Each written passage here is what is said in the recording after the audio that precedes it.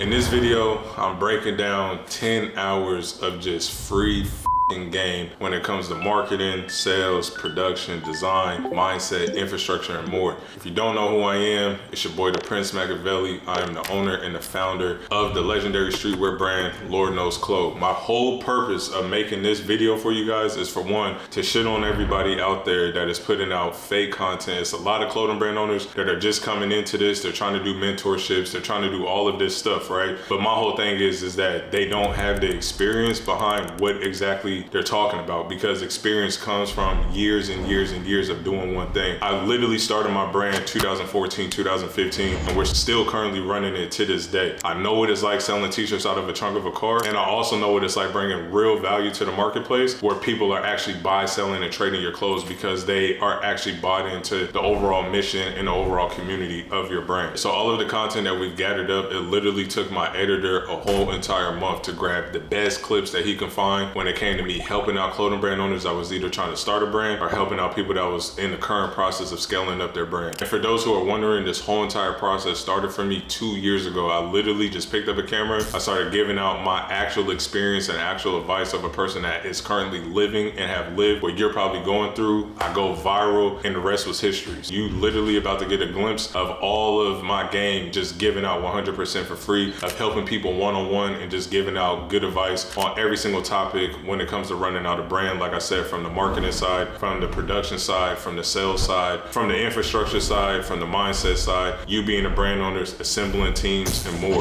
So watch this full video. I know it's super long, but the thing is, I just want to bring the most value to you and into the marketplace. Literally, do not try to skip it. When you're going to work, you're going on a run, you're with your kids at the park or whatever it may be, you got your headphones in, just listen to everything that I'm saying, and I promise you, you will get some value from it. And leave a comment below if you have actually gotten value from this video. So with that being said, I'll see you on the next video. Bye. Piggyback on the building that team.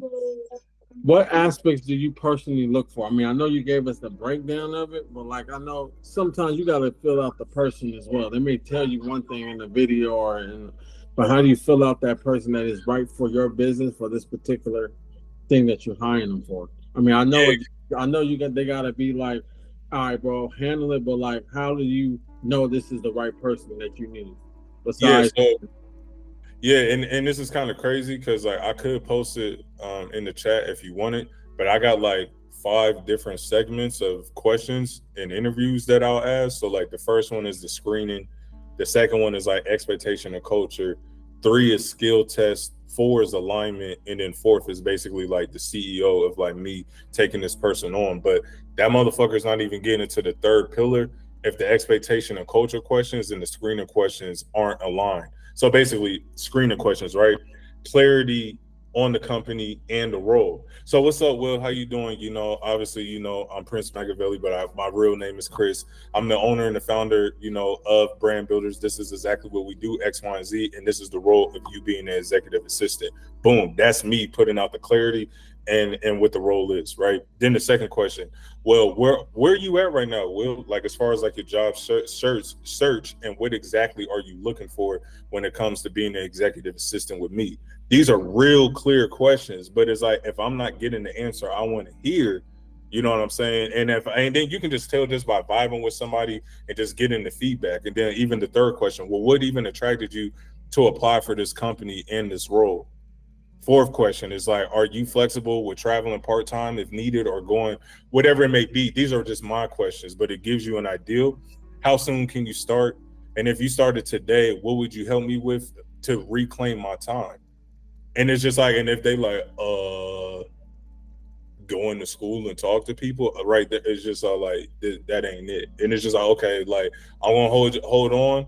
It's just all like, and if I like, and you know what I'm saying? It's just all like, and if you a good fit, we'll come back to you, blah, blah, blah. We don't even go to the expectation of culture, but let's just say they answering all the right questions. Now we get into the expectation of culture. Well, how long have you been doing this role as a career? Like, kind of tell me your back end story. Like, what made you want to become like an executive assistant? But now I'm getting like, just off that question alone, well, how much experience does this motherfucker really got? Right? Because just like what I told you, when it comes to replacing yourself, it's skill times culture divided by experience, right? Maria, just because like she right here, but skills, right? when it comes to her building out CAD sheets and talking to manufacturers and got relationships with manufacturers and building out PLs and all this other shit, her skill set is there. But what is her experience? She actually went to college for this damn near 10 years ago. She's worked in fashion houses and she's worked with streetwear brands. That trumps me completely. But the culture is nothing but the vision, the mission, and the brand promise. Those, because that's the expectation.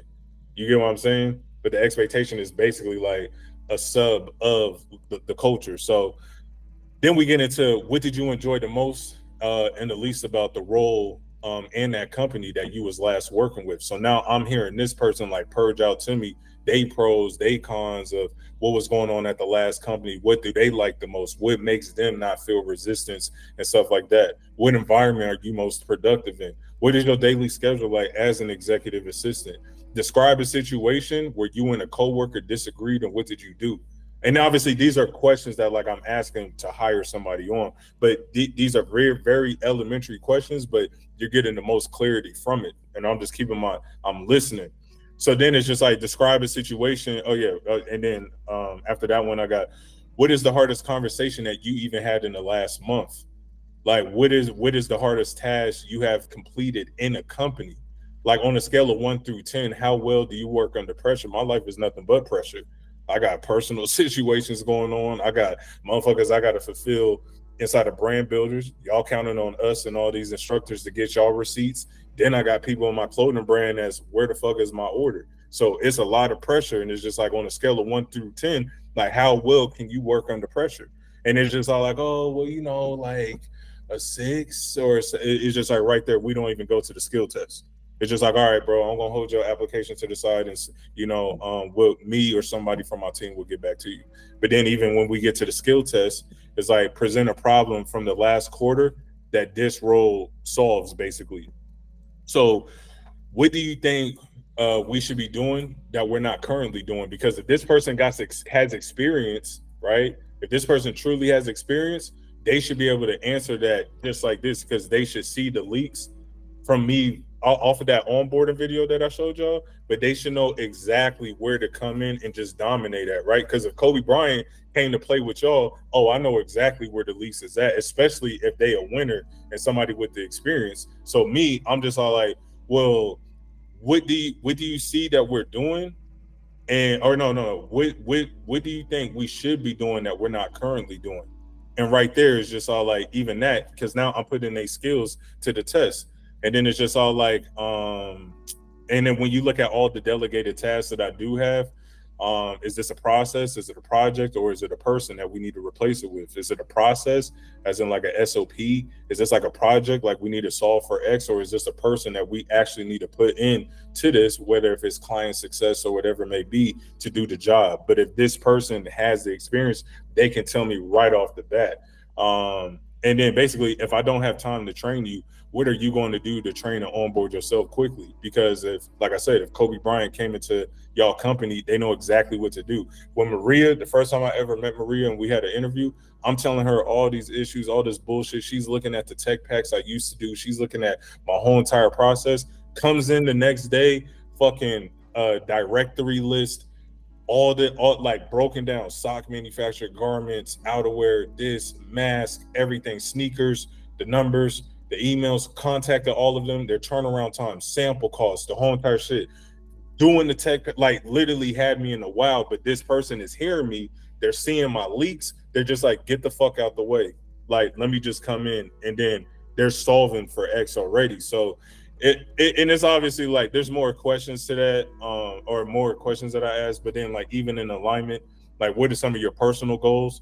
Because you got to make sure too that the personal goals align with kind of like the company's goals as well, because it's like it's not just about Chris and brand builders making X amount of money, or Lord knows making X amount of money. It's about them raising their value and getting money, and not just only money, but you know, getting freedom or whatever it is that their goal is out of it too. Based on everything that you know now, like what's the conversation that excites you? Are you salary? Are you performance based? Like some people, they can go off of performance. They'd be like, fuck it, just give me 5% net profits, X, Y, and Z. I'm gonna come in and get the job done. Some people, I kind of resist performance based. Like I'm cool with a salary, this, that, and the third. Like what are the top 3 things you would do when you do take on this position? If I brought you in today, like, what are the top 3 things you're gonna do? Richard's trying to join. My fault, y'all. Yeah, and then it's just all like just basically me discussing just the vision, the benefits, discussing how I'm going to onboard them. They watch the video, shit like that. But it's kind of like, right, it's almost like a funnel in itself, because at the top, when you're interviewing like talent, you just don't want to get 5 people, 20 people. You want to get 50. And right, because everything is going to filter down like this. So if Will is looking for a production manager right now, I would want him to interview as many people as possible, because let's just say the max that he gets is 50 people. Well, once he understands and writes down, well, what are my values with Aim High Life and all these other things and the mission and everything, he's going to see real clearly that majority not going to even get past the screening part of just asking 6 questions on the screening interview, because he's looking for the best. He's looking for somebody that he done got to train. So him just hearing the type of feedback on just basic questions on the screening, me or somebody from my team will get back to you. So then let's just say 20%, you know what I'm saying, even make it to expectation of culture. Then those people are going to filter themselves out. And then 20% out of those people, and then he's going to be left at the bottom with only like 2 to 3 people, but those 2 to 3 people are going to be people that come in and hopefully like shift the whole entire situation of his brand. My first takeaway is do pre-order until you are seeing $250,000 a month. The reason why I say that is because I know $250,000 might seem like a lot, but a lot of people don't realize is that you're risking it so far when you're doing nothing but pre-made, but your brand is not at all trusted, it's not at all liked, and it's not even known, you know what I'm saying, to the point to where like you can go get all the pre-made in the world, fill up all these boxes like behind me, and then thinking that the world is supposed to go buy it, and now you're just sitting on months and probably years of inventory that you can't even sell. So my best advice to you that's watching this is to do not do pre-made until you are doing $250,000 a month. And trust me, I got friends that do numbers like that. I got friends that do over $1 million off of clothes, and all of it is all pre-order. The only thing that is in-house is the cut and sew. But when it comes to the printables like screen print and embroidery, that's all 100% pre-order. And now you can fluctuate the numbers however you want them to be. And now you're not taking no loss at all. All you're doing is getting a gain. And people don't realize as well that t-shirts is the most profitable thing. You know what I'm saying? Like cut and sew and all that, it costs the scheduling, the months, and it's not even a guarantee that cut and sew is gonna move units like that. But a t-shirt, you can go move 1,000 of these quicker than you can move 1,000 jean jackets. You know what I mean? So always remember that. The second lesson is do not get into cut and sew until you have conquered the basic printables, and which you probably are thinking, well, what in the hell is a printable? And a printable is all screen printed and embroidery. It's basically a short term that we use for the things that we can handle domestically, we control, we got to oversee when it comes to our screen printer and our relationships with our local printers and embroidery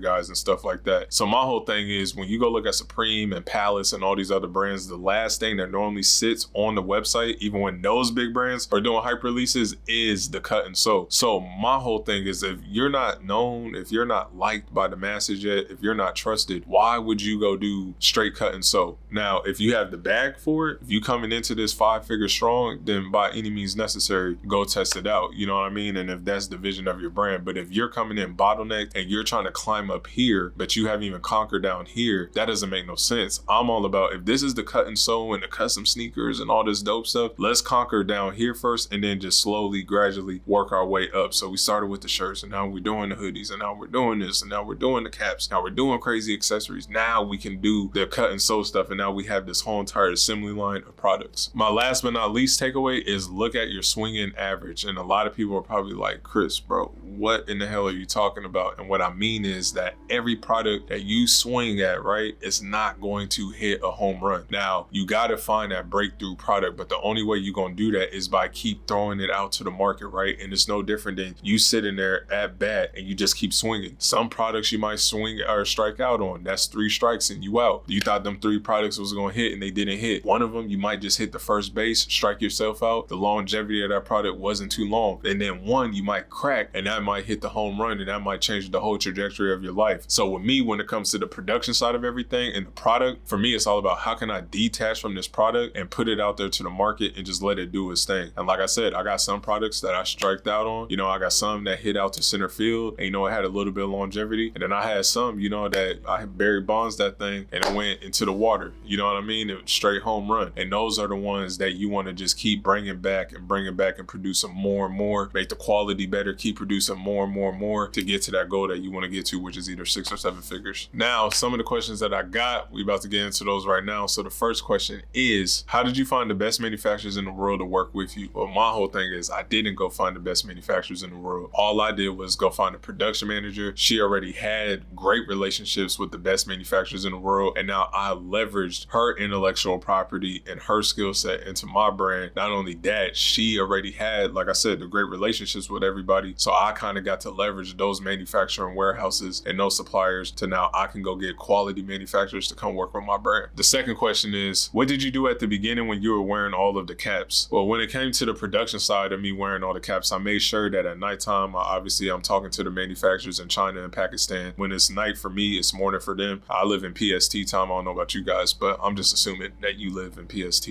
So I'm living in PST time. It was nighttime for them. So I made sure that I talked to them at night. I made sure that I kind of did all of the production stuff at nighttime rather than doing it throughout the day. And then I'm waiting to talk to them later on, if that kind of makes sense. So my whole thing was I need to learn tech packs. I need to understand negotiation with my suppliers, all these different things, but I did it all at nighttime when they were up. So rather than me just winging it my whole day, it's I do all the tech packs in the morning. And then if I'm tired later that night or whatever it may be, I'm going to the club or whatever. It's damn, now it feels like a drag to go talk to the manufacturers at nighttime when they're up. But what I did was I was fuck that. These days, I'm completely counting out of my schedule and I'm focused on getting everything right with my manufacturer. So that's where I really understood quality of communication with these manufacturers and the sampling and the tech packs and the fabrics and the color swatches and all these different things that you need. And that's how I did it at the beginning. And when I wore all those caps, I kind of had an understanding. And then when I brought in my production manager, she just took it to a whole other level for me. What's the goal?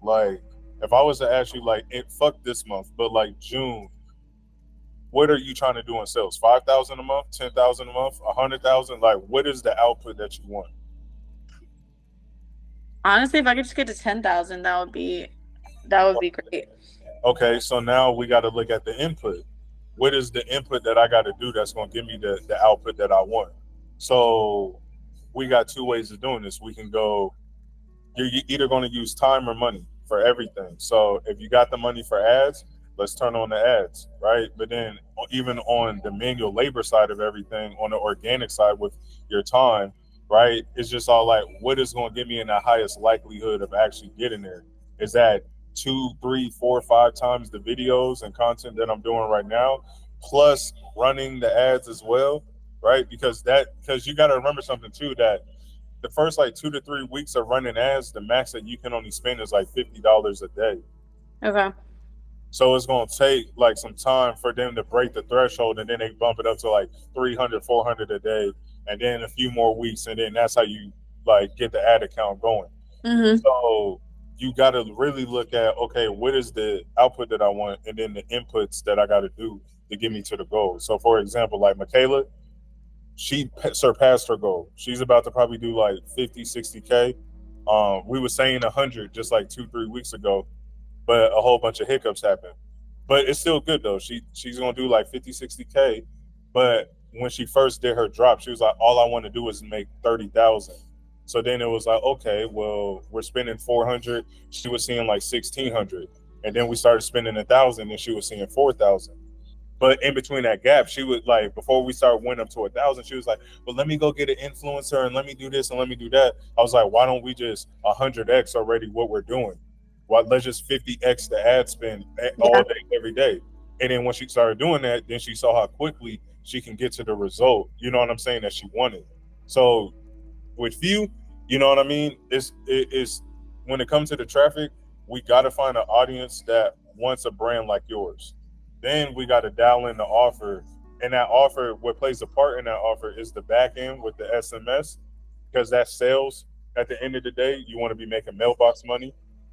And then we got to get the front end of that offer dialed in too. An offer so good that'll make somebody feel stupid for saying no. And then last but not least, it got to be a product that market wants, that your market actually wants.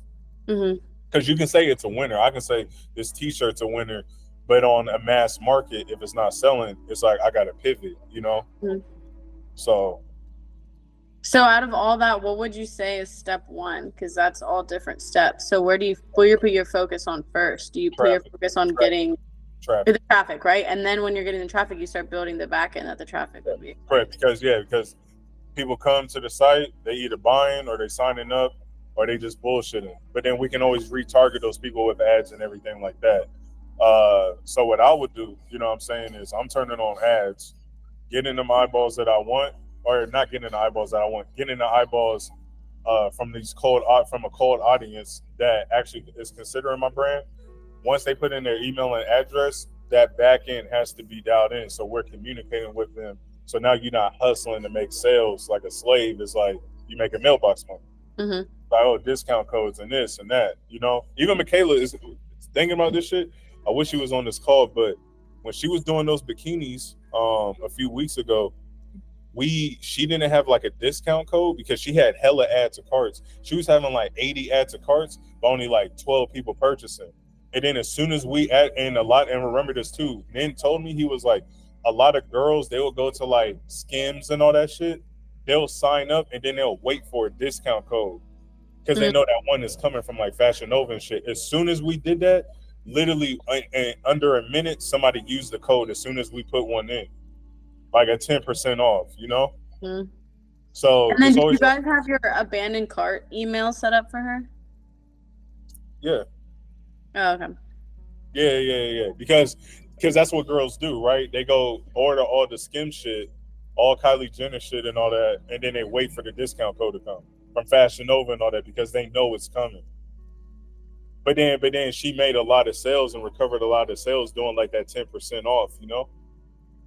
No, yeah, it works. I mean, I'm surprised I made the sales I made with my little ass email thing. I mean, it was like basically in the first 24 hours. I mean, obviously that's when people get it, but and I sent go ahead. No, how many emails do you have again? I have 600, but it only sent to 323. I mean, I have the analytics in front of me if you just want me to pull it up. The open rate 30% at least? 40%. And then how many people bought from there? 2-3%? Here. I'm here. Oh, it was 25% and 3%. Yeah. Clicked on the link. 3.1%. Any purchases from the link? Yeah, about almost $300. Yeah. See, because you remember I always told you, remember that the industry average is 30%, and then the click-through rate should be 3%. So now you start measuring it, right? Because you just like, because how much was you selling the mystery bags for? Or boxes? It was 97. So let's just say you had 8,500 emails, 30% open, that's 2,550, 3% buying, that's 76 orders. But then you do 76, let's just say times 98, that's $7,400 just off of 8,500 emails. If these people are warm, you know what I mean?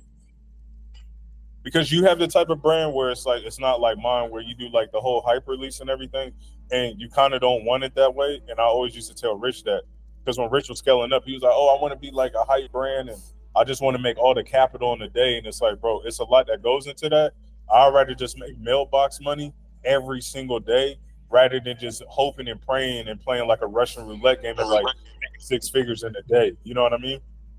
Yeah, no, I like having my store open because I think it's just, my brands are like, I mean, everything's an emotional buy, but it really is like kind of an emotional buy because it's when people are feeling like they need this or it touches them, then they go buy it or something like that. So even in my DMs and stuff, or the same shit that I get, like, oh, I get paid on Friday, I buy something, people go buy it. But it's like, yeah, it's for me, it's knowing what my first move is, and I guess it's kind of like setting up the back end of the ads. So if I had $1,000 to put in from the get, then that $1,000 would last me, if it's $50 a day, that's 10. So if I can take $1,000, can I just keep like optimizing and flipping whatever's happening in the ads and keep flipping that money? Yeah. See, the thing is, at spending $50 a day to warm up the account, we can do like lead form ads after let's just say like a lead is costing you $1. That actually let's say like $1.89. Actually, fuck it. Let's just even say $3. You spending 50. We divide that by 3. That's 16 people. Let's say we times that by 14 days. That's 233 numbers. You can even pause it right there and be all like, "Let me see what these 233 numbers do for me." Because then let's just say you get a 30% open rate off of that. That's 70 people on the site. And let's just say you get a 4% conversion. That's basically 2.8, but like 3 orders. And it's like, oh shit, well, I made my money back because the mystery boxes is $97. I just basically spent $300. You get what I'm saying? It's like now you can start measuring it like, okay, like let me just double down on this and build out my email list and everything like that. Or you can be all like, fuck it, I want to try to do like conversion ads, but I think that that's kind of like tough, like starting out because it doesn't make a lot of people comfortable. If that makes sense. That's why like a lot of people that y'all see on YouTube and shit, niggas be trying to start brands or like drop shipping or whatever, but they go broke because it's like they're breaking even or the acquisition cost is like extremely fucking high on the front end. Because think about it, right? If Will sees your ad right now and it's this mental awareness hat, the hat, let's just say you're selling it for $40, but let's just say Will comes in and he's spending, or the acquisition cost, the CPA basically was like $25. Like that's a lot of money, you know what I'm saying? And you don't have no wiggle room for profit. My whole thing is like, let me go collect people that actually are considering my brand. They signing up for my emails and SMS, and let me see if I can sell to them on the back end and the front end after like 1 month of just spending like $50. Oh, quick question. What was your biggest loss? Oh shit. I got 2. I did a sneaker that fucked me up crazy. The day of the drop, this was probably my most stressful. This was like 2.5 years ago, 2 years ago. Woo! This one, it was crazy. I did a drop. I put 30K into ads before the drop, collecting emails, SMS, hyping up everybody. Shoe is going crazy. I had my own Air Force One, but it said like Lord knows going around it, the center, the saint. It was a sick silhouette of a sneaker. I think I remember seeing that. Yeah. And what happened was everything is going sweet.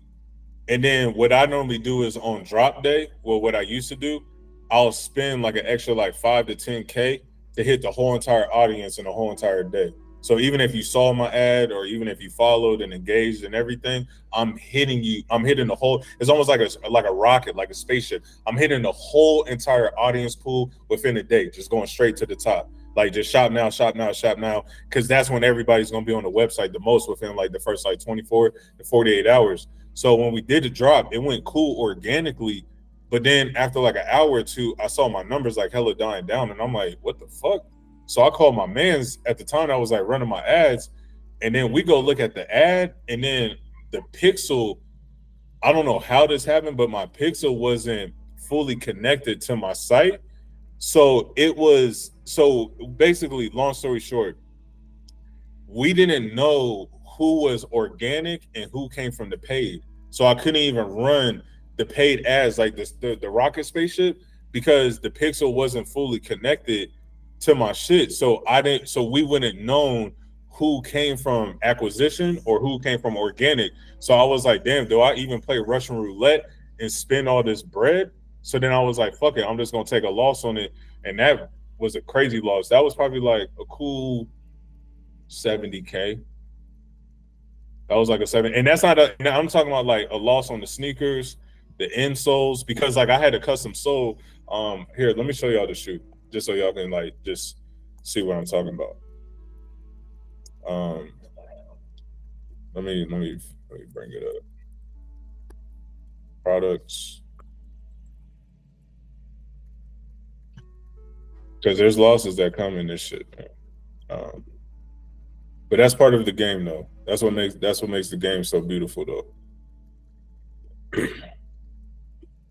1 sec, y'all. Let me bring this up really fast. Content. Editor's library, extra photos. So let me go to Lord knows products. All right, one sec.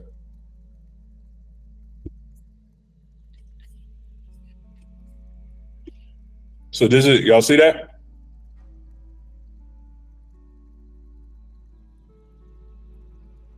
Anybody there? Y'all there? Yeah, that's hard.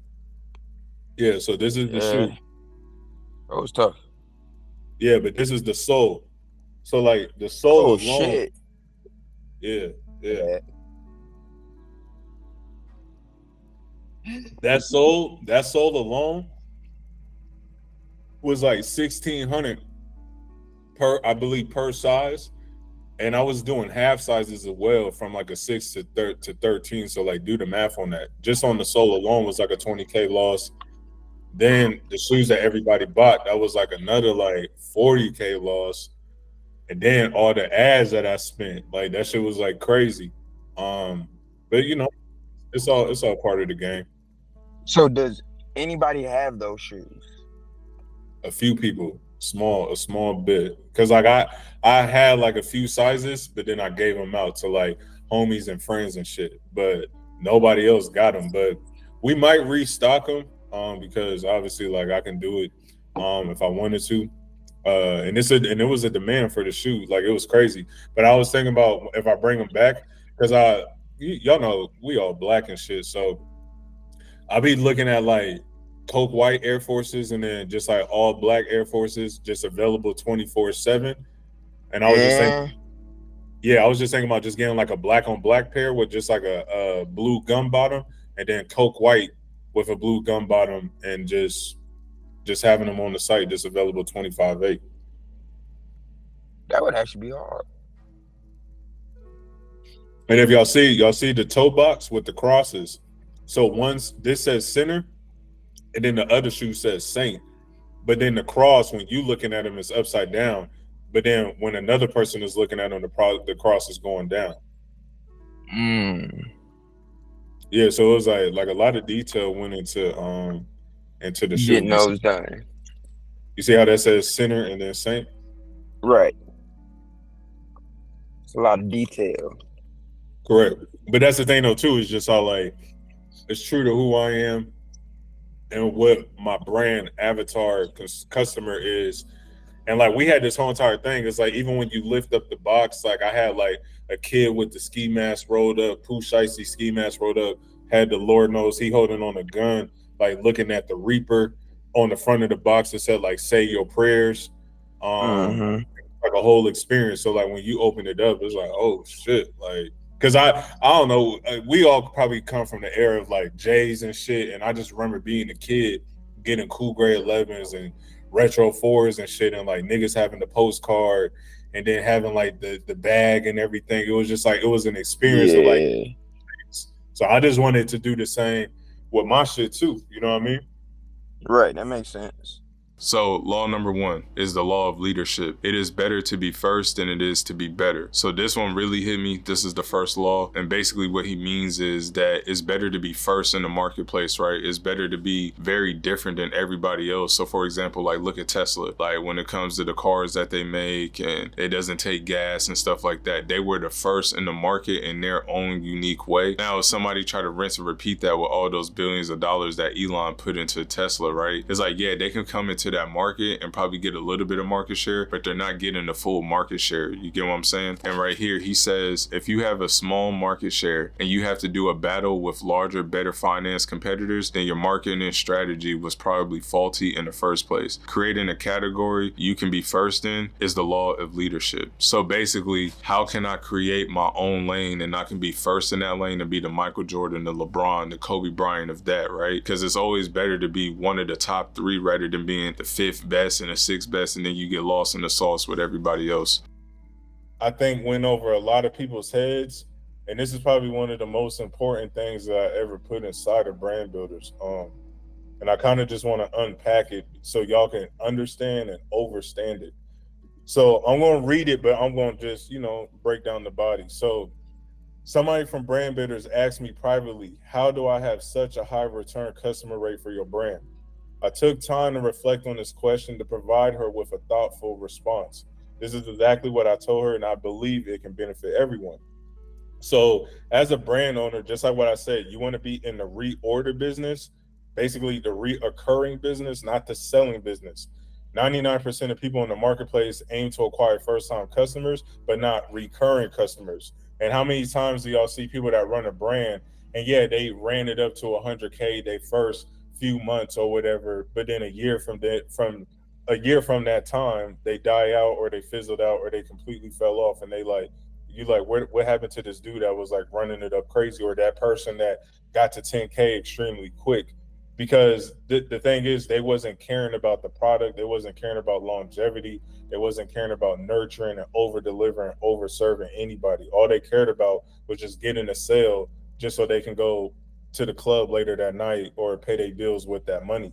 But they wasn't caring about the recurring business, making a recurring business. It's just a one-time sale business. So there's a huge difference. And then I said, there's a reason why many brands struggle is because they lack a compounded vehicle. So it's almost like a Nipsey Hussle situation or my situation, or even like a Will or Michaela situation that's on this call, just because like we've been doing this like for a minute. So rather than scaling vertically, you want to scale horizontally. But when I'm talking about building a compounding vehicle, it's almost like when I tell Eric, it's like, bro, it's okay that you're not doing 50,000 a month right now, because my whole thing is I would rather have you with the 100 people that bought into your brand. Let's make their experience better. Let's make the product better. Let's get everything dialed in. And that takes time. That's not coming overnight, just vertically. You got to grow horizontally. But a lot of people, they don't have a compounded vehicle, right? Because all they're caring about is just being an overnight success. So I was like, let me explain. So if I sell to somebody today, I want to benefit from that sale a year from today. So if you don't have this, like many brand owners don't, you'll always be selling for tomorrow to pay the bills, rather than benefiting from the sales that you made years ago from customers who are still proud to buy from you. So this is a perfect example of even like Michaela, right? I always used to tell her, like, she's obviously, we striving for these 50K months and 80K months, but I always told sis, because when she first came to me, she just liked the perspective of this. She's like, bro, I need money today. And it's like, I get that, but you don't have a foundation. And it always goes back to my favorite saying, nobody knows you, trusts you, and likes you yet to buy from you. But let's look at these 35 people that bought the Chosen One hoodies. How can we make the quality better? How can we make their experience better? How can we just make the overall over delivery better?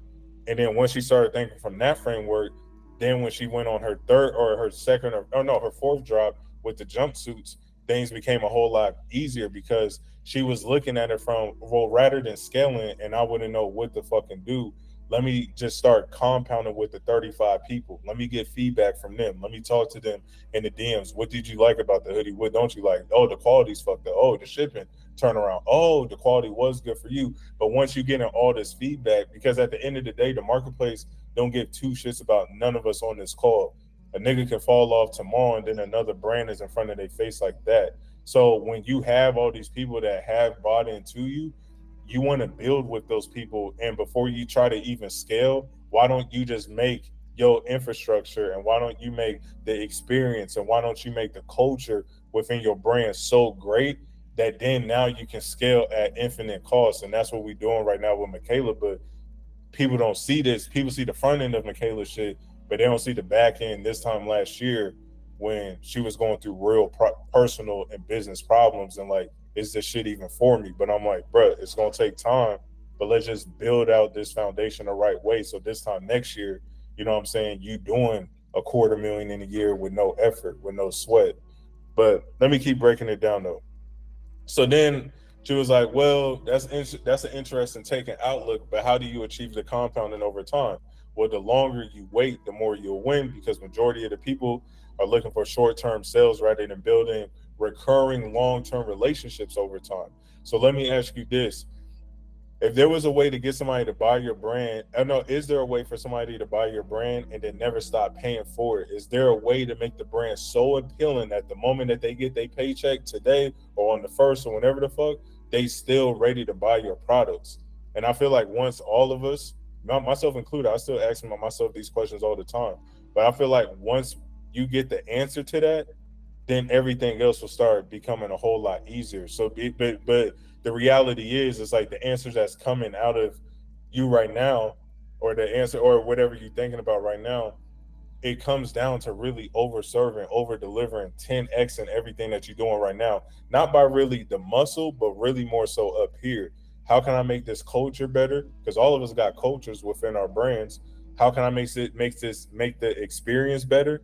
You know what I'm saying? How can I build more likability, knowing and trust with the people that already follow me, even if they bought in, or even from the person that just slapped a sticker on the wall to the actual person that's buying the product?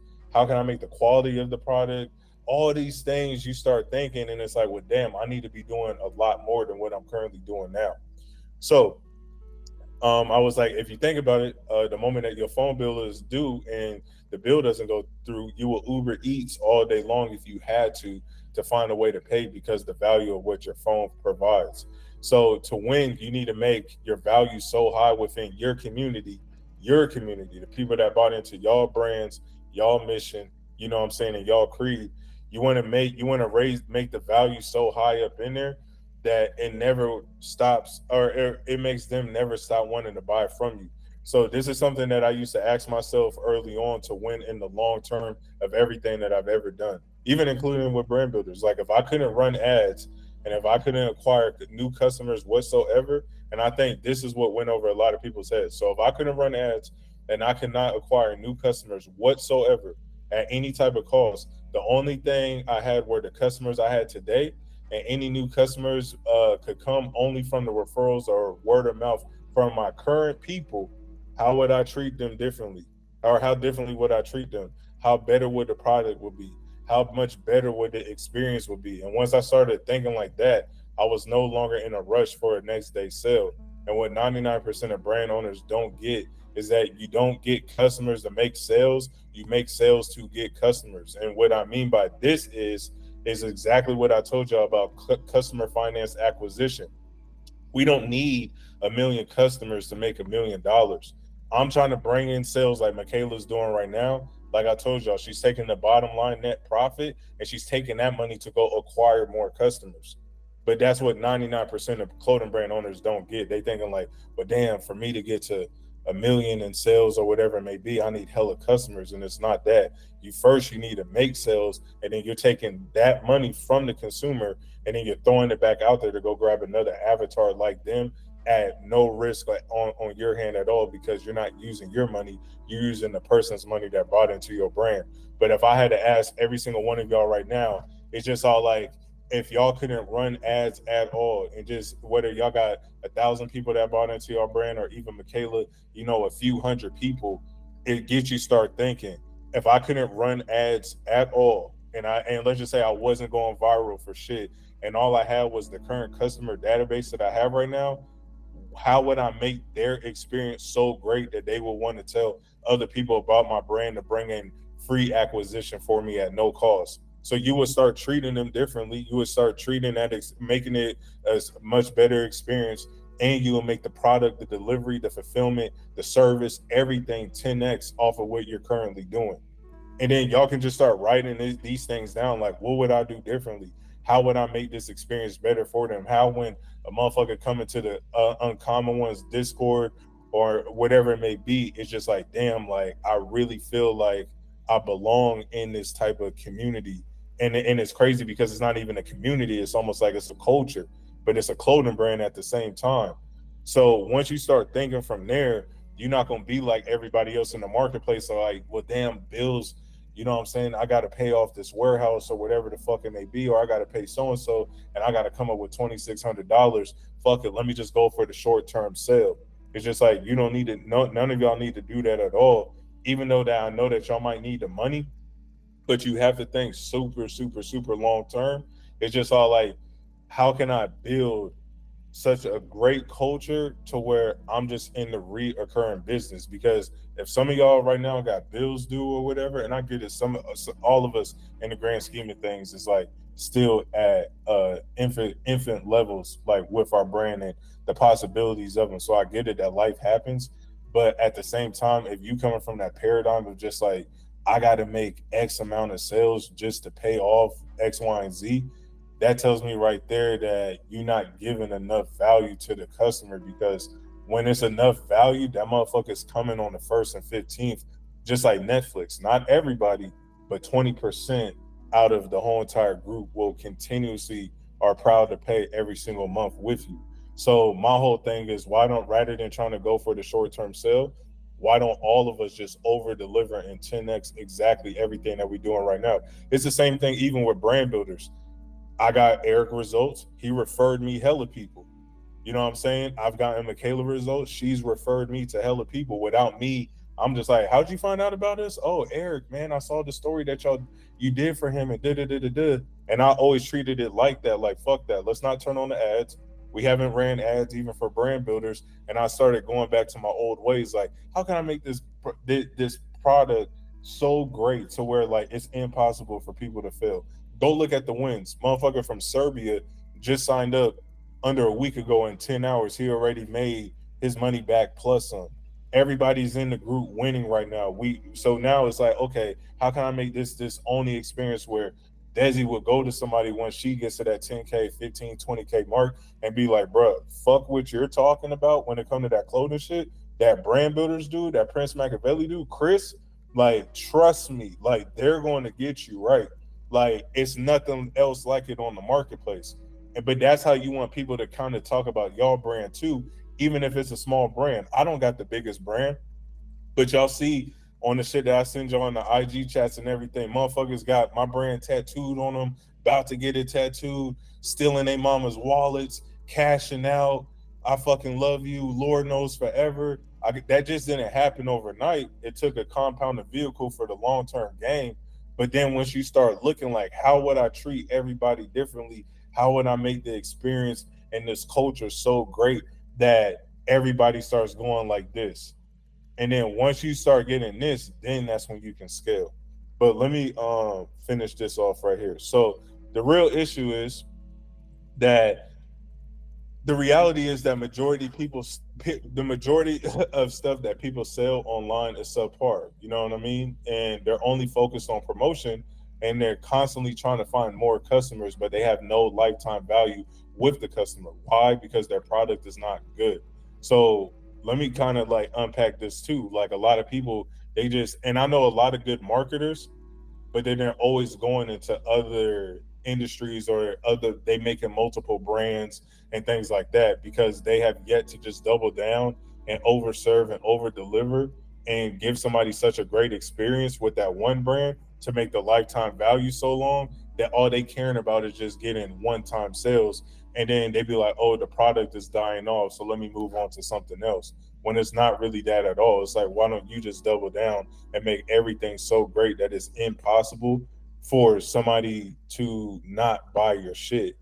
And then once you've done that, then the LTV is going to always be there. But a lot of people, they just switch off to all these different things and different industries and different brands, because when you look at it from this standpoint, yeah, you might be great at media buying and running ads and everything, but you're only doing this just to get customers through the door, but you're not trying to build a long-term relationship with them to make it a reoccurring business that can help you on ad spend and just overall with the business infrastructure. So just remember, the point of making sales at the beginning is to acquire customers. And the point of the first customers is to give you feedback. So keep getting feedback, because that's the goal where most brand owners lack. And it is to keep the product, or keep making the product better, and better. So even what I mean right here is just like, am I telling y'all not to run ads? No, run ads, acquire customers.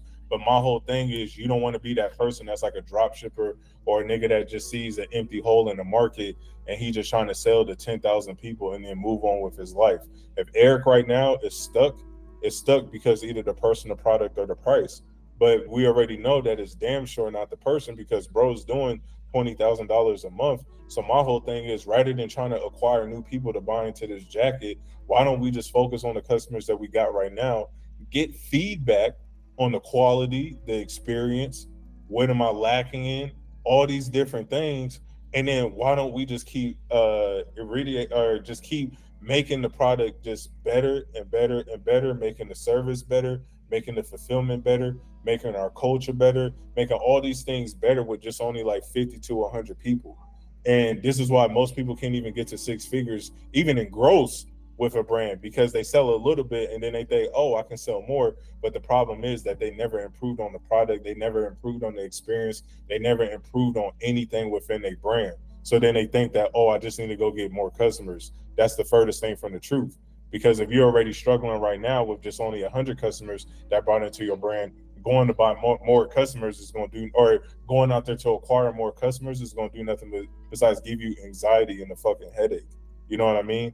And where am I at? Right here. But I was like, but imagine if you refine the product so well that now you have customers who will never leave you. And this is what it's all about. You want to refine the product so great that products will or that the customer will never leave you. And it's just like what I said, it's the same thing I've done with my brand for 9-10 years, and it's the same thing I'm even doing with brand builders. You know what I'm saying? I sat back and I was just like, is the product really that great? Is it really life changing? It's not. So I had to go back to the drawing board, and I was like, for a person like Willie, what would he need to be like, damn, this got me out the trenches immediately? For a person like Brandon, or not Brandon, but Brian, what can I do to make him be like, damn, like this is the gap. Eric, this is the gap. Michaela, this is the gap. Desi, this is the gap. Like, this is it right here. And not even with y'all, but even a person that's just starting out that doesn't even know what Shopify is. How can I bridge the gap on everything that nobody will never want to leave me? It will be bittersweet if Willie was just like, damn, bro, like, I'm leaving brand builders. It's not like one of those things like, oh, fuck that shit. Because if he was like, oh, fuck brand builders, it didn't give him no value. But if he's bittersweet about it, which I'm sure that all y'all will be bittersweet, if there was no more brand builders, it'll be like, damn, bro, like that shit was lit. Like that shit helped me out a ton. But that's what the same thing that y'all want to do with your brand, to the point where people getting this shit tattooed on them and you building out such a crazy culture, and only a motherfucker like Desi can make a brand like that. But you got to keep refining the product and the experience and the culture so great with the small people that you have that they never want to leave you. And once you get to that point that you got like a small culture and cult following of people, that would be bittersweet if that shit shut down today. Now you can afford any marketing and outspend anybody, because now you can break even on the front end all day long, but the culture and the community and the product and the experience and everything is so strong that all you're doing now is just adding more fuel to the fire. So for the people out there, and I don't know who's on this call still, because like I'm just looking at another screen, but for the people that's on this call, like the number one thing that you need to do is just like what Michaela's doing. We're promoting enough to get her more. One sec, guys. We need to promote enough to get enough customers. And I'm not saying what Michaela's doing right now, but what she did when she first came into brand builders. We don't need to scale. You're not getting into 100K months, none of that shit. Let's promote enough to get you some new customers. You know what I'm saying? And then we get feedback from those people that bought into your brand, because they don't give a fuck. They can go off to another brand tomorrow. They can go off to another brand that's similar to Chosen Ones tomorrow. So I would rather want to build rapport with them. You know what I'm saying? Get feedback from them on how do you like the product? Where are we slacking in? All these other things, and not coming off on some like Q&A, but just talk to them like, yo, like, you fucking with the product? Yeah, I'm fucking with it. What could we do better just so I can serve you better next time you come purchase with us? Oh, well, I think you can get better at the shipping. The stitching is a little bit off on this, but you just take down notes on all this stuff. Now you just subtracting all the flaws that the customer sees, and now you can scale to the moon abundantly. So this is when you just going through the whole entire improvement loop, and you want to make sure that you've added so much value that there's no one else that they can compare your product to. There's only one, Lord knows, as small as I am. There's only one. And anybody can tell you that they're like, fuck with my brand. They just like, bro, There's nothing else like this on the marketplace. The dude is small, but like he has a culture and community with his brand. And you just want to foster that feedback loop as much as possible and make the product so good that other people are referring others to you, you know, because word of mouth marketing is the most powerful marketing. That's before acquisition with ads and everything like that. And once you have a large amount of people coming to you because the product is so great, now it's safe to say that you can actually accelerate and scale.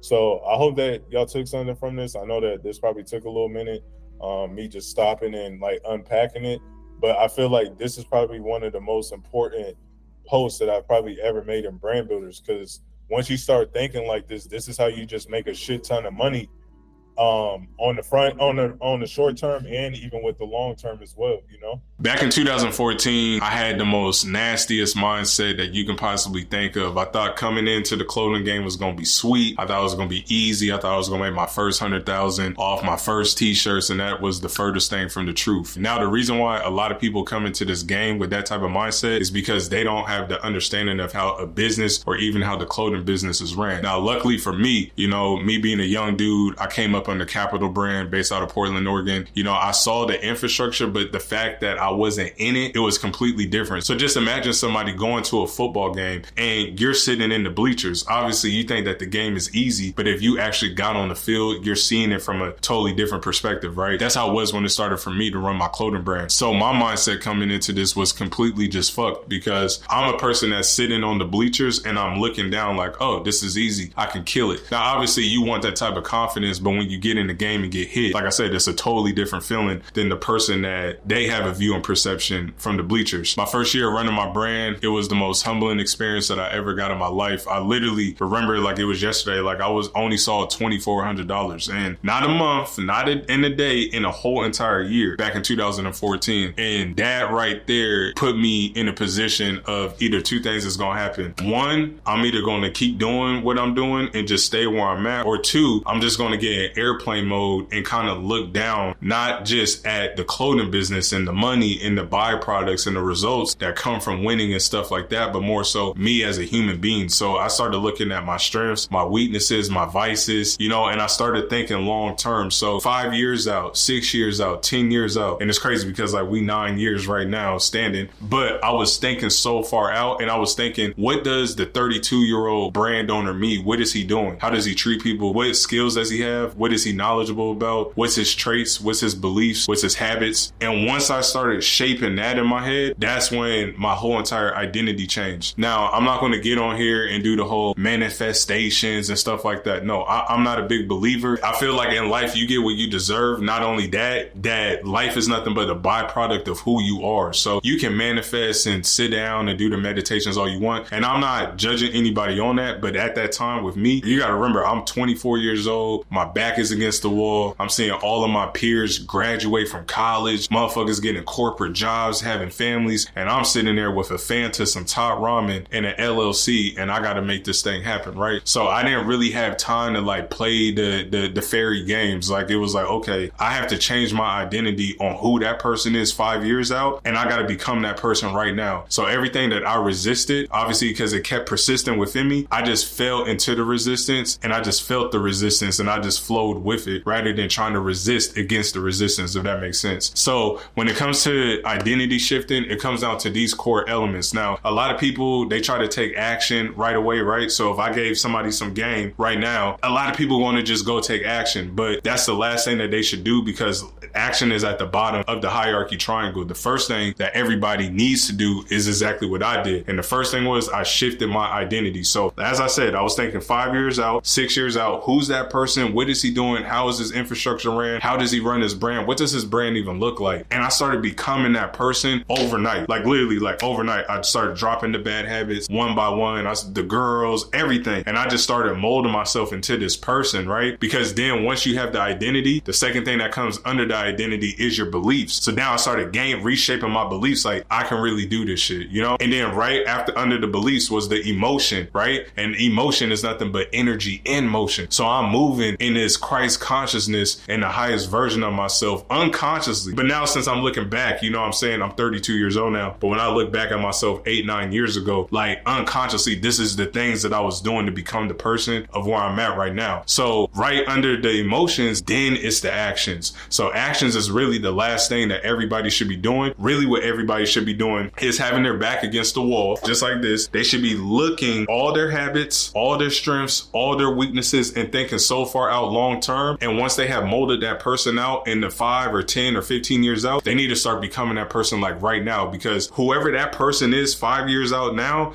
that's going to require the actions, the beliefs, and the emotions in that right now, in the present, you know? So that's exactly what I started doing. The next thing you know, within 18 months, my whole entire life changed. I made a Uzi bomber jacket. It had a Uzi on it. It was a bomber jacket, and the rest was history. Like, I literally went from eating top ramen, you know what I'm saying? Like, didn't have a pot to piss in, to now I'm seeing my first 5-figure month. They say, I'm seeing a 5-figure week. And before you know it, I'm seeing 5-figure days, and not even 5-figure days. Now I'm seeing literally like 5 figures within like 30 minutes, all off of the same jacket. So I'm a testimony to identity shifting, not just with your brand as a brand owner, but just even in life. If things aren't going the way that you want it to go, all you need to do is not take action, because action is the lowest part on that triangle, right? The first thing that everybody needs to do is you need to look at yourself in the mirror. Are you happy with who you are right now? Are you proud of the person that you are truly at the age that you're at right now? Do you really feel like you really that guy that deserves the byproducts that you want, the Rolls Royce or the Benzes or, an operation? Do you truly feel like you deserve that? Truthfully. And I can't answer that for you. Only you can answer that. But the sooner you get to the truth is the quicker that you're going to get to the result. But basically, I'm not trying to go on this, self-improvement rant or anything like that. Basically, I'm just breaking down that you always got to remember that everything that you want in this life, everything that you want with your brand is nothing but a reflection of who you are. So the thing is, if you truly believe, if you got the traits, the beliefs, and the habits of a 7-figure brand owner, don't even worry about the result, because you're going to become so good, so magnificent, so sophisticated with the craft that now the byproduct is going to start chasing you rather than you chasing it. And that's how you beat out like 99% of people, because the truth of the reality is that 99% of people that's trying to run a brand, they really don't want to have skin in the game. But just like what I tell people all the time, how can you shoot a jump shot like Stephen Curry if you never even touched a basketball before, or never even shot a 3-pointer before? So basically what I'm saying is, let's just divorce from the result. Let's just embrace the craft. Let's become so magnificent, so skillful, so great at the craft that now the byproducts will start chasing us. And next thing you know, it might be in the 90 days, it might be in 2 years, it might be in 10, it might be like Nipsey Hussle in 16. But before you know it, you're going to look up and be like, damn, I really did that shit. You know what I mean? So basically the overall summary of this is change your identity. Once you change your identity, next thing you know, your beliefs are going to start reshaping. After that, then your emotions are going to start aligning to that person. And then actions are going to be the non-negotiable requirement to who that person is that you're now identifying with. So once you do that as a brand owner, I can almost guarantee you that you will be ahead of 99% of people. And always remember, don't worry about the people to the left and to the right of you,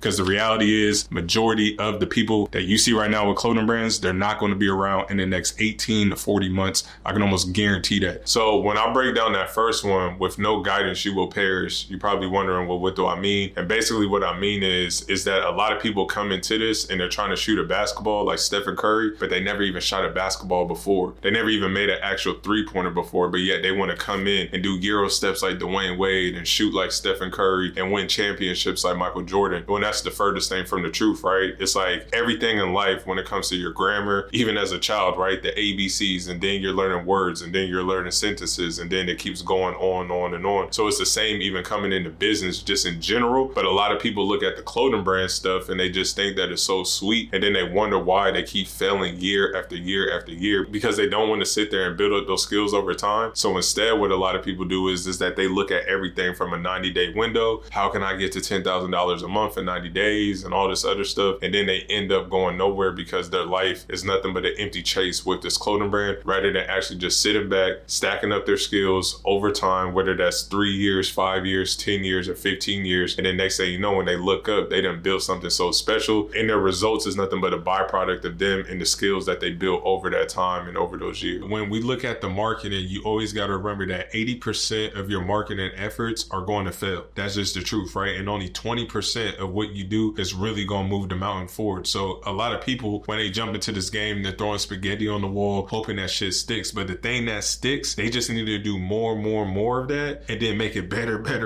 and then go back and make more. And then after they accomplish that goal that was reached, so whether if it was like a 6-figure brand or $10,000 in a month, right, on whatever marketing strategy worked, that's when they should integrate something new. But in the meantime, they should just be going crazy at throwing spaghetti at the wall with a sense of urgency, see what sticks for them and their brand, because every brand is different, right? Organic might work for me, it might go horrible for you. Paid ads might do great for you. Pinterest might work for you. YouTube might do great for you, but it might do horrible for me. You know what I'm saying? So you really got to just test and see where you get in, where you fit in at when it comes to running your clothing brand. But then once you found what works, don't do nothing new. Just make more of that, and then double down and make it better, and then go back to making more of that. And then once you reach the goal, that's when we bring in something new. But that's the 20% efforts, because you're just throwing stuff at the wall. 80% of what you're doing is not going to work when it comes to marketing. So then that's when you found out that 20% that's working, and then that's your lane, and that's all you're known for doing, and you're the best at doing that. So once we got the marketing down, now it goes down to the sales, right? Now you always got to remember, if I had 100 customers right now, 20% of them, which is only 20 people, are not just only going to buy upsells. Not only that, but those are also the people that's going to buy more from me, even on the long-term stint. So for an example, let's just say I did a drop, I had 100 orders, 20 people out of those orders are planning on buying more things from me if they haven't bought more than me, even in that time of the drop, buying like multiple tees or whatever it may be. So even when it comes down to the sales, it's like we need to get real concise on those customers, see what their wants and needs are. And I'm not saying like put everybody to the back burner, but the people that's actually bringing profit to the company, because the top 20% of the people out of the 80 are the ones that's really bringing the profit to the brand, right? So we need to hone down and get real focused on that small niche of people that continuously keep buying from us, and see what they need and what their wants are and stuff like that. And that's where we can get people on the back end with our email and SMS, and we're sending out those quality VIP members almost. What do they want more of? Because those are the people that's actually keeping the lights on. It's not the people that's only buying one time. It's the people that continuously keep buying over and over. That's why on Shopify, you want that return customer rate to be 20-30%. So now you're not wasting a lot of advertisement dollars on bringing in new people every single month, and they just buying one time and then forgetting about you and then running off to another brand. Now, since we got the 80-20 of our marketing and our sales efforts, now let's break down the 80-20 when it comes down to the production. I look at the production almost like I'm going up to swing at bat, right? And not every product is going to hit a home run. Some might go to first base, some might go to center field, and a lot of them I'm going to strike out on, and they're just simply not going to hit, and the market isn't going to want them, right? So even on the biggest brands, when you look at Supreme and the FTPs and the Palace, not every single one of their items are hitting, I promise you. Even if it looks perceived that it might be selling out, it's not selling out. I can almost guarantee you. But then let's just say if I had a 100-piece collection, 20 out of that 100 items are guaranteed hitting, right? So why would I go make more new items when I can just produce more of the 20 items that's selling effortlessly, and I don't really got to put in much input, but it's bringing me maximum output. So even if you just starting out, and if you're just starting off with one t-shirt or two t-shirts, don't come into this expecting that you're just going to hit a home run right away. Just always look at your batting average. I know some people that's been in this game, you know, it took them 100, you know what I'm saying, swings to finally hit a home run, and that one home run then changed the whole trajectory of their whole entire life, right? And I honestly, people come into this game, like one of my mentees, and her first swing, you know what I'm saying, she hit the center field, and it could have been a home run, and she would have had the credit and everything else in order. But you get what I'm saying. Not every product is going to be that home run swing. So rather than being emotional to the product, that's when we just need to pivot and then keep correcting it. Pivot and then correct. And then once we found something that hit, that's when we produce more of it, and then we making it better, and then we keep producing more of it, and then we keep making it better. And then once we reach that goal, now we can go produce new items. And last but not least, now this brings me down to the design side of your brand. And it's almost like the production side, right? If you got 100 different designs, let's just say for an example, 20 of them out of the 100 are going to do better than the 80, right? So 20 of the designs out of the 80 that's remaining are going to do better than the remaining 80, if that makes sense, right? So we need to really just hone down on like those 20, and then just keep rinse and repeating those. Rinse and repeat, rinse and repeat, rinse and repeat. And we're going to keep doing that until we reach our overall goal. And this is how we cut out the fat, and we look at what's working. And now we have officially put ourselves in a position of least input, but now we're seeing maximum output. And majority of your efforts are obviously starting at the top, because from the most important down to the least important, it goes marketing, sales, production, and design. So once we done have every single part of that figured out, now we're going to reach to our goal a whole lot quicker using the Pareto principle, the 80-20 law when it comes to our clothing brand. Yeah, what's up, man? First off, I want to thank Lord and Zen for dropping these heavy deaths, man. I've been on for a very short period of time right now with this call, but I've already taken a bunch of notes, and I appreciate you guys for dropping that. And my question right now was directed toward the ad spend. Like, what's the percentage on ad spend that an average brand is investing into to get a return on? Like, let's say, for example, if I put $1,000 in ad spend, what would be the typical return that I would expect from something like that?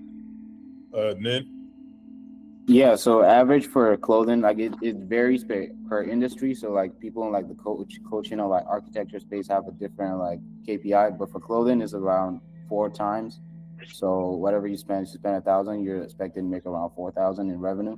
Like I just showed the store yesterday, we spent 1,800 and did 5,300. So that's about on par with that. Oh, that's amazing. That's amazing. And then, but I was gonna give my input on that too.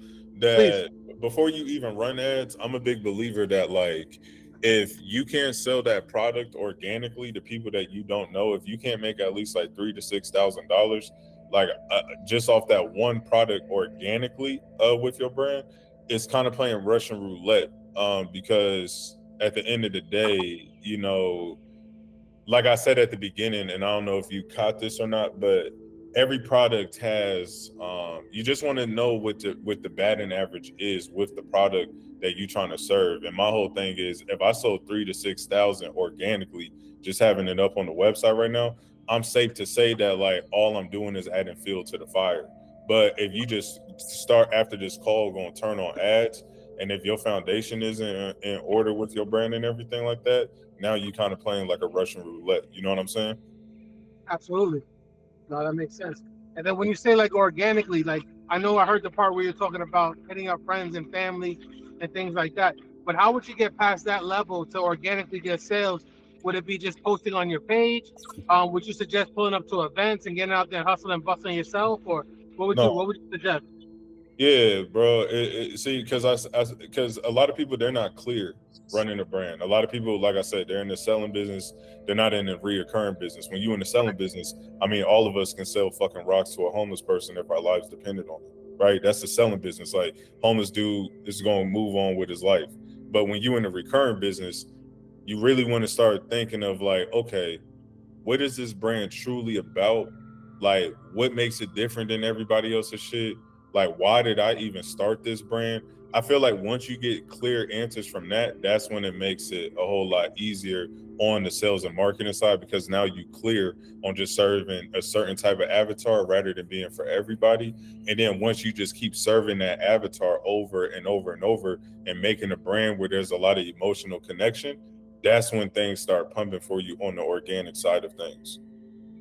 I love that. No, definitely, I appreciate that for sure. And then my last question was, as far as like profitability on a piece, on a garment, what should be the upsell on it? Like, for example, whatever I put in to make a garment, how much percentage or times what should I be pricing my item at? Well, it just depends on how much you get in the product for. But like I said, you always want to put everything at a 70 to 80%. You want to make sure that you're seeing a 70 to 80% gross margin.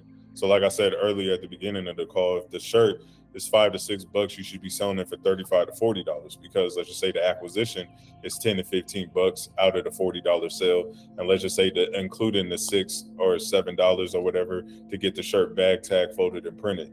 Now it's just like, now you left with that enough cushion to take care of the operations, and it's enough money to take home and to reinvest back into your brand. But now it's a volumes game. So even with like Michaela, she's selling it, as y'all saw, the bikinis for $68. They're only costing her $14, $15. And acquisition right now, I believe, is like $20. So she's still walking away with $30 plus net profit. But rather than her fucking that money off, she's taking the profits of another customer that already paid for it, and then we're putting it back out into the universe to go acquire us another customer for free. But the more you do that, she's getting 50, 60 sales a day. like now the hamster wheel is running fast, and now she's going to have some type of bottom line and net profit, but that net profit is going to be in the 30 to 40%. That's why right now she's still walking away with a 36% net profit.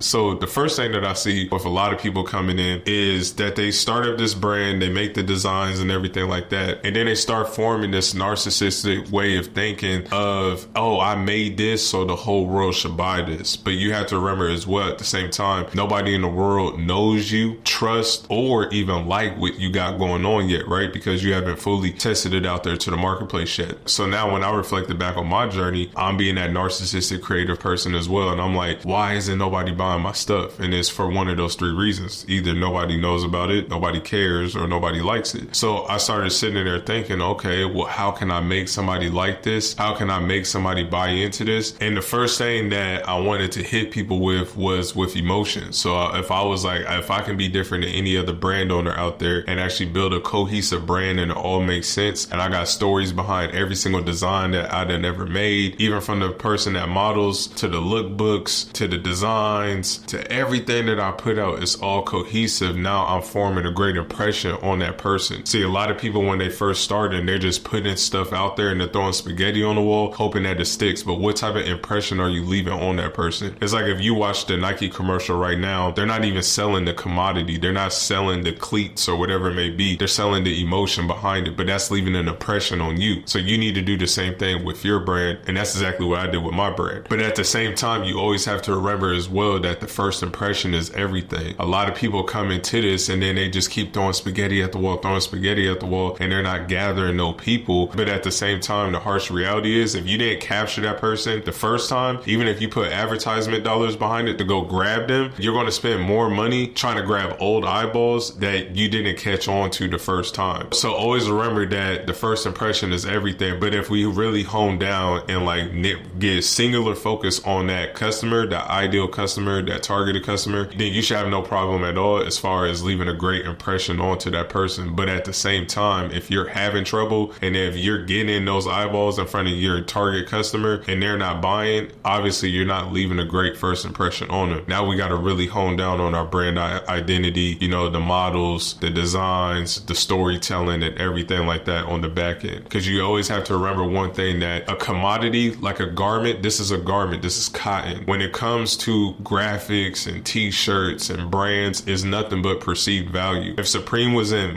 Walmart right now, nobody would be looking at it as a valuable brand, but it's perceived as valuable because of the influence that they have behind it. So that's what I'm about to get into right now. If you guys don't know, one of my favorite books of all time is by Robert Cialdini. It's early in the morning in my office. This is one of my favorite books of all time. It's called Influence, and he has 7 laws of influence that I'm about to break down to you guys, and then you guys can take that and then throw it into your brand. Because once we add that great first impression with our perceived value with the commodity that we selling, plus these 7 laws of influence, is going to make everything run a whole lot easier for your brand. So law number 1 is reciprocation. People say yes to things that they owe. Law number 2 is liking, which is nothing but compliments to a rapport of your target audience. Law number 3 is social proof. People want to jump on the bandwagon that many others have jumped onto. Law number 4 is authority. People always want to follow the LeBron James, the Michael Jordan, or the Kobe Bryant of a niche. Always remember that. 90% of the market always runs to the top player. Law number 5 is commitment and consistency. People will always follow behind you if you put out there what you're going to say and follow through with it. Law number 6 is scarcity. And you always got to remember that people want more of what they can have less of. And last but not least, I have is unity. And you always have to remember that 90% of people out there will always say yes to the things that are very familiar, or if it's nothing but a representation of other people who are just like them. Now you're probably wondering, well, how the hell does all of this fit into my clothing brand? And I promise you, if you listen to what I'm about to break down and how these 7 laws of influence, we can throw it into our brand on top of that with the perceived value. Like I said at the beginning of the video, with great first impressions and building out that storytelling and honing down on the lookbooks and making everything cohesive, plus this influence engine, I promise you, I don't care where you at right now, you will literally go from $0 to $10,000 a month. Or even even at $5,000 a month. It's a non-negotiable guarantee. So with that being said, let's get back into it when it comes into the first law, which was reciprocation. We always got to remember that reciprocation means nothing but yeses to things that people owe, right? So when it comes into our clothing brand, now when we move this over to our clothing brand, our reciprocation can be sign up for our free emails and giveaways and sign up for the SMS and get a discount code or whatever it may be, right? We're giving.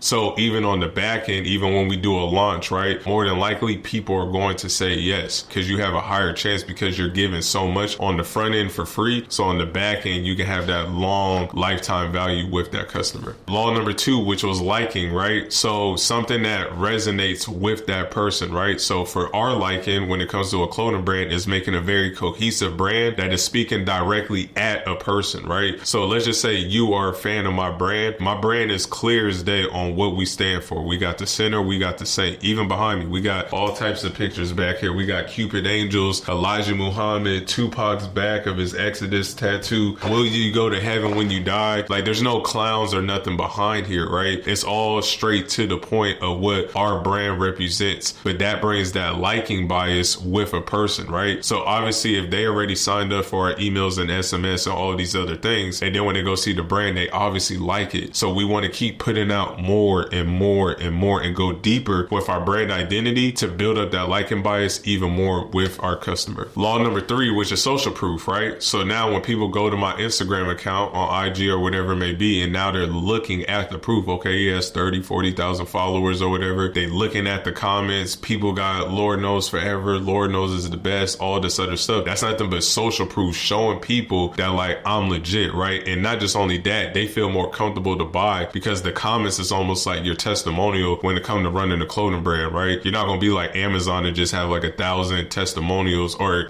reviews or anything like that on a t-shirt. You know what I'm saying? Like, you're going to put everything on the comments, right? So everybody's in the comments like, this is the best brand ever, blah, blah, blah, blah, blah. And then that's building out that social proof to even build more of that liking, trust, bias with that customer to come buy your products from you. Which now leads me to law number 4, which was authority. And now we can use authority in many different ways, but the way I like to use it is by having a person of influence as like an artist or somebody big within my space, and then I have them come do the lookbook for me, right? Because not just only I'm adopting their audience, it's showing my audience as well that probably likes that person already because we all in the same audience pool, that they just like, oh damn, like he got Jay Cheddar from G59 to wear his clothes, or dang, he got Ramirez, or he got XXXTentacion's best friend Tankhead, oh he got Suicide Boys, right? So it's building out that authority because if the artist likes your brand, now that's building even more of that liking and trust and bias for them to like your brand because that's who they looking up to, the person that's at the top of the hierarchy. So my best advice is for you guys is to go find them top authority figures within your space, even if you started from the bottom, even on the local, regional, or global level, if you're lucky, to go find somebody that can just co-sign your brand for you. But at the same time, you got to build a brand that's even likable for somebody to co-sign, especially even if they at a higher level than you. Law number 5 is commitment and consistency. And that's basically, you know, your word as the brand owner and as the leader and the mastermind behind this whole entire vision. So if you say that products are coming out June 16th at 11 a.m., it don't matter what's going on in the world. You got to stay committed and consistent with that. If you're saying that stuff is shipping out at this time, you got to be committed with that as well. And you really got to follow through on whatever you putting out there verbally with your word. But the more you even do that, that's still building more of that liking and trust and bias for somebody to fuck with your brand the long way. Law number 6 is scarcity. And you always got to remember that people want more of what they can have less of. So you got to remember, I'm not in Zoomies. I'm not in any type of wholesaler in America or in the world in general. When you look at my brand in the street, if you see my brand anywhere in the street, from a homeless person all the way up to some of the biggest artists in the world, that came out of this warehouse. Like, we have shipped it out of here, out of this warehouse. So if you see anybody buy, selling, and trading Lord knows, or somebody in the street wearing Lord knows, then you always got to remember, like, it came out of my warehouse, point blank period, or unless people buy, selling, and trading from like their own house or whatever it may be. But my whole point of that is that we control our whole entire infrastructure. If I want to put out 100 shirts, only 100 shirts is getting released. If I want to do 5,000 shirts, only 5,000 out there for the whole entire world and my audience. That's all that's getting released. And then once I'm done with it, I'm done with it. But then that builds up that demand and scarcity for people to really like value your brand. And that's what I guess you can say we kind of been good at over the years, because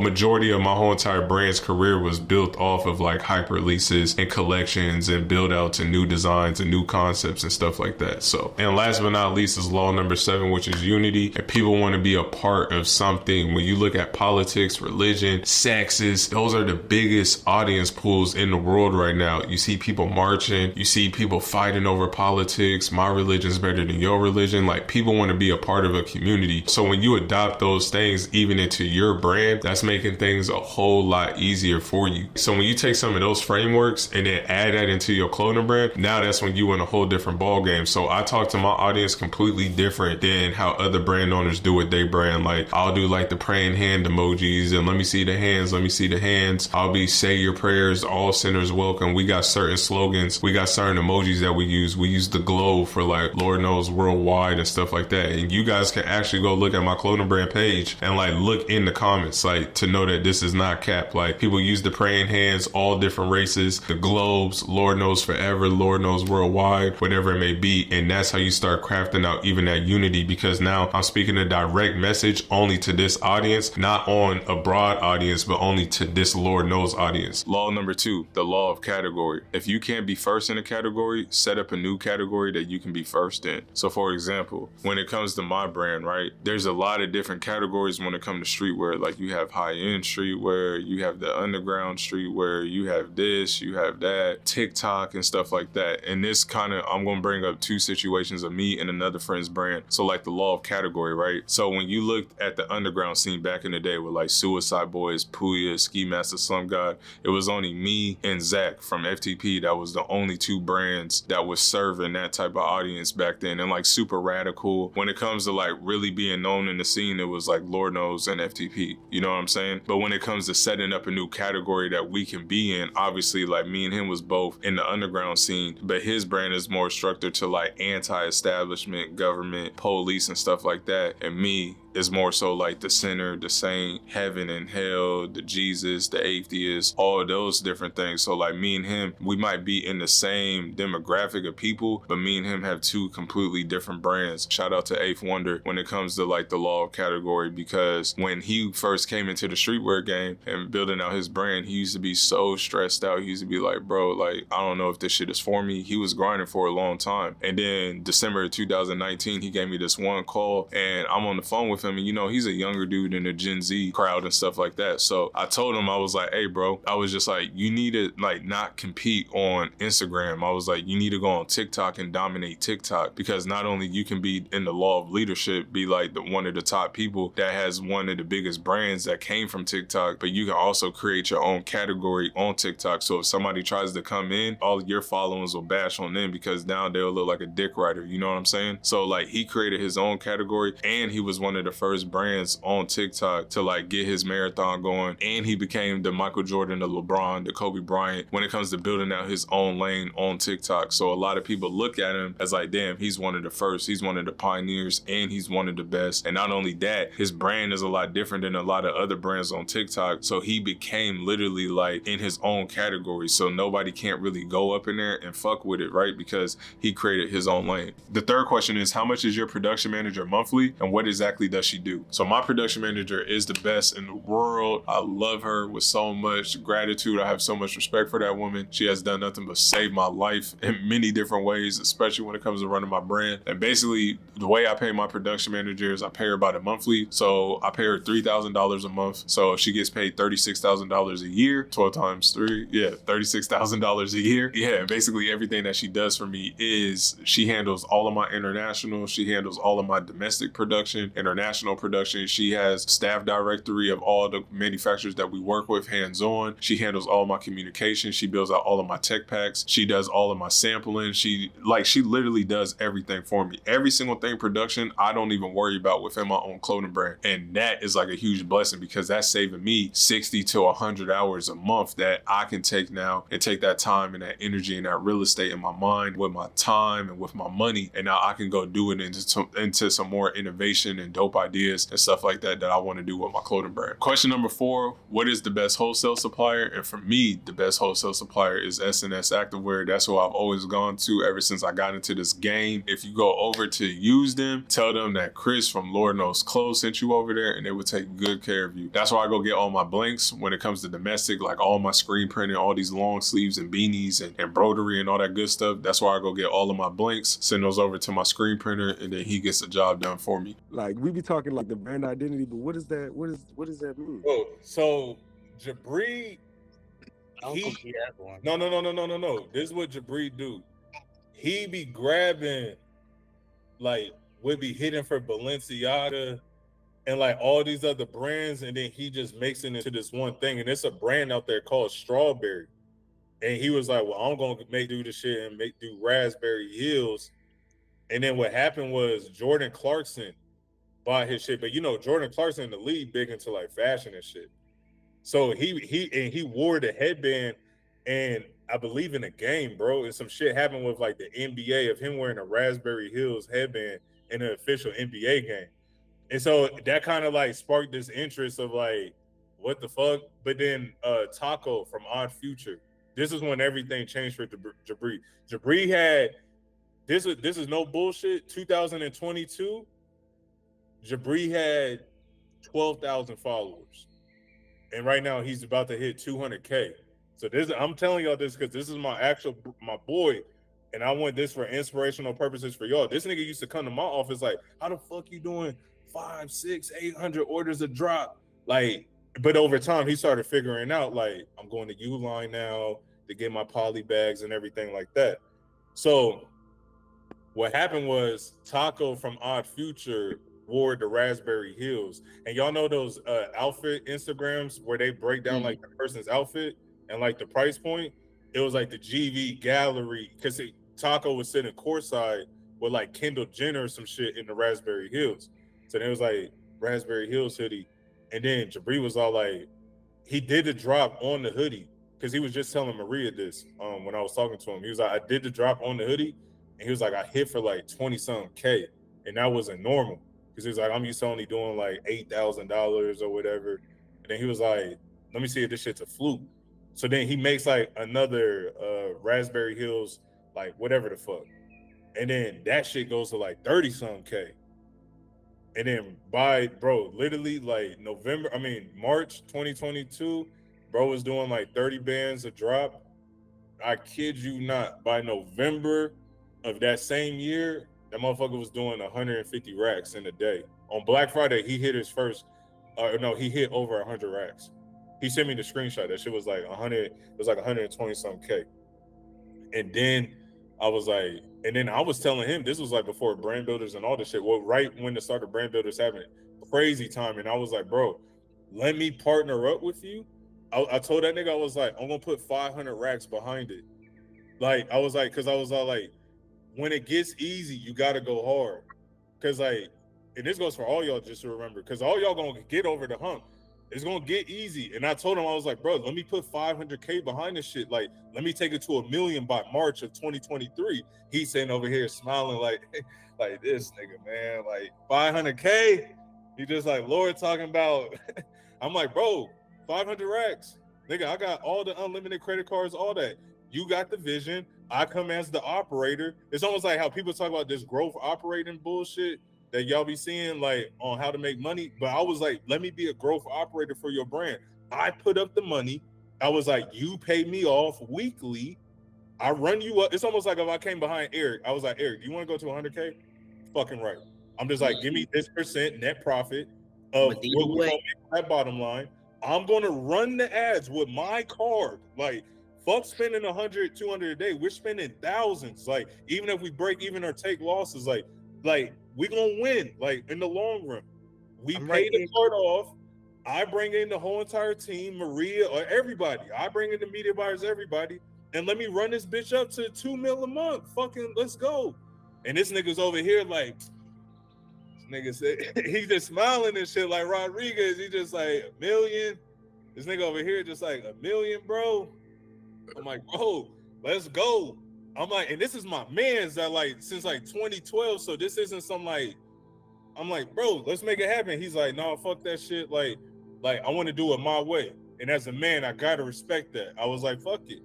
And then look what happened when he took it his way, bro. Doing $1 million in a day. $1 million in a day. Bro was doing $1 million in a day. And I was all like, bro, let me put 500 behind it to get you there. But it took him a little bit longer, but he's there now. And it just goes to show, man, that like, you know, no matter how long it takes, like everybody get their shot in this shit. And for the rest of y'all that's on here, when you get your shot, you got to go crazy with it. Everybody's going to get their shot. It's just how far you going to take it. And I've seen people get content.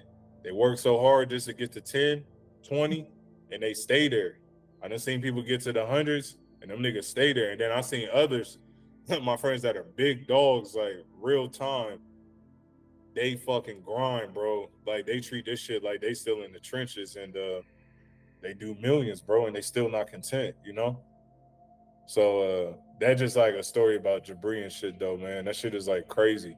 That like, bro, just 2 years ago, like 2 years ago, bro was still calling me, like asking me certain shit about like his operation. And it's like, now I'm calling him like, nigga, let's collab so I can get me a half a ticket in a day. You know what I mean? Like, the fuck? Bro over here, like, when I was just with him before Maria came to America. When I came back home February, it was like, yeah, early March. Jabri comes down to Portland because he's from Seattle, I'm from Portland. So he's like, yo, like I'm in the P. So I link up with him. And I was like, how much you do off your last drop? I bullshit you not. If I'm lying, I'm dying. This nigga showed me his phone. He was like, this just did a drop yesterday. He was like, bro, and I hit for 550K in 30 minutes. I'm like, bro, what? He was like, this wasn't even going public. He was like, this was just email. He was like, just some email SMS shit, you know? He's like, just some email SMS shit. And I'm like, bruh. Like, and his shit is like, he don't run ads or nothing. So like his margin is crazy, and he sells like his shit at such a high price point that he walks away with like 60-70% margins. So just ponder on that. It's like, would take, you know, he over here really touching doctor salaries in a matter of 30 minutes. Like, that shit's different, bro. But it's super inspiring. Like, I got other friends that do bigger numbers than him. Like, I got friends that go crazy, like real life crazy. Like, people thought I was, and it's funny because like on TikTok, that one of my most viral videos, I was like, I got friends that do millions of dollars. And the video went viral. Everybody up in the comments like, fucking cap. Nobody you know was making millions and shit like that. Y'all just heard Khalil get on the call and tell y'all yourself, I paid Souza 40 and just saw a half a ticket just off his Souza.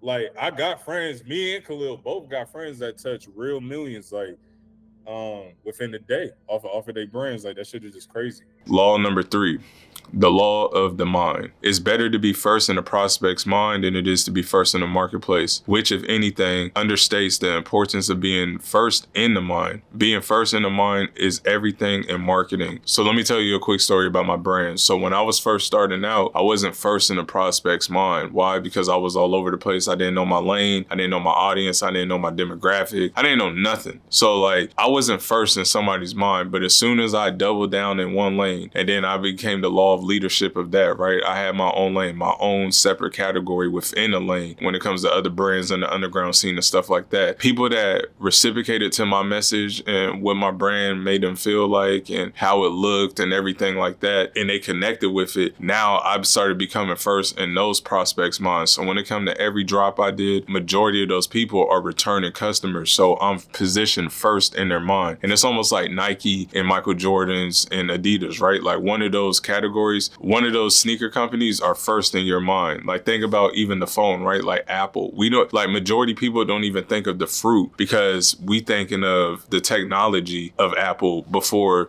we even thinking about a fruit. So it's always good to be first in the customer's mind than it is to be first in the marketplace. Like you always want to remember that. So if you guys can go in there and like what we said on these past little chapters that we've been getting into, if you guys can be first in the market. And if you can't be first in the market, then create your own category. And then if you own that category, now we can become first in the person's mind every single time we drop. That's how we still start building out this cult following and things like that. So with that being said, the first thing that you're going to need when it comes to getting your brand from $0 to $100,000 a year is influencers within your market space. So let's just say you're a skateboarder and you made a black skateboarding brand. So even that's a niche, and now you went into a sub niche, and now you're trying to go find the top black skateboarders that got some type of following that is a good representation of your brand. You need to go build relationships with them and try to have them rock your brand, or you pay them to do lookbooks for you. So now all you're doing is leveraging their audience to now come over buying to your brand. So I hope that was a good example of basically looking at the audience pool. We finding a sub niche within that audience, and then we're going to find the best of the best influencers that got great leverage, that's a good representation of what we trying to do, our mission, our creed, and things like that. I'm literally about to break down the cost of starting a clothing brand, and it is not $0, which you believe it to be. It actually costs a few $100s to get everything started, and that is exactly why I'm making this video. I'm breaking down every single thing that you need to the T to start your clothing brand off the right way. You guys don't want to be like me 6, 7, 8 years ago, and I didn't know exactly what I needed for everything, and it took years of frustration and pain and understanding just to know these basic core things that you need to start up a brand. I've had some of the most dopest influential artists in the world wear my stuff, from Yeet to Suicide Boys to Tank to Ski Master Slum God to Tankhead 666 and more. So I know what it's like going from $0 to your first $5,000 a month, your first $5,000 a month to $10,000 a month, your $10,000 a month to $20,000 a month, your $20,000 to $40,000. I done repeated that cycle over 100 times in the past, literally like 8 years. So these are the tools that you're going to need literally to even go from 0 to 10K to making your first 10K with your clothing brand. So the first thing that you're going to need before anything is a wholesale account. Now you're probably asking, what the fuck is a wholesale account? And a wholesale account is basically where you get the blank set at a wholesale price. So rather than you running up to the screen printer getting the t-shirts from him, as we all know, he's adding on an extra $4, $5, $6 fucking dollars per shirt. Now we're going exactly where he gets the shirt, so he's not adding the markups. So where I go for my wholesale is SNS Activewear. They're based in California, and the reason why it's so sweet for them because they have distribution centers all throughout the United States, and they will ship everything to your screen printer or to your house within literally next day, 24 hours. If I was you guys, what I would do is go to their website, I'll fill out an application, or actually I'll get on the phone and call them and be like, hey, this is my brand X, Y, and Z, like I'm trying to set up an account. But the only thing that you're going to need before you set up a wholesale account is an EIN and an LLC. Now you're probably asking, well, Chris, I don't have an EIN and an LLC, I'm just getting started. That's okay. You guys can go into my Discord group right now in the link below, and if you guys click on the manufacturing tab and scroll to the top, contact my boy. His name is Al Truth. He's a t-shirt broker. So what I mean is he will go get the t-shirts and everything and ship them out for you, and he's only going to add like 50 cents per t-shirt or per garment, whatever that you need. So rather than you going to the screen printer, he's adding $4, $5, $6. I'm choosing, obviously it's common fucking sense, I'm choosing the 50 cents, 75 cents per order rather than my screen printer just fucking me over. So once you have the wholesale account, now we need to go find a screen printer. So I get all these questions all the time, like, well, bro, how do I find the best screen printer? Like, they're all pieces of shit in my area. No, I don't find nobody good, blah, blah, blah, blah, blah, blah, blah, blah. So all I need you guys to do is this. Just go to Google. Once you get to Google, type in top screen printers in my area. So once you scroll down and see the ones with the best reviews, then you're going to send every single one of them out a personal email. And inside that personal email, you're going to have your tech pack, and then you're going to tell in the body of the email exactly what you're about and what your brand is about, etc. Right? And then you're going to ask them for a quote for anywhere between 20 to 30 t-shirts. Whoever sends you back the cheapest quote, then that's who you need to be working with. But you guys got to remember that they're not supplying the t-shirts. All you're asking them to do is exactly what they are, and that's a fucking screen printer. So print my shit, tag it, bag it, and fold it. And that should be what's on the quote, because you have to remember that we're bringing them the t-shirts. We're not using their shirts where they can add up an extra $5, $6 on this. And majority of the time, if you bring your own shirts, you're looking at anywhere between $6 to $9, but you always got to remember, if you're using their shirts, you're probably spending anywhere between $9 to $15 per t-shirt. So now we got our wholesale account, and now we have our screen printer in the bag. But now what we got to go do is go grab poly mailers, and where I go to grab mine at is uline.com. And uline.com, you can call them as well, set up an account account with them, it's 100% for free. So you're probably wondering what Uline is, and it's basically a large distribution for shipping and packaging supplies. So you always want to go there because they're going to give you not just only the best of the best rates and not just quick shipping, but they're also going to give you a net 30 account as well. So if you already have like your LLC and your EIN number, all you got to do is tell them what your business is, give them everything, and they're going to give you a net 30 on your account. So now you can just place everything, and now you have 30 days to pay it all back. So let's just say if I had a t-shirt drop coming up, and if I needed all this stuff right now in-house to pack up and ship everything, I can just go grab the bags and the labels right now. And then once all that money comes in from the pre-order drop, then I'm paying off Uline. So I'm basically getting it all for free the next day. And then once I do that collection, everything is getting paid off. So normally when it comes to the poly mailers, you're looking at anywhere between $60 on Uline. And when it comes to the printing labels, it's normally $100. So once we have those two things, now we are off to where to go get your website done at. And obviously we're going to use the world's greatest, Shopify. And rather than paying $19, $20 a month, I don't even know how much Shopify charges a month anymore. I'm not going to even lie to you guys. But I was going to say, you guys can click the link below. I have a Shopify link that's only $1 a month for the next 90 days. So that is enough time to help you get all of your stuff ready to get your motion going to like propel your clothing brand forward. Once we got the Shopify for $1, now what we're going to do is go into Shopify and then go to the apps. And these are the apps that you absolutely need for your clothing brand to prosper. The first one is we're going to go grab this app called Under Construction. And what Under Construction is basically a layout to shut down your website. So let's just say you're doing hype releases and hype drops. You can set the timer on there. You can update people, but nobody can access your website. But then you can collect all those emails and all those phone numbers and just collect all that data. And that's only $1 a month as well. So I highly advise you guys to do that because you got to remember, if Shopify, Instagram, all that shit shut down today, the only collateral you have with your brand is your community. But not just only that, you need all of those emails so you can always keep serving to that community. So now once you get all those emails coming in from Under Construction, where are they going to go?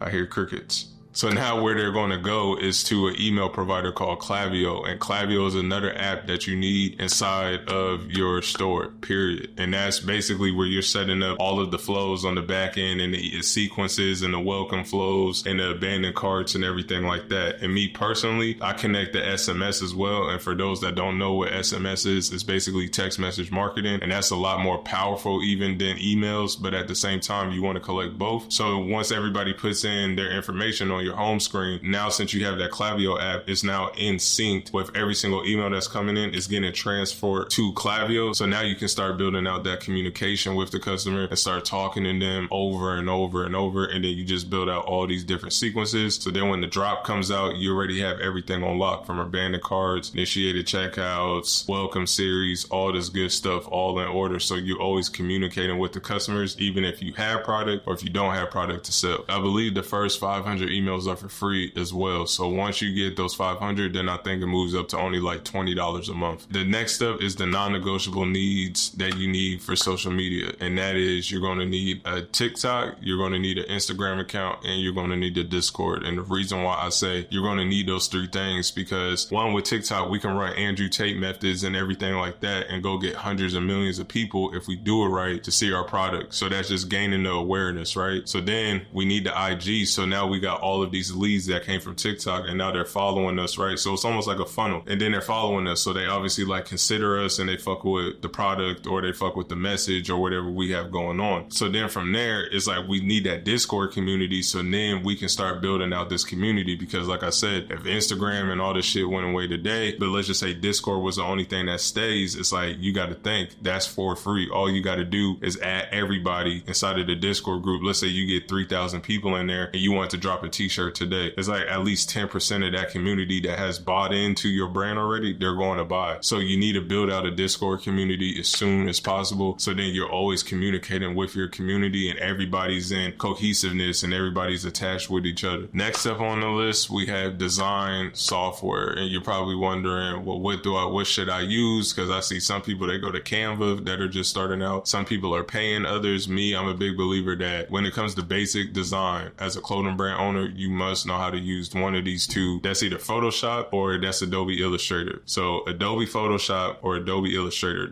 one of those two, you got to really double down on and like build out your creative skill set on there as a brand owner. Because there's going to be times where you have a designer and let's just say he's lacking or he got a lot of projects and you just all over the place like, what the fuck? Like, but you don't know how to do it yourself, but it's probably really simple. Like, I highly advise you guys to go grab one of those. I don't prefer both. I'm a good dude on Illustrator, but my actual designer, he's ill on Photoshop. You know what I mean? But if he's busy and if I needed something like done right now, and if I'm sitting here panicking like, bro, I need to do this shit, I already have the skill set to do it because it was all self-taught. So you can go grab that for free as well inside of my Discord group, or you guys can use my affiliate link below and it's only going to be $30 a month for you guys. Also too, when it comes to doing your drops and everything like that, like I told you, we're not putting up no money up front. And the reason why we're not putting up no money up front is just due to the simple fact that if your product is not proven in the marketplace, I tell people this 100 times over and over, embed this in your mind. Like even if I got to shake the camera,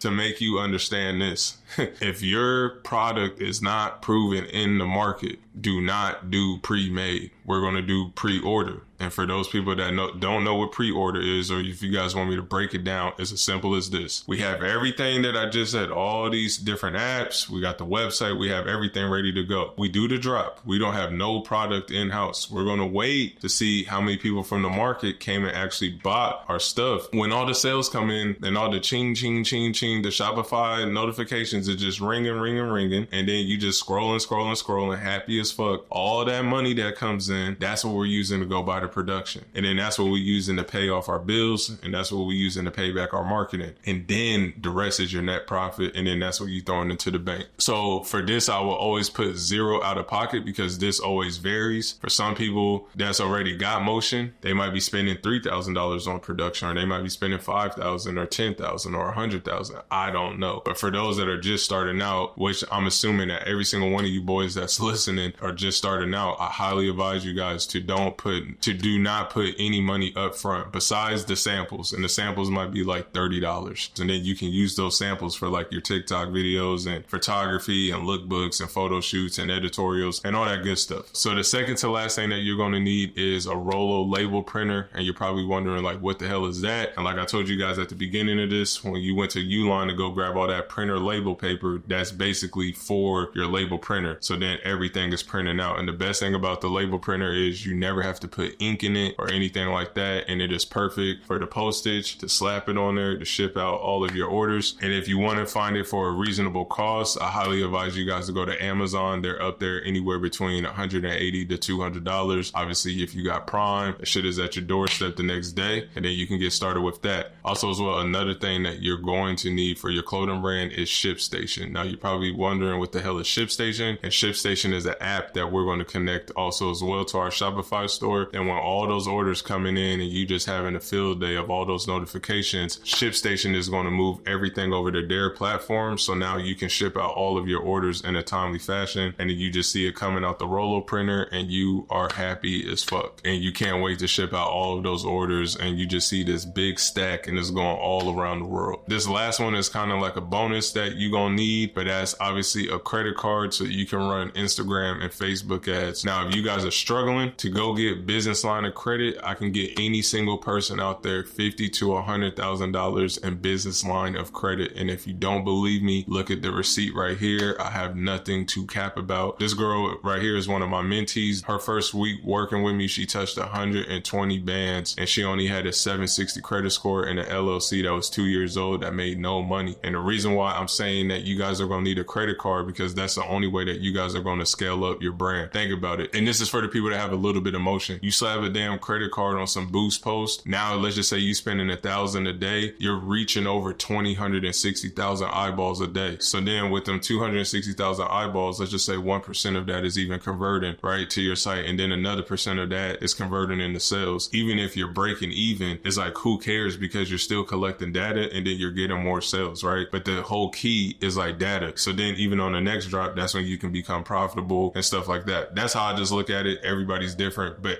regardless, even when you are scaling and even when you are profitable on the front end, why not go spend $1,000, $5,000 a day? So then you just got this shit printing, and then you're never getting sick of the notifications. You just like, holy fuck, like we drowning in money. You seeing $250,000 months, $1 million months and stuff like that. Y'all can see this, right?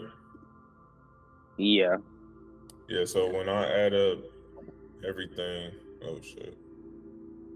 We broke everything down, small through XX, and then this is all just like one size, like license plate holders and everything.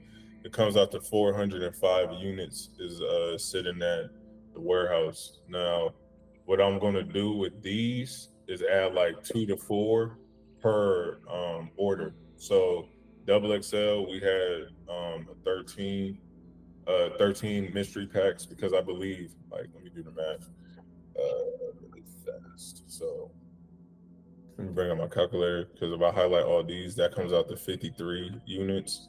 I believe we divided it. Yeah. So we're putting 4 different things, or 4 different SKUs basically, because the SKU numbers is right here, but 4 different SKUs are going in a pack. So everybody's getting four things off the top. So right here, what I was telling Maria is, because I wanted to move like the rest of this shit that's just sitting in there. I told my fulfillment, I was like add two different SKUs, or 2 different items per every single order. So if I go up here, so as y'all can see, we had 4 in small, 9 medium, 13 in XL, 16 in XXL, and then we go down to 13 in XX. So if I add up all these right here, it comes out to 55 packs. So then when I go over to Shopify, and like I always told you, the way that I kind of do things, if I can move like 50 to 60%, I'm in kind of a happy spot, because I know how I'm going to move the rest of the units. So when I go to home, and then I go to yesterday, I did 3,600, 1.9% conversion rate. And I was gonna say too, I did not hit everybody on my SMS. I only hit the people that just signed up for the SMS, which was only like a few hundred people. And then obviously I did my email blast. And when it comes to the emails, I suppressed everybody that has not opened or viewed or anything in the past like 180 days. So my email list, and I don't know if y'all saw that recording that I did yesterday when I was just building out everything, it was only like 6,000, 7,000 emails for real. So what I'm gonna do is, all I cared about was just moving half the shit. And obviously I didn't even post it. Well, the whole story thing is a whole other situation. We're gonna talk about that. But my whole goal was not to sell out of everything. It was just to move 50%. So when I go down to the product, because I think this went over like a lot of people's heads, when it comes to building out the offer, like I always said, like you want to de-commoditize the commodity as much as possible. We all sell clothing, that's a commodity. How do we get a nigga to buy? We just keep raising up the value to where they're not even looking at the price point, they're looking at the value of everything that they're getting. So as you can see right here, I was like, you would get 3 to 6 items when it really should be 4 to 6 items. I fucked up right there. Of past and new stuff that's been sitting in our warehouse from previous releases, including unseen samples and more, cut and sew, accessories, t-shirts, bottoms, plus more. The first 30 orders will receive a bonus item. So this is already an incentive for them to move. Then it's another incentive because they just like, damn, I'm getting 4 to 6 items for only, $97? The offer's so good that you'll feel dumb for saying no. And then obviously the shipping time, because everything's already sitting in the warehouse, that it's taking 2 to 3 days for them to get their shit, or for at least for them to get their tracking number. So I messed up right there, yikes.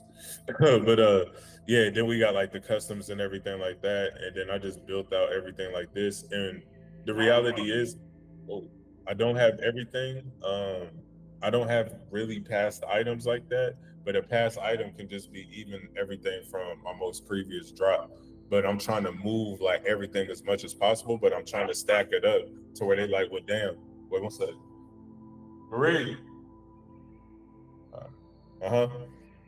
All right, so I'm just trying to stack everything up to the point to where like people are just like, damn, like I thought I was gonna get cut and sew, or I thought I was gonna get this, but then like, but look how much bro gave me just off the previous drop. I got a sweatsuit, I got fucking 2 t-shirts, I got a license plate holder, and I got the balaclava mask. It's like they're not gonna really trip, you know what I mean? But yeah, I just wanted to just stack it up so much to the point to where people are just like, damn, like the offer's so good, I feel just dumb as hell for saying no.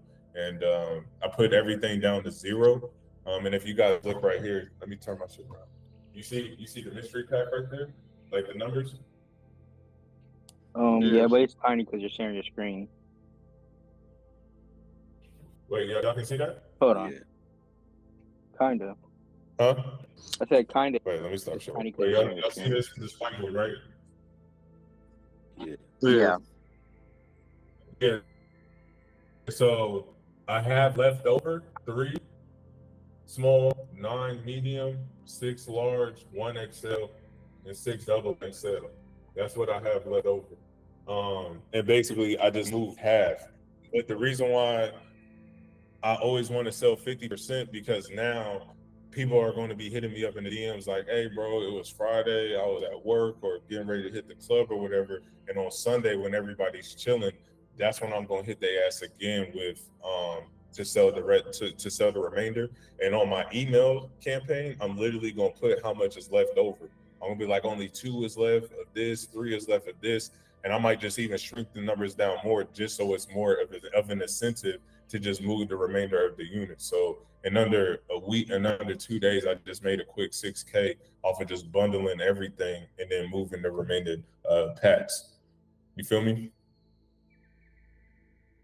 Yeah, there. I can't see y'all because Yep. I'm listening. Yeah, I'm listening. Hey, that's dope. But I ain't gonna cap. That's dope. I mean, I want to do something like that eventually. I just don't have extra stuff. I mean, I ain't gonna lie. I done something like that years ago. I done a mystery box years ago, and and that shit came out good. So that's why I was gonna do it again. But how you doing it and how I'm about to watch the video again and how you structure it, that's good.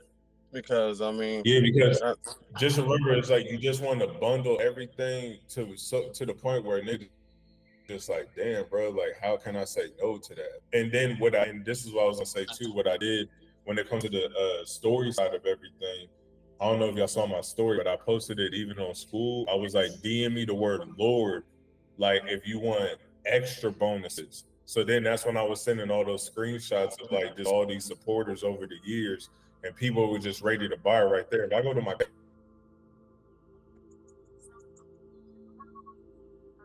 team, so you're not buying online. So just pay me through Cash App. I draft order shit, and then that's how they get their orders, everything. But if I go to my Cash App, like just yesterday, a nigga made 900 before I even posted it online. You get what I'm saying? Because like the way that I was doing it was just like, yo, like DM me the word Lord. I had like 50 DMs and converted what's not like 10 of those people. You know what I'm saying? So that's what I like to do, just like to my base, because like I just like to build rapport with them, and they just like, well, how am I going to do the payment? And let me go actually to share my screen on my Instagram. Hey, quick question though. What up? How did you get your pricing for your mystery box? So how much is it? What, it's like what the unit is on all that Like, stuff? yeah, like for instance, you say you made 900. So how much are you selling the mystery box for? And then, you know, to make it look like you get a high AOV, or you know what I mean? Because I was gonna sell my mystery box for like 100, but yeah, you know how much you selling yours for, and then does it matter what the unit that's coming in there? You know what I mean? Because if I'm paying $200 and you sending me 3 t-shirts and a mask and a plate, but if I buy the plate alone, it's $10. It don't make no sense. You know what I mean? I want to know your breakdown. Yeah, because like, let me go back to right here real quick. Let me show you this real quick, bro. If I go back here, because I know I was kind of like all over the place. When you look at all of this right here, what's available in the warehouse right now, These are all garments. They're getting 4 different pieces of this, including 2 to 4 different accessories. So they're getting 4 to 6 pieces for just $97. But they're getting at least 4 garments, and then they're getting at least 2 to 4 accessories, to where it's just like, damn, like this pack is like, this shit is dope. I got 1 incense holder, I got the balaclava mask, I got a license holder. I might not have gotten the poster, but damn, I got the crew neck. You know what I'm saying? I got the Apostle sweatsuit. I got a t-shirt. The sweatsuit alone is the tops and the bottom. I mean, it's a crew neck and it's the sweatpants. Or I got a Richard Ramirez tee. I got the Most Wanted hoodie. So it's like that shit is coming in an actual box to them. And like I said, it's like these things right here are just so cheap and the margin is so crazy. I don't care on like moving the rest of this shit right here.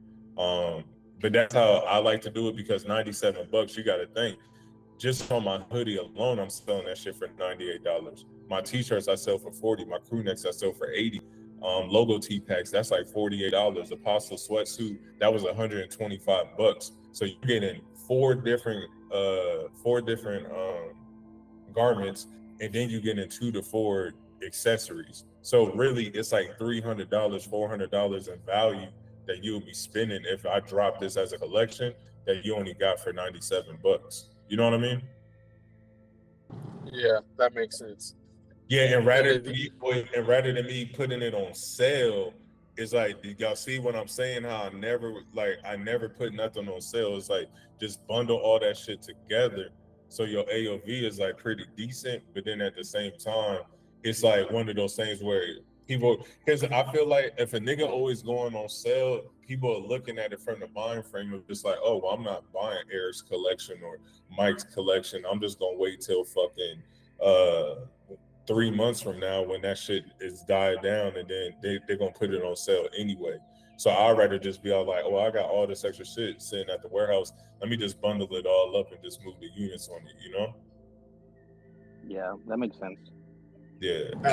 Yeah, that makes sense. I ain't gonna cap. That's a play, because I was thinking that too. Like, why would I always go on sale? That's lowering my value of my own brand. You know, I'm not a Walmart, going off one of your other videos. Yeah, so put it in the bundle, that makes sense. And then you also leave the actual item still up there, because if they get the sweatsuit and they see it on your website, like, damn, I got a sweatsuit for $97 in a mystery box, and also da-da-da-da. All right, makes sense. Yeah, so like, and then even when I go to, let me go to my site real quick just so I can share that screen with y'all. Because like, this customer's gonna reach out to me after I ship the order. You said what? I was just saying this customer reached out to me after I shipped the order. Is talking about, can you change the address to such and such? No, it's gone. He said it's gone. Let me show y'all this real quick though. All right, fuck it. I'm right here anyway. So, and see, Will, since you sell a digital product, because like I made a book or a Bible, a self-help book back in the day, and it's only $8.99, but it's only for the digital. So like when people was even buying that, I sold probably like 3 or 4 of those yesterday, but I mean that's just a free $24+ that I made. And what I did is, and you see how it says right here, like sold out. So now people are coming to the website like, damn, like this shit sold out. And what I'm going to do is tomorrow at like 6 p.m. Pacific Standard Time, 9 Eastern, when everybody just chilling, just scrolling through the phone, that's when I'm going to hit them back and then show the actual inventory numbers that are on the screen, where people just like, fuck. But rather than me saying like, we got three small left over and not a 9 medium, I'm going to be like, we only got 2 medium left over. We only got 4 larges left over. We have no more XL. We only have 3 double XL, but those aren't the actual numbers. I got 6 double XL. I got 1 XL. I got 6 larges. I got 9 mediums. I got 3 smalls. But it's like that's going to make that incentive for a motherfucker to move back onto the site to go buy even more. So to watch on tomorrow's SMS that I do, if y'all subscribe to my SMS, I'm going to be like leftover.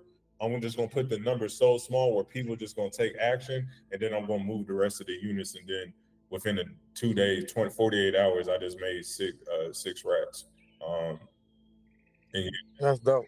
And you doing all this just SMS, no ads or nothing, right? no now, ads, right? no ads. But I wanted to show you this though, because like this is like super important. Let me go. Let me do this real quick. Let me sign into Lord Knows from here. Give me a second. 1 sec, y'all. Let me put in this code and shit.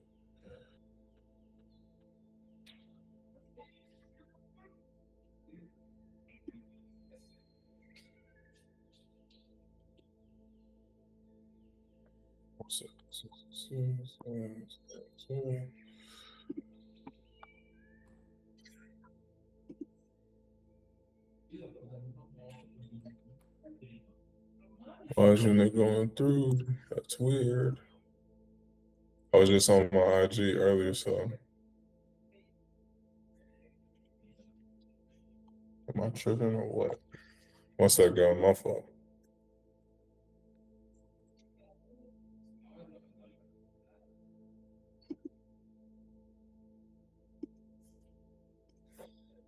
For some reason, it's not letting me go. Here, let me refresh it.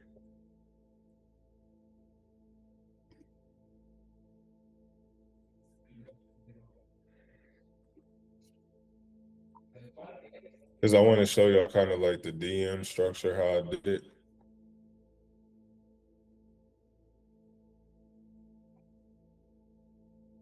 Let me get another code sent over. 1 second. I got a sale yesterday and I wasn't running any ads either. I was surprised. You say you got to sell organically? Yeah, just randomly out the blue, somebody came and bought something, or not bought something, bought the jacket. That's fine. Oh, that's dope, bro. Yeah, it was cool because I was like, man, I needed this. Man, that's dope.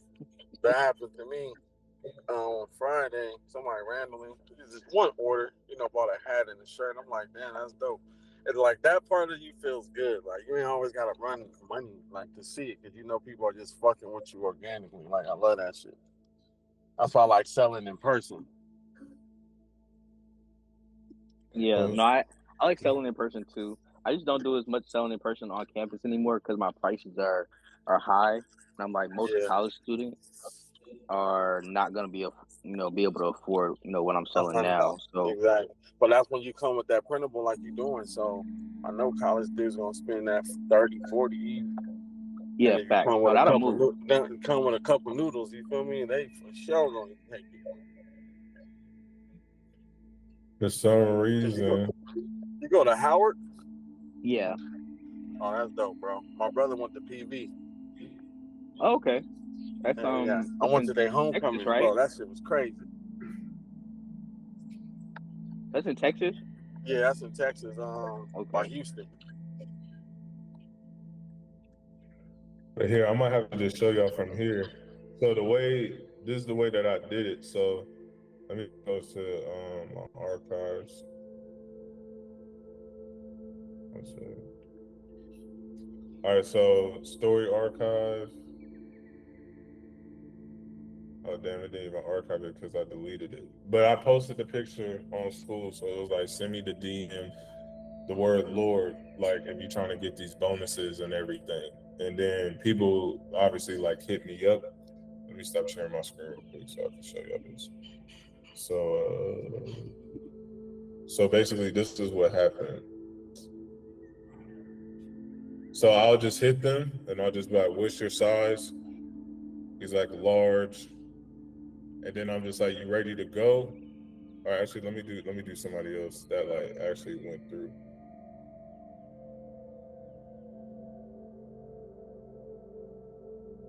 Yeah, so like this person right here, this girl, she was like, Lord, she was like, please, I need, y'all see this, right?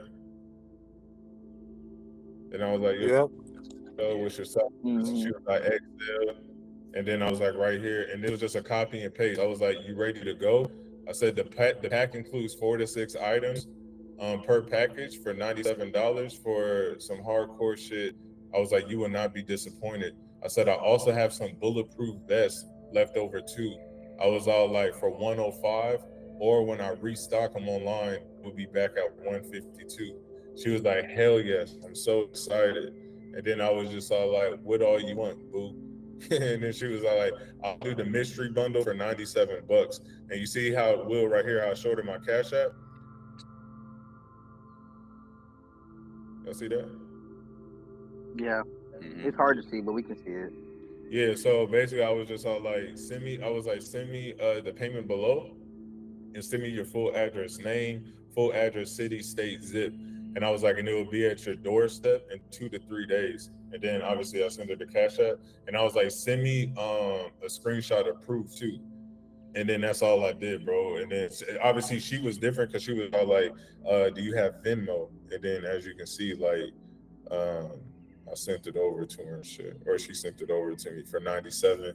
And then I collected a quick stack just like that right there.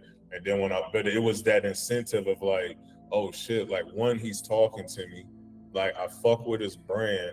It's just like he's giving me bonuses and hooking me up. And it's kind of like this secret thing of like, I'm making it personal. Like we're not going online. And then all I did was just take that order, made it into a draft order. And yeah. And then I went online and hit everybody on the email side of things and the SMS on people that just signed up, because those are fresh, warm phone numbers. And then I had like 300 people on the website last night, like 300-400 people. And then that's when I hit like that 2% conversion rate and moved half of the units that I wanted to move. So if you've been watching this video so far, that just tells me that you a serious brand owner, and I like to only work with serious people. So if you want help by me and my team, some of the people that you might be seeing on the rest of the video when it comes to my media buyer, my production manager, me, get that one-on-one hands-on help that you need to get that brand and build it to an actual asset with predictability and scalability, click the first link below, get on a call with me and my team, and we'll help you out with your brand. But in the meantime, keep watching the video and keep getting more value. Peace. So the first marketing takeaway is overall creed and brand message is over everything. So you're probably wondering like, what do I mean by that? And basically is like your overall brand message and like the why, right? Like your creed is like the why are you pushing this message so hard, right? Why are you pushing the brand that you're pushing? I feel like once a lot of brands have that, it's like now you building out the foundation on what you stand for and what your actual mission is. It's almost like Jesus in the Bible, right? Like his creed was to help millions of people. And obviously a lot of people didn't believe in him. He had 12 apostles, but it was their duty to go out there and push their message. And now when you look back, he's the biggest personal brand of all time, right? Jesus Christ is the biggest personal brand of all time. I don't care what anybody says. It's hundreds and millions of billions of people that get on their kneecaps to Jesus every single day. So my whole thing is, how can we build out and craft our message and our creed, even as a clothing brand, so powerful and so strong, even if it's not the biggest brand in the world, you can even be a micro brand and still have a powerhouse that can even compete with bigger players when you have a strong enough creed and a strong enough message for why you're doing what you're doing. So now this leads me to my second marketing takeaway. If you are putting in a lot of marketing efforts and you break even on inputs, the identity of your brand is fragile. Now you're probably wondering, what do you mean by that? So have you ever done something in life that you have just been great at and you literally put in 1 and then you got 10x back, or you might have put in 2 and got like a 12x return or whatever it may be? That's because you were in a situation where you were putting in minimal input, but you were receiving a maximum output. So if you're a clothing brand right now, and if you're just sitting there just hustling and bustling, you're doing all the marketing efforts, you're wearing all the caps and you're doing all this stuff and you're putting in a 10 effort and then you're just getting a 10 output, right? You're almost like breaking even, right? But a lot of people always just look at it from a money standpoint, but this goes into time, this goes into energy, this goes into the real estate of your thinking and your hustle with this thing, right? Is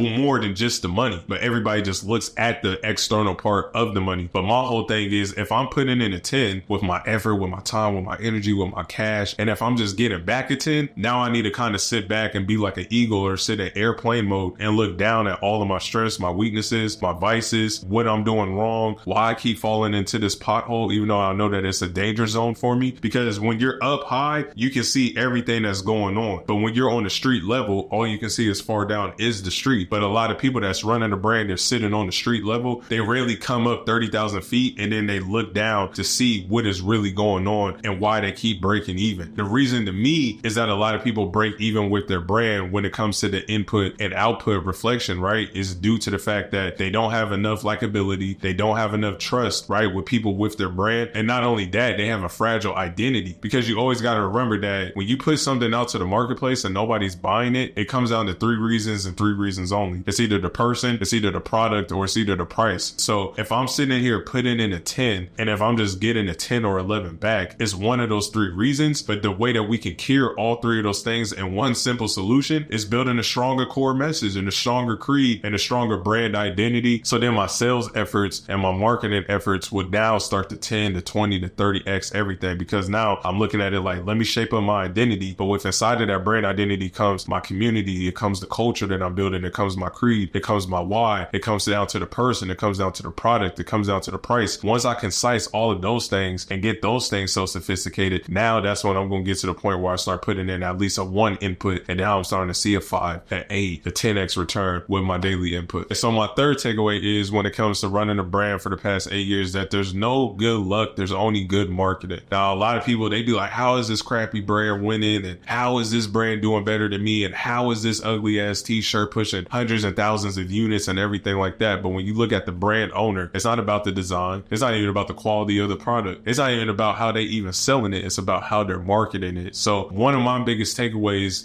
coming up, and my lack of understanding in all of this, one, there's an audience for everything that you're trying to push, right? When it comes to an audience and stuff like that. But then not only that, is when you look at the top people, or the people that are making the most noise, or a brand that you constantly see over and over, that person, they're not good at production management. They're not good at talking to the manufacturers. They're not good at turning a concept to reality. What they're good at is good marketing. And you, as the brand owner, I don't care if you are creative. I don't care if you was in production. I don't care what you have done with Shopify stores and all this other stuff. The number one thing you need to be doing every single day is literally asking yourself, is this bringing me more customers, right? This daily activity that I'm doing. And if it is bringing you more customers, how can I be the best at my marketing efforts? And that comes with innovation. That comes with strategy. That comes with outsmarting. And that comes with outworking people. But when I say outwork, that doesn't really mean physically. It's more so up here, because everybody's trying to get eyeballs, and attention is the new currency. So my question is to you, why should somebody stop for your brand that they don't know, that they probably don't like, they just saw for the first time, they don't trust it, and now you got to build that likability with them. So the only way that you're going to build even likability with them is good marketing, good storytelling, the good message, the good creed. It comes down to many different things that a lot of people don't talk about. So my takeaways of being a brand owner for 8 years is that there's no good luck, there's only good marketing. So last but not least, when it comes to measuring your brand, you need to see how much demand and need is actually there for your brand. And when I say how much demand and need is actually there, how much demand or a need is actually there for the type of brand that you got. So if you guys go look at Fuck the Population, which is FTP, their brand is very anti-establishment, anti-police, anti-government, shit like that. But then when you guys look at my brand, it's very specific on religion and God and the Bible and sinner and saints and crosses and all this other stuff. So it's almost like cohesive together, but both of our brands together made sense within that marketplace. You get what I'm saying? Because the rappers that came out of there, like Suicide Boys and the Jay Cheddar and a Ski Master Slum God and the XXX Tentacion and all these artists, they represent both of our brands. You know what I mean? So it made a whole lot of sense. So obviously that there was a demand there when it came to my brand as well. And the thing is with my brand,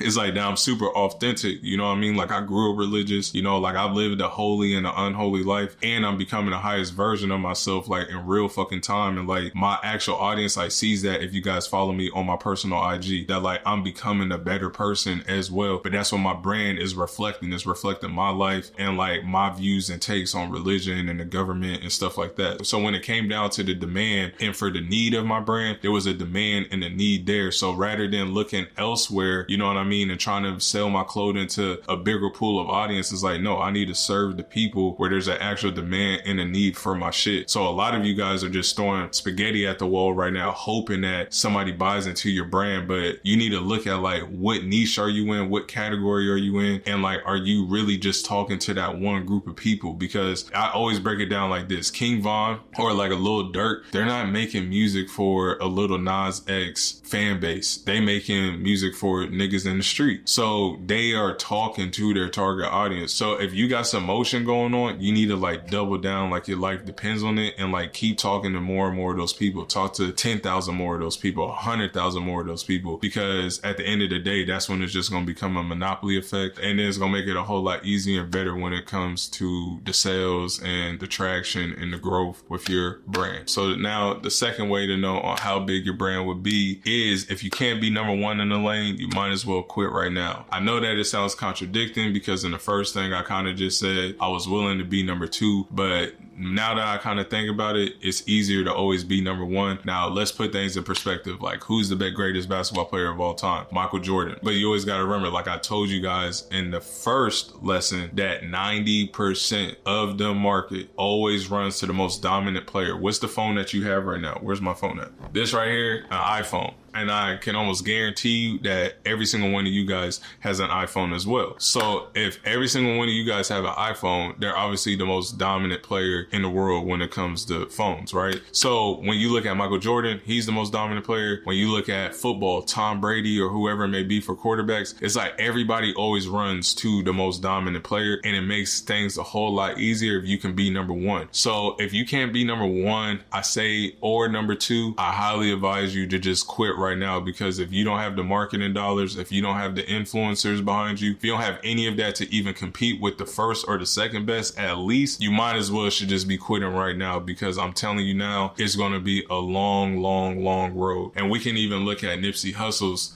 story like this. RIP to Nipsey Hussle, but Nipsey Hussle, it took him 16 years. He started rapping in 2002, and it took him all the way to 2018 to be considered the best on the West, or one of the most recognizable, or one of the most prolific on the West Coast. 16 years. Now, some of you guys are like, I'm willing to put in 5, 10, 15 years, but are you really down for that? Because at the end of the day, we all have this thing called life, and every single one of us only 4,000 weeks on this planet Earth on average. You want to have purpose in your life, and you want to be devoted, to something. But many people say that they can put in 5, 10 years, but when it really comes push to shove, motherfuckers ain't lasting 180 to even 300 days, right? They tapping right out. The shit is too hard, X, Y, and Z. Now, when it comes to your lane, that's what I'm saying. You guys need to look at the lane that you in, the niche that you in, the specific person that you talking to, and then you got to look at who else is in there trying to serve that person. And you really got to be real with yourself. It's like, can I be number one, or am I willing to do whatever to be number one? And if you are,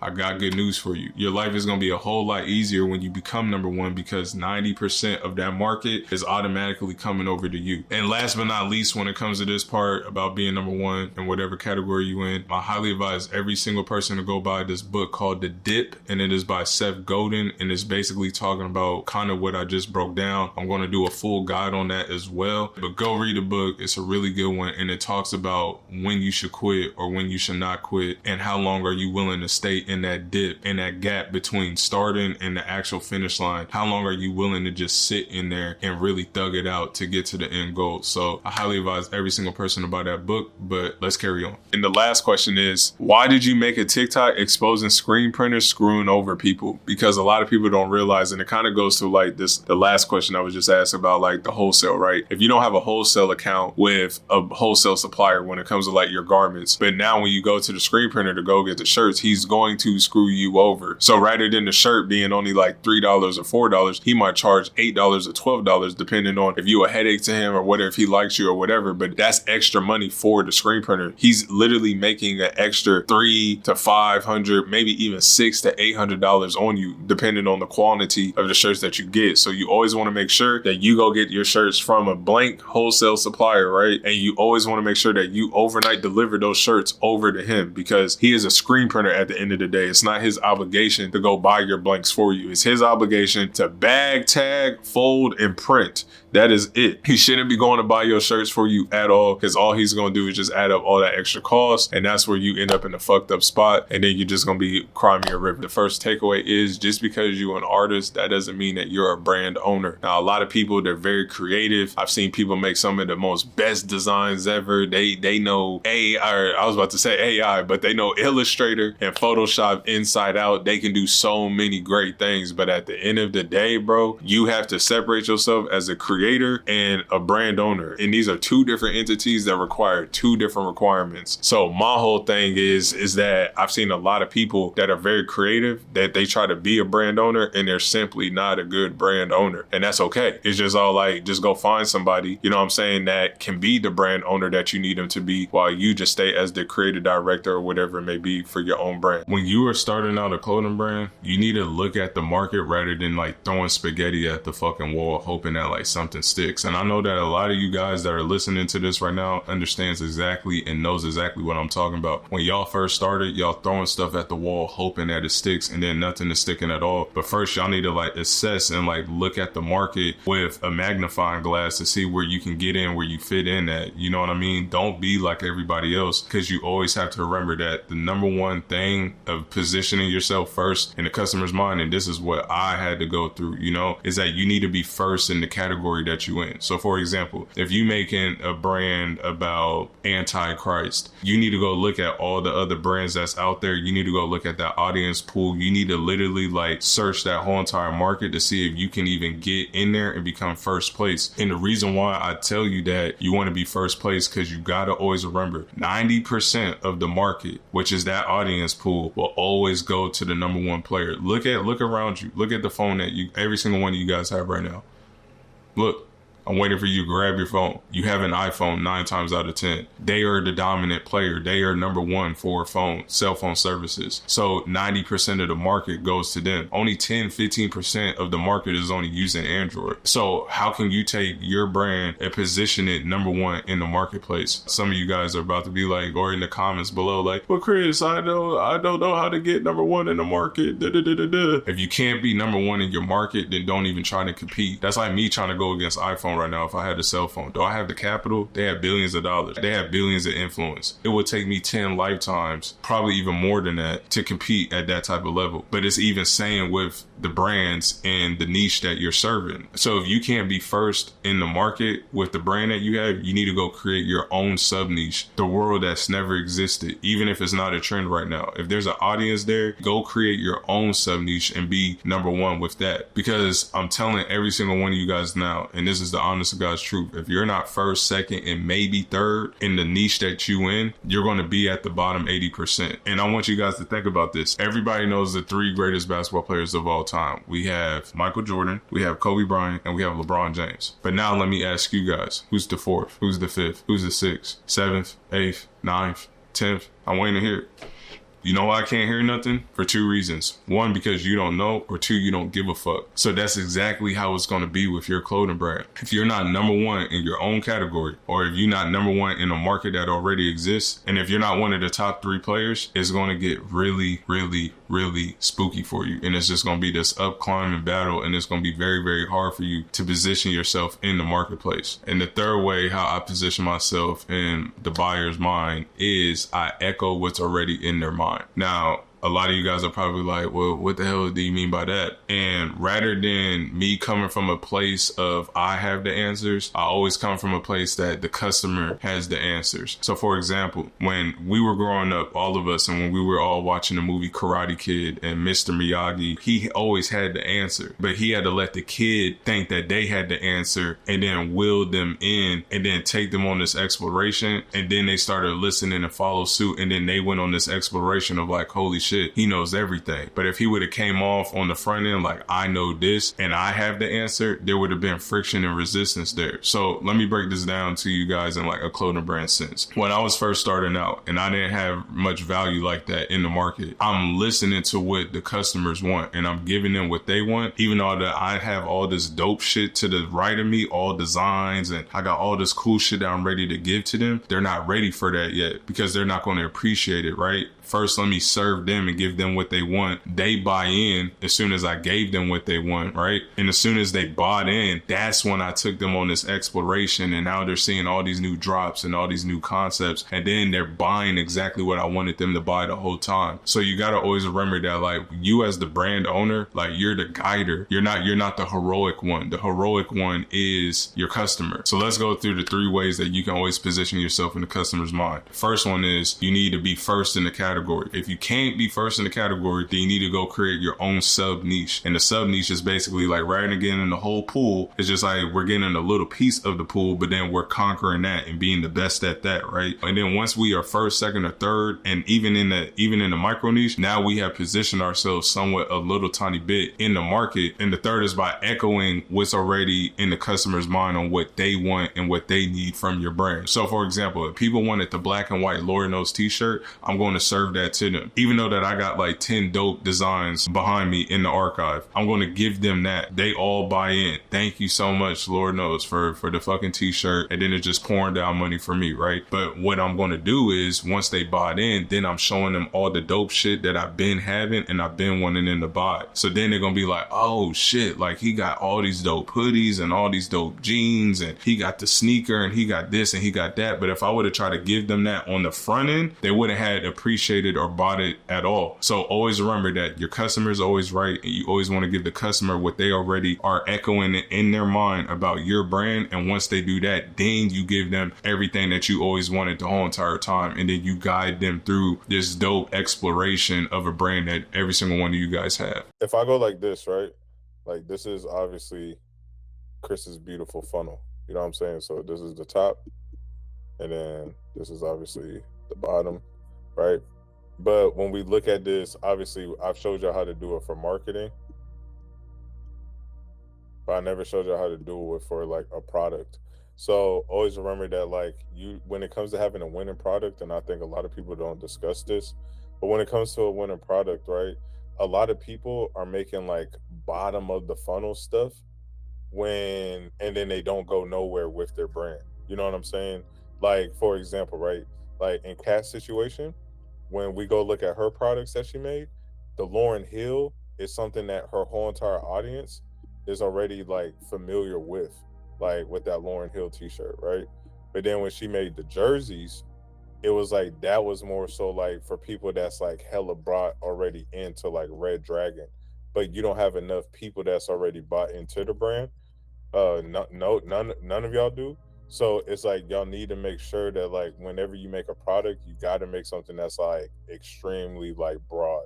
So just remember that like you want to make something that like the whole entire audience of like what your brand identity is, they are at least familiar with it. So in Kat's situation, they already used to Sade, they already used to Lauryn Hill, they already used to like Jill Scott and like Aaliyah and all this other stuff. You know what I mean? But just trying to sell like that jersey that she had cut and sew, you're not selling that to a broad audience. You can move those, and what she did, but she didn't move the units that she wanted, because the only people that bought those were people that were 100% bought into Red Dragon, but it's still not a big brand. It's still a small brand.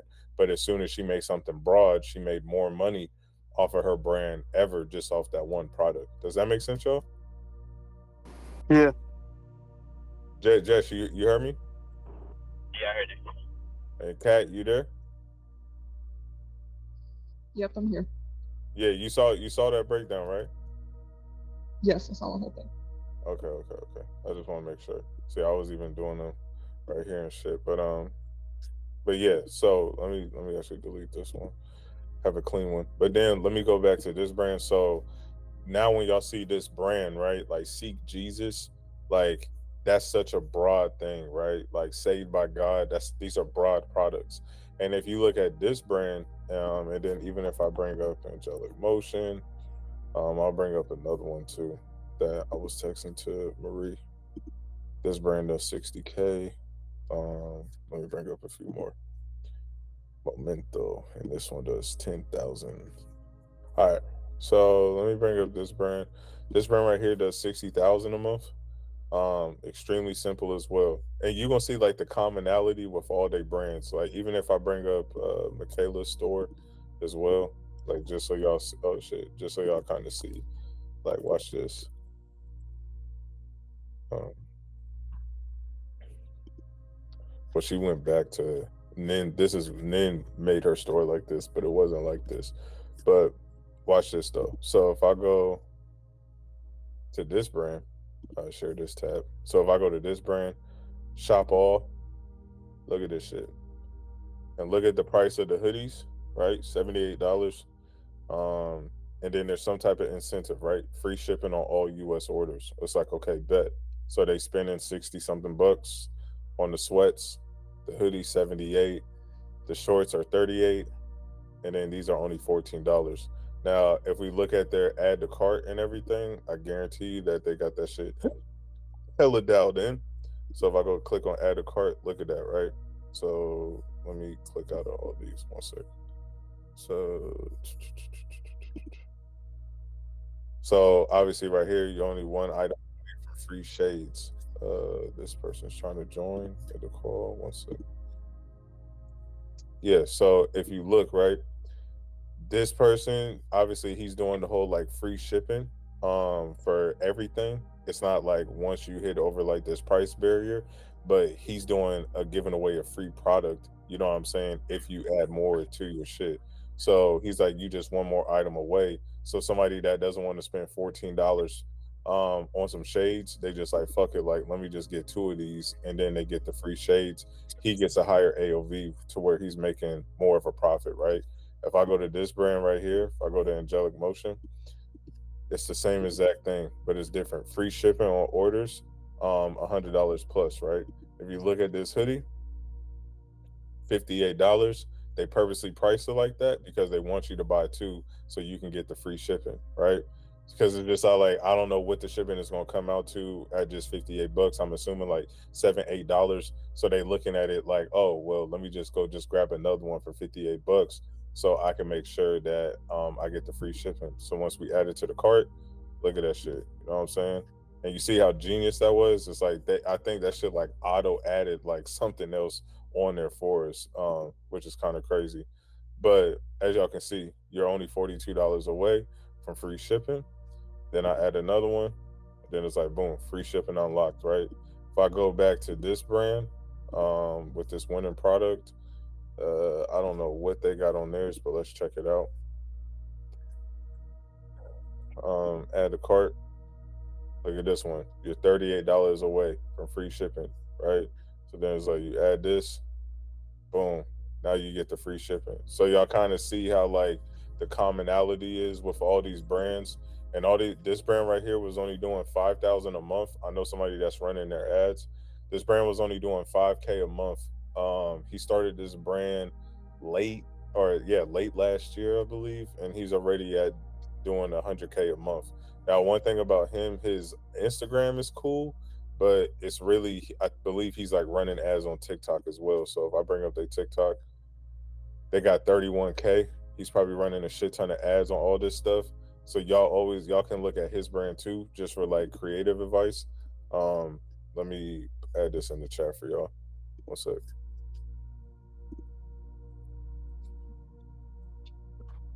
All right. So one thing too that I was gonna say, since we on his TikTok, look at this creative and then watch another creative I'm about to show y'all.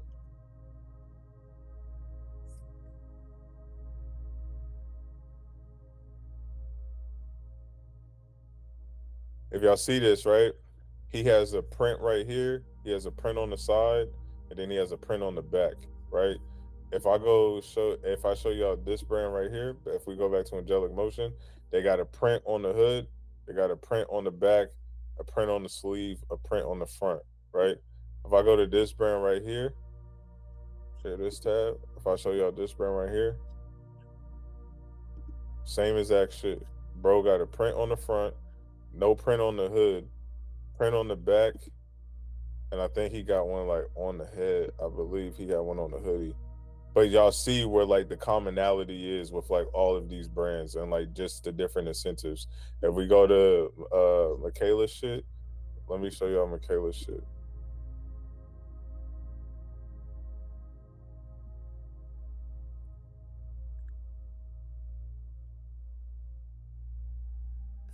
Watch this. We go to Michaela's shit, print on the sleeve, print on the front, print on the hood. Y'all see the commonalities of all this, right? Yeah. Yeah. Yeah, so it's like it's not real rocket science. And when you go look at like all these brands, like I said, it's like, and just to show Trap City, since bro just got up on here, let me just bring this up real quick, just so he can see a breakdown of it again, and I can re-show y'all. So if I go right here, and then if I go back to my beautiful board, and then if I draw out a funnel, oh shit, that's horrible. If I draw out a funnel, you know what I'm saying? I always do a funnel when it comes to marketing, but we never do one when it comes to a product. So if you look at those brands, and this brand right here, honestly, if I go back and share this brand with y'all, this brand is doing 60K a month, but the reason why it hasn't gone broad, it's like it's going to forever move units because obviously like it's cool, it's in style right now, and it's cheap. You know what I'm saying? But it doesn't have no familiarity with this shit. You know what I'm saying? But when you look at Bro's brand, like this Angelic Motion, you know what I'm saying? And then it's like angelic, the angelic numbers, the cross, and then in the back it got a little bit of no motion, no emotions, just motion. You know what I'm saying? It's a lot of familiarity with that. And then if you go to this brand right here, you know what I'm saying? Saved by God, Seek Jesus. Like that stands out to like such a broad audience. So it's easier for them to touch $100,000, $200,000, $300,000 a month with their brands. And just even with Kat's brand, since she's on this call, you know what I'm saying? If I bring her shit up, did I spell that shit right? If I bring her shit up, it's just all like these products right here, you know what I'm saying? This is such a broad product for her audience. It's like everybody knows Sade to the people that she's serving. Everybody knows, you know what I'm saying, Lauryn Hill to the audience that she's serving. But when she has a product like this, let me keep scrolling. Like these jerseys, they're dope, but it's only people that's 100% bought into Red Dragon that's going to buy those. She's not going to move these like the way she's going to move the top of a funnel product like this. So if I go back to the canvas sheet, you know what I'm saying, we got our broad product in the middle. These is like the considerers, you know what I'm saying? Like, and then these ones right here is just like the bottom of the, I said the bottom of the funnel up here, but I meant to put, let me actually, so I don't fuck y'all up. This is the top of the funnel. This right here is people that are actually considering. And then this is like the bottom of the funnel. And then these are like, and this is when it comes to product. You already know how I do it for marketing. But these are like die hard, you know what I'm saying? Like people, you know what I'm saying? Like super diehards, right? These are people that's like, I fuck with it, you know what I'm saying? Like they follow you, they engage with your stuff, but they not at the diehards yet, you know what I'm saying? But they're obviously like engaged on like what you got going on, you know? And then these people up here, like when it comes, and these is like when it comes to the product, you know, we got to make sure that we have a product that everybody is familiar with within the audience that we serving. So bro over here got the fucking and I like using his brand and Kat's brand as like a reference. Where the fuck is it? Let me go back. Yeah, so if I go back to this, you know what I'm saying? Obviously his shit is a religious brand. He got the thorns or whatever.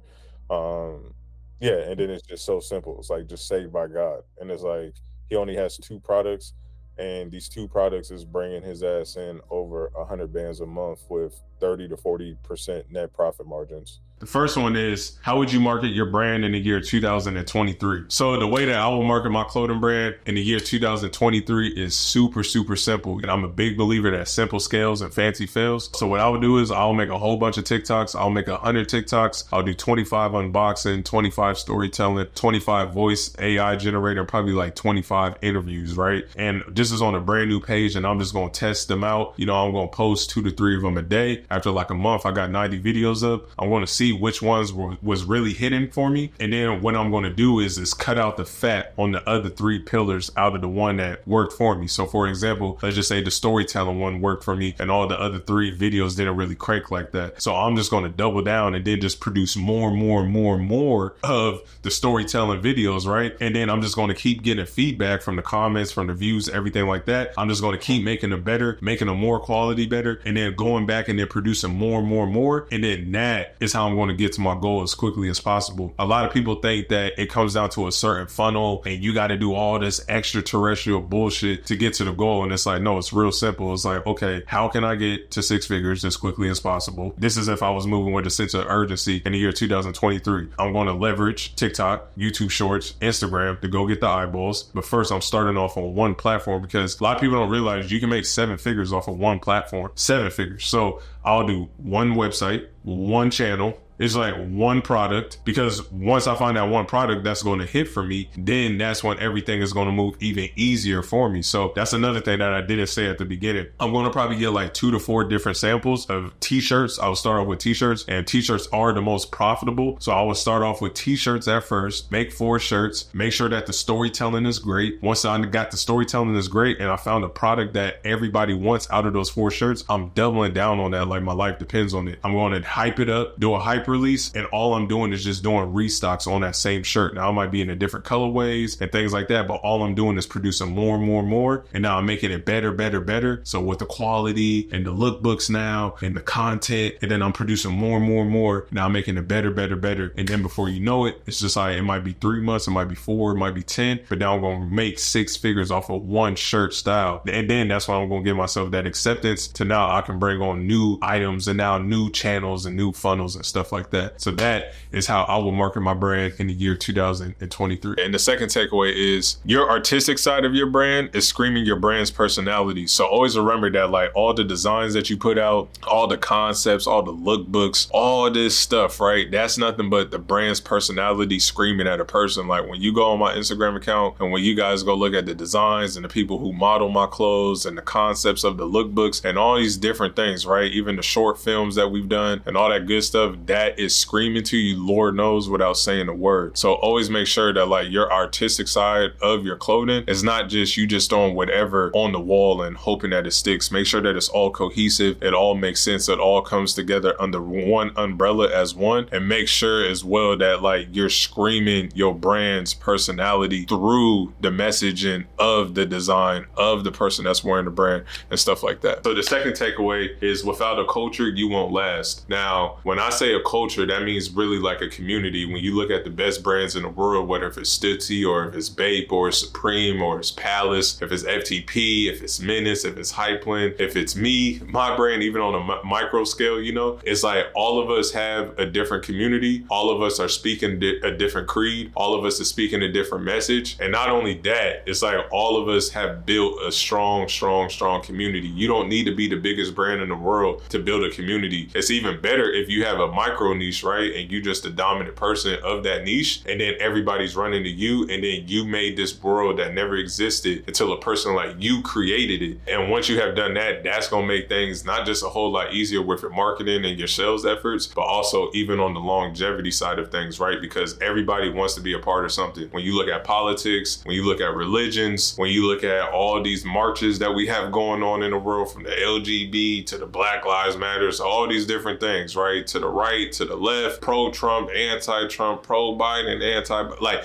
everybody's looking for a community to be a part of. So when you build out a culture with your brand and you make something so strong and you created a world that has never existed, I promise you, you will see longevity with that brand, no matter how small or how big you actually become. So when I was starting off, when I was young, you know, at 23, 24, trying to run a brand, and before it became all of this, and before the 6 figures, and before employees, and before office and many warehouses and taxes and all this crazy stuff, trademarks and all this good stuff, there was a point when nobody in the world even wanted my brand. And I used to sit there and ponder if this was really for me. I used to really sit there and, like, ask myself, can I really do this? I always had the willingness to build the skills, the habits, and the traits and climb up the hierarchy to my success. But when you 23, 24, and all you got is a Fanta and a Top Ramen and a few $100s, and you just spent $100 over to an LLC and really, like, bet on yourself, I was moving with such an urgency, but at the same time, it was super hard for me those first 18 to 24 months, because due to the simple fact that nobody knew my brand, nobody trusted my brand, and nobody liked my brand. The first key takeaway is very simple. If you want more sales, then just be simply the best in your niche, right? When we look at the NBA right now, like, who's the best basketball player in the NBA? LeBron James. 90% of people are going to say LeBron James. But if I ask you who's the 10th best or who's the 15th best, best, you don't know, nor do you care. And that's exactly how the marketplace is when it comes to running business and when it comes to running your brand. When you look at the niche that you're in, you got to ask yourself, do I have enough money, resources, and capital to actually be the best in this lane? And if you don't, either you're going to sit in a gap in between, like basically like a ditch for a very long time to get to that end goal, right? By the end goal, you have enough money, resources, and capital to be the number one person, or simply it's going to take too long and it's simply impossible, no matter if you had 100 million, to be number one in that space. And then that's when we got to go sub niche down and go find a new lane to be in. I'd rather have you quit the brand that you got right now, make a new brand where you can be number one at, rather than just sticking with something for 10, 15 years and then you just become 10, 15 and you just stuck at 20th best, and all you're doing is just grabbing all the bottom feeders and you're never getting to that top piece of the pie. And the reason why I say that this is one of my biggest key takeaways when it comes to sales with your clothing brand is simply due to the simple fact is that the market always runs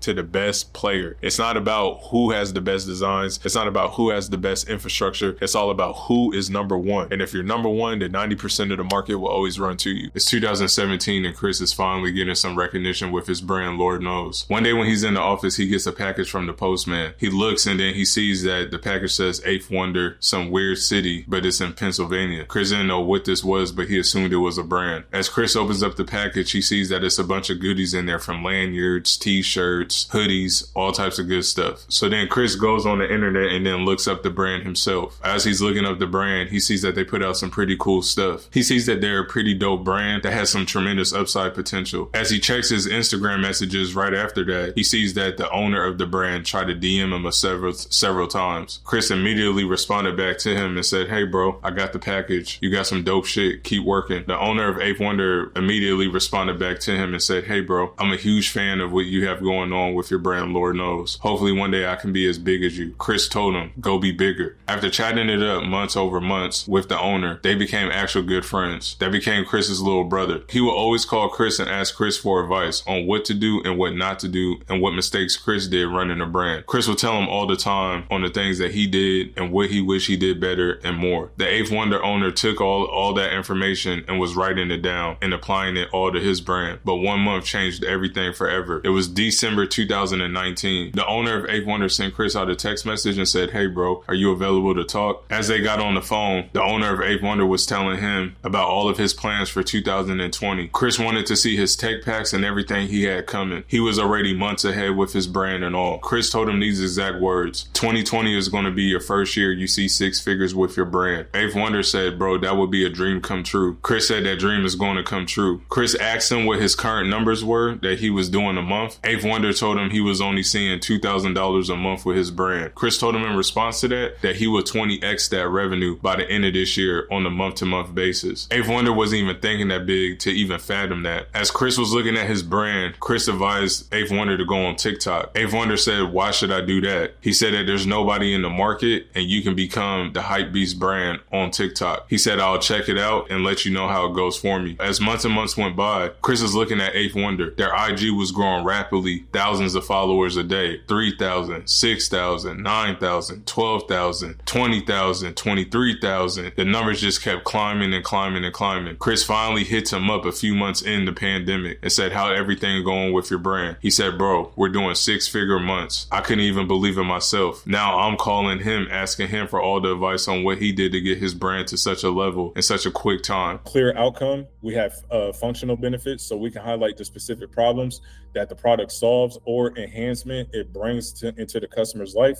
And then this is one that I love to attack on, and y'all can write this down as well: emotional benefits. We can emphasize how the product will make the customer feel. Is it going to make them feel more confident, happier, healthier? And I know that sounds kind of corny, but I'm going to show y'all as an example right here. So the clear outcome example, the description, your descriptions will kill if the copy is done right. And when I say by copy, I mean copywriting for those that don't know. So right here on that shirt that y'all saw people reselling just like 2 days ago for like $100 and some, I was selling it for $38, right? The Emotional City t-shirt. So back in 2016, Machiavelli grabbed a Chinese restaurant brochure and got inspired to create one of the most iconic tees in Lord knows history. 1 week after making the tee, he showed it to his homie Scrim. If y'all don't know who Scrim is, that's my homeboy from Suicide Boys, which is one of like the biggest rap groups, duos out right now. So the next day, Scrim wore the tee at his show.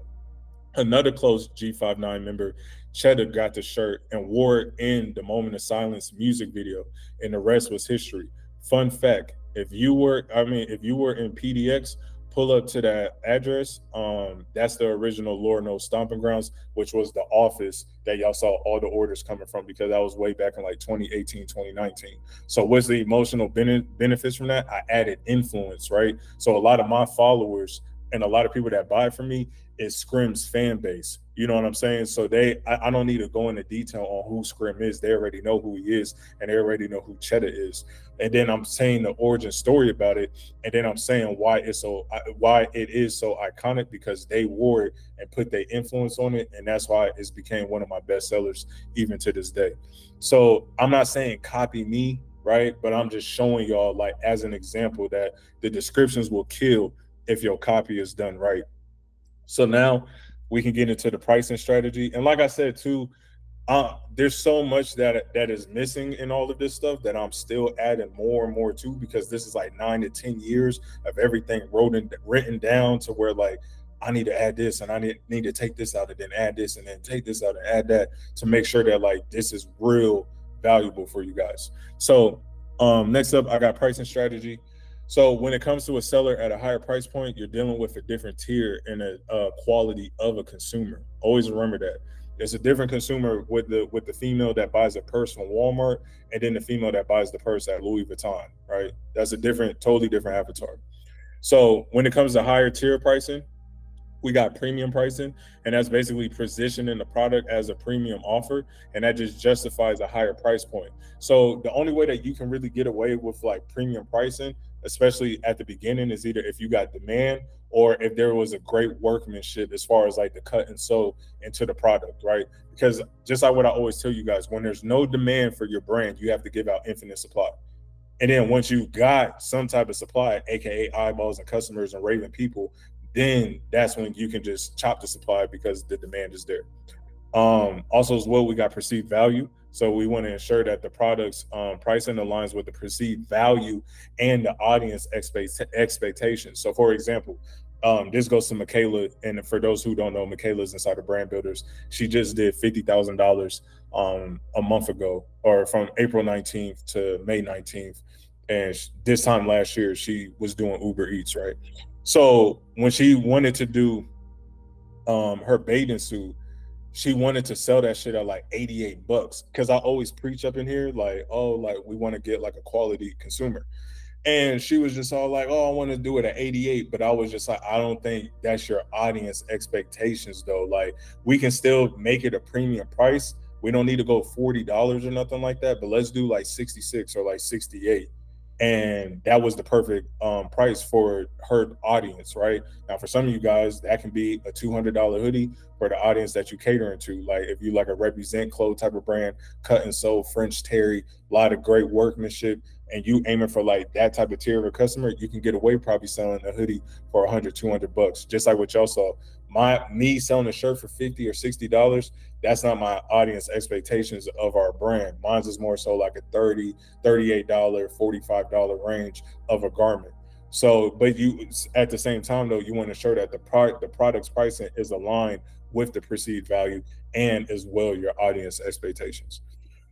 So this is Hormozy, but when you raise the price, you increase the value the customer receives without changing anything else about your product. So what he's basically meaning right here, if Will has a t-shirt, or if Caleb is selling a shirt for fucking $15, and then let's just say he raised it up to 45, and let's just say he sold less but he made more money, the customer is still getting the same value and nothing else changed about the product. You know what I mean? But I'm a big believer that it's always easier to go high and then go low rather than it is to go low and then go up.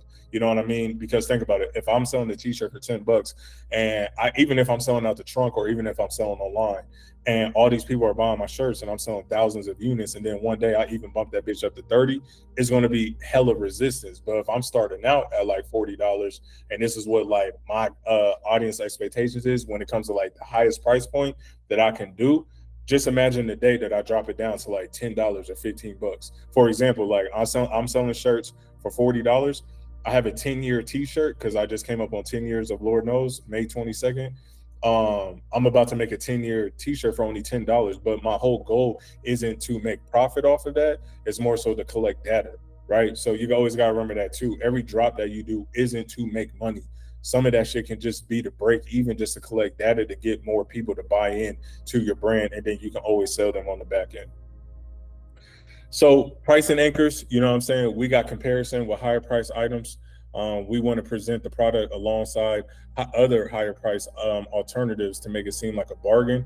Also as well, this is where I like kind of live at, is bundle packages, like mystery packs and stuff like that. So you want to create bundles that include main product and complementary items, increasing the overall perceived value of the brand and the products that they're getting.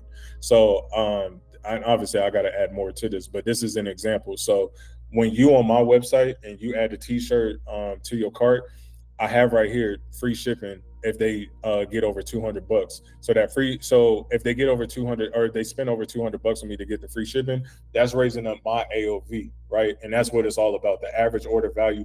How much can I get out of this person, right? Then we have aligned products, right?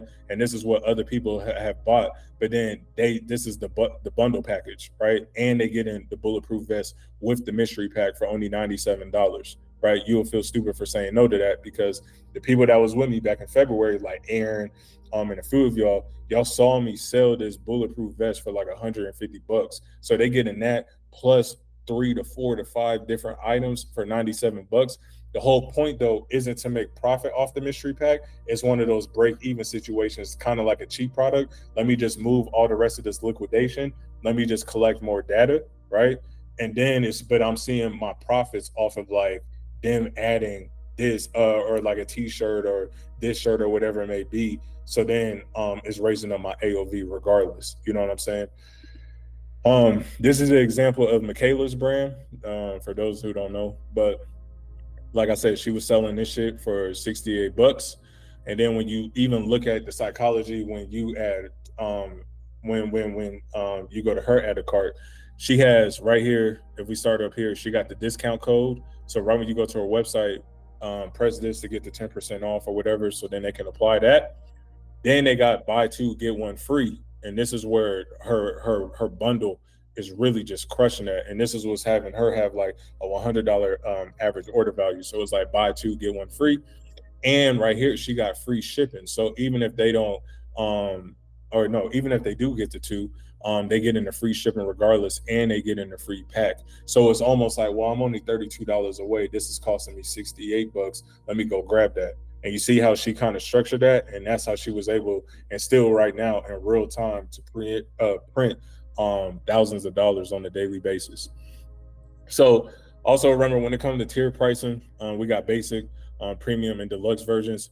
You want to offer different versions of the product at varying different price points to cater to a different customer, right? Because there might be somebody that comes in that's a Walmart customer, and then there's somebody that comes in as well that's a Louis Vuitton type of customer when it comes to your brand. But you just get where I'm going, from low tier all the way up to a high tier. So you want to make sure that you have everything in an assembly line for every single type of visitor or type of consumer or cult fan base person, you know what I'm saying, that wants to buy into your brand. Also as well, we can do like add-on services. So we can add on like digital extended warranties, you know what I'm saying? We can add even ebooks and everything like that. Like me and Will, that's what we do in real time, just so you just getting free cash basically off of everybody that comes in and they a raving fan about your brand. So for a tier pricing example, I made this 666 t-shirt, and I sold it for $6.66. You know what I'm saying? Because there might be somebody that come to my site and they can't afford a $40 t-shirt, or they can't afford an $80 snapback hat, and they can't afford all this other dope shit that I have, but everybody can afford a 666 shirt for $6 or $6.66 t-shirt, and still be able to support and everything like that. And like I said, this shirt wasn't to make profit. It was just to make sure that I'm not leaving no money off the table, and making sure that everybody buys in, you know what I'm saying, that like really fucks with my brand. But even if they can't afford it, they at least buying something, so they're not leaving empty-handed. This is another example when it just comes to like a digital asset. Back in 2020, I made a self-help book and I made physical copies of them. 1,000 units sold independently, which is a lot of fucking books when you think about 1,000 books, right? I was selling the book for like 25 or like 35 bucks or whatever. And then I was like, man, fuck this. Let me make it digital and just make it like $8.99. And you'll be surprised, like every single time I do a drop, it'd be like 15, 20 people that like buy this. So like do the math. That's just like free cash. You know what I'm saying? And it'd be funny because like some people will add that. Let's just say they have like $190 or like $192 and they just need $8 more to get the free shipping. They'll just add this Bible just to go get like the free shipping or whatever. But like I said, $200, that's raising up my AOV and I have very affordable costs. So they get in a big ass bundle of clothes with that $200. So this is kind of like an example of kind of how like I do it. So right here, I have like my cheap items just to get people buy-in for like that Walmart type of consumer, right? Then I have like my break evens, right? So this was like $6. As y'all know, this might've been like $15 or something. I was selling this shirt for like 20. But then y'all see, I sell my exclusive tees for like 38, 40 something bucks. Then I sell my crew necks and everything like that. Those are like 80s. And now we starting to get up there, damn near $100. Then I'm selling my hats, my exclusive drops and everything like that. I'm selling this hat for $89. And then I got like my cut and sew for the person that wants to buy, you know what I'm saying? Like the premium, like top label stuff when it comes to like my brand that obviously Maria and shit puts her time into to build out the beautiful silhouettes for me.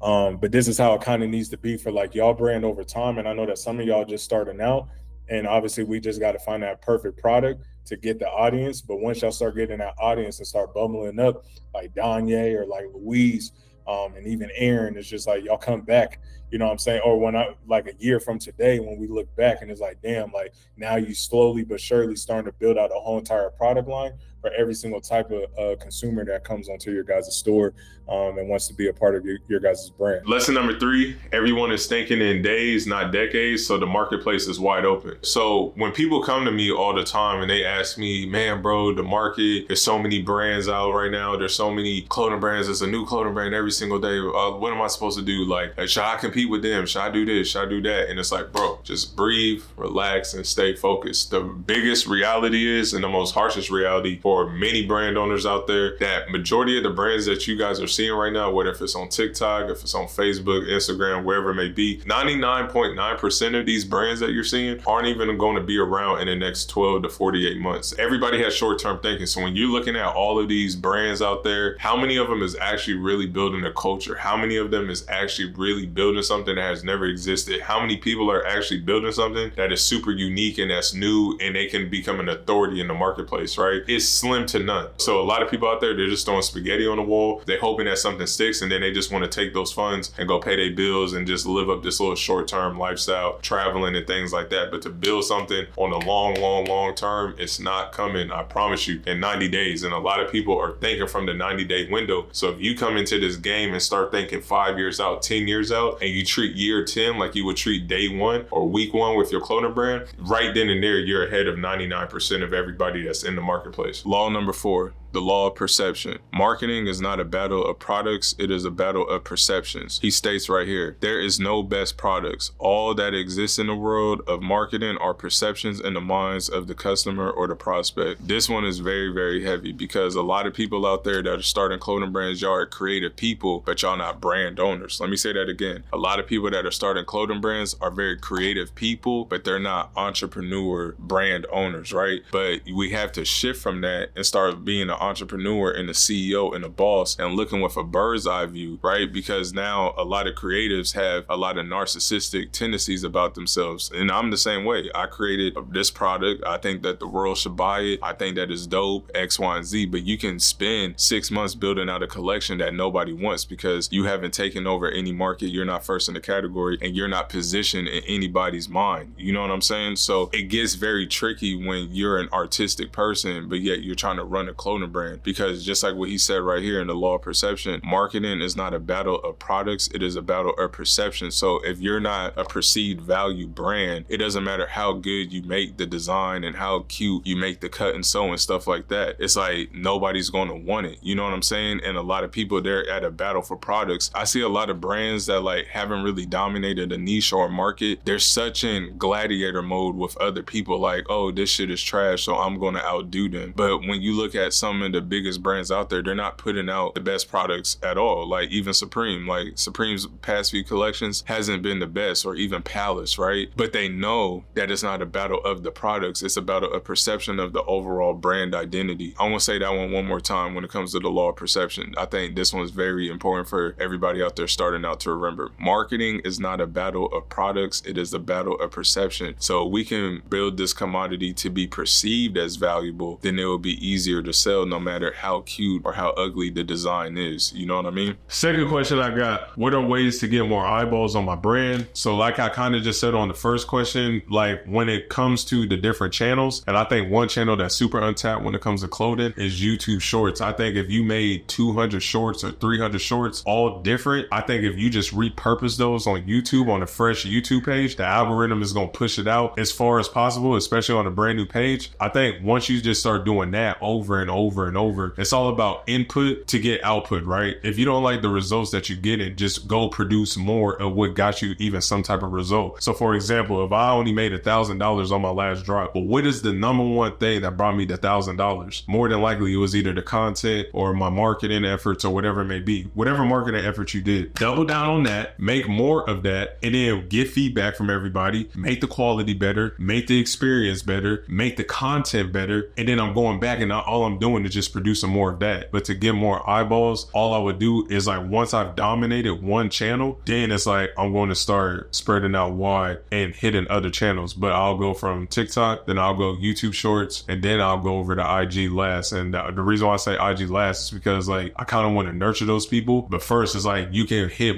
so many eyeballs on YouTube and on TikTok, and people don't understand once you hit all of those eyeballs, now that's bringing down a whole bunch of people that's considering your brand. And then once those people that are considering your brand, they starting to build that likability, that trust with you, they start to see your brand over and over. Now that's going to bring in those sales that you always wanted for your clothing brand. These are like the commonalities that I found on like why nobody wants to buy your brand. So the first reason is very simple. Nobody wants it. If you're sitting there just keep trying to throw spaghetti on the wall, and you're not going from 0 to 25 shirts and then to 70 and then 100 and so on and so on, obviously it's like you got to make a pivot somewhere. And I always tell people all the time, there's only 3 reasons why people don't buy from you. It's either the person, it's either the product, or it's either the price. So if nobody wants it, it's one of those 3 reasons right there. So when I was even first starting out, people just simply did not want it. And it was either the design, you know, it was either the mission of the brand, I'm talking to the wrong target audience, or the price point was either too high, or it just wasn't value enough for somebody to pull out their wallet and be like, here you go, you know what I'm saying, with some cash. So my second takeaway is to raise the sales with your brand, raise the perceived value. So basically, you got to remember something, that everything when it comes to a physical product is nothing but perceived as valuable, right? If Supreme was inside of Kmart right now or inside of Walmart, it wouldn't be perceived as valuable as it is.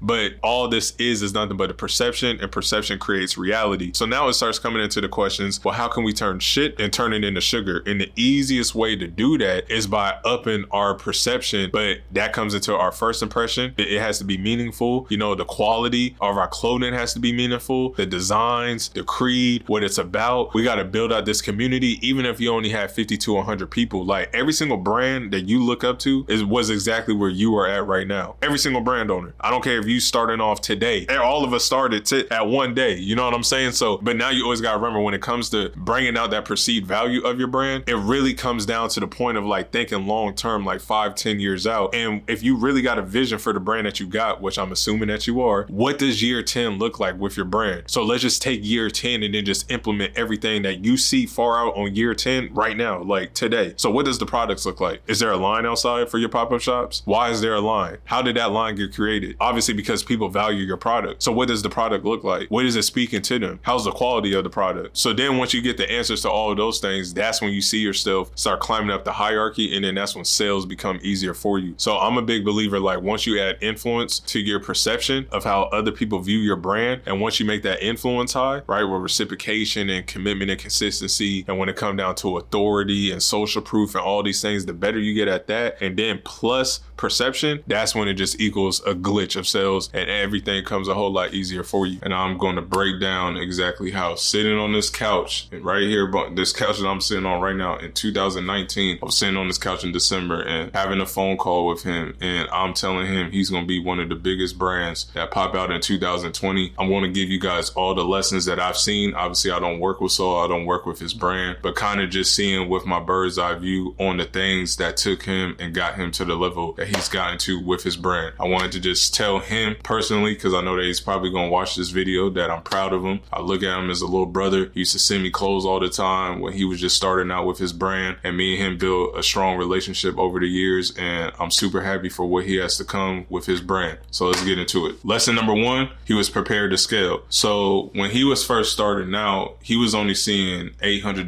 to $2,000 a month with his clothing brand, which isn't a lot of money. But one thing that he had was the mindset. He wore all the caps. He did everything himself. So when it came to production, when it came to customer service, the inventory, even in his house, all this stuff, like he was already prepared to scale. A lot of people want to get to 6, 7, 8 figure months, but they don't even have the infrastructure to even scale and have the things in place to handle that type of volume of orders and stuff like that. So one thing that I can say is that Saul was prepared to scale. He came in with the right mindset with his clothing brand. He came in knowing that things are not coming in 90 days. And like I just said, for the first 2 years of his brand, he was only seeing $800 to $2,000 a month, you know? So he, at the beginning, like him just wearing all of those caps and getting a full understanding of how the brand works, that gave him that perspective and that ideal to have everything in order. So when his time is ready, he's going to be prepared for it and ready to show out and get busy. And that's exactly what he did. So a high converting website, obviously you want something that's simple.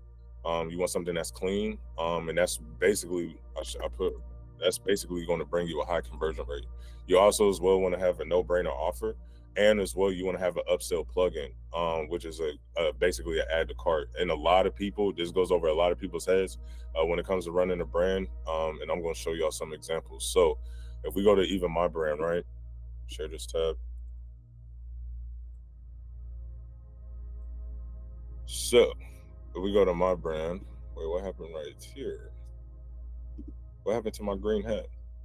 Anyway, yeah, I think Nin took it off. But if we go to my brand, right? If I go click on this, let's just say 7 1/8. And then as y'all can see, you got free shipping as well, free USA shipping on fitted caps. Added to the cart, you got the free shipping, right? And obviously you secure or checkout. But what I was about to say is a lot of people, they don't have any type of incentives for upsells or anything. Now, I took it off, but I used to have like frequently bought, like other people are frequently buying other items, but I only have 2 items on my website. So it doesn't even make sense, right? But if I go over here to my boys brand, let me show y'all just for an example. So if I share this tab, buy 2, get 1 free on all beanies, right? But this is one of my little homies brands. He does literally just off these beanies right here. On a slow month, he does $50,000 a month in revenue, right? So if I go right here to his shit, I go right here. As y'all can see, $34, right? I add this to the cart, and look what it says right here. He has a way of doing 2 upsells. You want a free beanie? Buy 2, get 1 free. So I can either click right here, but let's just say I just even add this one to the cart. Look how clean his cart is. He got the free USA, free shipping, secure payments, and then right here, as you can see, it's a free beanie bundle. So it's a no-brainer. Let me just go grab this for $69. But as y'all can see, it's doing nothing but raising up his AOV. So when it comes down to the offer and when it comes down to the upsell, it's probably the most important part, like on the site. You know what I'm saying? So I know everybody doesn't really like discounts and stuff like that, but you need to start finding like incentives on getting people to buy more. Because it's almost like going through the drive-thru. If I'm hella thirsty and I'm like, damn, I need a Sprite, but then I'm at this fucking McDonald's, I might come out of McDonald's with some French fries, a burger, all type of extra shit that I really didn't need. But that's how you need to be kind of looking at it, even from your brand. Motherfucker come into the brand, let's just say I'm like, damn, I see the ad for this. I'm trying to buy this one beanie, But then I'm looking, I'm like, damn, I can just buy another one and I'm getting another one for free. So then it's not hurting his pockets at all, because this AOV right here, he's probably spending $3, $4 per beanie, you know what I'm saying? And then on top of that, even if he's running ads on the acquisition side of everything, he's keeping that customer forever. So even, let's just say the acquisition was even crazy, which I know it's not, because he told me it's only like $10 to $15, but let's just say it was even more. It's like, who cares even if you broke even on the front end, because you grab that customer, you have everything on deck. The shipping is going out literally in the next like under a week, right? And then this motherfucker happy because you giving him a great customer experience. He's going to buy more from you in the long run, even on the back end with your brand. But let me show y'all another example of even like the upsells. So this is another brand that I know, and his brand is nothing spectacular at all. He just caters to all Mexicans. Yeah, as y'all can see, it's just shorts. But I want y'all to really look at this. Buy two, get one free on all shorts. It's a no-brainer, right? Look at this right here. Free shipping. Oh, let me see if it comes back up. Okay. Yeah, free shipping. And then this one, obviously, these are two different slides he got, but buy one, get one 50% off on all hoodies. And then let's see this one that comes up. Free shipping, buy two, get one free on all shorts. So then you're looking like, okay, well, the shorts is only $43. Let's just say you saw this one on the ad. You just saw, let me go view this. Let's just say I'm like, okay, I'm gonna grab a large. As y'all can see, he's adding scarcity as well. I don't like all these discounts and shit though. I think that looks kind of like too drop shippy.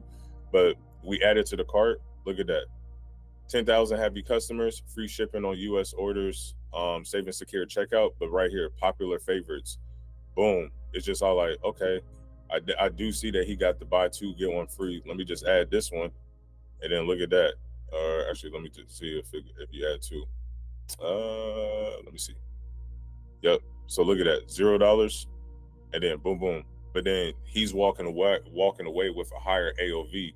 So just do the math. I know for a fact he does probably 100 bands a month, and his AOV is probably around like $80, $85, which is hella decent, because let's just say he's running ads, and let's just say it costs him $15 to acquire the person. Like, so if y'all saw his ad, for y'all to see the ad and then click to go buy one of the shorts, y'all came in just to get one pair of shorts. He upsells you, and he's walking away with probably 50% profit. Once you add in the cost of goods on all three shorts plus the acquisition, so he can infinitely scale this. And obviously, like what I was saying, if I go back over here, it's a broad product. You know what I'm saying? Obviously, his niche has money, Mexicans. He's catering to nothing but Mexicans, but these products are broad. Like, anybody can relate to these products if you are Mexican. You know what I'm saying?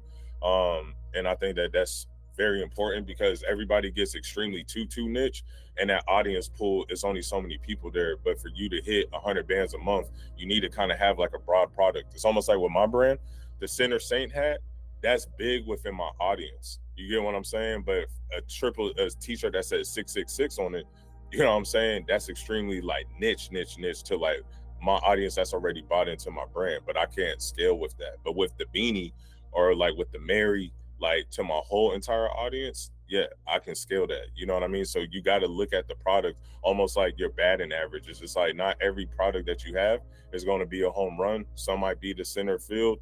Some you might strike out on a lot, but then you got to just see like what's the lifeline of these products at the same time. Are y'all all with me? Because I can't see y'all right now. Y'all there? Yeah, I'm here. I'm in. Okay. Yep. Okay. So right here, who asked the question? No, that was me. Brought it down on accident. Oh no, it's good. Okay, this is important. Well, matter of fact, I do got a question. Who made them damn shorts, nigga? I need to get some name like that, man. No. I got you on the manufacturer, because Maria's in Spain right now. It's 1 a.m. She literally just got there earlier this morning, I believe. Mm-hmm. But when she wakes up, because I already told her that like you was looking for the manufacturer and shit for the shorts. But she already got like a relationship with somebody when it comes to the shorts, because we looked out for Dre as well. So she gonna shoot it over to you when she wake up. Hell yeah, man. Good looking. Hell yeah, bro. I was gonna say as well, like creatives.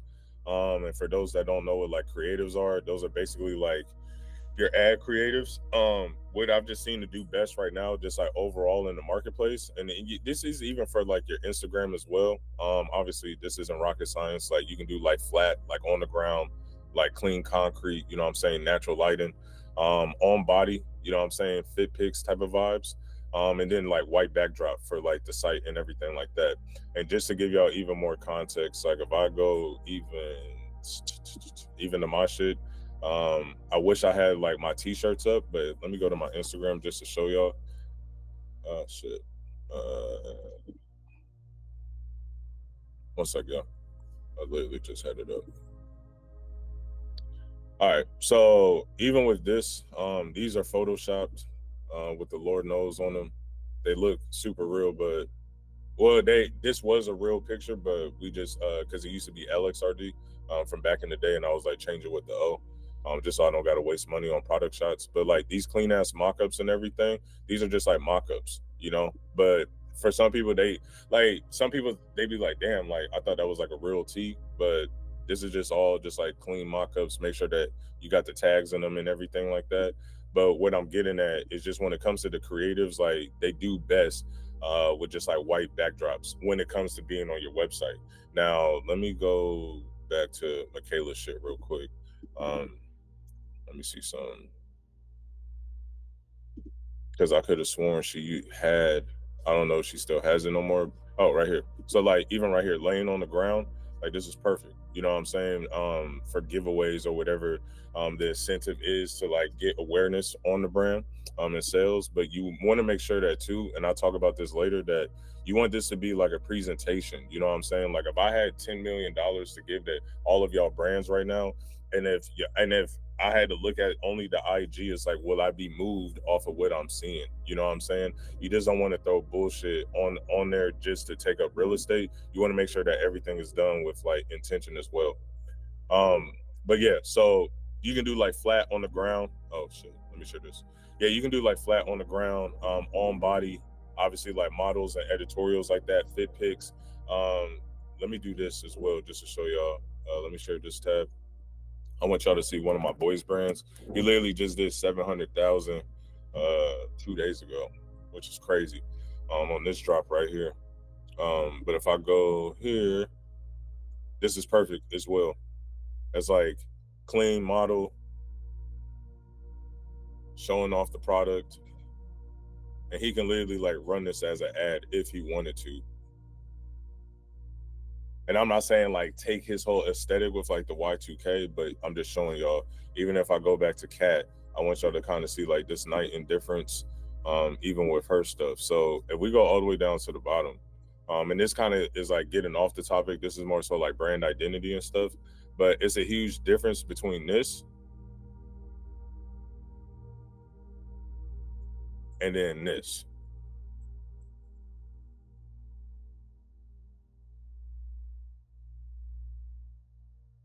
Y'all see that? Y'all with me? Yeah, man. Yep. Yeah. I'm here. Yeah. This is a huge night and day difference, but this we can easily run up. You know what I'm saying? Even with this right here, this is perfect. You know what I'm saying? When it comes to the reels and everything. If I show y'all, and I'm also gonna show y'all a few other brands really quick. So if I go over here. Thank you, Jorge. I want y'all to see this brand right here. So Youthful Bloom. I kind of like what they got going on. Small brand. But if y'all look, it's just all like 3 pictures, right? But then if I go to the reels, like look at the input these motherfuckers are putting in. But then it's like, look at this shit. It's not rocket science, you know what I'm saying? But he's leveraging organic, but he can use any of these winners that just got like the most traction for ads, you know what I'm saying, on his next upcoming drops. Let me show y'all another brand though, because I like what this kid is doing a lot. This kid right here, super dope brand. If you go to his post, you know what I'm saying, clean fit pics, just clean editorials of the fucking model in his stuff, right? It's not much going on, real simple, you know, mugshot, Pablo Escobar, box cut, you know, you gotta, but if your brand is around this, you can kind of take like what's already working in the market, and then, like I said, add that 3% rule, the shit laying on the ground, right? So if I go to the reels though, look how much input he does. I think he does like 1 to 2 posts a day. And let me just go to one of them.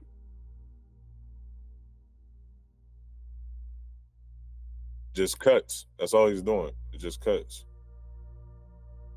That's it.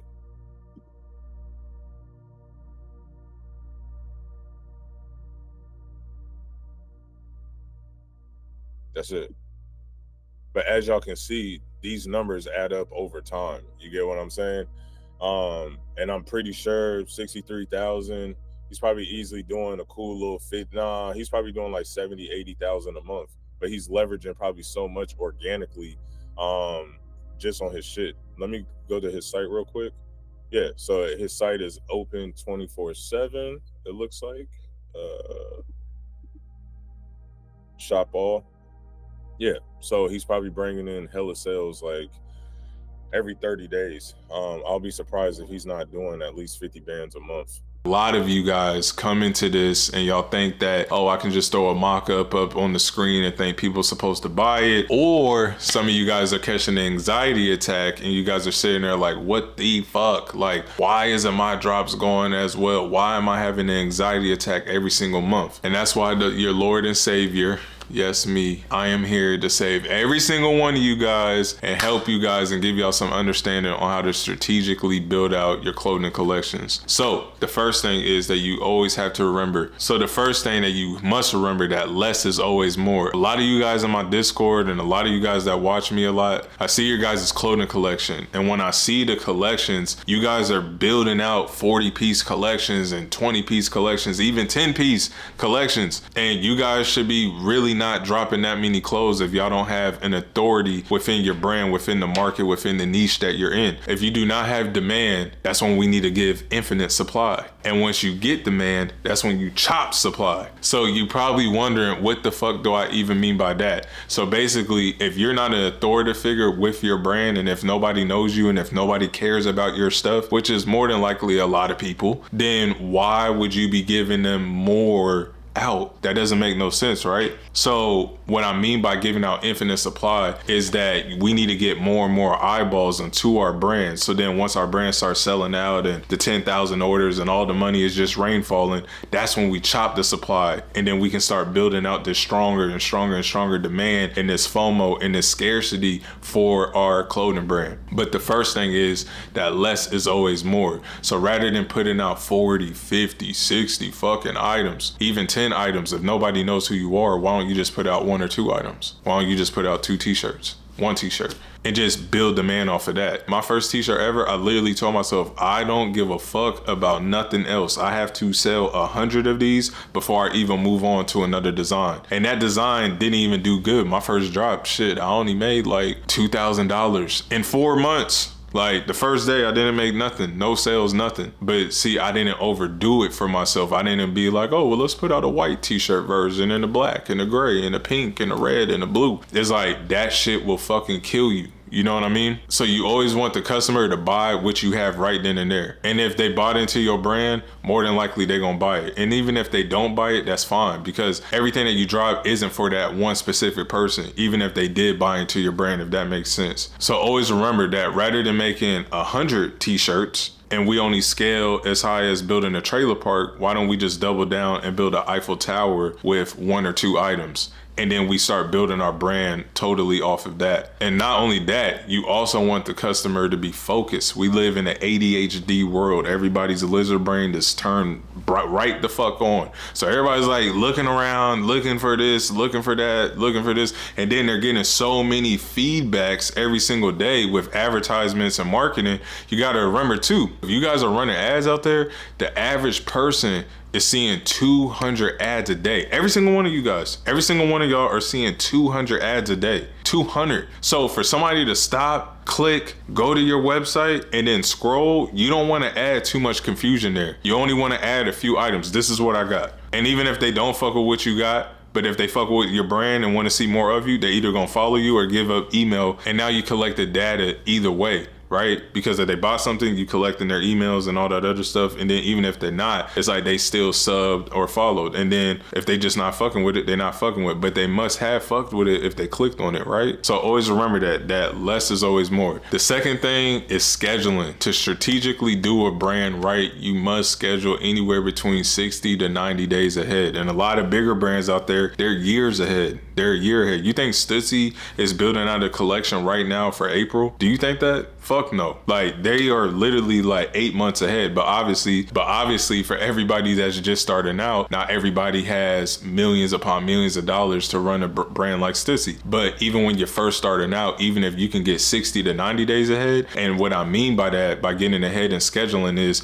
you have a collection and then you know exactly what you're dropping in the month of March, the month of April, the month of May. So now when you go to your manufacturers, or if you're going to your screen printer, now you can go get the samples and everything like that. So then we can finalize everything. So then when Judgment Day gets there for you, rather than having all this anxiety, you already know the turnaround times for everybody, especially if you're doing a pre-order, which I recommend. You don't want to be that person that's always stressed the fuck out every single month. And back, even when I was running my brand, you know, back in 2016, 2017, 2014 and 15, I was always month by month. I'm like, what should I drop this month? I got some dope designs in the archive. What should I drop this month? But it's like I'm trying to play catch up. But the only way to get ahead is by being strategically planned ahead. So that's exactly what I want for every single one of you guys. And you guys can even go off of this framework. Like, fuck it, 2 t-shirts, 2 hats, 2 accessories, just to start off, and then be like, I got the next 9 months ahead. And you don't leave off of that until you're making at least $5,000 to $20,000 per collection. So 2 hats, 2 t-shirts, 2 accessories.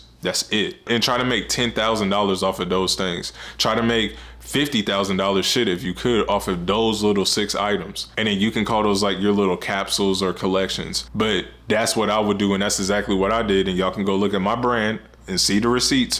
If y'all scroll all the way to the bottom and click on the Wicked Thoughts collection, there's only 9 items there. And then if you scroll all the way up to the top where I have Jay Cheddar with the dove bird, that was only like a 15-piece collection. And on top of that, that's when I already had demand for my brand. And I'm still giving people less, because once you start broadening it out, you start drawing that confusion and it starts pissing off the customer. And then on top of that, the scheduling that comes with all that stuff, because we got cut and sew now, we got accessories, we got printables, and everybody's schedule is different. And it all has to align on the day that you're dropping. So then everything is running smoothly. So then people are getting their shit in a timely fashion. And on top of that too, this is one little added extra in there. Always make sure that the quality is there. A lot of you guys go get the samples and then they're pieces of shit, or y'all never even check to go get samples, and then y'all go wing it, and then y'all go over there to Pakistan or something, and then when y'all come back, and then when the shit gets shipped over to you, and then, or if you never even got the sample and y'all just hoping and wishing that this manufacturer's great, and then when y'all get the shit, everything is trash and the sizes don't fit, everything like that. That's exactly why y'all need to be 60 to 90 days ahead. So then when you do those drops, everything is in order. The sizing is right. The quality is right. The turnaround time is right.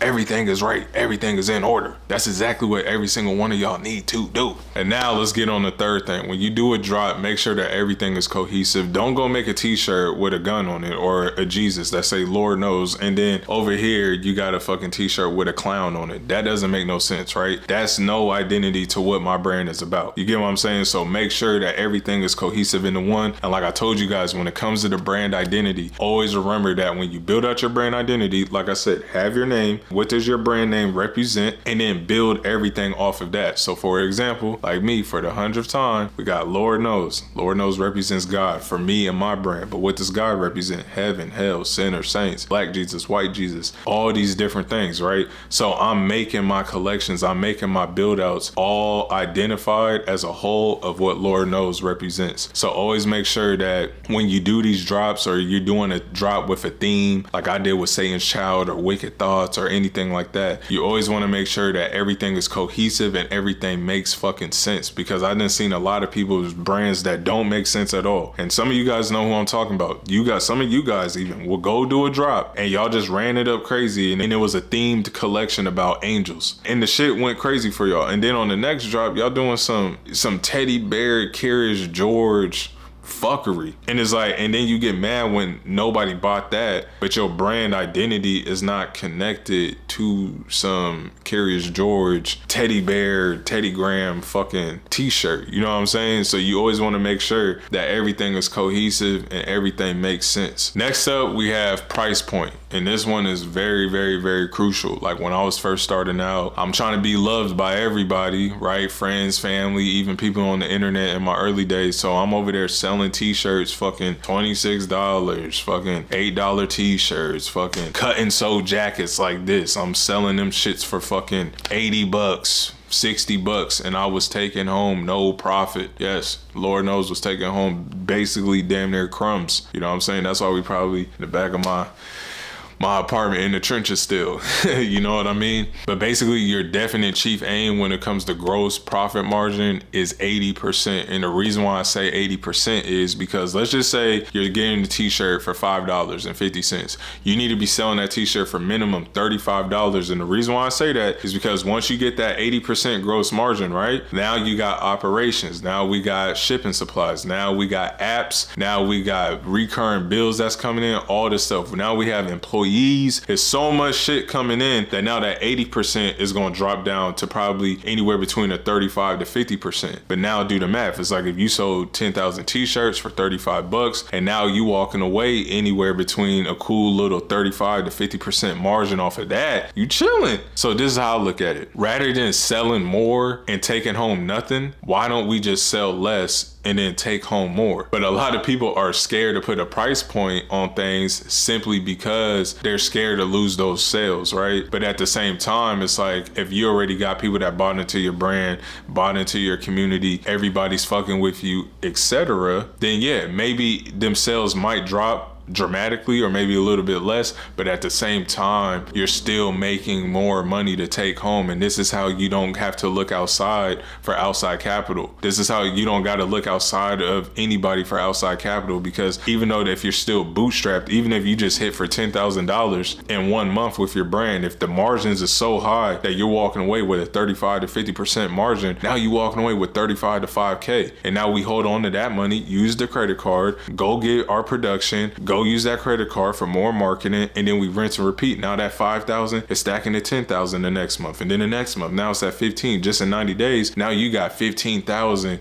profit in cash that you're holding on to just off of a 30K gross revenue. You get what I'm saying? I hope this is making sense. And the last and most important one is to strategically plan out your clothing brand drop is go find an authority figure that's gonna make your life a whole lot easier. And what I mean by authority figure, look at the lane that you in and go find some of the biggest people in your lane. So for example, when I was first starting out, I had Suicide Boys, I had Ski Mask the Slump God, I had Ramirez, I had Jay Cheddar, I had Ross Dillams, I had so many different people in my shit. But when I would do a drop, I would have the photo of that person in my stuff, and I built such a cool relationship with them over the years of us being on the couch and everybody broke trying to figure it out in the early days, that I had such a cool relationship with them that they would tag me on the days that I would drop the stuff. So back in the day, this is like early days, like 2016. You guys can actually check this out on my Instagram account if you guys scroll all the way to the bottom. But I flew Ramirez out here from G59. I flew Ramirez out. I'm like, yo, first I called him and was like, yo, I need a lookbook done in like 2 days. I had no model for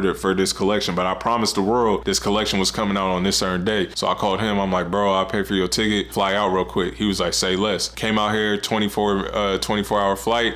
We drove 2 hours from Portland, Oregon, all the way down to Eugene, Oregon, where the University of Oregon is at. Because at the time, one of my photographers was going to school down there. He knocks out all the photos, and then we got into a church, and the rest is history. He's in the Satan's House t-shirt, all this other stuff. So then he goes back to the crib. I'm like, hey, bro, I'm gonna send you over the photos. Can you do a post on this day? So now I'm bringing in all of his followers. Not only that, it's that likable and it's that trust bias, right? Because the people are like, well, if Ramirez is wearing it, then, and if he's my favorite rapper, then I need to go buy into this shit too, because that if Ramirez is my man's, and if my man's is fucking with this, then I'm fucking with it.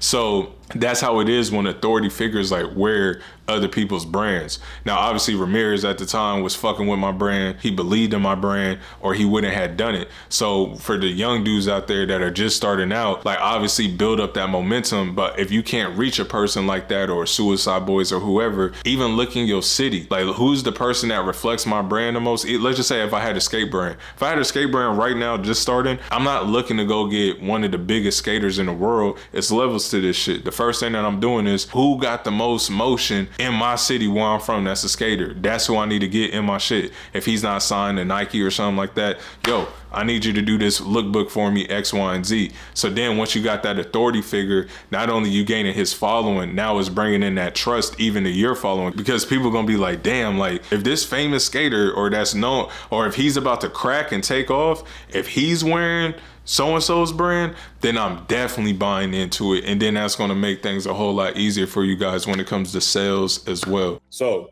now we got to define our outcome, you know, and this is another part of the foundation. So, and y'all need to write down all of these as well, because you can't just be like, oh, I want to do a pre-order and make 10K. It's like, no, what goal do you want to achieve with this drop?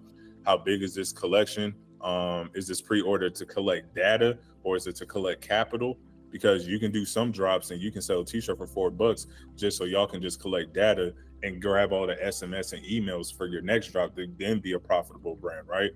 How would you measure this goal? And now I put right here, I fucked up right here, but basically the inputs versus outputs, that's how we measure goals. And Will knows what I'm talking about, but we always do inputs and outputs to measure our goal. You want to make sure that what you have or what you want to release is ready to go, and what type of model are we running with? You know what I'm saying? Not everybody can be a hype release brand, and I hate when people come into this shit and then they all like, oh, I'm trying to do like the whole little hype release model and shit like that, when you don't really dictate that. The audience that you serve and kind of dictates what your brand is going to become. You know what I'm saying? I got friends that do millions of dollars and their store is open 25/8.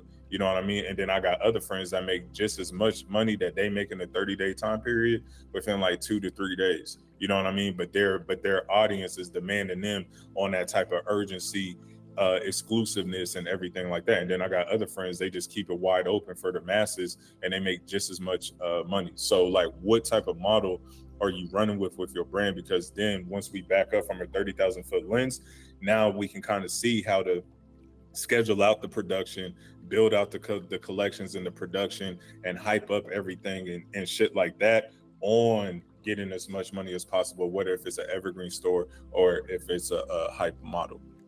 So this is like an example for mine. Obviously we're talking about profit. That's what I'm going to be talking about in this pre-order guide, I guess you can say. But one of the questions is this pre-order to collect capital, or is it to collect data? Now, everybody that's with me inside of the inner circle, they know, and they saw me break this down to them before, that data is like this t-shirt, right? The 666 t-shirt, I'm selling it for $6.66. I'm not seeing no profit off of that, but I'm not trying to see profit off of that. I'm trying to have somebody buy in, even if they never bought into my brand before, just so I can collect data on them. Break even, right? When you add in all these extra items, like 4 to 6 items plus the bulletproof vest, I'm not, oh shit. When you add in all the unit costs, I'm not really seeing no money off of the mystery packs. But the mystery packs isn't really to see bread, it's more so to move extra inventory. And then obviously like my best example that I always go to is like with Scrim. Like one of my friends from the rap group Suicide Boys, this is where we're trying to get to. You know what I'm saying? It's like, how can we build up so much demand, so much, keep it exclusive at the same time, to have so many people come and buy my products, and you know what I'm saying? And I'm walking away with damn near a 40% profit margin off the 54,000 from a few years ago when I first made this post. So I also was gonna say too, back to the questions that you guys want to ask yourself.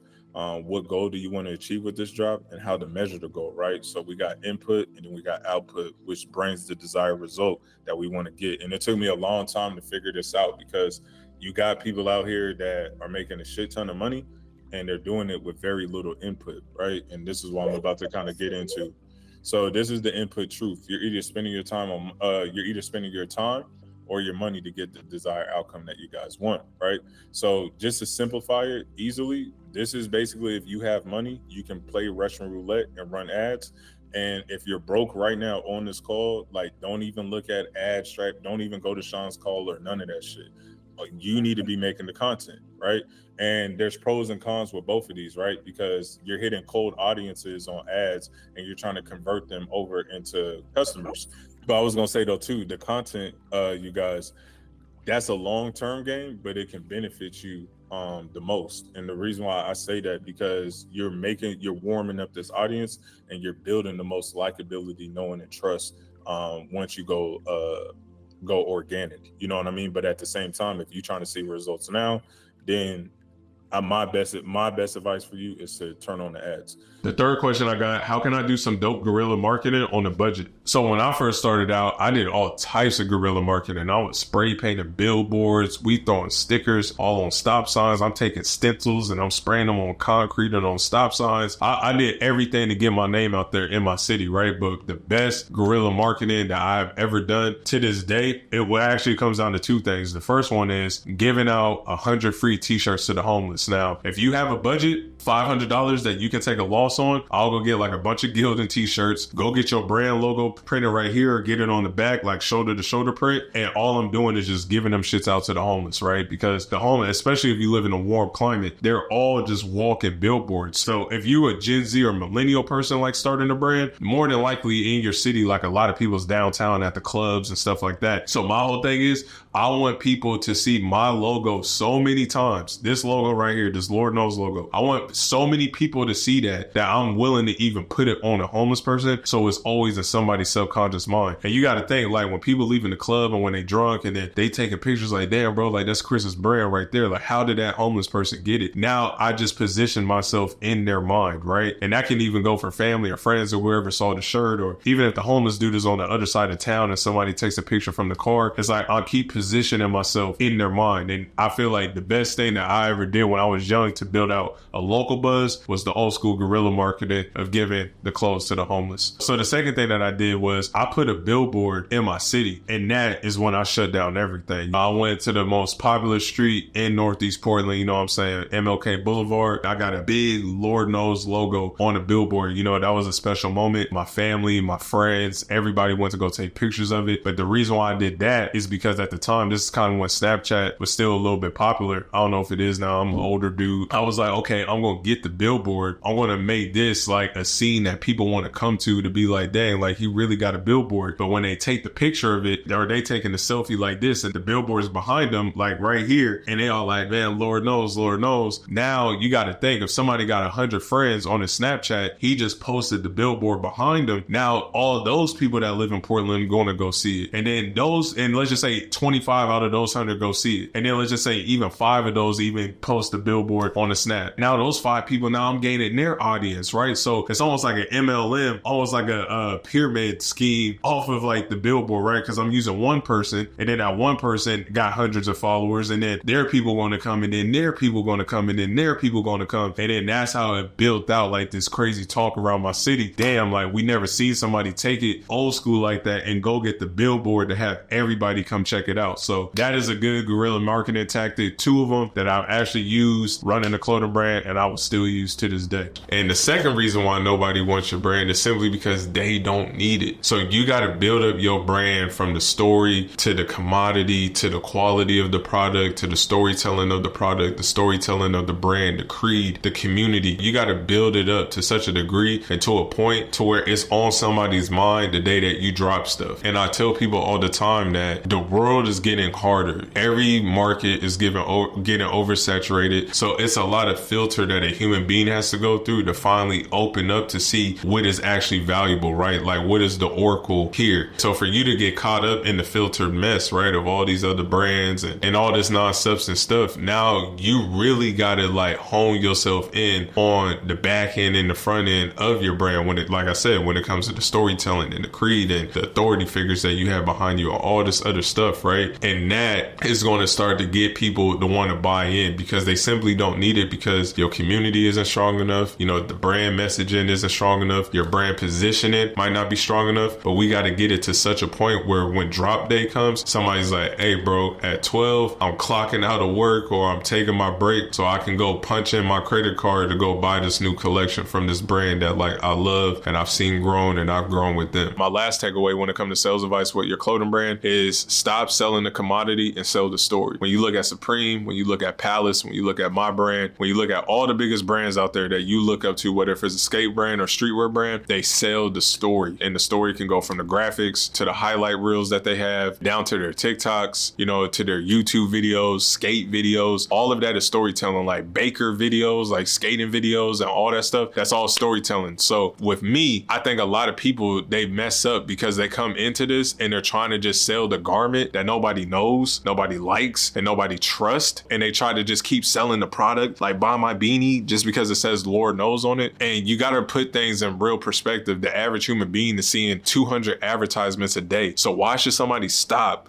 like, and buy your shit that they have no knowing about? You know what I'm saying? Even if they see your ad or whatever it may be, why should somebody stop to buy that? You can have all the answers that you want, but at the same time, if there's no likability, if there's no trust, there's no community there, and if you're not climbing up this little hierarchy, right, to build that out, you're always going to be struggling for sales. I see a lot of people on TikTok, they always try to sell the commodity of the garment when they should just be doing the opposite. They should be selling the story of what was the reasoning of making this garment? What was the reasoning of making a brand like Lord Knows? What is the why behind Lord Knows? Why should people want to join Lord Knows? Who is Lord Knows even for? Once you start making content like that, that will have people to buy in, because like I always say, people want to be a part of something. Nobody wants to be left out. When you look at religion, when you look at politics, all that stuff is like everybody wants to be a part of something. So even when it comes down to a clothing brand, and even a clothing brand that you have even bought into, there's a culture behind it. Like you want to be a part of that. You know what I'm saying? So that's how you got to start looking at your brand. So rather than just trying to sell the shirt and you're being like the masses and you're just throwing it up there and then you hoping and praying that somebody buys, why don't you just start selling the story? Who are you? What made you start this brand? And the person that I've seen do this the best is Trico. When it comes to TikTok, he did it absolutely the best. He sold the story, the brand that's for game changers, the t-shirts that's for people that's trying to make change in this world. I don't know this kid, but the way that he marketed that is the perfect example of selling a story. So the first reason why you can't scale up your brand is due to marketing. Now, if you guys are having any troubles with marketing, I highly advise you guys to watch my video, The 22 Immutable Laws. It's a book that I just did a full guide on, and that will give you the perspective and kind of change your marketing efforts. But marketing is the key. I don't care if you're in survival mode or even if you're scaling up right now, they got one thing in common. They need a market to go get more eyeballs, to bring in more revenue and generate more revenue for the company. But when I was starting out, I was like everybody else. I came in as a creator, but I didn't come in as an entrepreneur. It's a big difference. So when I came in as a creator, I'm just saying like, oh, well, the clothes are going to sell itself, and I put out dope stuff like this, and I don't got to do nothing. It's all going to sell itself out. And that was like the furthest thing from the truth. And the reason why I say that is just due to the simple fact that marketing and innovation is the only thing that matters, and everything else is just an expense. Like you always got to remember that. So if I was you guys, I'll go look into the market and the niches and the categories that you guys are in with your brand, and then I'll kind of look with a bird's eye view of like, where can I fit in at, and like what is a place that I can conquer and be the Michael Jordan, the LeBron, the Kobe Bryant of like this one specific niche in this one specific category. Because you got to think about it, everybody comes in, they want the big fish, you know what I mean? But you got to tackle down and conquer the small fish before we can get to the big fish. And I think when it comes to your marketing efforts and everything like that, it's much more easier to just conquer a small lane than it is to just go grab the whole fish when nobody in the world even like knows who you are and things like that. So even when it comes to marketing, when you look at everything from organic to Facebook ads, to TikTok ads, TikTok organic, Pinterest, you got Snapchat ads, you have all of these different outlets to like monetize and market your brand. So I'm not a big believer in like spreading super wide and you're marketing on all channels. I'm the type of person, me personally, that just goes in, I look at what is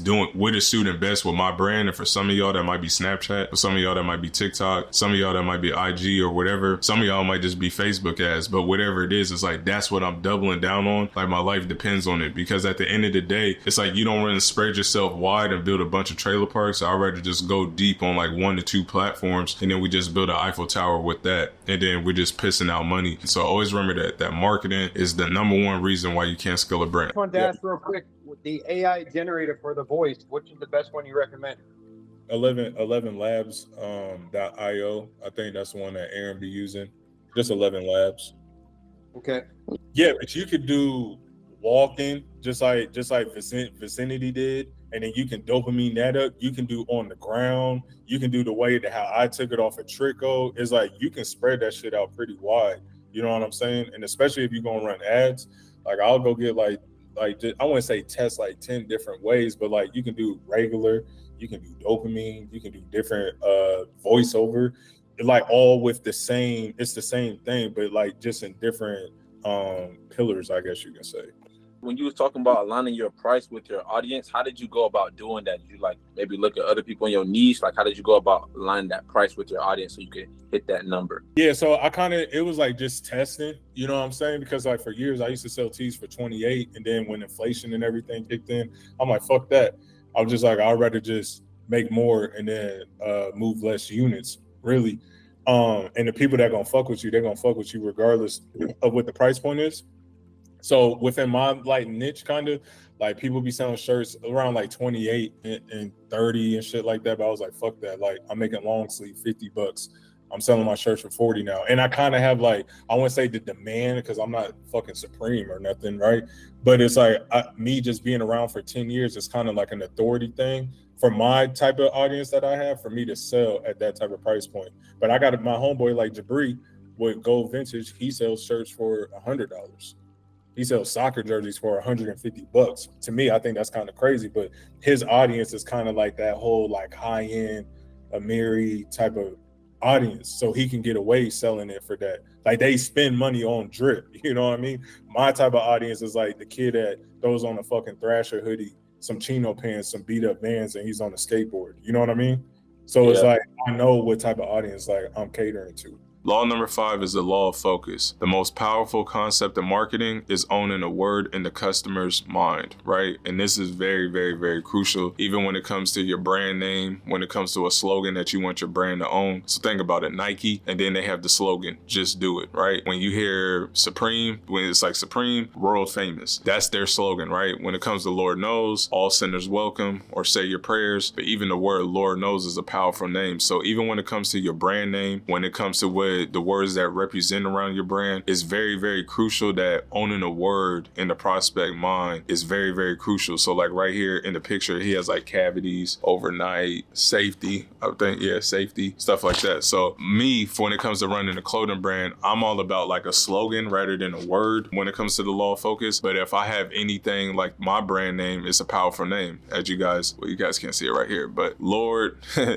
Knows, right? That takes you down like an exploration, right? So even when it comes to your brand name, and like I said, I'm a big believer that every single brand out there should kind of have like a slogan that's like secondary to their name. So like if Nike has Just Do It, and if Supreme has World Famous, for me, I have 2 of them. It's Say Your Prayers or All Sinners Welcome. It's only 3 words, but it gets straight to the point on like what my brand represents, right? So my question to you guys is, what is your brand name? Is it truly powerful? Is it something that's simple and something that can stick? When you look at some of the most powerful brands out there, they are the most simplest words ever, right? Like Apple, Supreme, Lord Knows, Palace, Kith. It's like, these are basic words, right? The hundreds, like this is not some extraterrestrial shit, you know what I'm saying? So when it comes to you guys, like my whole question for you guys is like, what's the one word that you are owning in the prospect's mind? And that's when it comes to my brand. For the people that don't know about my brand, you guys can go look it up, look at the receipt yourself, but that's how I own a word in the prospect's mind. So now let's get into lesson number 2. He was first in a niche and category. So what I mean is, think of it like this. If I just went into the NBA right now, Mr. Prince Machiavelli, and I'm playing with LeBron and all these other people, right? I'm at the bottom of the totem pole, but how can I get to the LeBron of the totem pole quickly as possible? So at the time in 2020, when TikTok was still going and stuff like that, you had to remember, like, there wasn't a lot of brands on there. It was still in beta testing. Like everybody was just kind of just sprinkling it, see what it does for them, but he doubled down on it like his life depended on it. So he became the top pioneer of streetwear and skatewear clothing brands on TikTok. So you always have to remember one thing, that 90% of the market always goes to the top dominant player. Think about it. LeBron is 38 years old. He's one of the oldest players in the NBA, but yet 90% of the people that watch the NBA will still tell you that he's the best player in the NBA because he's such a hierarchical figure. So my whole thing with Saul was that he was the first person to jump on TikTok and really double down on it and really bring that streetwear culture and that skate culture onto that platform. And then he became the 90% dominant player because, like I said, everybody always remembers the first, the second, the third best. But what about the fourth, sixth, seventh, eighth? That's where a lot of people are at right now, even on TikTok, and they're trying to climb up to the top, but he's already at the top. So he's already going to get 80, 90% of that market share. So that's what propelled him very, very quickly to get to the top with his brand. So just wondering, like, because I know how ads and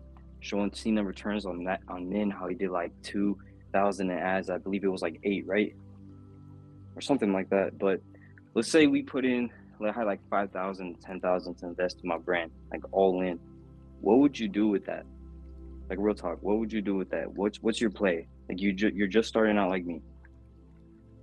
If I got a ticket, a cool little ticket, honestly,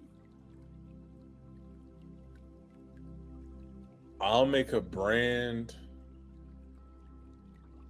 It's tricky, right? Because it's like shiny object syndrome. There's so many ways that you can monetize and make the money. I would honestly like just turn on ads, bro. Like, cause like I said, in this game, bro, he said, I gotta go. Client needs my attention. Yeah, no doubt, Danye. Take care, bro. But I would just turn on ads, bro, and I would just be testing all day long, like my life depended on it. Like I would just focus on my lane, what I got, have the mock-ups and everything ready, and then I'm just doing drops because my whole thing is I wouldn't say doing drops. I'll just have the store open, and I'll just be putting all of my time into like the front end of the business, which is like marketing and obviously like the sales and email, SMS, and content. Everything else is like I'm not really worried about because it's like my whole thing is like just finding like a proof of concept, and then over time it's like, oh shit, well this one hoodie I'm selling for $60, it's like actually fucking making me a return on investment. Or even if I'm breaking even, I just will want to find a proof of concept, and then once I find that, it's like then I'm just cutting out all the rest of the shit that wasn't working, and then I'm just doubling down on that, and then I'm just spending more bread. It's just like Michaela, bro. It's like you got to think Michaela is going to be a 7-figure brand. Probably not. Probably this year. She for sure going to do 500,000 in sales this year. Minimum. But my whole thing is like when you even look at her brand, and let me just bring it up for the people that haven't seen it. Let me just do this just to give y'all like some type of perspective, because like this is the thing with me. I've made so many L's, I made so many wins. I've gone through so much experience. When somebody's in a situation and all y'all gonna be there, like when we really talking probably like a little bit more, like this motherfucker can like scale and they about to go crazy. It's like I talk to you as if like I'm talking to my younger self that doesn't see the losses that is about to come if I just crash out and try to do everything on my own. So when it comes to Michaela, you know, I always told her, I was like, less is more. And she always even to this day, like on the calls with me, she'd be like, less is more, less is more, less is more. And not less sales, but it's just like less products. It's just like less photos. It's like we can do the more creatives and everything on the ads. It's just like less. And for her situation, she's beyond blessed because obviously her first product was like a winner.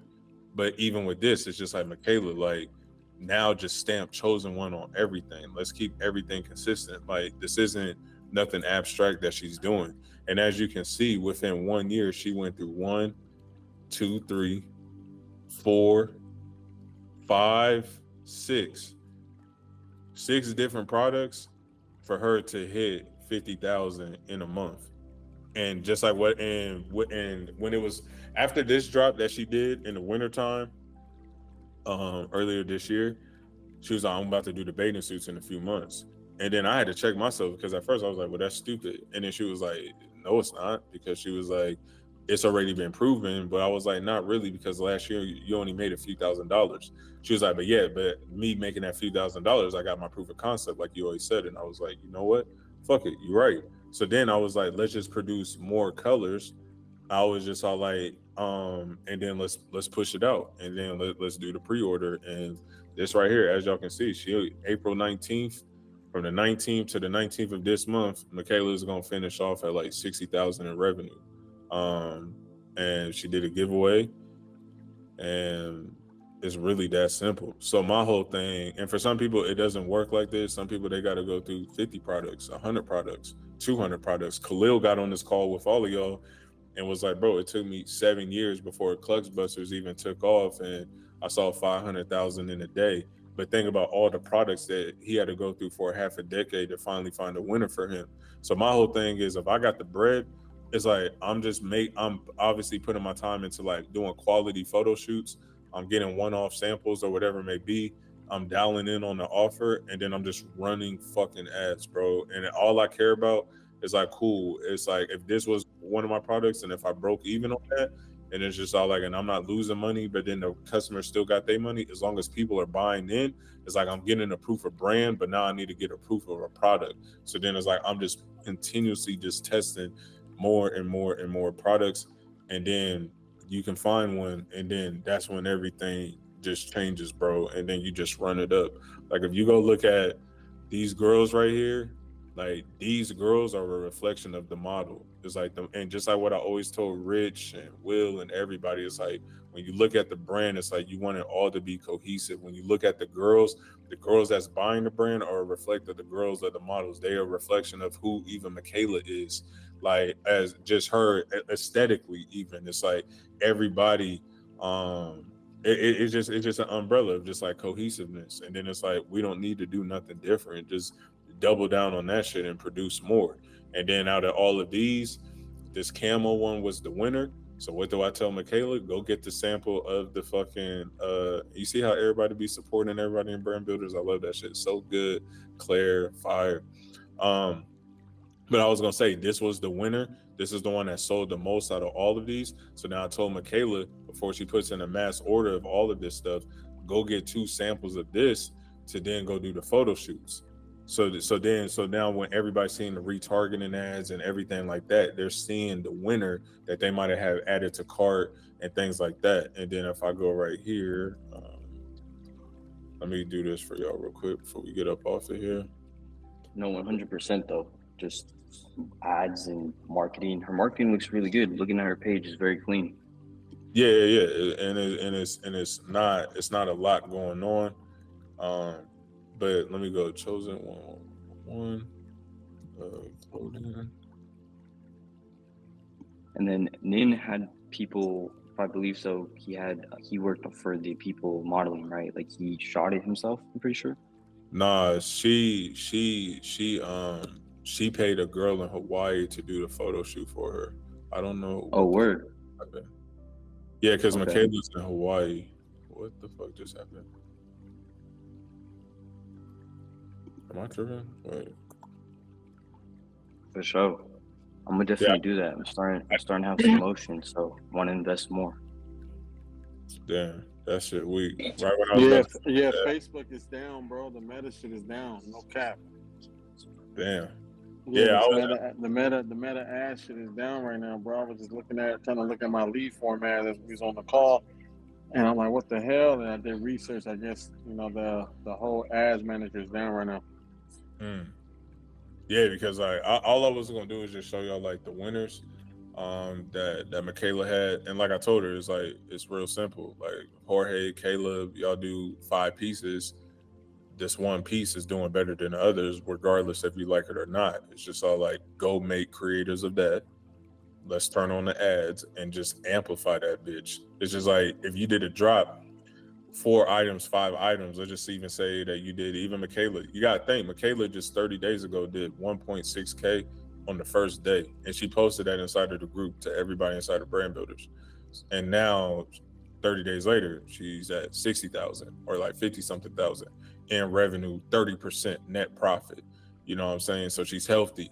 And my whole thing is just all like, if you did the same thing that she did and just did like 4 pieces or a 4-piece collection or 5-piece collection, and this one is doing better than the other, it's like, bro, take that, go do the photo shoot, go get all that clean, give the creators back in, or even if you run in the ads yourself, and then just go crazy. You know what I'm saying? Like, just spend bread.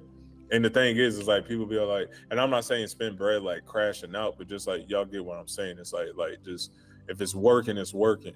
And my whole thing is like, just add more gasoline to the fire if it's working.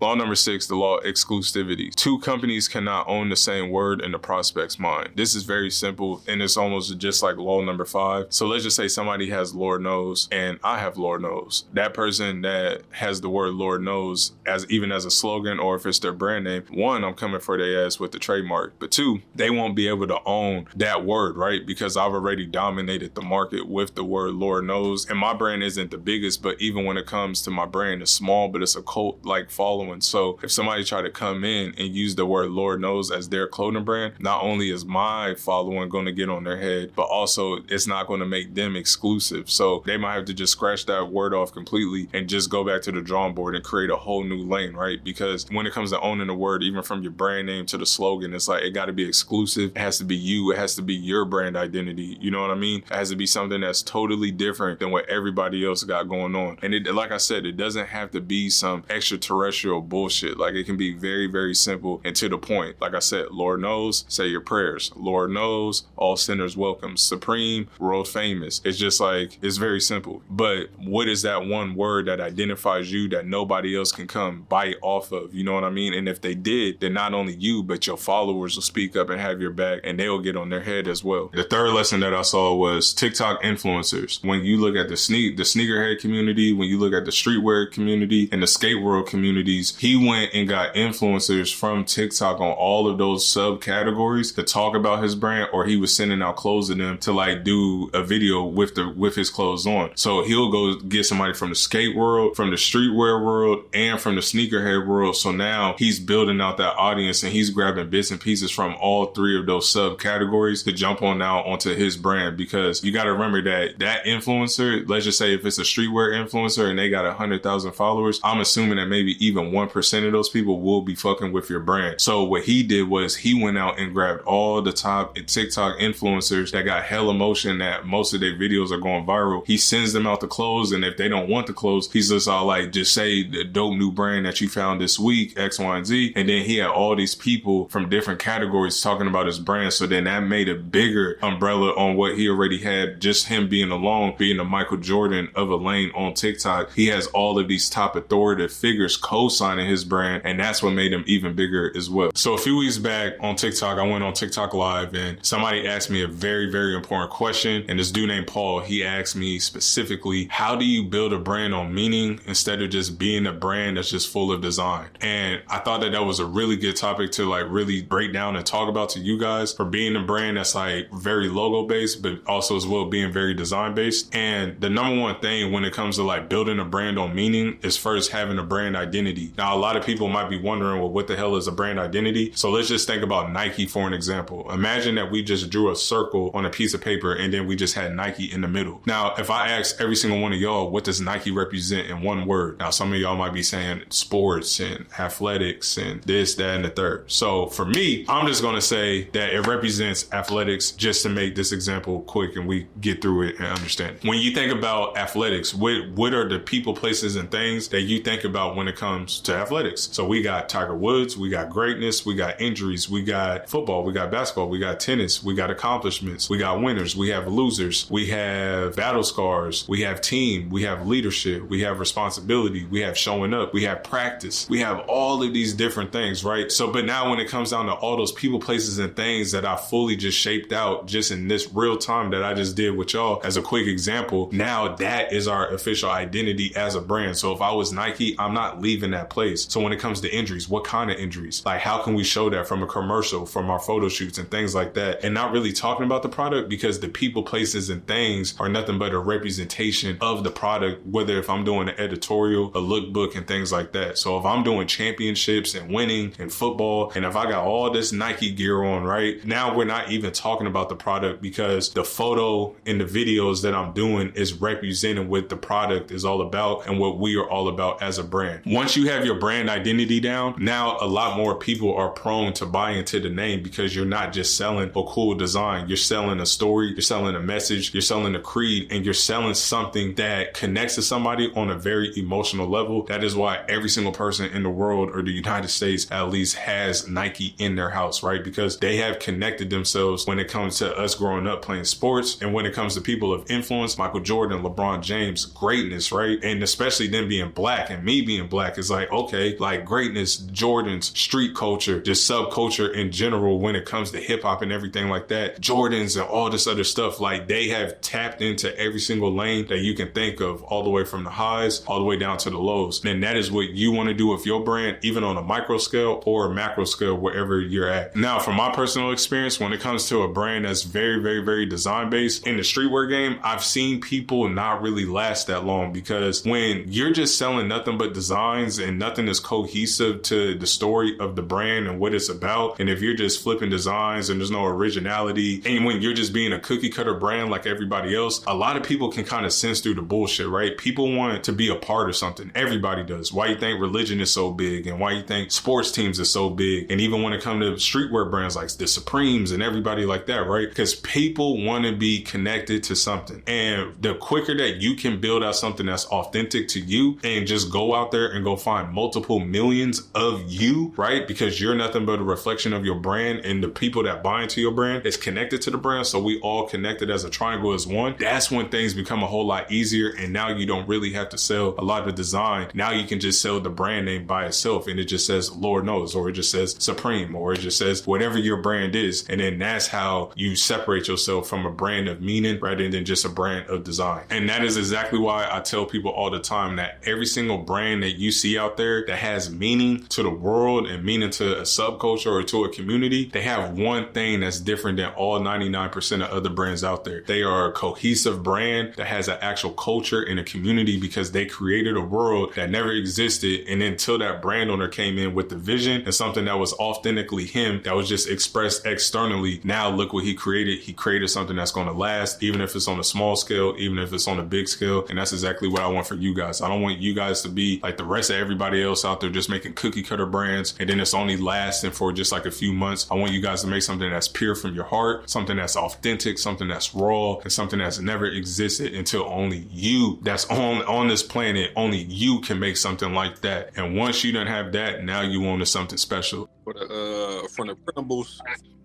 to get the name tag, who should I go through for that? Well, you create the name tag however you want to do it, and then the screen printer. Any printer do it though. I can go through any printer. Yeah. Okay. Yeah. Yeah. Just make sure that like you just get. I know you stand on business, but just make sure you got that wholesale account. Yeah, for sure. Yeah, I'm about to line all that up. Yeah, because you, the last thing you want to do is like, you don't want that printer to fuck you over. You know what I'm saying? Them niggas will double that shit on you. Like that shit, and that shit can hurt. You know? Oh yeah, I'm already knowing. That's why I'm gonna, cause like I said, I still got about 5 or 7 designs or so to do. So I want to get all that wholesale and all that stuff in line. So when I'm ready to start putting the printables out, I don't really gotta wait on them. Yeah, for sure.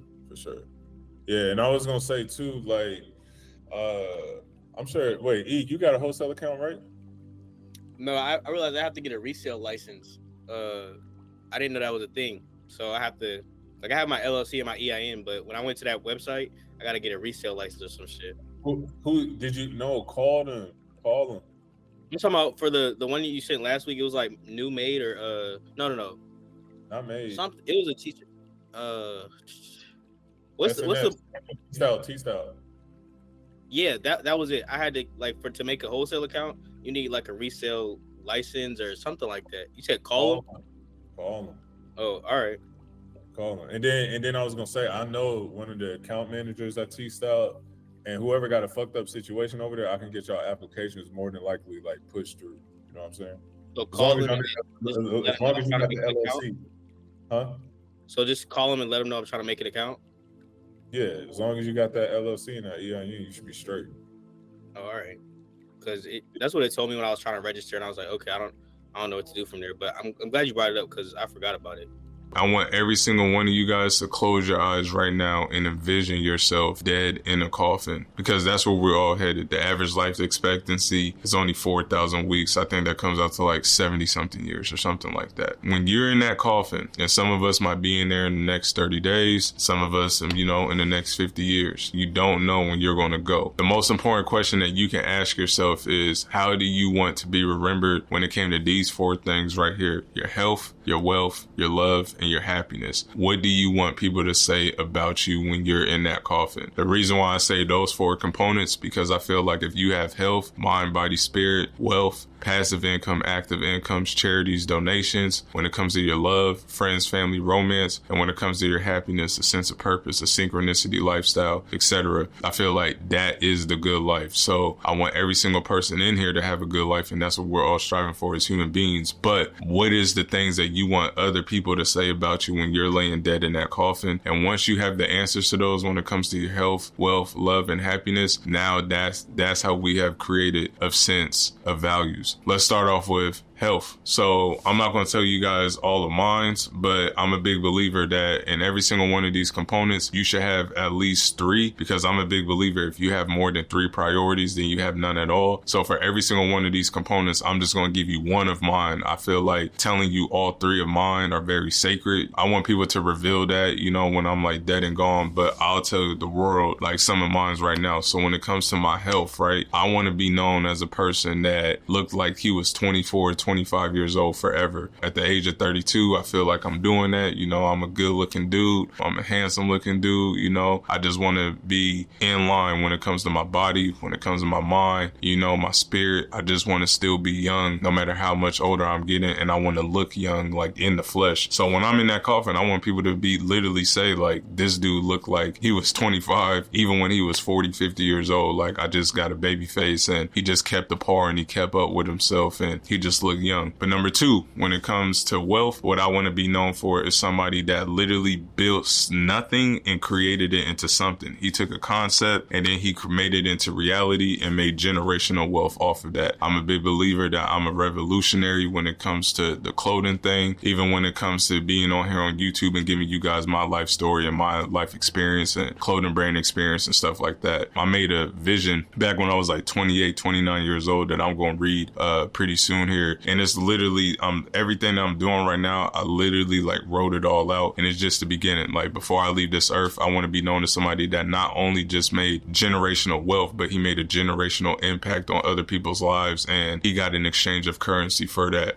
for his service and contributions to the world. I'm a big believer, this is for all the men that's listening to this, that the number one law as a man is contribution. We can't sit here and just live off of everybody else's Michael Jordan concepts, because everybody has a Michael Jordan talent. So like Steve Jobs with the phone and technology, we can't just sit here and live off of everybody else's creation while we don't put out any type of creation or service or product to the world, because you have a Michael Jordan talent at something. And for some of y'all, that can be guitar lessons, that can be a guitarist, that can be a singer, that can be a rapper, that can be an athlete, or it can be a clothing brand owner, or it can be real estate. Whatever your lane is, it's like you have to give an immense value of contribution to the world. And I'm a big believer that you will receive all of it back tenfold. So when I'm in my coffin, I want my kids, I want my wife, I want everybody to be like, man, this dude, literally, I saw him go from the trunk and he had nothing, and he created a whole bunch of something from his clothing brand and all the way to, just serving the world with my story and my vision and helping millions of people out there. And I feel like we're getting off to that on a very good start. When it comes to the third thing, when it comes to love, right, with the friends, family, romance, this is one of my most important things that I want to be known for and something that I value, and that is building the foundation with the right women and having a very, very strong household. I feel like in America and a lot of households around the world right now, it's on a fragile identity. A lot of people just see the summary of a person rather than really getting to understand them, and that goes from parents to kids, everybody in the house. People don't know their roles anymore as far as the women and the man, and this is just my perspective off of what I see from a bird's eye view. And I'm a big believer in family, and I'm a big believer in foundation and integrity and principles and values, and I want to build that with like a woman and have a beautiful family, and they both see the parents' demonstration in the flesh, you know? So when I'm in my coffin, when it comes to my love, I want to make sure that I had the right partner, and me and her, we over-delivered and overserved and brought in input every single day within our household, even outside of our household. So we over-delivered and we overserved our children and ourselves, and we lived off of our values and principles, and we had a very, very, very strong foundational structure, because I'm a big believer, if you have a weak foundation and if you have a weak family, that is very hard to accomplish great things in this world. And when I'm in that coffin and when my wife is looking at me, I want her to see a dude that, you know, he was on a pursuit of purpose. He built something with her. We broke our generational traumas that I come from and that she come from, and we went against the odds, and we built values and principles and ethics and morality that we installed into our children, and that they will be able to plant seeds into their kids as well. And that's something that I'm big on when it comes to my love. It's like I just want the perfect wife for me, and I just want us to have a synchronicity relationship, and we built the foundation on strong values and principles. Last but not least, when it comes to happiness, I want to be known for a dude that put purpose before everything and his contributions to the world. So when people look at me, all they know me for is, Lord knows, all they know me for is giving life into people. All they know me for is being synchronicity at one when it comes to my purpose in this earth. I'm a big believer that all of us are here for something, and I feel like I was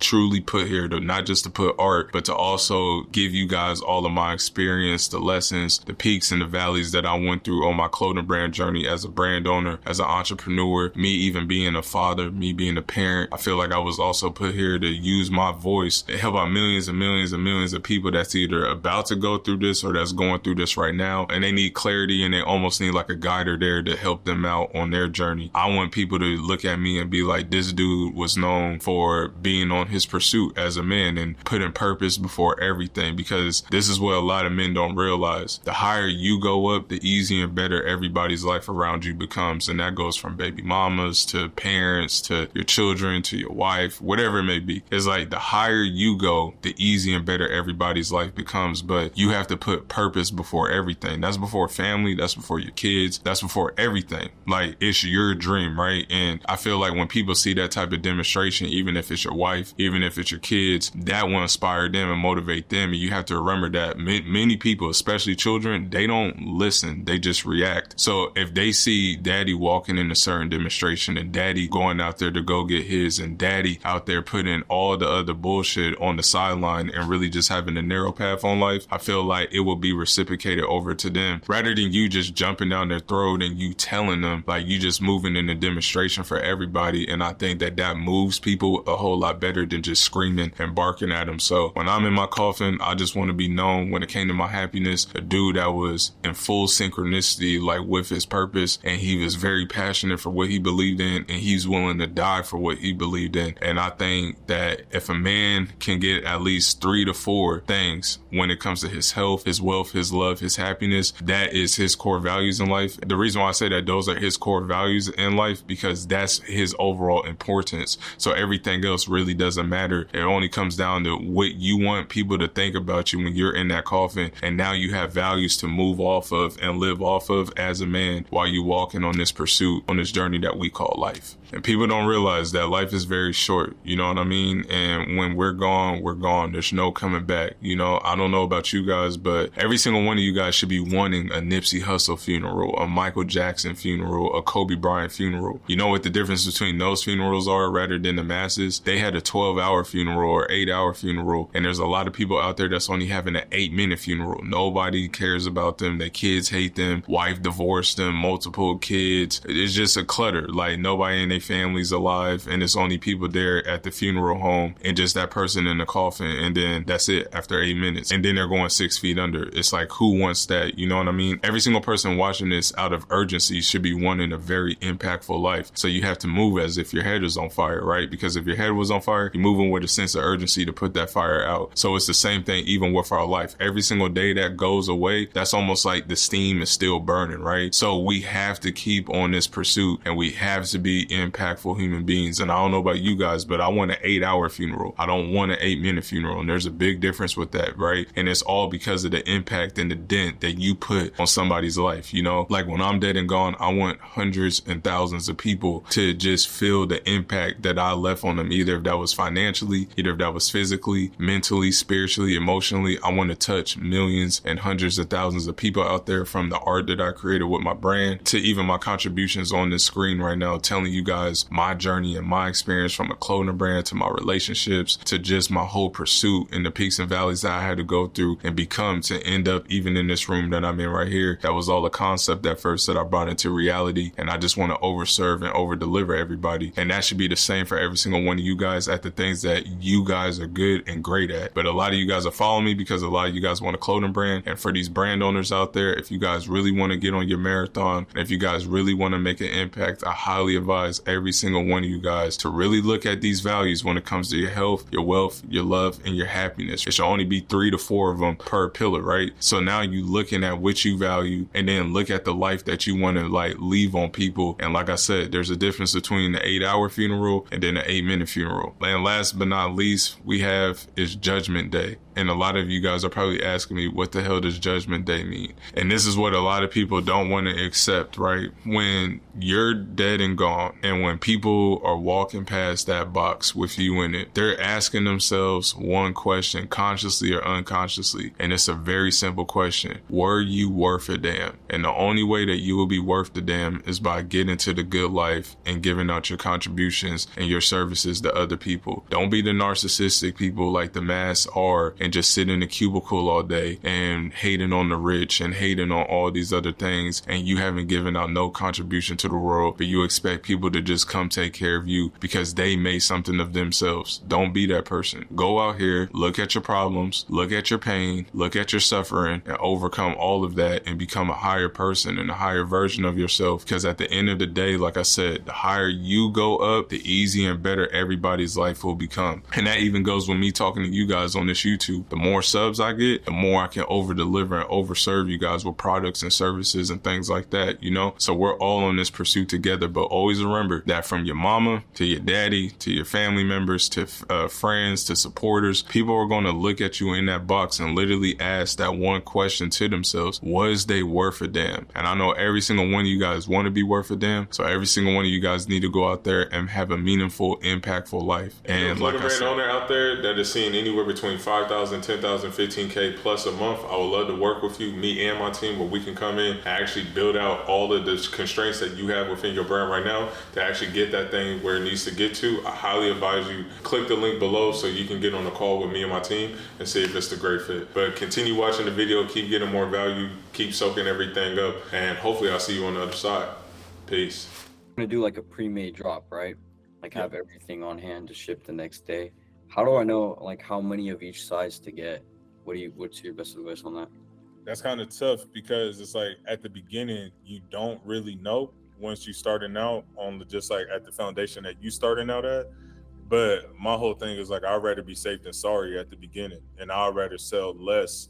You know what I'm saying? Or I wouldn't, like, how can I say this? Like, no, I'd rather be safe than sorry. So like, perfect example, what I did back in the day with the bomber jackets and shit, I think the first run that I did, it was like 10. I got like 10 per size just to see what happened. Then when I sold out, I'm like, oh, okay, now there's demand. But you got to remember, when you don't have no demand, you have to give infinite supply. And this is what people get fucked up about the hype releases. Oh, I'm trying to do my little drop. You're not trying to crash out and just make 2 bands every single fucking drop. That's what happened with Michaela last year. Y'all go look at her shit. She did $2,000 off the same fucking bikinis last year And she was like, oh, and then she wasted another 2-3 months. So now she got to go get the sample, make sure the sample good, do the marketing, and then go make another 2 to 4K. My whole thing is like, why don't you just do the drop, see what the feedback is? Oh, okay, we made $1,000. Just on with Michaela with this 50K month that she did. First day, she only did 2,000 with email, SMS. Then we turn on the ads and look what happened. I'm like, bro, don't look cool. Like niggas that are cool are poor. Promise you. Like, keep the store open, get infinite eyeballs, like give infinite supply, and then let's see. Now she has what? I think like 7,000 SMS or some shit like that, just off of keeping the store open. Now let's do the drop in the fall time, and let's see what happens off the hype release doing it like that. She might walk away with 5 figures in a day or whatever it may be. Cut the ads back on, do it again, whatever it is. But back to your question, yeah, bro. Like I just normally like when it comes to garments and shit, pre-made, I'll go like 5 or not 5, but 10 to like 15 per size and just see what happens. Yeah, and then but like I was gonna say though too, it's like there's not enough knowing, liking, and trust. So don't expect one person to come to your site and then they buying. It's like you have to get it out there. So you're saying it's better to do like a pre-order instead of pre-made, just to be safe? I for all y'all boys and Ms. Dima, I tell people I'll do a pre-order till I'm touching $250,000 a month. Like even Michaela, like, and we're gonna kind of get into that more when I talk about like the production side of everything on the pre-order drops and shit. But the way that we do it, like we kind of place an order like once a week. But see, you got to think if the screen printer or the manufacturer overseas is getting an order every single week, you feeding his ass a steak dinner because you're running the ads, you're paying the money back on the credit card with other people's money, and then the cost of goods is 100% getting paid with other people that bought the product.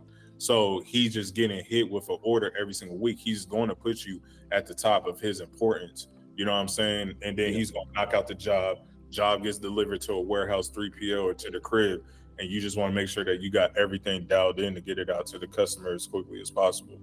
But that's where a lot of people get it fucked up on the pre-order is the production. This is the hardest part. All of us, me and PK, me, Will, Kasim, like any one of y'all, we got a fucking Amex.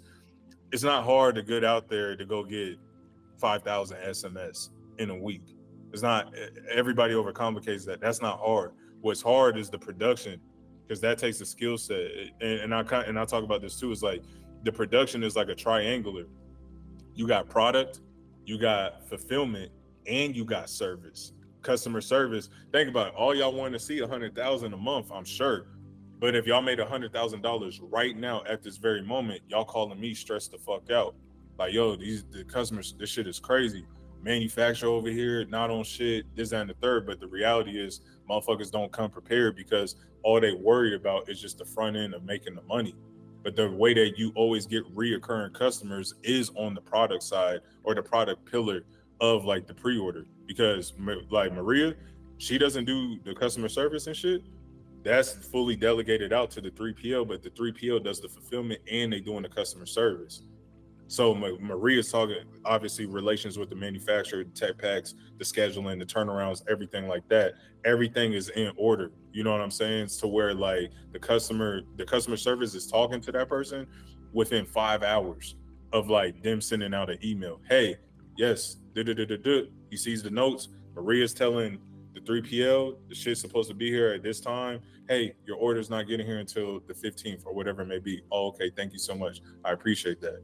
Then when they get the item, if somebody's bitching or whatever, like Michaela, girl, this shit is fitting me like a fucking medium, and I ordered a whatever. Like Michaela, you gotta listen to that person because you just spent $18 on acquisition to acquire them. You don't want to spend another $18 to acquire anybody.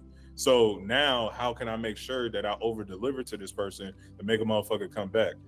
Give them an extra bikini. Oh, that's $15. You can't think like that, because what if you do a jumpsuit in the wintertime for $200 and this motherfucker coming back and then buying that? You know what I'm saying? It's like, how can you benefit off of these people, not just off the first drop, but 6 months, a year, 2 years, 5 years? And once you get the answer to that, It's all about the experience, the delivery, the fulfillment, and the product itself. So I feel like a lot of people don't, or a lot of these kids in like the YouTube space and shit, when they talk about pre-orders and shit, they don't put the importance of that. But it's like, that's damn near just as much, if not more important than the marketing, you know? Yeah, because the customers are going to feel respected, valued, and they're going to return over time. That makes sense because of a good experience. Yeah, because and I can kind of get into this too, because I'm making like this YouTube video right now, like the 10 lessons that I learned of like running a brand for 10 years when I came up on 10 years in May. And the first lesson was, you don't want to be in the selling business. You want to be in the recurring business. How can I benefit off of Jorge 5 years from now? Jorge, come fuck with me. How much is this? Because you took me from 0 to 100. Like, and if I'm all like, shit, throw me 30 racks, woo woo. Oh, it's a no brainer because look what bro done did for me in the first 2 years or whatever it may be. It's like, so even with me, with y'all, I talked to Dre, I talked to Will, I talked to Aaron, I talked to you, I talked to everybody. It's just all like, because my whole thing, and it's not about using it, I'm saying, how can I give such a great experience and such a great service that when a motherfucker gets that paycheck, they ready to pay and to stay inside the brand builders. They ready to buy a Lord Knows drop. And the only way that you can do that is by giving them a great experience. When you look at the most iconic logos in streetwear history, many of those logos were simple and iconic. So for example, we have Diamond Supply. And when you look at even their logo, it's basic Arial font with the diamond as their mascot. When you guys look at the Hundreds, the Atom Bomb was their mascot and their logo was simple. When you guys even look at Extra Large, the ape was their mascot and the Helvetica font. When you guys look at Bape, they had a college font with the ape as the mascot of their brand. So when you look at some of the most iconic brands out there from streetwear and just fashion in general, and even just in the world, it's like, it's not overcomplicated. It's very simple for somebody to digest and understand and overstand. You look at the Wu-Tang logo, Target, you look at Walmart, it's all very simplistic. Now, I'm not going to get into like color psychology and like purple and blue and red, and I'm not getting into all that. I'll get into that in another video, like color psychology about your brand and stuff. But my overall point is that you guys want to make something that's simple, that makes sense, and that's very cohesive with the message that you got going on. So for those out there that's struggling with their logo, you always have to remember that there's two ways that we can do this. The first way that we can create the logo for your brand is either you create the brand and then the logo, or you create the logo and then create the brand. But me personally, I'm a big believer, if you really have a vision out there and you trying to create a world that has like never existed and you already got this brand in your head, I think that you should make the brand first and then create the logo on whatever the name is to that brand that you have. But before I even get into the whole breakdown of me creating the logo for my brand, first let's get into what my brand is all about and what we stand on. First and foremost, before I even get into breaking down the logo and how I did it and created it, the iconic logo for my brand, first we need to get into like what Lord Knows is even about, so you guys can see this as like a real example that I actually use, and I'm not just like trying to teach it, I actually fucking did it. So Lord Knows basically is a streetwear brand that was founded in 2014 by who? Me. And but it's just nothing but a representation and a reflection of my influence from the way that I was brought up to my perspectives and ideologies and opinions when it comes to religion, when it comes to the government, and just me and my friends' whole entire lifestyle growing up. Because there was a time in me where I had a saint life, and then there was a time where I had a sinner life. So if you guys look at my brand, it reflects the saint, the sinner, heaven, hell, and it's all cohesive, and it just makes sense to pop out a brand like the one that I got. The word Lord Knows basically means the Lord knows ... your purpose in life. And the word Lord is basically a metaphor for whatever you believe in. So there's some people out there that believe in God, or they believe in Source, or they believe in this, or they believe in Prophet Muhammad, or whatever it may be. So it's like, it's not just like, this isn't some Christian brand or nothing like that. Obviously, if you guys go look at my page, it's far from a Christian brand, but the word Lord is whatever you believe in that's going to get you through life. Whatever that source is for you, for whatever you believe in, that's basically writing out your whole entire script script. So when it just comes to my life, like I told you guys, I've had the life of a saint, and then I've had one also as a sinner. So my whole company's objective is to talk to those and reach out to those who feel misunderstood and that are misfits of society. And I feel like over the years, we've done a good job with that on the people that resonate and reflect with our brand's message. So now, since you guys have the full detail on what my brand is about, now we have to look in depth at the example of the clothing that I have. Now, I'm a big believer in making very simple clothes, but have very loud messages. Like I grew up on Fresh Jive and Fucked and all these different brands growing up as a kid, and everything was very simple, but with very meaningful messages. So when you guys look at my examples of the clothing, everything is very simple. Everything is very to the point. It's not a lot going on. So that's how I kind of wanted my logo to be. I wanted my logo to be a representation of that. So my first logo was just a basic, simple LXRDKNOWS with the $sign at the end. If you guys look at that logo plus my clothing, even way back then when I first started, like everything was cohesive. So you guys always want to make sure that the logo that you're using is very cohesive to the brand that you have. Obviously, like the clothing and everything that you're putting out. So the second reason is because of sales. So basically, let's just say that you're marketing, but then you're not bringing in no sales. You always got to remember that there's 3 reasons why nobody is buying your brand. It's either the product, it's either the price, or it's the person. But if we're not getting any sales, then it's obviously the person, and we're marketing to the wrong audience. Or even if it is the right audience, I'm a big believer that you probably not have warmed that person up with likability and with trust, and that comes over time. You got to remember, it takes the average person 6 times to see something before they even buy into it. So are you communicating with that person on the back end? Are you communicating with that person even on the front end? Does your clothing brand, when I go to that Instagram, is it bringing warmth? Is it nurturing me? Is it showing other people that have bought into the cause? And if it hasn't, these are things that we need to like sharpen up on. But that goes into even with like our marketing efforts, because marketing is first and then sales is second. Everybody can hook, everybody can throw the rod out there and get the fish, but the question is, can you bring the fish on the boat and can you close them? And that's when it comes down to sales. So always remember that sales more than likely is the second reason why you're not scaling your brand. So the first reason why a lot of people don't get to $10,000 ever with their clothing brand is because they have a cookie cutter brand. The brand is copy and pasted, is looking like all the Y2K brands on TikTok, is looking like everything that's out there in the market when they haven't even like created a lane for themselves. Now, a lot of people will argue with me against this and be like, well, I'm just going to make what's working because the whole good artist steal or great artist copy or whatever the slogan is. But for me, I look at it like, if you can come into a lane and you just built a community and you just created a world that has never existed, even though people aren't buying in right then and there, but on the long term, it's going to look so much more beneficial, because when everything dies out within the next 12 to 24 to 48 months with these little Y2K brands and stuff like this, you are actually compounding something over time. And granted, you might not see all your reaps and benefits right then and there, but on the long term, you're going to get more than what you ever asked for. So a lot of reasons why brands don't work out,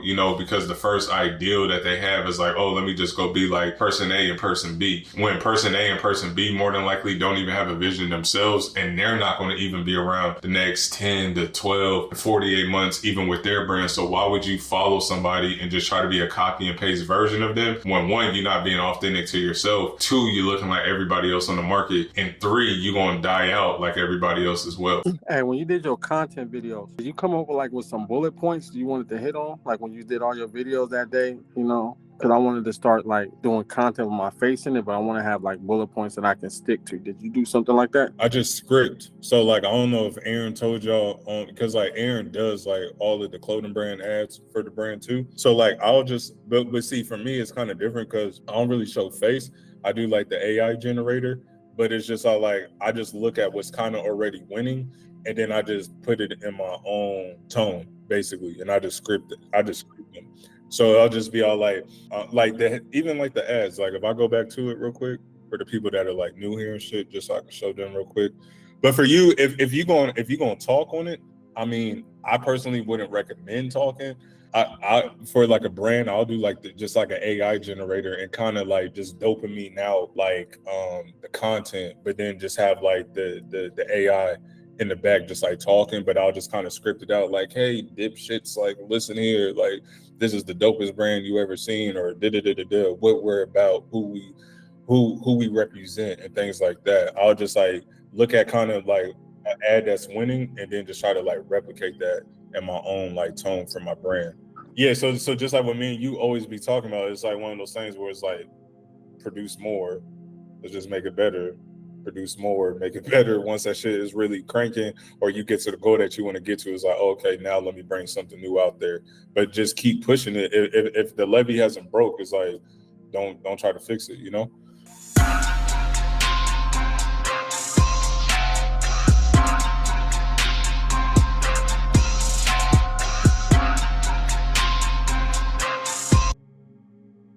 Simple. It's just all like, I try not to reinvent the wheel. It's kind of like I see what other people are doing in the marketplace, and then I won't say I bite off of that, because I never want to be on anybody's pause. But then I just always look and be like, oh, okay, like that shit is hella dope. And I saw what he was doing to keep the retention span.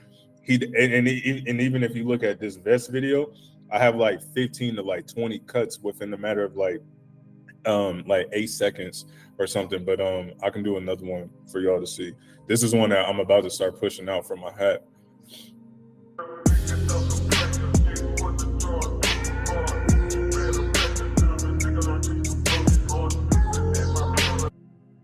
Simple. One sec, y'all. Hey, the coffee. But yeah, so basically I just look at like winning creatives, and then I just basically just rinse and repeat it, but like with my own sauce to it. If that makes sense, Aaron. I'm always on like a hunt. So like what I like to do too is like trick the algorithm. So like on my personal page, if I see like a clothing brand ad, like I will like opt in and everything. And I know that like Will and Dre see me do that all the time, because I show them like lead form ads inside of like the IG chat and shit like that. And basically what I do is that I just always keep tricking the algorithm on showing me more and more content. And when I see like something that like really caught my eye to where I'm like, oh shit, like this is a dope ass ad, then I'll just go look it up on Facebook ads library. So all you got to do right here. So if I just typed in meta ads library, click right here, and then I'll just go. Obviously I'm in Mexico right now for those who don't know. And then if I just type in even like chosen one. Is your screen showing something? Is it showing the Google Drive? My fault. Right here. My fault, y'all. So then I'll just go to like all, and then I'll just go to all ads, and then I'll type in chosen 111 clothing. And then obviously there's Michaela shit right here. Whoa. Let me see if this is it. And obviously y'all see Michaela got 5 ads running right now. Yeah. And then that's how I look at the whole entire brand to see what they're doing. So even if I typed in like one of my homeboys brands, like Hypeland. Oh, I don't know why that shit doing that. But then right now he only got, oh no. Let me see. Or he probably don't even got ads running right now. But I basically just go through, like I'll look at pleasures. See if they got something. Pleasures. Thank you. Obviously, they got like 9 ads running. Obviously, this is like a big brand, but it's kind of like you want to look at brands that's even more to like your niche. But even if it's not really your niche, it's just like you can always see kind of like what's kind of winning in the marketplace, and then add your own sauce to it. I really like this brand right here. They put a lot of effort into their ads. Vicinity. Let me see something. Yeah, I really like this brand. View ads. And you see that? 1,200. So it's a volumes and negate luck thing, right? So I just, here, let me make this bigger for y'all too. So it's like, obviously they got hella ads running right now. All these is active. They hit in Facebook and Instagram. But I just love the effort and the quality of these ads. These are like super clean.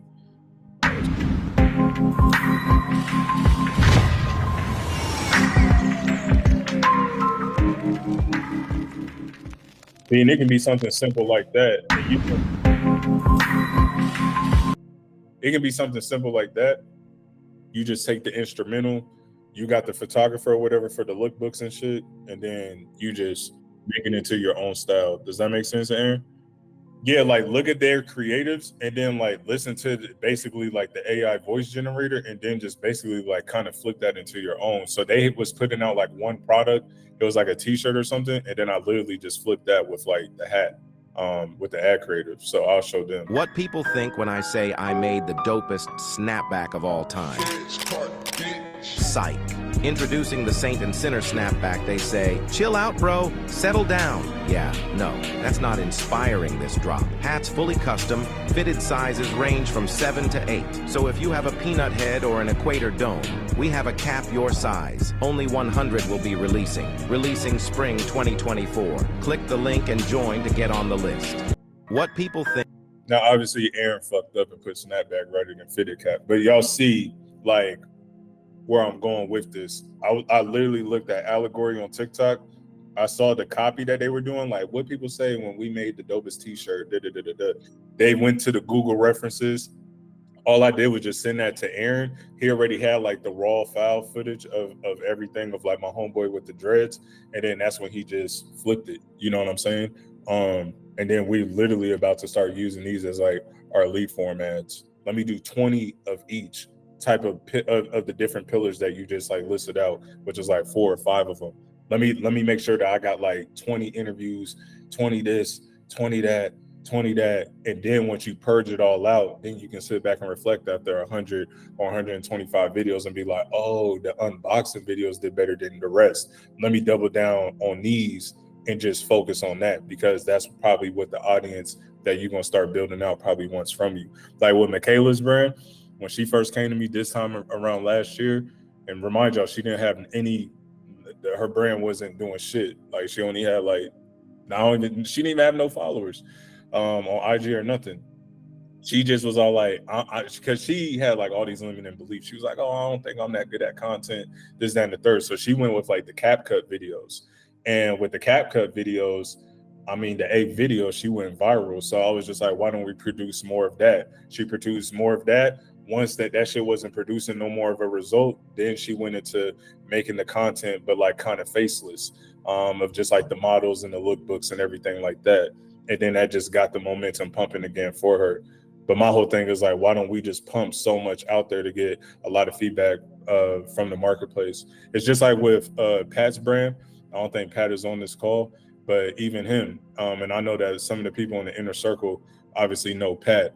But if I even go to like his TikTok right now, let me go to it just so I can show y'all real quick for everybody that's new inside of brand builders as well. One sec, Phil. So if I go to his shit, Yachi brand, 16,000 followers. This is just to give y'all perspective. Yeah. So like and obviously y'all see this engagement, like this is decent engagement, all interviews, right? And I know that, and me and Will was just talking about this for like 2 hours on like Saturday or whenever it was last week. But if I keep scrolling, right, let me just keep going. It wasn't always like that, you know? Watch this shit. I'm going all the way to the bottom too, just to show y'all. Look at this shit, 140 views. Hear me out. I just started a clothing brand, Yarchi. And I wanted to make a design based on my favorite artist, which is trippy, literally damn near like a year ago from today. Santan Dave. So this is how it happened. And then this is how it came out. I don't want you to. He kept trying, and you see, and this is how you know I practice everything I preach, because as you can see, I'm like, bro, it's only the second video. Like, keep batching that shit, like more and more and more and more. And then he's very honed in on like his brand identity, which I always talk about. Like, he knows what this brand is about, who is for, what the creed is, what the why is, who this audience is catered to, and everything like that. So he was talking about that in the AI generated voices and shit. But as you can see, he kept trying and trying and trying and trying and trying and trying.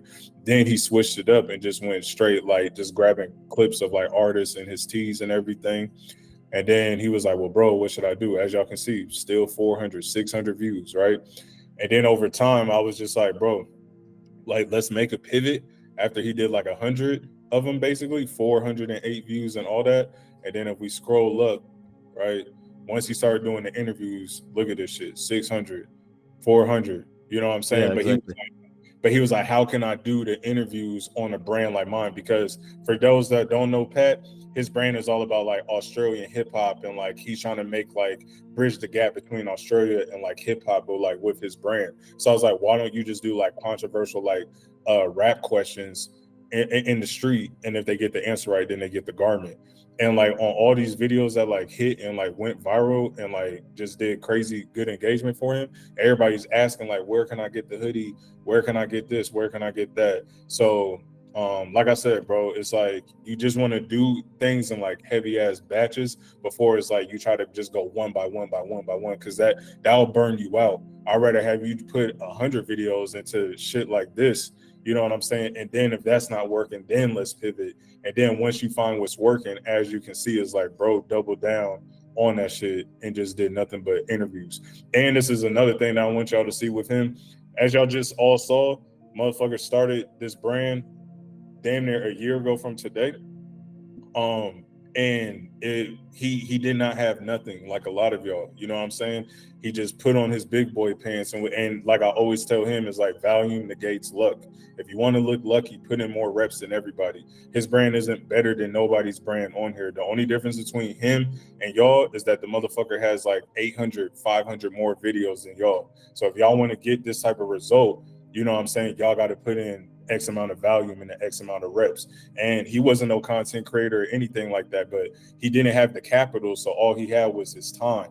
So if y'all don't have capital right now to like run ads and all that shit, you have to do the thing that you're ignoring, which is making that content, which is going to generate the eyeballs. And as y'all saw at the bottom, that shit was not sweet.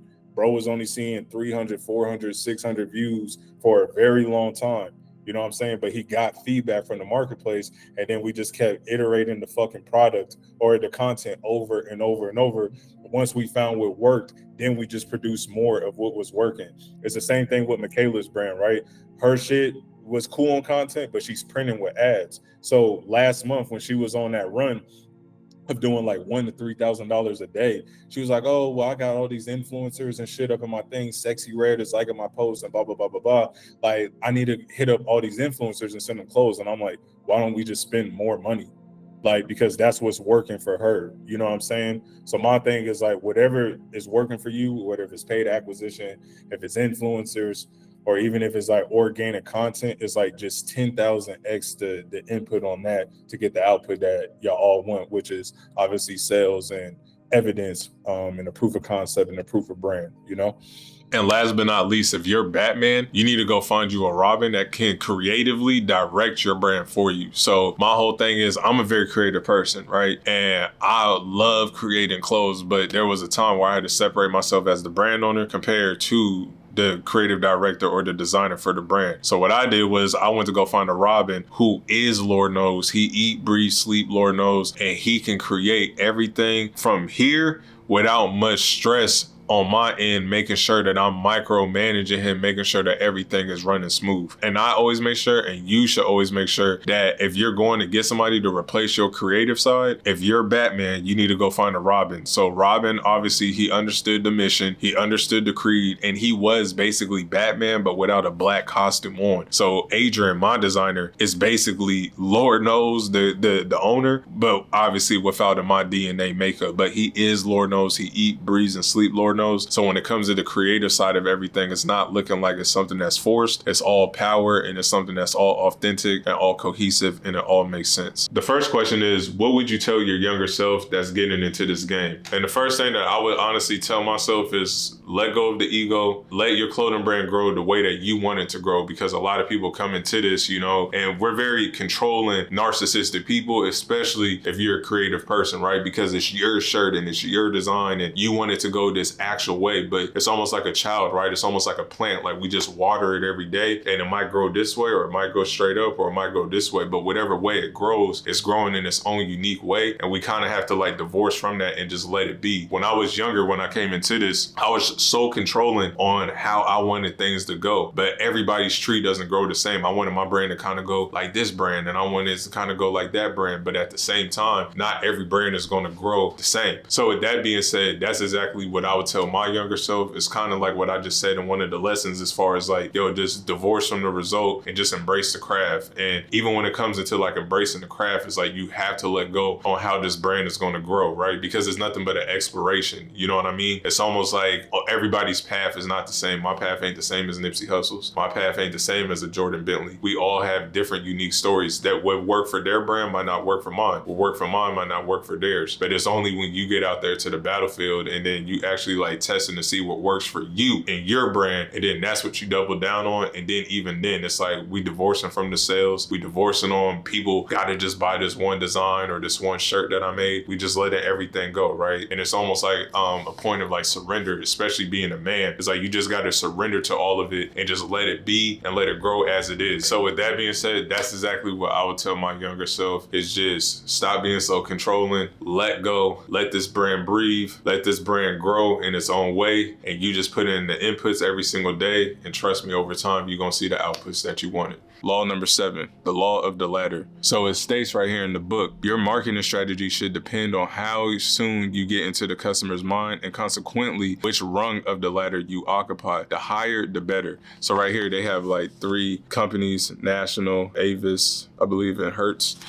So like I said, like right here, it's almost like the Michael Jordan, the LeBron, the Kobe Bryant, right? It's just like everybody's always focused on like the top 3. They don't care about who's like the 4th, 5th, 6th, 7th, 8th best, right? So you got to look at your lane in the category that you built. Are you the 1st? Are you the 4th? Are you the 100th? Because you're not trying to battle with the biggest brands out there. Everybody's in a different lane. But if you jumped into a lane that was untapped, or a lane that didn't exist until you created it, obviously you're going to be the Michael Jordan of that lane. So the higher, the better. So even when it comes to me, like I said, in the streetwear industry, like I'm in the streetwear industry, I'm not trying to compete with all these brands out here. I'm not trying to compete with nobody. There's no competition, because I'm the Michael Jordan in my lane, and my lane is the underground scene. So when you think of streetwear and religion within the underground scene, that's where I stand at, right? And that audience pool, you know, it's not that big, but it's somewhat big. But it's not for anybody, but it's for a specific somebody. But at the end of the day, I'm the Michael Jordan of that lane, and nobody can take that from me. So you always got to remember that if you're not the LeBron, the Michael Jordan, or the Kobe Bryant, basically if you're not the top 3, it's always going to be difficult for you to become a monopoly type of brand. And when I say monopoly, I'm not saying like be as big as Amazon or anything like that. But if I died today, Lord knows will print out 5 figures a month for the rest of my family's time being on this earth. And that is a proven fact. But that's the thing though too, is like not a lot of brands can do that. But at the same time, when you created a world that didn't exist and you created your own category within almost like a sub niche, and you the Michael Jordan of that, you will forever have somebody there to support you. So you got to always ask yourself on the law of the ladder, where you at, and not on the broad scheme of things when it comes to you competing with the hundreds and Supreme and shit like that. Those are y'all in totally different lanes. But when it comes into the lane that you're on, it's just like, where do you stand at on that ladder? Are you the 1st best? Are you the 2nd? Are you the 100th best? Maybe I need to switch lanes and get into a new category. So these are things that you need to ask yourself. That's why I'm here to give you this full guide on how big will your clothing brand be. So the first thing is this: we need to measure our brand. And the way that we can measure our brand is by our audience pool, how much competition we have, how much demand and need is there for our actual brand. So for an example, when I say audience pool, let's say for example, I'm selling a clothing brand to Atheist. Now that might be millions of people, but that's a very small audience pool compared to if I made a brand for dog lovers, right? There's a lot of pet and dog lovers in the world. So that audience pool is billions. The Atheists, obviously there's millions, but then it's nothing compared to the dog lover niche. You get what I'm saying? So when it comes to like making a clothing brand for dog lovers compared to Atheists, now I can measure to see how big can I max it out. You get what I'm saying? So for example, with my brand, the audience pool was the underground scene. That's the scene that I came up in. And yeah, it's pretty big, but on the grand scheme of things, it's pretty small. A lot of those artists like Suicide Boys and Ski Master Slum God and Ramirez and Jay Cheddar, they all done went kind of mainstream. But at the end of the day, it's like, that's where my origin root is at. It's like from the underground scene. So if you were in high school or in your early 20s, just like 5-6 years ago, that's where you found me at 9 times out of 10. You didn't find me on Fairfax, or you didn't find me on Melrose or anything like that. Like, you found me in the world that only a small group of people really only know about, but the audience pool is decent. But compared to like dog lovers or Atheists or something like that, it's obviously a whole lot smaller. But then just like what I tell people, before we can get the big pool, let's conquer something within the small pool. So that is what we're about to get into. So now when it comes into the competition side of your brand, when we're measuring out our brand, right? So if I'm looking in the underground scene, how many brands am I truly seeing in there, right? So it's like, it might be me, it might be a FTP, it might be, you know, Super Radical, it might be a Half Evil. These are different brands that like we all came from the same lane together. It might be Growth, you know, it might be a Balcony Lifestyle. It's like how many brands are in there and how many of them are eating up like the actual marketplace. And then that's when you can really sit down and ask yourself like, well, can I compete with this person? And obviously like we're not in competition, but it's just like, I'm all about just out creating. But if there's other people within your lane, it's like you kind of got to look at them and be like on what moves they're making and how much of the market they're eating, because you always got to remember that 90% of the marketplace always goes to the top player, right? So 90% of the market is always going to the top player. So like in my lane, the top player was Zach with FTP. But for me, I was cool with getting 10% of that market, 20% of that market, because I'm willing to come in second. I'm willing to come in second because one, I don't have the capital dollars at the level that he got, and I don't have the authority contacts that he had of all these influencers within my lane, like wearing his brand. But I was cool getting 10, 20% of that market just off the simple fact that like everybody's fan base that comes from the underground scene is literally a cult following. So I'm like, I'm cool off of getting 10, 20% of the market, because once they fuck with you, it's like they fuck with you forever. And y'all can go look at any brand or any rapper that came from the underground scene. They have a more godly cult following than like some of these artists out here. Law number 8, the law of duality. In the long run, every market becomes a 2-horse race. Like it shows right here.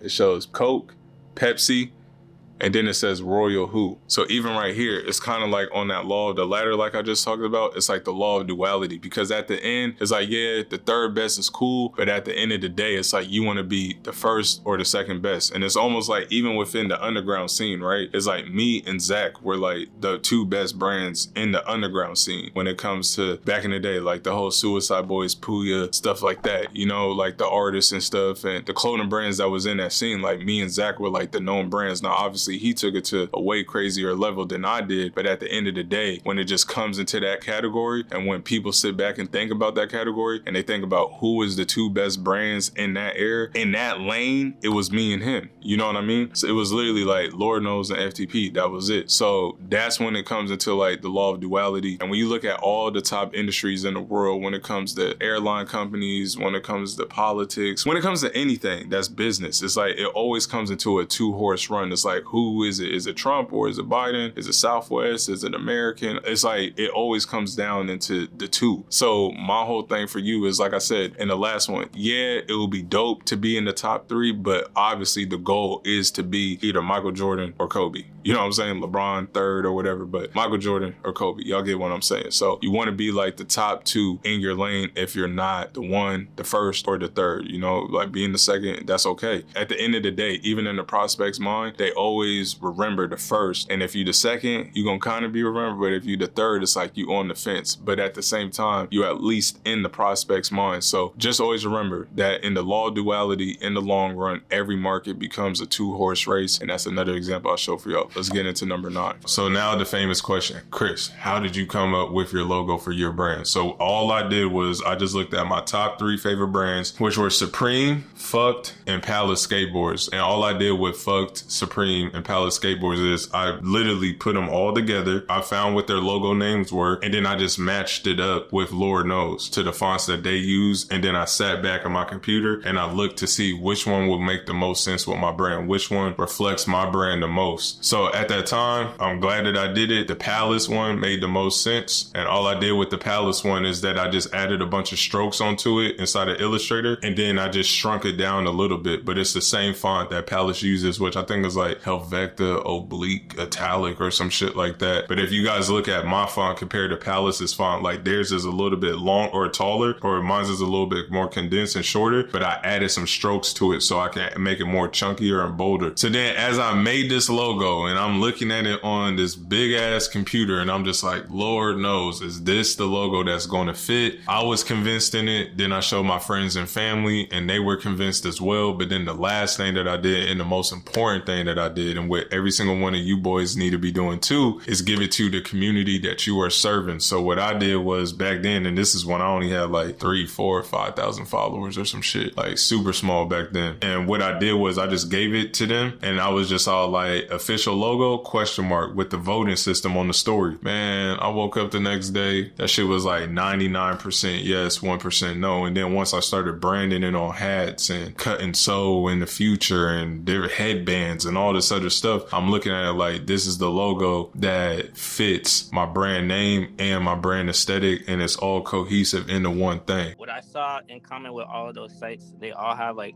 just the mock-ups or like just, you know, the product shots. You prefer that as the face or like a person wearing it?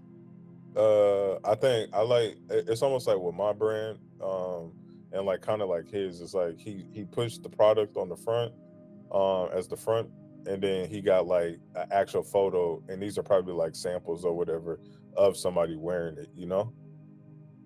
Okay. But at the beginning, like obviously it's just like you might only have like one colorway or whatever it may be. It's like, don't even trip on that, especially if you're doing a pre-order. Just have like the mock-up, but the ads and everything is probably showing like an actual photo of like you or your friend wearing the sample like this. You know what I mean? Okay. Yeah, and then like obviously it's gonna show it on like the Instagram and stuff like that. Because it was almost like, if I go back to let me go back to Michaela's shit, just so I can show y'all. So if I go back to hers and we go down to the bottom, she only had the samples, and this was March 13th of last year. And then March 25th, I told her, I was like, yo, you need to go put people, like you need to go take like a photo shoot, like, or a little quick little editorial of like a girl or somebody like wearing this shit. And she took this off of her iPhone. Like she was so broke at that time. She fucking got the studio. That's all she could afford. She didn't have a camera person or nothing. She just put the light on the girl and just took these shits like off her phone. But that's what she had to do, because like the conversions, she did cool. She made like a few thousand off these hoodies. But at the same time, she was all like, yo, like my shit isn't converting like that. And it wasn't converting because people just only saw this shit on the ground and like the mock-ups or whatever, but it was like people needed to see. And she took these mock-ups as well, and these were her actual product shots at the beginning. But I was telling her, I was like, yo, you need to make sure that you got I was telling her, I was like, you need to put a model in that shit. I was like, and put this on the product page as well, so people are actually seeing like an actual person in the flesh, like wearing the product, you know? So humble beginnings, right? Everybody needs to write this down. So every system has at least one constraint, and then it is the role of the brand owner to find that constraint and reconstruct the rest of the organization around it, right? Because you're only as great as the constraints of your brand and business. So this is how it looks for most people, right? And this is basically like a flywheel of running a brand. You got marketing, you got the offer, you got the product, then the product fulfillment, you got the delivery, and then you get feedback and optimization. You know what I'm saying? This is the life of a brand owner, right? Now, you're not running all these roles, or you shouldn't be, but I'm gonna get into it into the next slide. So this is Michaela's breakdown. So the goal was to get to 30K a month, but she wanted to reach 50K a month.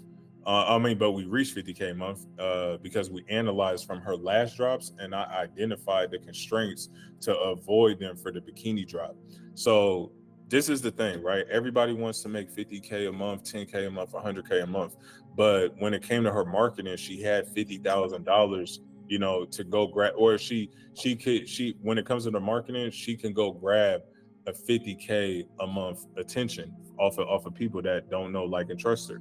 You know, she had a $50,000 a month irresistible offer. You know, her product, you know, she had a $50,000 a month great product. You know, her delivery, you know, her production was in order. Her fulfillment, the experience has to be amazing on how she's delivering it to that person, regardless if she was doing a pre-order and it took 2 weeks, or even if it took just a few days to get out the door. And then all she's getting is feedback and optimization. And now all she has to do is just keep iterating the product fast enough to sustain the $50,000 for the next month. Does that make sense to y'all? So this is nothing but a fucking flywheel. So for example, for some of y'all that want to see $10,000 a month, right? Do you even have $10,000 a month worth of attention? Do you even have a $10,000 a month offer? like that's just so irresistible that somebody's like, I gotta grab that. Do you have a $10,000 a month product or products, right? It's just all like, what about your delivery? Like, what does that even look like? Is everything dialed in with the production line to where there's no constraints? What about the fulfillment? Do you have that $10,000, $100,000 experience when it comes to the fulfillment? And when it comes to getting the feedback and optimization from the customers and consumers that's buying your product, can you iterate whatever it is quick enough to sustain even $10,000 a month, right? So this is Michaela's reality, right? So let's just say my sis came to me and she was like, hey, I want to reach $1 million a month. Let's break it down. We can do the marketing, but she's going to need more than just running ads because she's going to come into a CAC problem. And for those that don't understand what CAC means, it's basically cost per acquisition. You know what I'm saying? And cost per acquisition basically is if all y'all were running ads right now, and if I saw the ad, like how much will it cost for me to come onto see the ad, go into the store and then buy? It's not going to maintain that $10, $15, $20 forever. That number is going to shoot up, you know? So first and foremost, she's going to have a CAC problem. Then when we go to the offer, she only has one offer right now on the bikini.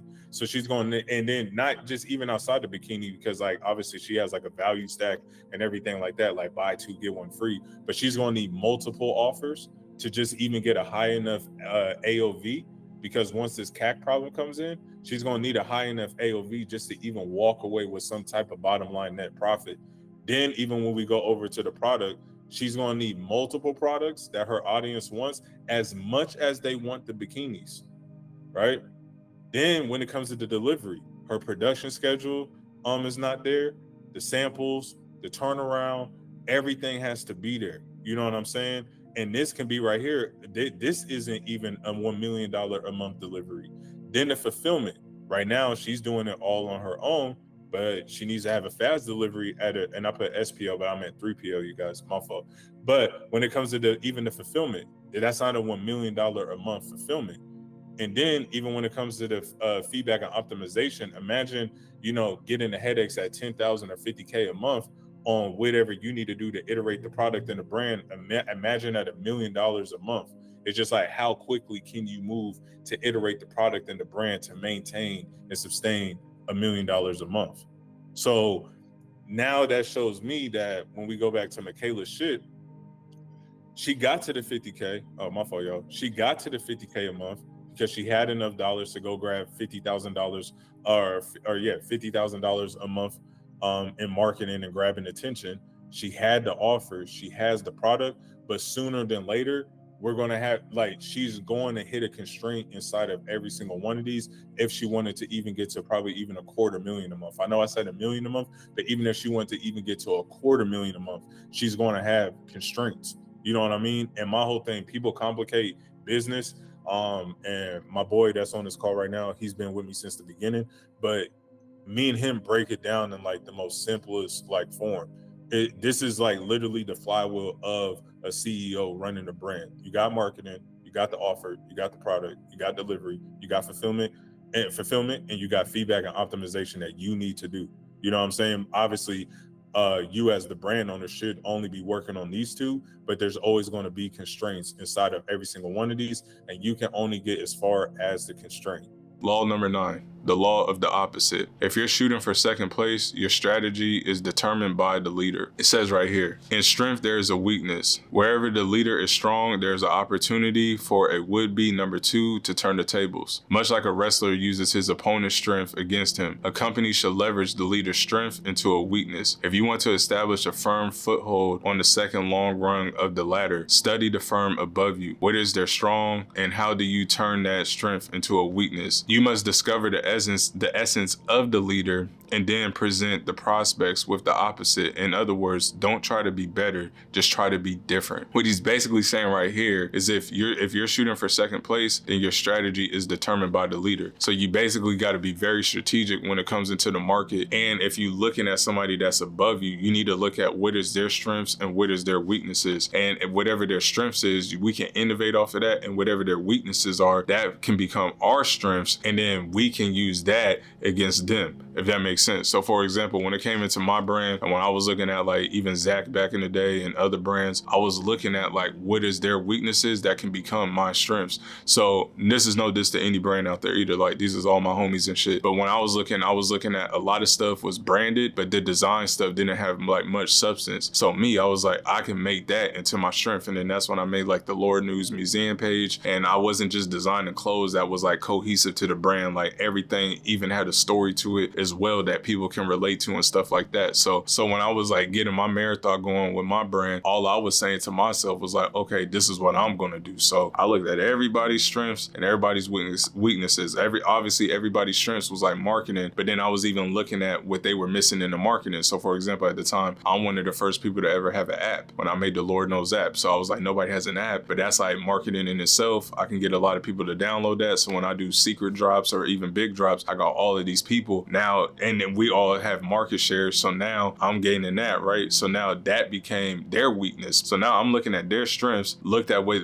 they weren't doing, innovated off of what they were doing, mix it in a pot like gumbo, right? And then I took that, and then all I did was just go to the market. So now they are secondary to me when it comes to the app and things like that. And then I was looking at everybody's weakness, and I'm just like, okay, like design and like really having like a substance and a meaning behind the designs and stuff like that, not just making it like an aesthetically cohesive thing, right? So I was like putting a story behind it and all this other stuff, and that's why I made like the Lord Knows page and everything like that. So this is like very factual, like the law of the opposite. If you're shooting for second place, your strategy is determined by the leader. So even if you are second, right, even in the market, like sit in a rocket chair and look at, in a rocking chair, I said rocket chair, but sit in a rocking chair and look at what your opponent is doing, right? And see the moves that they're making, and then just study them and like study where they're lacking at. And if that was your brand, even though that they're bigger than you, what can you do that they're not doing? And then go put that into your brand. So now you are the opposite, right? And now their weaknesses has become your strengths, and now their strengths, you innovated off of that, and now it's became their weakness. And then that's how you kill them with the law of the opposite. Yeah, next up, what is the most you ever made from a drop, and why was it so successful? The most I ever made from a drop was probably around like 60-ish, 70-ish $1,000. I'm very transparent, I keep it 100. And the reason why that one was so successful is due to the fact that I hyped it up the right way. I had an authority figure in my brand. You know, I stayed committed and consistent when it came to like publishing everything on the right platforms at the right time. And truthfully, I think that it was super unique to the market on what I did, like, cause I used the animal inside of my lookbook. It was a collection that's on my Instagram page. It's called Satan's Kingdom. And I had my friend that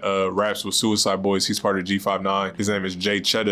And we rented out like a bunch of doves. And I had him like around like all these doves, and I wanted like a red backdrop, him wearing the red t-shirt, and everything just came out like super dope. Him being an authority figure as well within my space, he pushed it out for me a lot, and I did crazy numbers that drop, and I'm super thankful for that. But I think the reason why that like everything went so great is because just like what I just said, when you look at the 4 pillars of running a brand, when it comes to the marketing, the sales, the production, and design, all of those things was literally in sync. Those things were in true alignment, and I think the reflection of that was the sales that we got from that drop. So the fourth question is, when should I turn on ads for my brand? This is why I've just seen word from my mentees that I teach and that I mentor and that I help out, is that you never want to turn on ads when you're not doing at least $3,000 to $6,000 a month. And I know a lot of people are probably against this, and the reason why I say that is due to the simple fact, if nobody is buying your brand organically, then why would somebody buy it when there's ads turned on to it? Now, a person like me is all about product market fit, and I think if you can make anywhere between $3,000 to $6,000 or even $9,000 organically a month with your clothing brand, and that's to people that you do not know, like 100% online business to customer, the sky is the limit, because now it's like, okay, well, this shirt or this product is a proof of concept, so now I can put ads behind it, and now we can double up and quadruple up and stuff like that. But you always got to make sure that like we're targeting the right audience as well when we turn on the ads. We're not running broad or anything like that. We're doing the ads super strategic. We're talking to our specific customer avatar, and then we're just feeding all of that audience pool of people with the brand that some of them already done brought into, which is ours. So that's my answer when you should turn on ads. My best bet is to turn on ads only when you're doing in between $3,000 to $6,000 a month, because you have a proven concept. So then that's when we can go turn it up and then see what happens from there. This is law number 10. So the law of division. Over time, a category would divide and become 2 or more categories. So for example,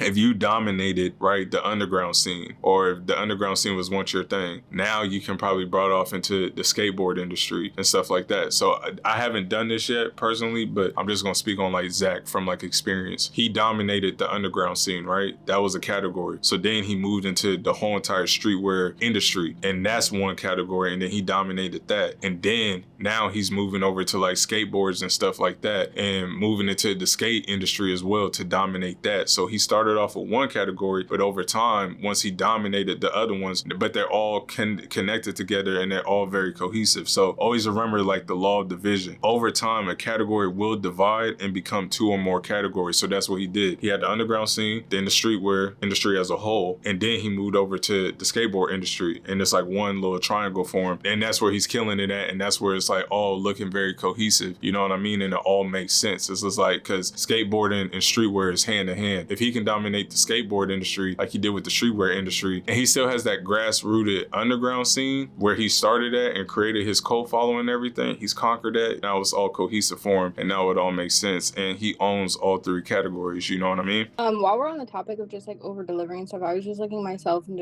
I realized some of my customers bought two, but they forgot to add add a third one for free.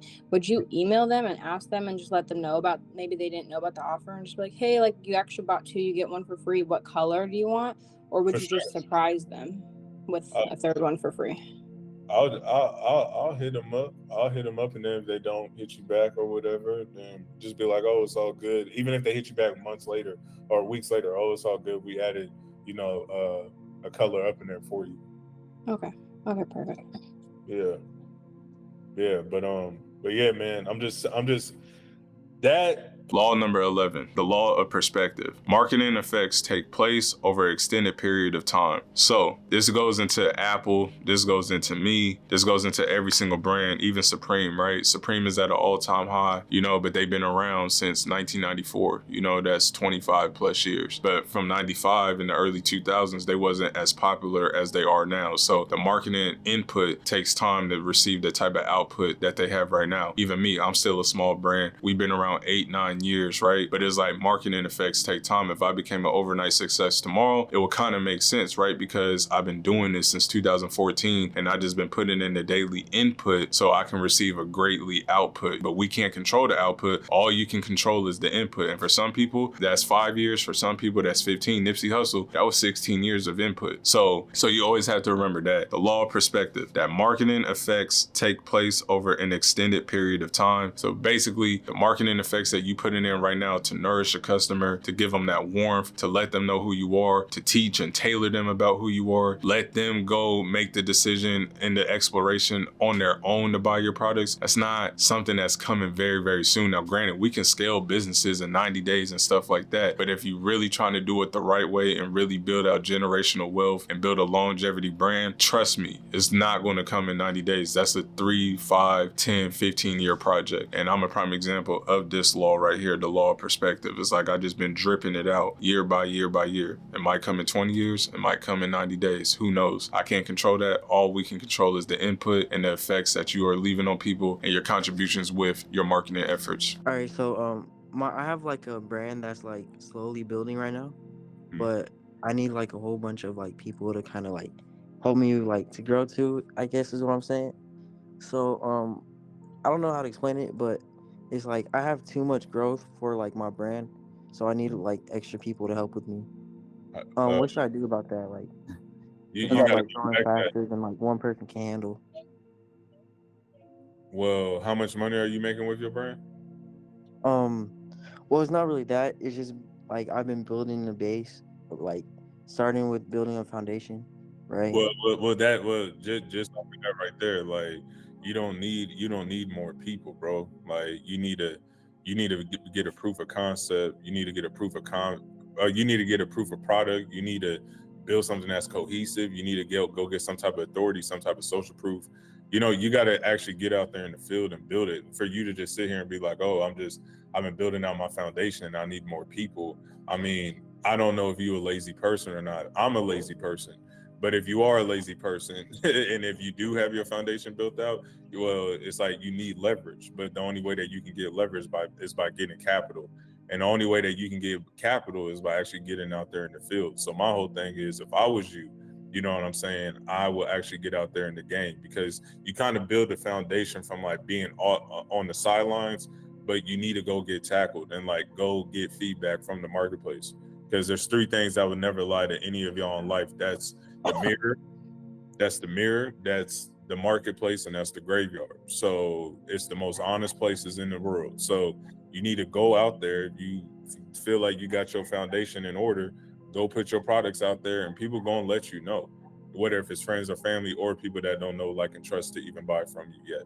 Law number 12, the law of line extension. There is irresistible pressure to extend the equity of the brand. So this one is very important because it's basically saying that you don't want to become the customer's bitch. You have to remember that less is always more. Less is always more. You want people to buy into what you have right then and there. You can go look at some of the biggest brands in the world, like Apple. You walk into the Apple store, they only have like 5 products, right? It's just like the iPhone, the computer, the desktop, the iPad. It's only like 4 or 5 things that's like an assembly line into the whole entire store. But if people was like, well, I want this or I want that and I want all this extraterrestrial bullshit, now they have became the bitch to the customer. It's almost like a pimp and hoe philosophy. And I know that sounds horrible, but it's true. It's like, you don't want the consumer to dictate you. You want to have the least products possible, and then you want to give them to the consumer and let them make the choice to buy in or buy or not buy in. I'd rather have us double down deep with only like 3 products, and then we build Eiffel Towers with that, rather than making like 25 products and we only build trailer parks and they can only go so high. So you always have to remember that in the law of line extension, there's an irresistible pressure to extend the equity of the brand, but you only need to be focused, like it says right here. One day a company is tightly focused on a single product that is highly profitable. The next day, the same company was spread thin over many products and is losing money. So my whole thing is keep testing out the market one by one with a product, and whatever is making the most money and the most sales with the least input on your end, that's what you need to double down on, like your life depends on it, right? Rather than spreading out thin and you trying to make sneakers and hats and beanies and t-shirts and cut and sew and varsity jackets, like you're spreading too thin and you haven't conquered none of them. But if we just stay down on just like 1 to 2 to 3 products, right? And then we got these profitable products that's bringing in the company revenue and the brand revenue. Now we can just double down on that and then just keep bringing in more and more profit. So now we'll have money to go make that extension line, but you don't want to feel the pressure from the customer. You always want to make sure that you're giving out least product possible and let the market decide if it's valuable or not. So lesson number 4 was price anchoring. So what I mean by that is that you got to look at prices almost like a pyramid. It's like at the bottom is for free and at the top is the highest price. What he did was he knows that everybody on TikTok is cheap, and he knows that everybody on TikTok is young, just like him. Not everybody has $35 or $80 to go buy just one t-shirt. So what he did was he made an $8 t-shirt. If you're on TikTok, more than likely you can afford an $8 t-shirt. So everybody that already fucked with his brand, all those influencers that he's getting even more traction from, he's slapping in everybody's face like, hey, I got this $8 t-shirt. But then when you go to his website to go buy the $8 t-shirt, he has the $20 tees. He got a little bit of cut and sew. He has the accessories. So now that's bringing up his average order value, because their first incentive was to buy this dope $8 tee. But then when they went to the site, they seeing all this other dope stuff that they can get. And it's almost like us, right? We go to Walmart to go get laundry detergent, but by the time we go get the laundry detergent from the back and get to the front to the cashier, we already have all this extra stuff that we really don't need inside of the cart, right? So that's how it kind of is like when you run in a brand, and especially if you got something that's cheap or almost damn near for free, you bring in that incentive to bring hundreds and thousands of people to your website, but then there's always an upsell for more. So what he did, rather than making the t-shirt for super expensive, my bro just made everything for super fucking cheap. And then all of those people that came in, 20% of those people more than likely, they have a hot hand to buy even more. And then even those people that bought a little bit more, 20% out of them, then they're even going to buy a little bit more. But then his AOV just continuously growing over time. So it went from 20 to 40 to 60 to 80.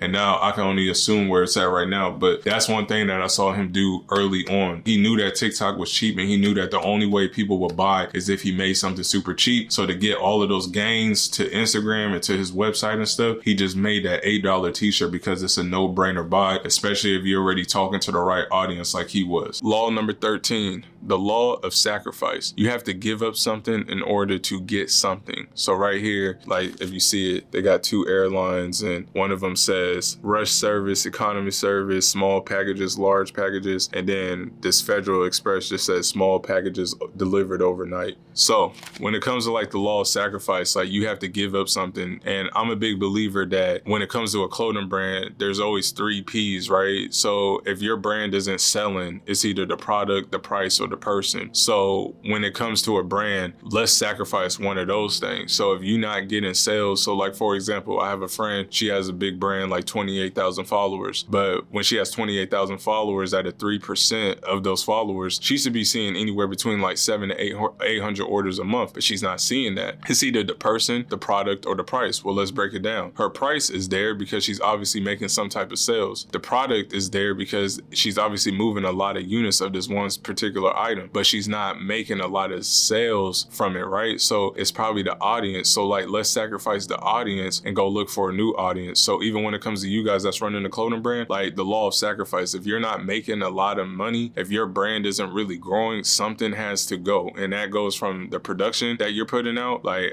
the products that you're putting out, because obviously people probably ain't fucking with that. It's either the price that we need to alter on, or it's just the overall audience. But like one of those 3, like let's sacrifice those and just see what it does over time. You get what I'm saying? So always remember, in the law of sacrifice, you have to give up something in order to get something. How do I become undeniable? That comes with positioning. That can either be social proof. That can either be you being an authority. That can be brand identity. That can be proof of concept. That can be having an overall cohesive brand, or that can just be just straight consistency. You don't need all of these things. You just need one of them, right? And once you got one of them, that is going to bring perceived value, and perceived value equals status, and status equals sales. Never forget that. All y'all take a screenshot of this. Whatever you do in life, it's like you don't need all of these. You just need a small, tiny bit of just one of these, and then go crazy on the input on it. And then that's going to bring more of a perceived value. And then when people see perceived value, they see status, and status is what brings sales. If y'all put my t-shirt up to the local brands, right? And let's just say like y'all come from like the same world that I come, as far as like the underground niche and everything like that, to the audience that I'm catering, it's a night and day difference. It's almost like if somebody saw a Supreme BOGO tee and then they saw a t-shirt from Walmart, I'm going with the Supreme t-shirt because of the perceived value of it, the status of it. You know what I mean? And that's what makes it easier for sales. How much money should the bundle be for both, for t-shirts and shorts? I mean, 70s, 80s. It really just comes down depending on like what makes sense for you at that point. Like, let me give y'all like a perspective. And I know some of y'all that have been with me for a while, like Dre and shit, y'all done seen Maria show y'all like my PLs and everything like that, as far as like my profit and loss just on production. I push so many units, shirts only be costing me like $9, bag tag, folded, printed, shit like that. So when I sell it for $40, the goal is that you want to walk away with a 70 to 80% gross margin. I want everybody to remember this. If y'all don't remember anything I tell y'all, remember this. And this is why Michaela is so profitable. She's selling it for 68. The product is costing her 15. She has to run ads, right? So her acquisition cost right now, I believe, is like $15 too. So that's leaving her with $38 profit. Now, before we get all lolly jolly about that net profit, we take that profit and then we throw it back out to the universe. So we're taking other people's money that just bought the bathing suit. We're taking that money to go throw it back out to the universe to go acquire us another customer. So we're never using our money. We're using, it's basically customer finance acquisition. We're using the customer's money to go acquire us the customers for free. And then once the hamster wheel starts running and going quicker, because Michaela did $2,000 her first day on her little hyper lease drop. Then she was running ads. She's spending $300-$400. She's seeing 16. So then when we started spending $1,000, now sis was seeing $3-4K. But once the hamster wheel starts speeding up like that, once you start adding more money, once you got the right audience, the right offer, and the product that the audience wants, you're going to walk away with some type of bottom line net profit. So as y'all saw on Michaela's shit, I wish I still had the login to her Shopify. But she did 57 racks and walked away with 30%. Now for Will, Jorge, like the OGs that been on here with me, fucking Dre, Aaron, Dima, they hear me like preach this more to them than anybody. It's just all like 80% gross margin. And that all comes down to how much your unit cost is going to be. Because think about it, once you have ads and the operation and everything, that 80% is now getting dropped down to 30 to 40%. But think about it, when y'all see Michaela do 100 bands now, you know, off of the metric that I just told y'all, she's walking away with 30 to 40K net profit. So that's enough money for her to live off of, and that's enough money for her to reinvest back into her brand, and she never has to go look outside for outside capital. But at the same time, you got to just see whatever the unit cost is going to be for the shirt and for the shorts, because the goal is not to sell hell of units. The goal is, especially if you turn it on ads, at least, the goal for you is to walk away with enough profit for you to live off of. And at the beginning, it might even be a few $100. But I believe everybody should pay themselves. I don't give a fuck. Like, even if you selling t-shirts out the trunk of the car, pay yourself. So I want you to have enough money to walk away with for yourself and enough money for you to throw back and reinvest into your brand. But the only way that we can do that is by walking away when we're selling a commodity, walking away with at least like an 80% gross margin. So law number 14, the law of attributes. For every attribute, there is an opposite effective attribute. It states right here that it's much better to search for an opposite attribute that will allow you to play off against the leader. The word here is opposite. Similar won't do. So you got to always remember that when you're looking at the competitor, and I hate to say competitor because you're in competition with nobody, but when you're just looking at other people within your lane, it's like you can't do something that's very similar to them, because the last thing you want to look like is a dick rider. You know what I mean? The last thing you want to look like is somebody that was on another person's pole. You know, you want to create your own lane. You want to be dope. You want to be unique. And like I said, it's like if you own your own lane, and if you own a category, or if the law of leadership, if you number one in the lane, because you're the industry erupter, right? You're the industry leader. So why are you trying to be like everyone else, right? If anything, everybody's trying to be like you, but at the same time, you want to look at everything that's traditional or conventional and kind of like go against that, be against the grain, and that's how you will win in the law of attributes. So for example, even with like my brand, everybody right now, they run ads, they do things like that, right? Like everybody runs ads and digital ads, and nobody's on the concrete jungle anymore. Nobody's out here like really with the people, like really on the ground. So what do?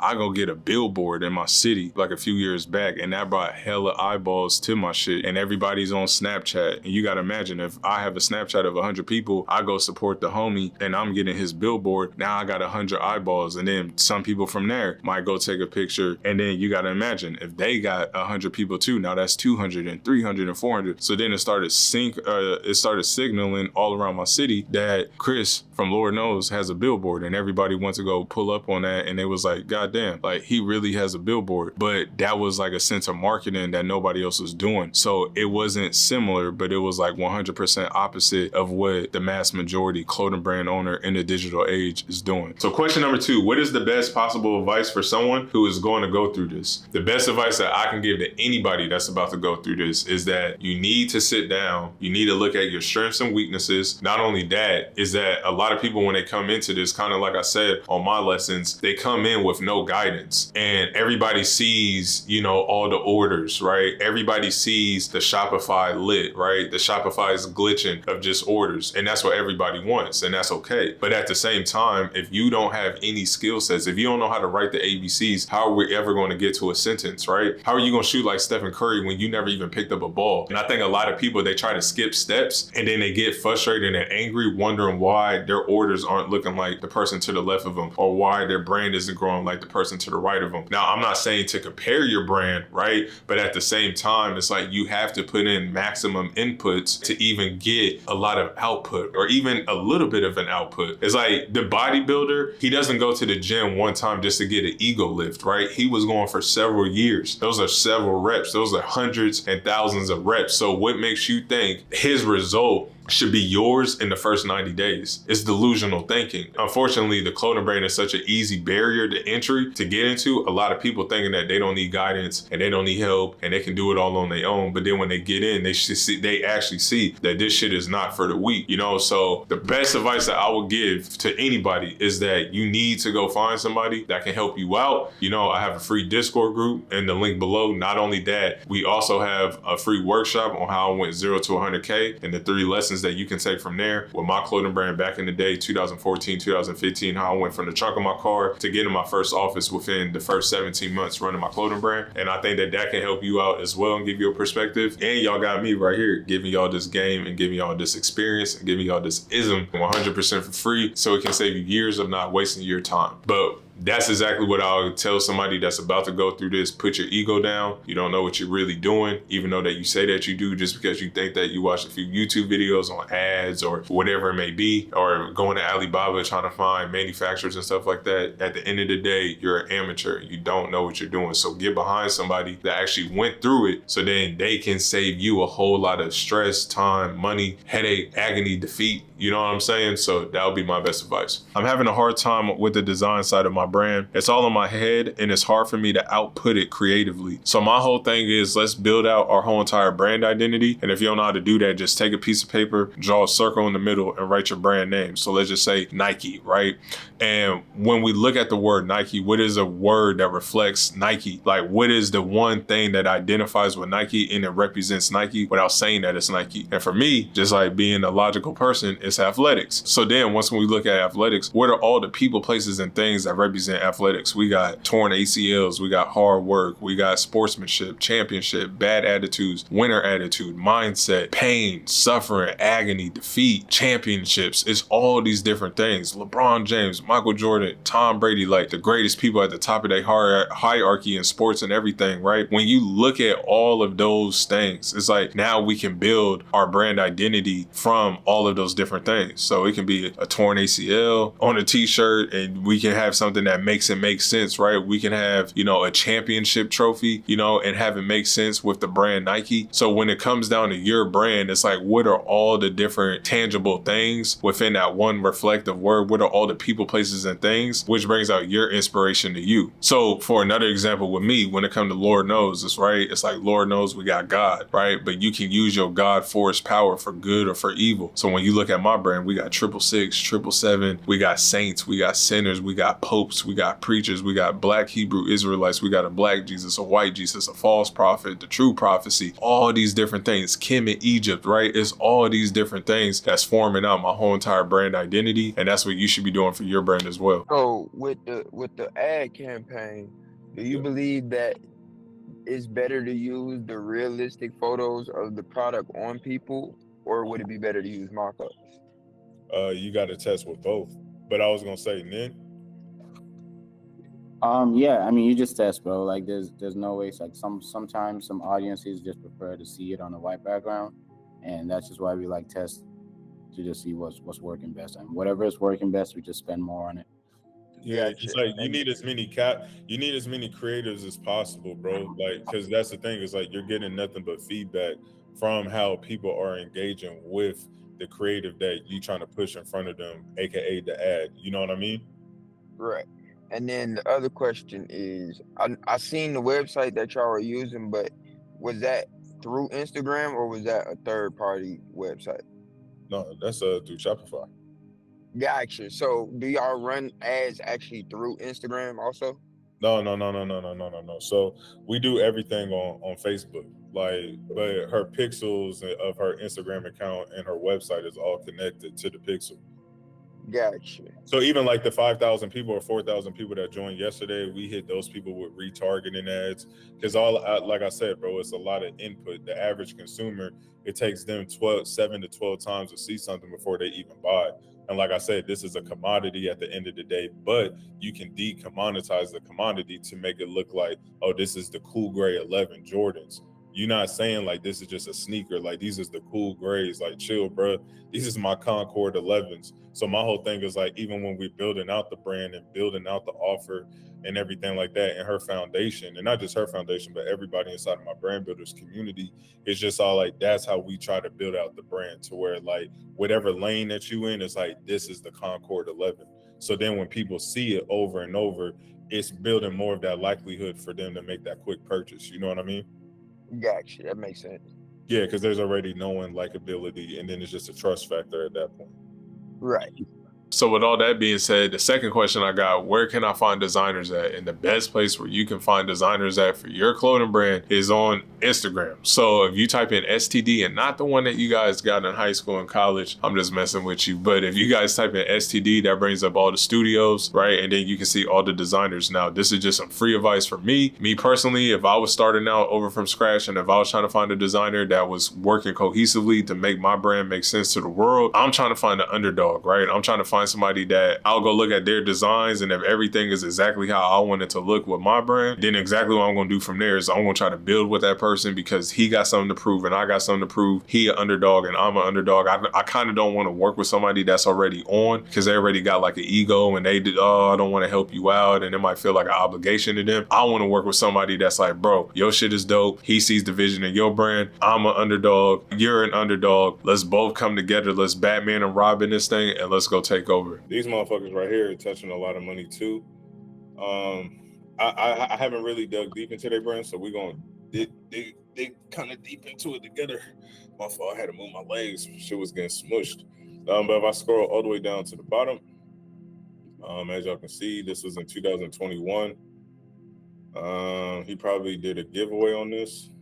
I like this. Actually, I'm about to take a screenshot of that. This will be a clean ass ad. You know what I'm saying? The only thing he's missing is the price, but like to his core audience, this will be cool to like run as an ad. Giveaway. And y'all see the commonality in all this? Like all these like smaller brands, like for them to get them tractions, it's like they're running like those giveaways, you know? Right. I don't know where his direction really is with his brand though. This shit look like it's all over the place. Let me see this. Giveaway again in April. It was all right. But then look how cheap this is. But at the same time, it's just all like he can run these up and get cheaper at cost per result. But my man's told me, he said that this brand right here is doing, I believe he said 60 or 70K a month with their brand. I don't know if they're running ads, but I can check right now for y'all. And I want to see too if they got any type of creatives. Let's see. So as y'all can see, like, look at this input, right? And then they're probably running ads behind some of this stuff. Yeah, see, they pushing units, you know what I mean? And I know all y'all brands is better than this shit, you know what I mean? So I know that y'all can go crazy as well. Like, look at this. But that was them just starting out, but y'all can see how quickly like things can start catching on, because that was April, literally a year later. They're printing, they're doing their thing. Free, you see, look at this, free US shipping, pre-made, ready to ship. Like that free US shipping. Actually, let me go to their site. Let's break down their site real quick. Yeah, this is perfect. You know what I'm saying? Free shipping ends at 12. They building some type of FOMO on all US orders. Shit, let me go grab that before. Because think about it, if I'm a first time person that came on this site, I don't know what the fuck is really going on with this brand, but I'm looking at this as almost like a scarcity tactic of like, damn, like let me grab something before midnight, or I'm not getting the free shipping. And then all they're doing is just adding the shipping in with this order, or with this item, I'm sorry. But if we look, the stuff is pretty cheap. The shirt, really, if they was doing shipping, Or yeah, the shirt will probably cost only like $30, and then plus the $8 for shipping. But all they doing is just taking $7-8 and just adding it to all of this shit. So then it's like free shipping is now available. But as y'all can see, it's not that many different SKUs on there, and they doing their thing, you know.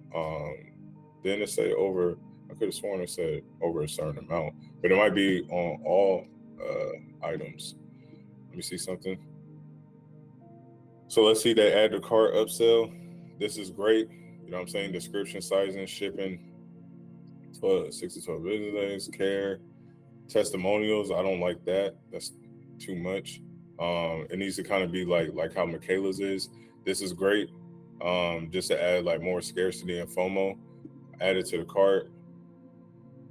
Yeah, they need to have like the incentive right here with something like this and then this and then this. Kind of like how Munchies was. It was like free shipping on US orders, like just to get that person all the way through the finish line to like actually buy from them. So law number 15, the law of candor. When you emit a negative, the prospect will give you a positive. So right here, he has like Listerine, and then it says taste you hate twice a day.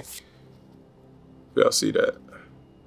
So for example, like me, my brand, I can't really say that I was on this law. More so, it was like when it comes down to like the customer service and stuff with my brand, like I will admit our weaknesses, but then that will become our strength. So like if somebody's tripping about orders or refunds or something like that, I'll be like, hey bro, we're still a small brand. Obviously we have been around for a long time. Like please understand that your order will get out soon. Like I said, we're only a 5-man team here, a 4-man team. Like please understand this, like we're not the biggest yet. But that's like almost like me putting out a sense of vulnerability, but then that becomes my strength, because then majority of the customer at the time, nah bro, I get it, I understand, I just support you, I love your brand, X, Y, and Z, I just really want my stuff, I really want my stuff. So that kind of makes sense with this, but like I said, this is the law of candor. Let's get into the next law. So next up we have land, labor, capital equals a big success. So basically when I talk about land, that is basically the more customers you have is the more shield that you will have for your business. The more people that you know in your industry, the more resources that you have, the bigger the shield that you will have for your business or for your brand. But then when we add that, right, that's our land. So the bigger the land, and then when we add the bigger the labor, and the labor is basically us being the GM, because that's what a business owner is. That's what a brand owner is. He's not wearing all the caps. Now, for some of you guys at the beginning, obviously you're wearing all the fucking caps. Majority of you guys that got some motion that's already started, your goal should be the GM that's down looking at the football game. And then you got your operationals person, and that's the coach that's coaching the players, and the players is the people that's doing the day-to-day tasks for you. So my whole objective is, how can I go find a dream team? Now, if you don't have any resources, I highly advise you guys to go into my Discord group, where I have a ton of fucking resources that can help you out, and ton of people up in there that are underdogs and that got something to prove. And that's what I was going to get into. It's like when you don't have resources, or if you starting from the bottom, it's stupid to go get somebody at the top. I'd rather go get somebody that's at the same level as me and be like, yo, let's Batman and Robin this shit together and let's go make history. Because at the end of the day, you're not going to be able to run a brand and scale it by yourself and on your own. It's impossible. So you're going to need the dream team. So the stronger of that labor that you have, and the more quality of that labor that you have, then we add the land plus the labor, and now plus the capital. And now when we get into the capital is our access to business line of credit, our access to liquid cash, access to loans if needed, or potential investors. So when you look at your land,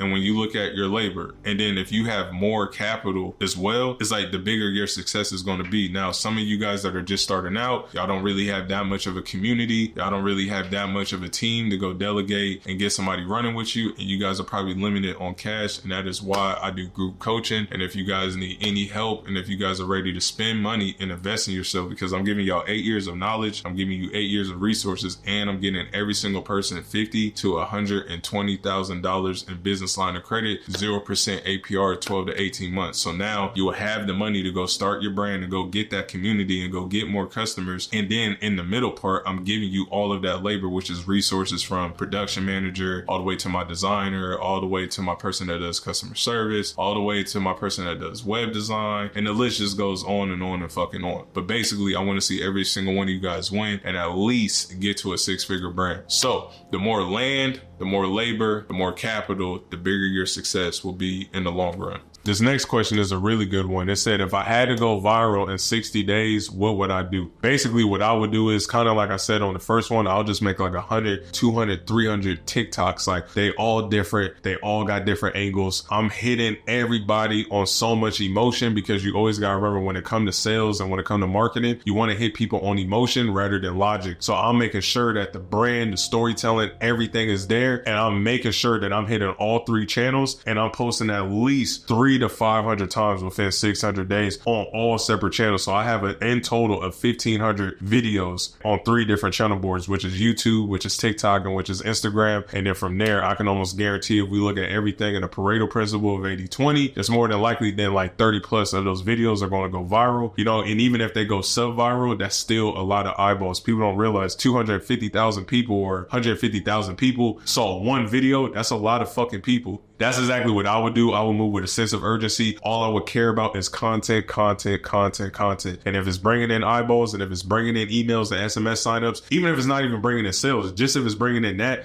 I'm cool with that. That's all I would do to get more and more eyeballs. It's more output, more output, more output, more output on the thing that's obviously working, which is the content. This is the 4th pillar and the last pillar that you need only to go from $0 to $100,000 in under a calendar year, and that is creating offers. So a lot of people, they do a drop, they'll just drop this and have it at one price point. No, it's like you need to put out t-shirts, you need to put out socks, you need to put out bandanas, accessories, whatever it may be, and all you're doing is just doing nothing but we like to call price anchoring. So obviously you have something free, which is a free opt-in, that's like email for discount or anything or something like that. Then you can do like all year items, which is like boxers or tee or logo tees, and then from there you can do like small capsule drops, and then from there you can do like your premium items. But as you guys can see, I went literally from like free to $1 all the way up to like a premium price, and it just goes up, up, up, up, up, up, up. So once you have offers in place for every single type of person that is coming to your page, now it's a non-negotiable for them to buy, because if somebody's coming to a Lord Knows page and all they want is a t-shirt, we got the shirts. If somebody wants accessories, we got the accessories. If somebody wants education, I got actual self-help books that I wrote myself independently. So I have something on there for every single person that wants something from our brand. So if you always got different type of offers, now obviously starting out, you don't want to spread too wide and cause confusion and bring all this anxiety to the customer. Like they got 100 different items, I don't want it. But as you just start dominating, right? And then you just keep producing more and more and more. And you see how I'm just widening out the gap. And then it's like you just live within that gap, and then you're just over delivering on those few products. But it's those products for the cheap person, and it's products for the people that want premium goods as well. And you're never going broke because you have so much different price anchoring for all the different type of customers that are coming to your website. So I have an IG. My brand is on IG right now, but should I go ahead and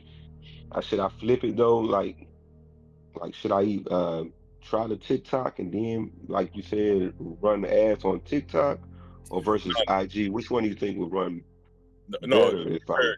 TikTok is for like a cheaper audience. I'm a big believer that like TikTok is good for like visibility and awareness and possible like leads of like people that's like, oh shit, this brand is dope, and then they funnel over to the IG. But right now, whatever you got traction on, it's like, bro, don't spread too wide. It's like, because I tell people, rather than going wide building trailer parks, let's just dig deep and then build an Eiffel Tower. So whatever you got traction on right now, just focus on that.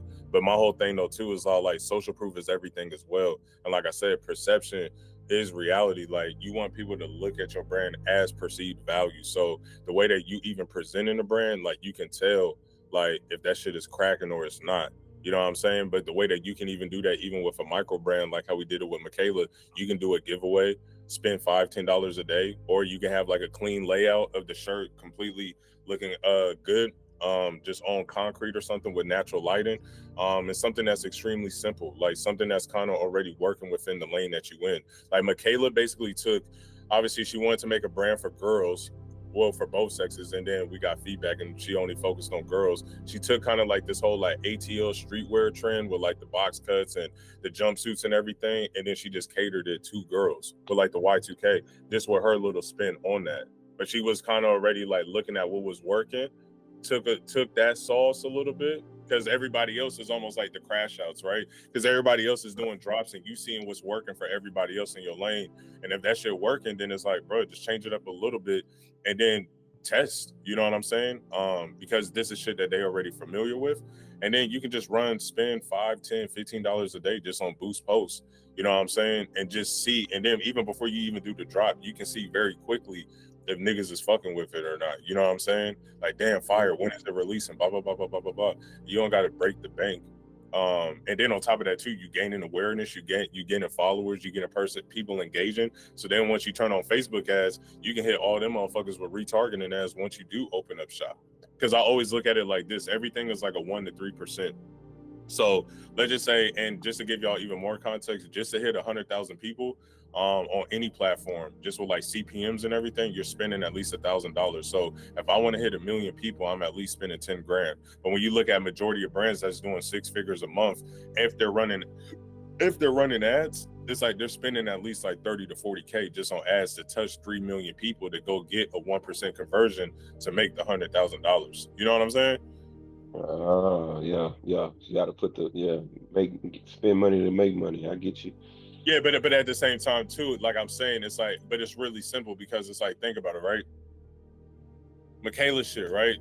When she made that 50 bands in a month, earlier this year, and I know they sick of me talking about this shit about Michaela, but when she hit for the 50K earlier this year, on drop day, she only made $2,000. On drop day. Like, just to give you, it wasn't like she was like these motherfuckers on, oh, I made 10,000 in a day or 20K, whatever. No, she only made 2 racks.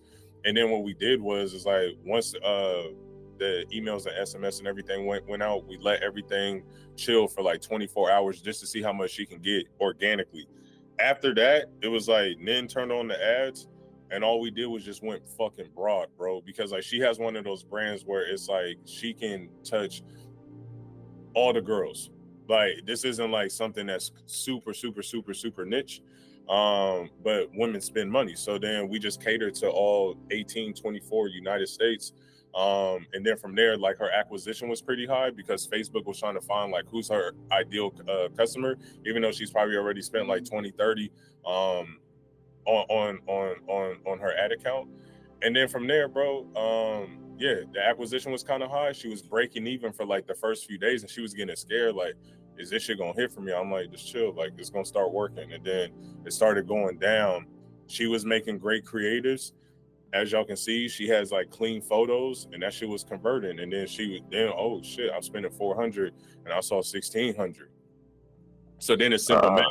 Yeah, so then it became simple math. Like, her ROAS was like a 3.8. So basically every dollar she was putting in, she was seeing $3.80 back. So I'm just like, let's just spend more cash. Because she started spreading her fucking mind wide too. Like, oh, I need to do this, and I need to hit up 1,000 influencers and blah, blah, blah, blah, blah. I was like, bro, let's just spend more bread. She was like, huh? And I was like, yeah, let's just spend 1,000 a day. Let's spend 2,000 a day. She's like, 1,000 a day. Yeah, I'm just like, yeah, that shit ain't nothing. So then we spending 1,000. Now she's seeing 3-4 racks a day. And she's walking away with 30% profit of that. So then my whole thing was all like, and I know that this is kind of all over the place, but I'm big on like a thing called customer finance acquisition. Like, as long as like the consumer, so let's just say y'all saw my ads right now, all of y'all. And let's just say I'm selling the hat for $80. And let's just say all of y'all bought it, right? The hat, Maria's on this call right now. The hat is only costing me $13, right? Let's just say for every single one of y'all to buy the hat, that shit costs, let's just say for acquisition, $24, right? So if we do $24 plus 13, that brings me to $37, right? And I'm just saying, let's just say I'm selling the hat at $80. That's why I put the acquisition at that. So then that's leaving me with $43. So basically that's enough. This $43 I can put back out into the universe to go acquire me another customer. So I'm never using my money. I'm always using the other person's money.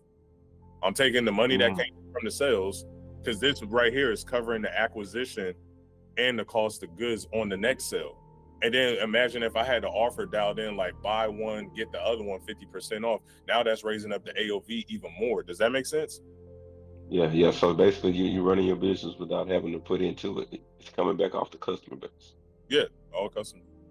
So that's all we was doing with Michaela, bro. She was walking away with like 37 fucking, or it was like 37 to like $44 profit or some shit. I'm like, we just throwing it back out to the universe. We're not even attached, because as long as the credit card is getting paid off, basically the acquisition, and if the cost of goods is getting taken care of in the fulfillment and delivery, anything that's at the bottom line at the end of the month is really a blessing. And she still came out fucking 16, 17 grand in profit.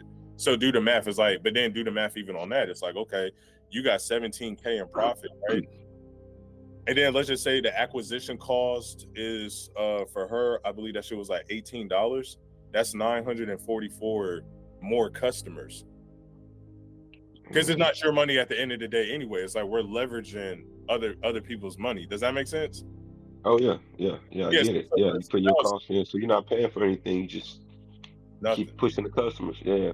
So this right here is the most important part of the video, and this is exactly what we're gonna see on how big your brand can be, and this is the reality. This isn't a belief. This is like actual truth on how big you'll be able to take your brand and how big it can actually become in real fucking time. So what we about to break down is what I call the VRIN score, VRIN. So you're probably wondering, what does this mean? Well, first and foremost, I wanted to shout out Ty Lopez, because back in the day when I was kind of going through it with my brand, I was sitting there like, damn, like how big can I really become? And I was still seeing just 6 figures a year. And I'm just like, why isn't this shit getting bigger? And it had nothing to do with dollars. It had nothing to do with the product. It had nothing to do with the likability and the trust. It was what the VRIN score was given to me. So the V basically means valuable. How valuable does the world see your brand? The R means for rarity. How many brands out there are like yours? I is for imitable. How easy is it for you to be copied? And the N is for non-substitutable. If your brand didn't exist, what would the world do to get a brand similar to yours and stuff like that? The next thing that you need to do is rank every question from 1 to 10 and then divide it by 4 to get your total outcome. So we're going to do mine for an example. So for V, when it comes to valuable, how valuable does the world see my brand? I'll give that a 6 out of 10. And the reason why I say a 6 is because, you know, the world values it. We sell out. We do 5 figures every single drop that we do. And, you know, our t-shirts and our clothing is on Grailed. Like, people buy, sell, trade our stuff. It's on Depop. It's on all these things. Like, people buy, sell, trade, Lord knows stuff all the time. So a small piece of the world sees it somewhat valuable, and I'll give it a 6 out of 10. So when it comes to rarity, how many brands out there are like yours? I'll say a 7. And the reason why I say a 7 out of 10 is because we're kind of rare when it comes to the products that we put out. I'm not trying to say that we're this fucking Picasso, you know what I mean? But what I'm just saying is the only type of person that can put out the clothes that I put out is a person that has gone through the path and the walking of life that I have. Because like I told you guys, I put my life experiences on my clothing, like will you go to heaven when you die, and all this other stuff that I put on t-shirts and on clothes, like the Born Center t-shirts, all this stuff that isn't really for like, oh my god, this is so cool. Like, yeah, it's a dope shirt, but it's like there's a story behind it. So when it comes to like the rarity and the substance, I think that we're kind of like a rare brand. Even though that we are a rare brand, there's a lot of brands out there that are kind of similar to ours, but we got our own lane, you know what I mean? And only a person like me, and I'm not trying to sound narcissistic or nothing, but only a person like me can make the type of brand that I got going on. So I'll give me a 7 out of 10 right there. So imitable, how easy is it for you to be copied? So I would rank myself right there a 5 out of 10 when it comes to my clothing brand. And the reason why I would rank myself a 5 out of 10 is because if you had $250,000, you can easily come and buy me out. You can easily come and be at the same level that I'm at, or if not bigger. You probably wouldn't even need $250,000, just $100,000. So it's really not that hard for somebody to come in and then copy my whole entire blueprint. It's not like I'm supreme with like an 8-9 figure, you know what I'm saying, infrastructure. So next up, we have non-substitutable. If your brand didn't exist, what would the world do to get a brand similar to yours? On this one, I put a 6 out of 10. And the reason why I put a 6 out of 10 is just for the simple fact that it will be hard, but at the same time, it will be easy, because now we live in a digital age where there's so many fucking brands every single day. It's like it's a new clothing brand popping up in front of you. So when it comes to being non-substitutable, it's not like I'm a Palace or Supreme or a Bape, where it's like, damn, only Bape can make something like this. Obviously, I got a dope brand and it's kind of rare, and we do sell out of drops and stuff like that. But at the same time, there's a lot of brands that's on my same level that can literally come in if something happened to me today, which I hope nobody does, or I hope I still live today. But if somebody can come in, they can make something very similar to my brand, and then my audience can possibly go over there and buy something from their brand. When you add up all of these numbers, so let's do it. So we did 6 plus 7 plus 5 plus 6. That comes out, y'all see that, 24. Whoa, the lighting.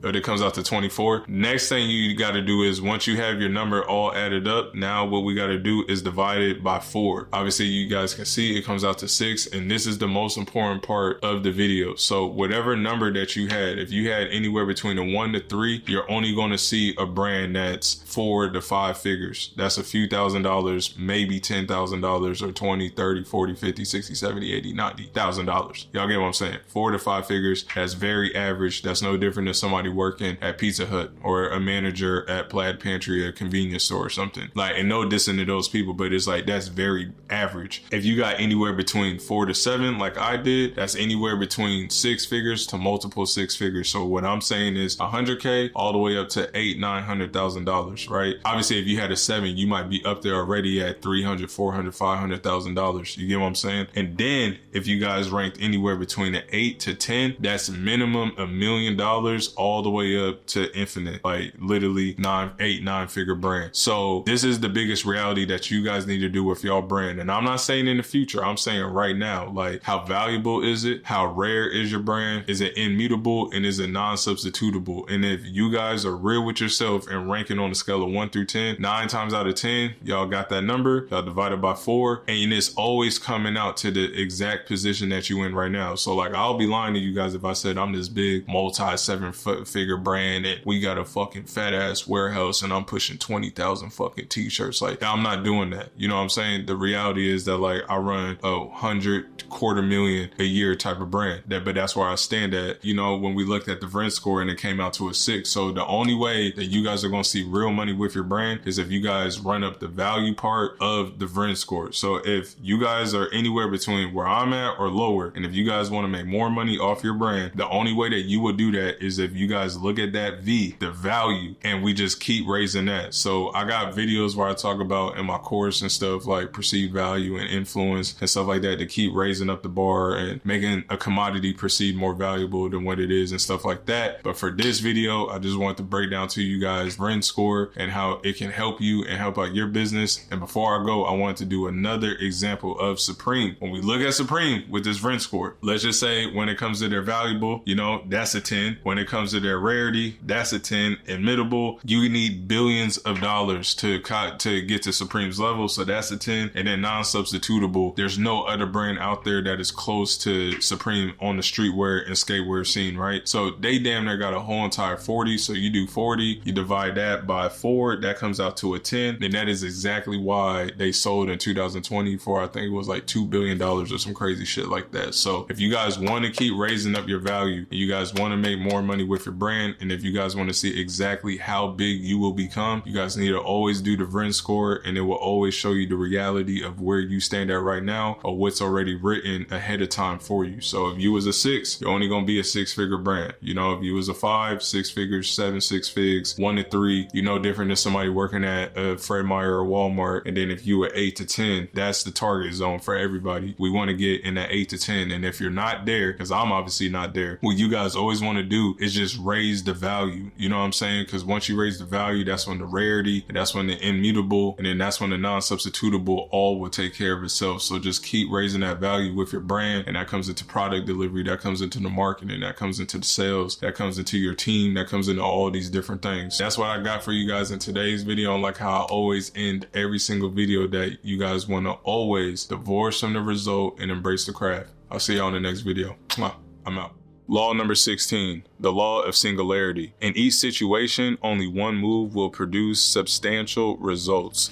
It says right here, many marketing people see success as the sum total of a lot of small efforts beautifully executed. They think that they can pick and choose from a number of different strategies and still be successful as long as they put enough effort into the program. If they work for the leader in a category, they fritter away their resources on a number of different programs. They seem to think that the best way to grow is by puppy research to get into everything. If they're not with the leader, they often end up trying to do the same thing as the leader, but a little better. It's like Saddam Hussein saying that we all have to do is fight a little harder and everything will work out. Trying a little harder isn't the secret to marketing success. Whether you try hard or try easy, the differences are marginal. Furthermore, at any given situation, there is only one move that will produce substantial results. Successful generals study the battlefield and look for one bold stroke that that is least expected by the enemy. Finding one is difficult. Finding more than one is usually impossible. He's basically saying that in each situation, one move will produce substantial results. So even when it comes to your marketing efforts, even when it comes to your personal efforts, like you as a person is like, what is that one constraint that if you just double down on, it will literally just kill everything? You know what I'm saying? It will make everything else a whole lot easier. Basically what he's saying right here with the general, successful generals study the battlefield and look for the one bold stroke that is least expected by the enemy. And it's the same in business. So it's like, what is that one thing that you can just do that will bring you like the most substantial results? So this is, for example, when it comes to, I'll bring up like Eighth Wonder when he was running a clothing brand or still running his clothing brand. The one thing that he needed to focus on was just TikTok, because there was nobody on TikTok running a clothing brand. Nobody has dominated TikTok running a clothing brand. And he could have been the first skatewear brand on there. So like that was the one thing that brought him substantial results. That is the one thing that put him through the brick wall. But if he would have just stayed on IG and he didn't have any capital, he didn't have a following, it would have been very, very hard for him. And like for me, for example, the one move that I did that produced like my results, like starting out, was when I pivoted, because like I told you guys, the 3 P's, the price, the product, or the person, is probably why you're not getting those sales with your brand. So at the time for me, it was just the product. I knew that I had like a right audience and I knew that the price was fair. As soon as I made the Uzi bomber jacket, that was all she wrote. That's that one product that pushed me through like the brick wall. So in each situation, only one move will produce substantial results. So for you, when it comes down into your marketing efforts and stuff like that, like what is that one move that you can make that can like really get you through the brick wall?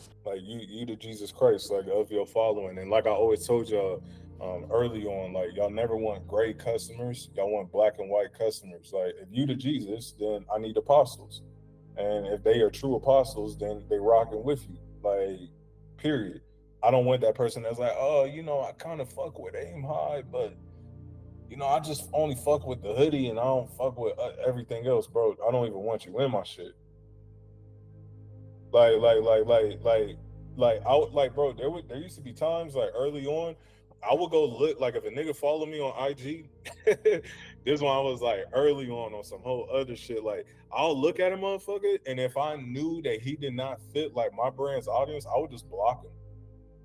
And then they would hit me up from like a second page and be like, bro, why'd you block me? It's just like, my shit ain't for you. Cause it's like I'm very, cause once you just, it's almost like you just filter motherfuckers out. And then it's just like, cause then be the same, cause you'll be surprised where like people switch up quickly in life, bro. It's almost like we love LeBron, the nigga go to Miami, now everybody hates him. Right? Then he comes back to Cleveland and everybody love him. But it's just like, that's, to me, I feel like that's fake love. And when you trying to like build a culture and a community and like a brand, it's like, bro, either you 100% fuck with this or you don't. And it's fine if you don't. I got cousins that would shoot a motherfucker for me. Do they wear Lord knows? Hell no. They be like, that shit ain't for me. Nigga got 666 on T's and shit, but that's my cousin though. I fuck with him, but I don't fuck with that nigga brand like that. Like it's cool, but it's just not for me. But I ride with my cousin though. Like I rock with him. So and I don't feel no type of way. You know what I'm saying? Because like I got clarity on who my shit is directed towards. You know. So yeah, and like I said, I'm gonna make like a course about it and kind of go into like more context on all those things and certain examples that I did in the past and shit like that. But it wasn't, one thing that I want to put out there to y'all, it wasn't like I was trying to be a cult. I wasn't seeking that. It just happened. It's almost like when Michaela and even Rich in the early stages when they first got into brand builders, they was like, oh, I want to be this hyper release brand. And it's like, bro, you don't really judge that. The market put you there. James Jibbia from Supreme didn't fucking wake up in 95 and was like, oh, I'm going to be this urgency scarcity brand. The marketplace made him into that, or made that brand into that. Like, I wasn't seeking to be a hype brand. Like, I was like, oh shit, like, I just put up the collection, I made $20,000, and then the rest was history. And I was like, let me just build off of that. You know what I mean? So you just kind of almost got to look at like what the market is, where they're placing you at. And even if you a store that's open 24/7, it's honestly better because you can make more money because like the people that close the store like me, it's almost like playing Russian roulette too. You get 20,000 signups, you can do all the numbers all day, but then what if the numbers don't hit? What if you broke even? What if you took a loss? But even if you became profitable, like, yeah, that's sweet. But I mean, Michaela can keep the store open right now and generate $4,000 a day. And then all she's doing is just placing an order every single week with the manufacturer. He getting his estate dinner. He happy as fuck. Customer service, 3PLs dialed in. All she really got to do is just spend money. You know what I mean? Y'all there? Any questions? Yeah, I'm here. Yeah, what y'all got? Any questions? Yeah, like are you gonna post those the last like rules for your brand? Like, are you posting that on school? Like, where's that gonna be available? With the code leader thing? Yeah. Starting on call, yeah. Yeah. I'm gonna make it into like a little course, like, cause like I got it on the back end right now, but I'm gonna keep it like real simple, just almost like this, but just like getting to the point. Cause like I hate the word like course, and obviously y'all know me, it's more so like principles. It's just like these are certain principles. Like when I look back and reflect, these are just certain things that I did. Like I'll call out brands, I'll bully other brands in the marketplace. It's almost like Apple and Microsoft, like they just bullied you. They just bullied them, just out innovation, out marketed them. It's just like, and just letting them motherfucker know that we here, even in the small lane that I'm in. I used to call out brands all the time. Oh, that motherfucker is spelled out. Lord knows what an AK-47. Yeah, he's a dick writer. Like who? Everybody tell that nigga where he got that shit from. My whole entire following go blow up they IG. Lord knows, you're a fucking biter. You're this, you're that. Like, but that's the type, you want troops like that. It's almost like even with y'all, it's like I pour so much into y'all, let a nigga call me a scam. I'll be like, B, tell this nigga what it is. He be like, nah, bro, you're cap as fuck. Like, that nigga Prince that's my bro. So it's like, it's like the same principles, it almost like applies, but at the same time, it's like, at the end of the day, it's like all about over delivery, giving people a great experience, because nobody's rocking with you if Apple is sending a fucking B-graded product and everybody's shitting on them. You know what I mean? So, and obviously these things, they obviously take time. And when I say like a cult too, like I said, like Rich can have a cult, even with his store open 24/7. Michaela can build out a cult. And I've really been talking to her about that, because I'm like, bro, you don't want to fumble this shit. Like, stop being so focused on like the front end sales. You got at 600, 700 people that bought them bikinis. My question to her is, how you gonna get 30 to 40% of them to come back? And whatever the answers you start getting from that, that's what we need to start implementing now into the company. Like if 1,000 orders came to y'all, these are 1,000 different people. How can I get 30% of these motherfuckers to come back? 40% on the next drop that I do. Shit, I gotta speed up the shipping time, because they're gonna be like, damn, shit sweet, bro. Got the shit to me extremely quick. The experience, his customer service is A1.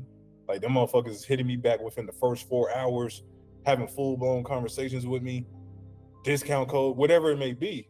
Like, and when a lot of girls was even coming at Michaela, and they was all like, my shit is all fucked up. And she said, and you know how girls be, she's like, no, Chris, but trust me, like I was like, you did the tech pack and everything to the T, spec sheets, everything. She was like, yes, to the T. I was like, fuck it, we might need to get a better manufacturer, because if 5 people are telling you that it's bullshit, it's bullshit. I was like, period. I was like, I want to make sure that there's no reason for them complaining. None. And I told her, I was like, and you got to think, if acquisition cost is $20, right? And let's just say she has 5 people, that's $100. Are you willing to spend an extra $100 to acquire 5 more new people to come back in? Because these people might spend more bread with you on the next drop, when you drop the jumpsuits or whatever in the fall. So how can we make sure that they be like, man, Chosen One is the best, off of them bitching and complaining right now?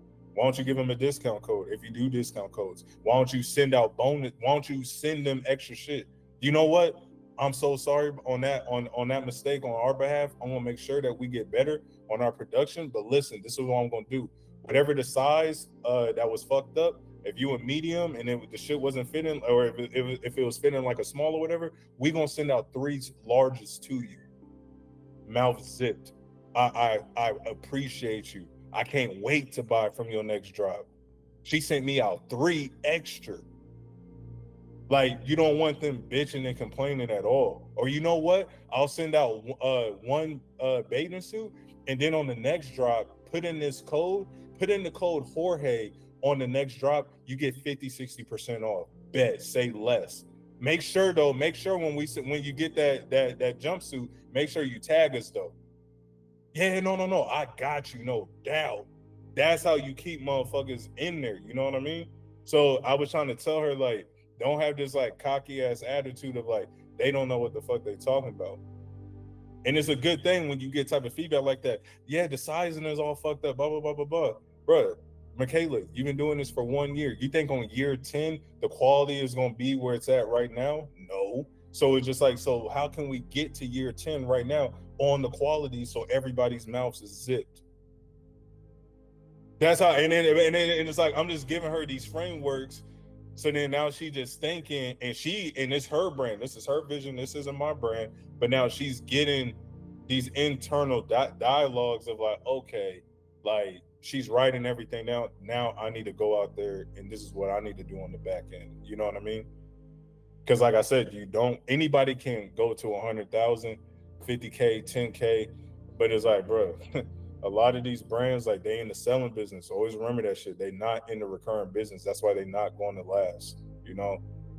They're not going to last. So basically, I'm down to my last question when it comes to marketing advice, when it comes to running your clothing brand. And that last question is, how do I build relationships with influencers in my space to help build my brand with me? And this is a very good question because a lot of people, you know, they see Tay-K wearing my brand and Suicide Boys and Ramirez and X-Rated and all these underground artists. But my best bet is rather than reaching out to an influencer, you send him out a package and then he just throws it on and you probably paid him a few $100s for a tag. I would rather build a relationship with that influencer, whether if he's an artist or an actual like content influencer or whatever it may be in my space, because that's what I did with Scrim and Suicide Boys and Ski Master Slum God and all these different people, right? Like when we were all coming up together, we were all kind of in the same lane. So what I did was I just built a relationship with all of them, like that came from a sincere peer place. When they came to my city, you know what I'm saying? They pulling up to my office, I'm giving them clothes, I'm having communication with them all throughout the year till they come back to my city again, or if I saw them at a Rolling Loud or something like that. So my whole thing is, rather than an artist, right, like you give him some clothes, he doesn't know your first name or nothing, and then he just takes a picture holding the shirt, or you sitting next to him holding up the shirt. It's like, who wants to do all that? You know what I'm saying? My whole thing is, why don't we just build a genuine, sincere relationship? But before we even try to get influencers, why don't we just raise the value with our brand by ourselves? And then they see the community and everything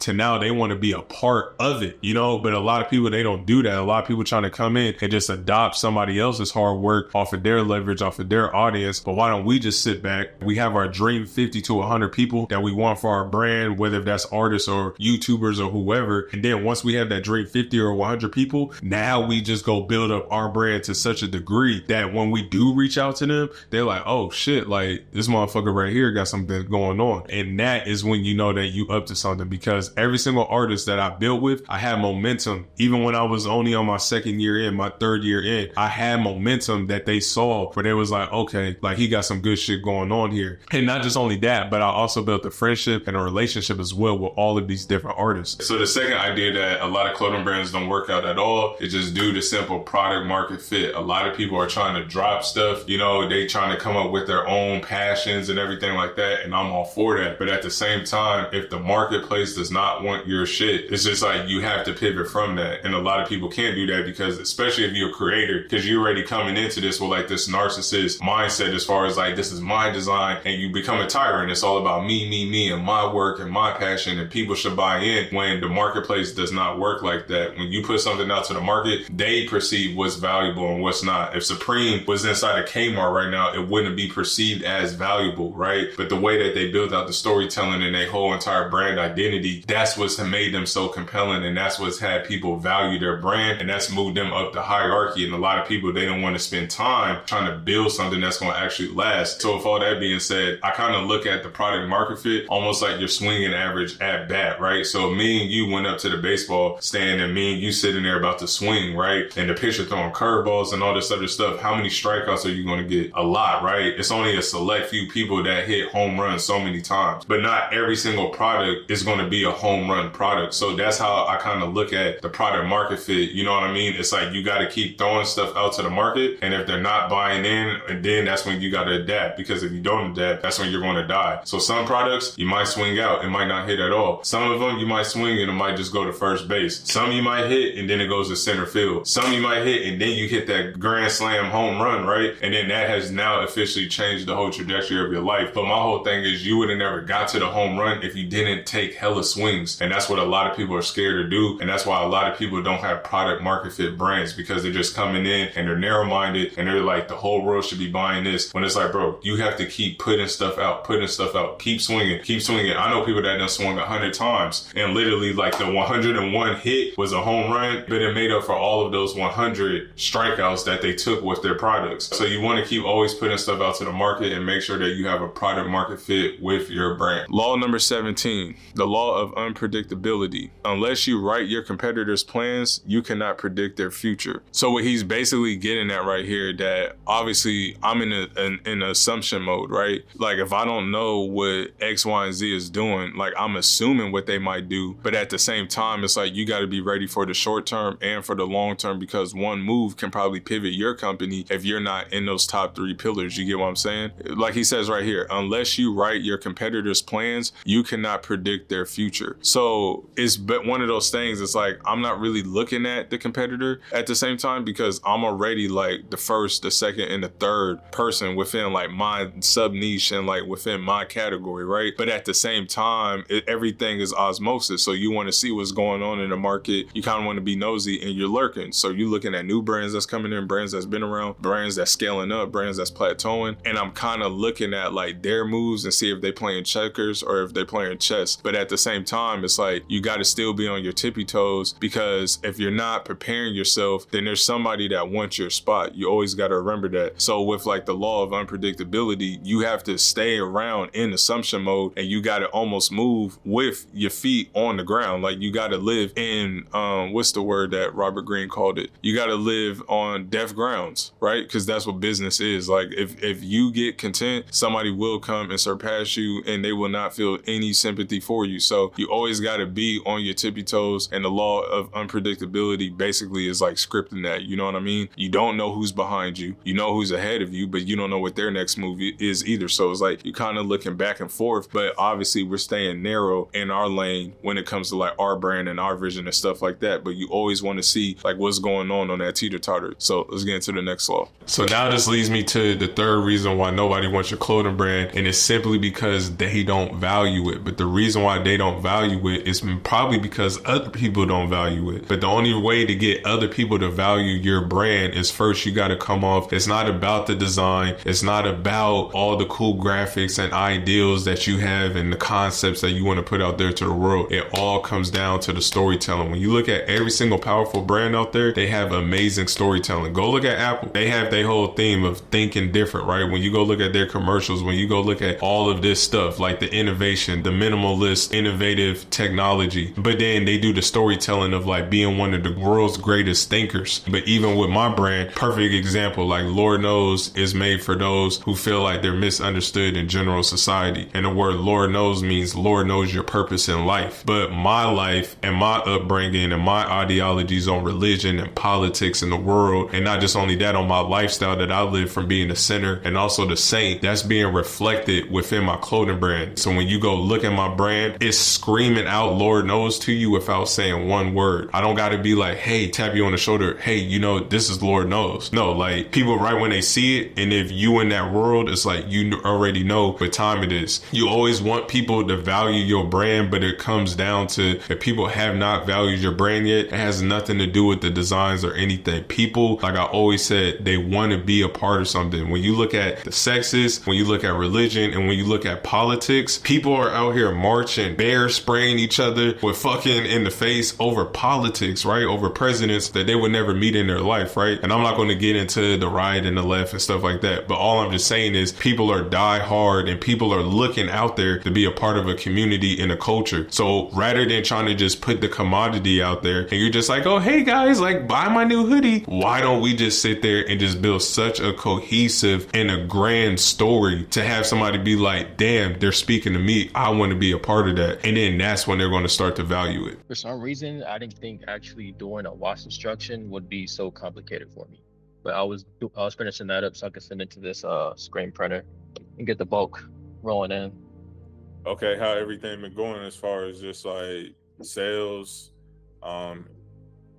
It's been kind of rocky. It's because you got a lot of people who said like, oh, when I get paid, you got a lot of those people who are like, like hit me up Thursday, whatever. Hit them up, they extended a little more. So I actually talked to Fadi about this, and we decided to just get the bulk order, give the people who have ordered their orders, and I'm gonna continue pushing in person. Actually have the stuff on me and start pushing in person more, like in face to face. Yeah, no, for sure. And just like what I was kind of like telling Caleb, it's like, it's not, my whole thing is I always like kind of lived by this framework is when you starting out anything in life and when there's no demand, even if you were selling fucking donuts, right? If there's no demand, it's like, we got to give infinite supply. So don't really get down on like hearing the no's, because it's almost like that's getting you closer to the yeses of the people that's like ready to pay and like proud to pay to come fuck with you.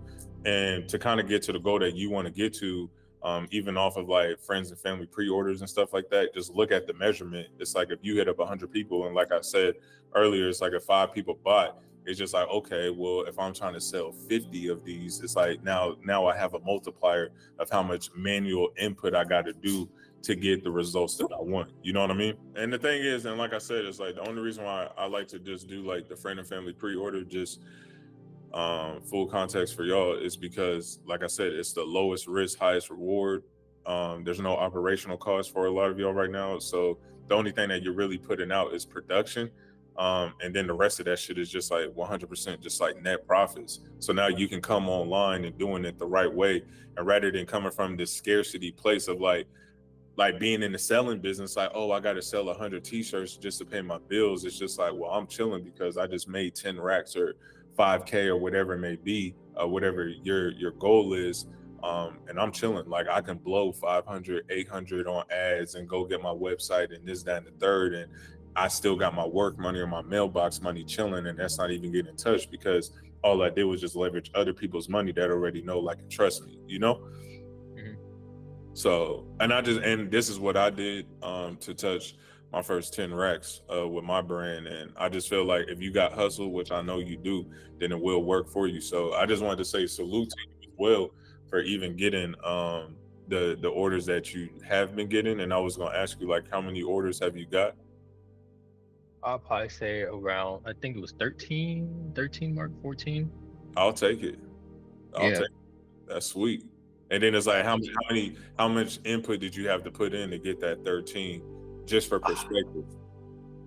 If I had to give like an estimate, I'll say about 150 to 170, within that range. I hit up everybody I knew on my Facebook, Snapchat, Instagram, and messages. Yeah, bro. Yeah, that shit is real. You know what I'm saying? Like, and one thing too that kind of helped me out, I don't know what your lifestyle is, but back when I was like a younger dude, because I'm an old man now, I'm 33 and shit, but when I was young, like really outside and shit, I kind of like sacrificed like 15, 20 teas, and I gave them all to my partners. So when we all used to go to the club and like pop bottles and have our own section and shit, like, cause you got to think, bro, it's like when you be in the clubs and shit, whatever city all y'all from, or the bars, and your homies and everything is clicked up, people be wanting support because everybody want to be a part of something, especially if y'all from like the same land. So like when we up in the club, like I got 15 motherfuckers like all wearing the same shirt. Like we all twinning up in there, and everybody's like, everybody thinking that it's like a gang and shit. They like, bro, what's that Lord knows shit that like everybody up in here wearing? And then my homeboy will be like, it ain't my shit, it's like that dude over there, like that's the owner. And then people right in there will be like, hey bro, I support local or whatever, like I'm proud to pay, like right now. And then I'm leaving the club as I'm like having the time of my life. I'm walking with them out to the trunk just to like go make a few quick $100, but that shit compounds over time too, you know what I mean? Yeah. So it was, and I was sending out the messages, I was realizing, I was like, damn, I really like just don't really fuck with nobody like that for real. When I was sending out the messages, I was like, damn, there's not a lot of. I thought I had way more people, but nah. Yeah. That's just real though. No, it is. You definitely figure out who really supports you, who's really about who you are at the end of the day. And watch, the funny thing is when because everybody on here is gonna get their shot, and that's on my son. Like everybody on here would get their shot. It's just as how far y'all take it. But when y'all get y'all shot and when y'all get on y'all run, watch everybody hop on y'all dick and be all like, "Hey, bro, like this is my nigga Aaron, and this is Jorge, man, and this Koya. I went to high school with Koya, bro. Like her bro. Like her brand, bro. I did it. It's like, bro, but where was you at when I was just even asking you just to support me just a year ago? You know what I mean? Because that's what happened to me, bro. As soon as like people started seeing like from Portland, like all the Supreme kids and like the clothing brand scene, like the streetwear scene and shit. Like when people started seeing my shit, like getting up on Grilled. And then people was making Facebook groups like buy, sell, trade, just only Lord knows and shit like that. Everything shifted. Like their whole perspective was like looked at as the brand differently, but it was just like crazy to me because I'm like, damn, just like 2 years ago, if you put a Lord knows t-shirt up to a Supreme BOGO tee, people is looking at Supreme like value and just looking at my shit like it was nothing. And then it was like 2 years later, 24 or probably like 30 months later, when I like this is like 2017 and I started my brand 2014. So like three summers later, it was like, bro, that shit, that they whole entire perspective was like they was looking at shit differently. And that was like, bro, where was y'all niggas at when like we was in the club and like just begging, I'm gonna say begging, but like begging y'all just to even like accept y'all to fuck with me. And now bro, like, you know, I've always was there. And it's like, fuck out of here with all that. Like, I don't fuck with that shit at all. So question number 3, if you had to look back, what wouldn't you have done? So when I reflect back on my journey, you know, a lot of things I did wrong, but I wouldn't regret anything. But if I knew what I knew back then, if I had the paradigm that I have right now back then, what I would have done differently is really just letting go, surrendering, and stop caring about what people think. You know, I think that handicaps us a lot, even at all levels. I can only imagine like when you get to the top of the hierarchy, right? And when you at the top of it, industry or at the top of the field on like how people gonna look at you and off of certain decisions that you make and certain choices. But with me, that handicapped me a lot. You know what I mean? Like I turned down Zoomies back in the day when they were throwing me a crazy bag, all because I cared about how people would look at me. You know, I didn't do this certain move because I cared about how my audience would feel. And that did nothing but handicap me and my growth. So what wouldn't I have done? Well, one of the things is I would have went into Zoomies. I would have put a separate line in there just for Zoomies only. So I would have been getting literally over $250,000 a year from just wholesale. And you got to ponder on that. That's like orders that I don't have to hustle and I don't have to push and I don't got to restart every single month from 0 to 80,000 or whatever the numbers may be. Another thing that I would have done differently was definitely stop giving a fuck about what everybody thought. And I would have just did all the things that was up here that I knew that could have changed the game. And I was just sitting there on the edge when I needed somebody to just push me off the cliff. And looking back, I would have for sure just jumped off the cliff and did everything kind of like my way. Even though I've done everything my way to get to this point, but I would have really like jumped off the cliff and like just had been blind to all the chaos and everybody's opinions, from friends, family, to my customers, to everybody online and on the internet, because that gets to you, you know what I'm saying? Because you create this brand, you took this concept to reality. So every move is like, oh, I don't want to piss them off by releasing this shirt, or I don't want to do this because I don't want to lose the customers I got, or I don't want to do this. And it's like, once you get up in that space, it's like you're living in a place of fear, and the man that's living in a place of fear, he's not free. So what I would have done is just been completely free. And you know, if I would have made mistakes, obviously, because I'm not perfect, you know, and if it would have been the wrong move, I could at least live with that and been like, well, at least I tried it. But looking back now, there's certain things that I did not try simply off the matter of the fact that I cared about what other people thought. I ordered 2 samples from Money Merch, so those are going to be coming in within 15 days, I believe. Okay. And then I'm gonna just start testing the market with those. My question to you is, should I run ads yet, or should I just keep going organic? Like I always tell you, it really just comes down to where you at right now as far as financially, because I mean, shit, obviously you can always speed up the process when it comes to ads, but ads won't work until you have a product that's like kind of working for you. So like perfect example, like Cat, I always told Cat, I was like, don't turn on ads until you are at least doing anywhere between like $5,000 to $8,000 organically. Because if the product is that great, then it should be selling by itself from like word of mouth or going viral or whatever may happen. As soon as she hit like 4,000 a month, we turned on ads and she was already 2xing like effortlessly. You know what I'm saying? Because at the end of the day, if you don't have this product like completely like dialed in, and as well as like you're not clear in the way that the brand is being presented online and everything like that, as far as like the Instagram and the site and everything, this isn't complex stuff. Obviously it's extremely simple.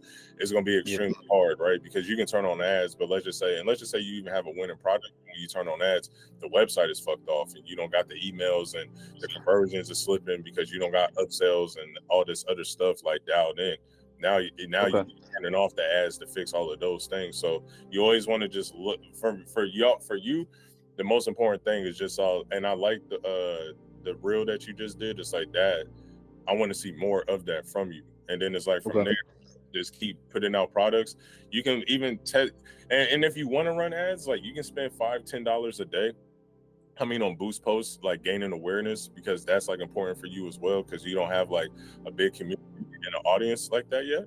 But obviously what you can do, bro, is you can do like on the floor like Michaela did, just on concrete, clean shot, and then you can spend like $5-10 a day and just get feedback even from the marketplace like that. Oh, when is this releasing? Or fire, I can't wait to cop it. But it's like you just getting feedback. Like that's the most important part. You know what I mean? Yeah, for sure. So you just want me to keep testing the market, right? Right, correct. Seeing what if they fuck with it or not. Okay, sounds good. Cause just like what I told you, when I was breaking down to you like the 48 laws and shit, I forgot what number it was on or whatever, but 10,000 iterations always trumps 10,000 hours. Like niggas put 10,000. I know people that put 10,000 hours in the fucking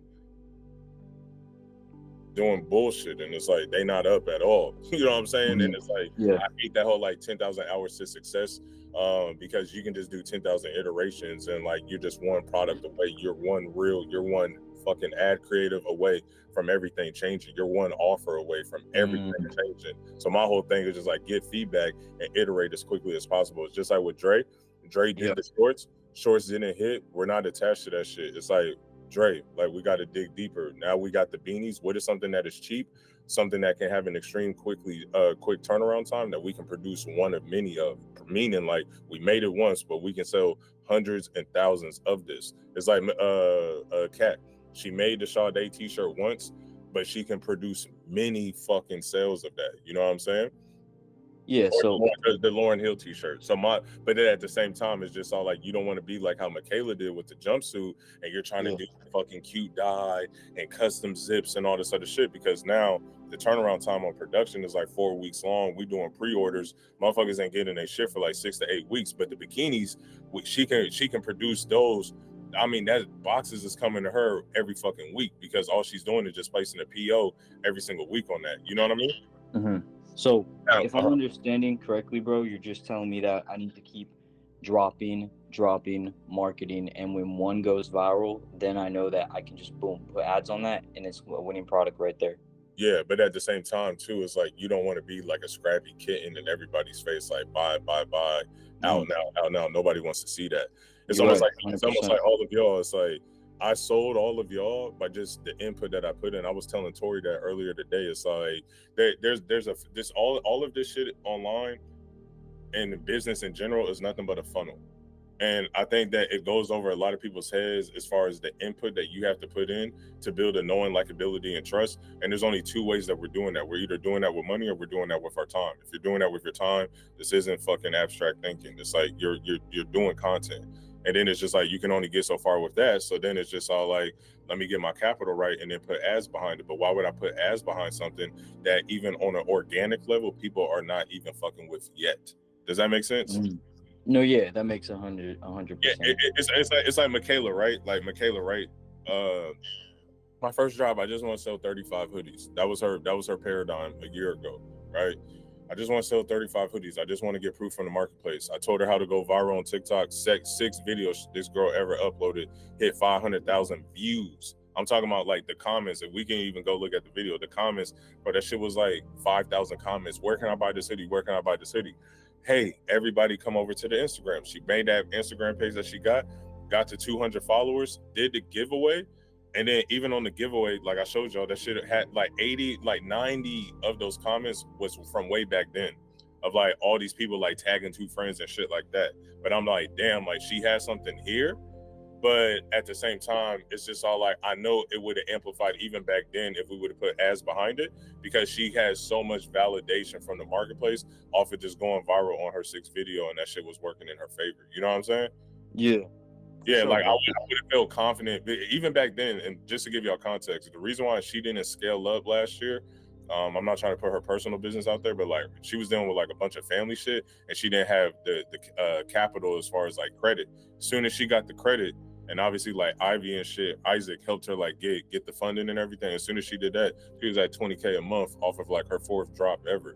And then she hit for the 30 and 50K months and shit like that. You know what I mean? Clothing brand owners, I am only taking on literally 5 more people for Q4 to actually take their brand from a concept to reality and take that reality to scalability with the brand that you have right now. So if you a serious brand owner, you got some money in your pocket, you're ready to invest, you can put some money behind ads and have me and my team come in and help you out on the back end with the infrastructure to make sure that we get you over the hump so you're working less but making more. Click that first link below so me and my team can help you out, and I'll see you on the other side if it's a right fit. But keep watching the video regardless, because there's a ton of value in here and a whole lot of perspective. 10 years worth, 10-hour video. Keep watching the video and I'll hopefully see you on the other side. And then this one is just like, I use like a Benny the Butcher, like a Griselda type beat.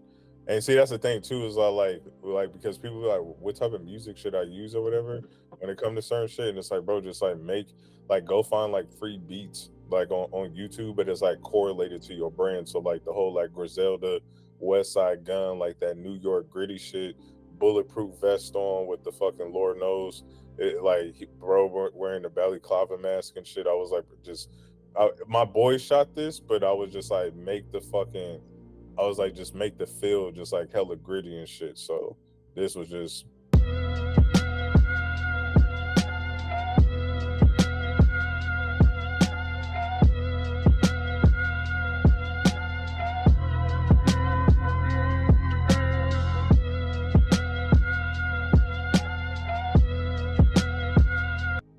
Yeah, just simple. But you know, it's all testing at the end of the day. And this is like good for you, Dre. It's just all like just dope, edited, like cool little 10-second, 8-second, or even a long one like this of like the actual product, but it's like in your style with the cartoon and the Mario beanie and everything like that. And then you just got something that's just like what the core audience is like familiar with. But even with this type of product, like this is like a perfect example too. Like this bulletproof vest, this is when we go back to let me bring it back up real quick.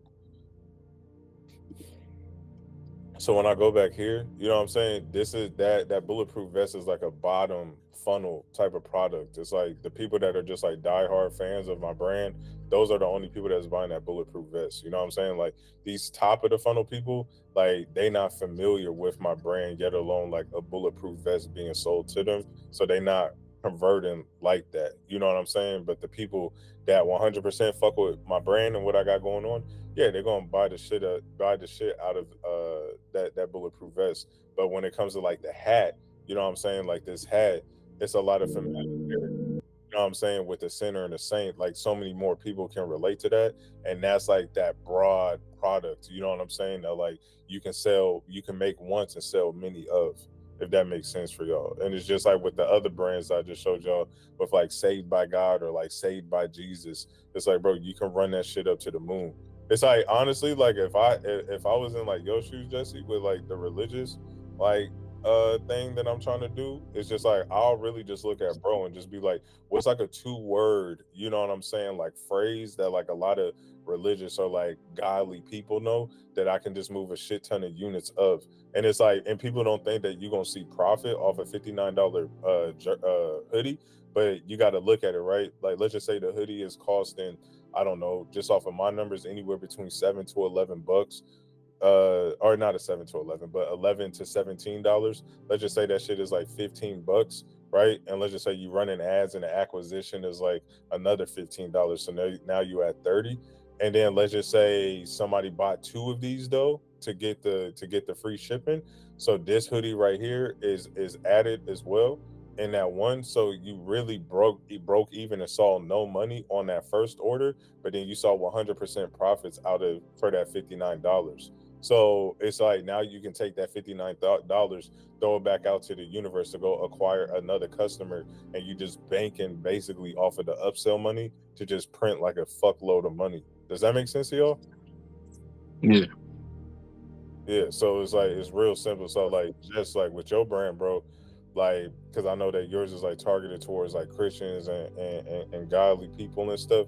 It's like, bro, like you can just look at bro's brand right here. It's called like Messias or some shit like that. Like MESIYAS.com or .shop. I'm sorry. Yeah, and then you can just be all like, damn, like what's like a 3-word, you know what I'm saying, thing that can like just grab like my whole entire audience on the broad, right? Because now you gaining so much attention, people are going to come follow you, everything like that, engage into the giveaways and stuff like that. Then you're going to get some bottom of the funnel sales. And then it's like when you turn on the ads after that drop or whatever it may be, it's all like this product, you know, that we can run with ads because it's like it's such a broad product that everybody knows within the lane of the people that you're serving, of the audience that you're serving. I feel like I'm just talking in circles now. Y'all with me though? Yeah. Okay. Yeah, and the same goes for you, Aaron. Like, don't overthink shit, bro. Just like I'm not trying to. I'm just trying to fucking go in with that. Biggest thing is just like making sure the brand is dialed in for the aesthetic that we're going for. So before I was trying to like hit all avenues like of mythology, but now I'm like dialed in more into like just Greek. Yeah. Just make something that like that whole audience that you serving will like just be super familiar with. And then it's like it's going to print bread. And like I said, it's like obviously I'm big on like obviously like selling at a higher price point, but at the same time it's just all like for y'all that's not at least doing like Michaela's numbers, you know what I'm saying, yet alone even Kat's numbers. I know she just left the call. It's like we kind of want to start low, you know what I'm saying, just to get people to buy in. And then it's just all like, but if these things are still printing you money and you still walking away with a 30% margin, I mean, who really gives a fuck at the end of the day? Because that's the whole goal that I had for y'all all along. It's like the 80% gross margin, and then after all other costs, you walking away with anywhere between 30 to 50% net profit. But even if you were seeing a 30 or 33% net, I mean, fuck, bro. If Jesse or Trap City just did 100,000. I know them just listening to me off the offer that they're making fucking 30 bands in profit, you know what I'm saying, off of $59 hoodies, you know? So yeah.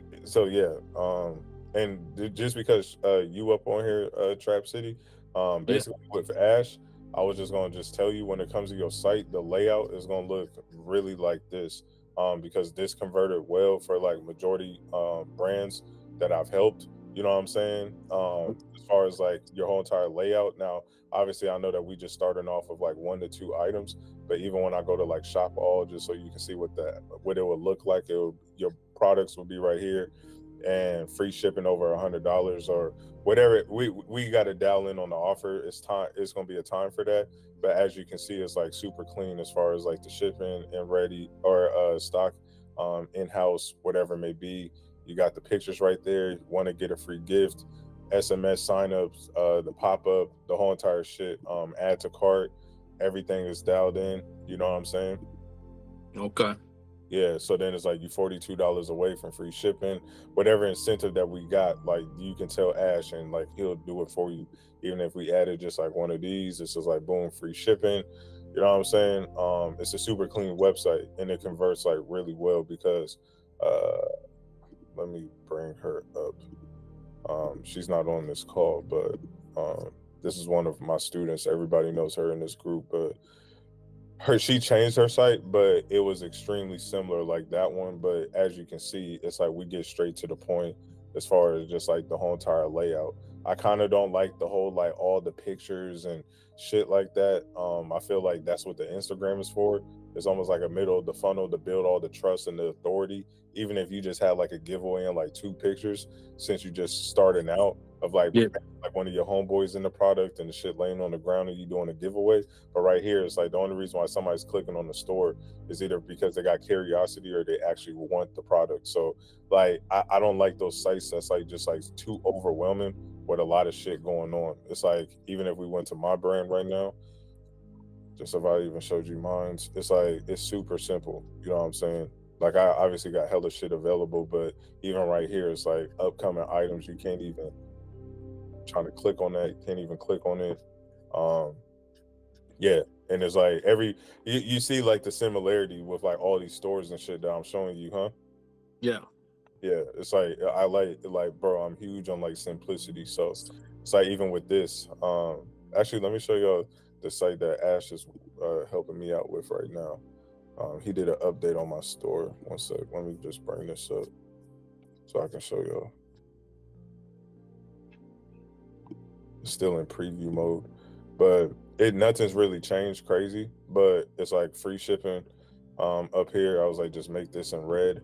This is what I like right here the most though. So if I click on this, and then if I add it to the cart, I got like the custom truck right there now. So it's like free shipping on orders 100 plus. It's just all like secure payments. And then obviously like my authority kind of like being established for 10 years doing this. And then one thing that's super cool is that this is like the gem right here that you get a free bonus item like with your order. So every single person that orders, they're gonna be like, oh damn, like I get free bonus items. And what's clever is he coded it to the way that this doesn't even pop up on my product page. So if I go back to shop all, like you don't see the bonus items at all on here. You know what I'm saying? It's So you're only, saying it just automatically generate? yeah. Okay. Yeah, but it's clever like that because it's gonna help more on the conversion. And then if somebody is nosy, and then if they click on that, it's just all like you get free bonus items with your order. And then I just like chat GPT this like we value our customers, blah blah blah blah blah. You'll receive 1 to 2 bonus items 100% completely free.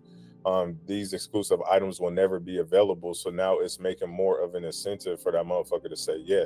Because just like what I said on Monday's calls, like what do I have to do to make you say yes? You know? Word. Yeah, so then what's kind of clever is like watch this shit right here. Once I throw this in the trash, this goes away with it too. So you peep that? Y'all peep that shit? Yeah, that's pretty dope. Yeah, bro. So that's like I don't know. I just like hella fuck with that because like my whole thing is like when it comes down to an offer, you gotta have guarantees, scarcity, urgency, bonuses, testimony, social proof, like all these tangible things that make a motherfucker say yeah. So even if I added this to the cart right now, it's popping up right there. You see that? How it just randomly popped up? Yeah. And then like my artist, like he just drew these up, and I was like, for the secure payments, just put a little halo over that because obviously my brand is called Lord Knows. And then if this was like reversed, you would have seen these better, but it's basically like the praying hands that form out Lord Knows with the American flag. I was like, take the stars out and just put like little praying hands right there and shit, you know? Nice. Yeah, but we still working on it though. It's a lot of stuff that I'm trying to do. And then obviously too for Aaron and Jesse that wasn't on the call. Basically what I'm doing too is that Ash is basically making like he's basically making 2 stores for me. So like this type of layout right here is going to be like when I do a drop, like an SMS like hype release drop, and I got like hella products on the store. Now I showed them this brand, and this brand right here is Genius by Jesse from Nelk Boys. So basically the way that this model works, the store is open, but they're tricking everybody to thinking that the site is on a lock screen right now when it's not. So what he basically did was, if I go make this into mobile, one sec, y'all. If I make this shit into mobile, like, and if you look it up on your phone, like this is like aligned like right under this box on your mobile phone, but it looks like the store is closed down. So then you press like shop core, and then these are the only items that you can get. And then when you go to the cart, you know what I'm saying, you can literally make the whole entire checkout right there.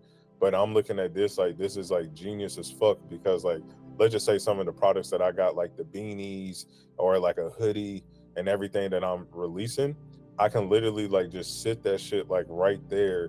And you got to think, it's like, even if I broke even, because I don't really care about making profit on the beanies and stuff like that, because it's like, imagine if I'm just collecting so much traffic is coming to the site with ads on to buy the beanies, but then I have this just sitting right there and I'm just collecting hundreds and thousands of phone numbers and emails. And then when I do a mega drop, then I can just convert it back to my regular website that's going to print hella bread. Does that make sense to y'all? Yeah. Yeah, so it's almost like I'm about to have like 2 websites, because right when I saw this, my boy is doing this with his brand. And my boy is probably one of the biggest brands right now in streetwear. And I was like, bro, how is that shit even possible? And then he was like, bro, go look up bloodysunday.com. And I was just like, wow. Like, I was like so excited to tell y'all about that on Monday. And then I hit up Ash myself and I was like, bro, can you do this? And then he was like, yeah, but I'm working on your site right now. And I was like, no, fuck that. Like, I'm about to have 2 websites. Like, I was like, I'm about to put my beanies and shit right up under here. Right. And then, yeah, so I just thought that that was like a super genius model as well, because it's like, think about it, right? Like if Dre, you know, he got his, let's just say we was running ads right now to the Mario Kart beanie, and then people came to his site and then they saw this, and then he can be like, biggest drop yet, goes live in 15 days or whatever, but then everybody's still available to make the purchase right there of the beanie. But just imagine so much traffic is just coming to this page that he's going to be getting at least 1 to 5% conversion rate off of those visitors just signing up for emails and phone numbers all day long, if it's his actual core audience that we're talking to. You know what I'm saying? Does that make sense, y'all? So then, so like he breaks even on the beanies. Let's just say he's just like, I didn't make no profit on the beanies. That's totally okay, because bro just got 5,000 or 10,000 phone numbers in a month. And then when he does his actual drop on the shit that he wants to do, that motherfuckers are going to make 5 figures. So it's just all like, it's almost like have this one product that's just going to bring in a shit ton of money in sales, and then trick everybody out of position thinking that the store is closed. And then when you want to do like a big ass collection or a big drop, you don't even really need to spend money on drop day, because it's like you breaking even on the acquisition of that one product, but you're getting hundreds and thousands of phone numbers damn near for free. So then when you do the drop, it's just all like, oh, I just made 100K. I don't even need to turn on ads. What's the point? Because now outside of cost of goods, everything else is really profit. You know what I mean? Yeah. So now it's like right into walking away with the 30% margin. Now I'm fucking around walking with a 50% margin, because I saved spending 10, 20K on ads just off of my emails and SMS lists alone, you know? So the last question that I took on was, how do you pick a name for your clothing brand? And the best way to pick a name for your clothing brand, obviously there's all these different tactics and stuff like that. I feel like once you start trying to seek and search, just in life in general, without this picking the name stuff, you don't really find no answers, right? If you go out there seeking a relationship, or you're searching, or you on Bumble and Hinge, and you go into the club and you just going out there with the intention to find, it almost like resists more and more away from you. You know what I'm saying? Like, the name has to come at a very authentic time, and that's not up to me, that's not even up to you, that's really up to like the man above. My whole thing is, you know, you can write down like a bunch of names, don't go look to see if somebody already took it or something like that. My whole thing was, how can I pick a name that's 100% a reflection of me, it's short, and it will stick in somebody's head. You know what I mean? Like when you got Apple, you don't even think about the fruit before you think about the actual technology. My whole thing was, when I look at like all the legendary streetwear brands, brands that have stood the test of time. The names are really simple, but they're just engraved in everybody's subconscious. So when I came up with Lord Knows, like it just happened just magically, you know what I mean? Because I wrote down all types of names. Oh, I'm gonna name it this, I'm gonna name it this, that, and the third. But when I just reflected on my life and my upbringing and me and my friends, you know, and when I was just reflecting back on just like our whole upbringing and, you know, the good from the bad and the sinner to the saint, like it just came out as like Lord Knows. But before it became Lord Knows, at first, like for like the first like half a year of running the brand, it was just called Lord Clothing Brand. And then one night we was on the block and Drew, we was all just sitting there drinking in front of my cousin's sticker shop, and he was like, man, he was like, something's missing. It's like the Lord Clothing Brand, it's not fulfilled. And I was like, what else can we call it? And then he was like, Lord Knows. And I ran down the street. I was like hella drunk, I'm not gonna even lie. And I ran down the street, I was like, like that's it, that's it, that's it, that's it. You know, I was like, this is perfect. Right when he said that, it's like, that's when everything just started unraveling. Now, I'm not saying that's gonna happen to you. I don't know. But all I did at first was I did write down a whole bunch of names, you know, but I didn't really go out there like trying to push and like seek for a name and search for a name. I just wrote down a whole bunch of names, and then I was like, boom, like I'm gonna do the Lord Clothing Brand. And then from there, you know, we was the Lord Clothing Brand. I had my first little batch of t-shirts. And then from there, that's when Drew like completed it and was like, yo, call it Lord Knows, because he was like, Lord Clothing Brand, it's something missing. And then right when he did that, that's when it all went off to the races and the rest was history. But for you, if I was you, I'll do the same thing. Just write down like 50 to 100 names, something that's 100% you, something that's a reflection of who you are. Because then once you make the brand and you put out the brand identity and you make everything cohesive and you got the designs and the models and everybody else that's in your clothes, it's 100% authentic. And that's what it's all about, lasting with a brand. So this leads me to my fourth reason why nobody out there wants your clothing brand. And it's simply because they just don't understand it. So if nobody's understanding the graphics and they're always asking you, what is this brand about and stuff like that, your messaging is weak. You want to make the messaging so strong that people understand it to such a degree where right when they see it, they already know what time it is. Even if it's their first time seeing it, it's like either it's for you or it's not for you. And the thing is, I'm a big believer that you never want to have great customers. And what I mean is, it's like that in between the building person, right? It's like, oh, well, I kind of like Timmy's brand, but then I kind of don't. It's like, no. It's like either you 100% fuck with this or you 100% don't. Because it's okay to turn down more people and then hone in those people that 100% fuck with you. Because once you get those people that 100% fuck with you and they understand and overstand your brand, those are the ones that's going to walk with you through the test of time. You know what I'm saying? Those are your apostles if you the Jesus Christ of your brand, which you more than likely are because you the visionary and the brand owner. But a lot of people out there, you know, even me in my early days, like when I'm selling clothes out of the trunk and shit, I'm like, why is it so hard for people to understand like the mission of my brand? And it's real simple. It's like, dude, it's your first fucking t-shirt. Like it's your second shirt. It's your third shirt. It takes time to hone in that message and it takes time to build this brand that's like super, super cohesive. But if you guys watch my video somewhere on here where I talk about, you know, building out your brand identity, that's when things get a whole lot easier to have that message super conveyed to the point where people are like, oh, like I understand this. Even if it's their first time seeing it, it's 100% not for me or 100% is for me. But you don't want to be that person that's like you're catering to so many different people and now you got this flip-floppy person where they're like, oh, well, I kind of fuck with this brand, and then on some of their drops I kind of don't fuck with it. No, like we're talking to one person, we're talking to replicated versions of us because you are your target audience. You know what I'm saying? And we got to hone down on that messaging and make it so fucking strong to where people are like, I do understand this. My question with that was because I know I'd be first in the marketplace with that shirt because there's like a huge audience for the snowfall, but I have not seen a hard design. Like I think the one I created is probably like the hardest one I've seen. So I think I'm gonna go get that done. DTG 1 of 1, start marketing it like crazy. My question to you was, what should I be paying for DTG with that many colors for bulk?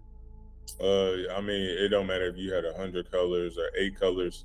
Like when it comes down to the DTG, like I'll just go get a sample of all of that and then try to just get feedback from the marketplace. And if you get sales, then go take other people's money to go buy the bulk. Rather than buying bulk right now, now you send on 50 units or whatever, and now you stressed out trying to push them, you know? Okay, yeah, for sure. So just go to like a manufacturer after that, or just find like a printer with a good deal once I get sales. Yeah. Like I got a somebody that can do t-shirts overseas, and they can do like photo tees and everything like that at a very affordable price. But Okay. first is like get a proof of concept from the marketplace with that. You know what I mean? For sure. Yeah. Before we even go into like mass production, you know? No, yeah, 100%. Let me send you the link, bro, just in case you wanna see from the photo shoot. Okay. I'll put it in the chat real quick. So it's the first shoot we've ever done, but I told him that the next one we're gonna do like nature. So his dad owns a smoke shop. So what we're gonna do is we're gonna like collaborate with like the model, on the collab post, the model, the smoke shop, just so we get more like views on the, like the brand right now. And I mean, I've been working on it for a while, but like 2 months ago, before I dropped, I was like 50 followers, and organically I'm at like 123. So just people like sharing my brand is growing. I haven't even done boost posts yet. Yeah, anything better than zero is a blessing. 100%. I'm looking at the photo right now. I like the one of it, really just like capturing the wake up to your full potential. Yeah. Or sleep on yourself. Like I like how it shows like the chain, the hoodie, or obviously the slogan, and then like a little bit of like face there. That shit is clean. Thanks, man. Yeah, he's talented for sure. I'm excited to see like throughout the years, just like what we cook up. You smoke? I used to a lot, but not anymore. I just trying to focus. I get paranoid now. It doesn't like it's not chill anymore. You drink? Yeah, sometimes, but used to drink a lot, man. At the moment, just trying to focus right now. Like I have like a seltzer and whatnot, but I used to have like go through a bottle of honey whiskey, Jack Daniels every week. But 18 or 17, motherfucker, you alcoholic, 18. boy. I know, bro. I stopped it though. But look, we're focused now. You know what I mean? I put the blunt down. I'm over here working. So No, I feel that. Yeah, man. I was gonna say like we can kind of just. I was talking to Dre earlier, kind of on like productivity things, and right now I'm building out like this productivity course, kind of on just like frameworks that have like helped me in the past, and some of these things I know that might be repetitive to y'all three since y'all been with me for a while, but I kind of just wanted to go through the script because I'm looking at the script and it's pretty fucking dense, and I think that it can definitely help y'all out. So I can share my screen. Let me see if I can even do that. One sec. Let me see if I can do my entire screen. Y'all see this, right?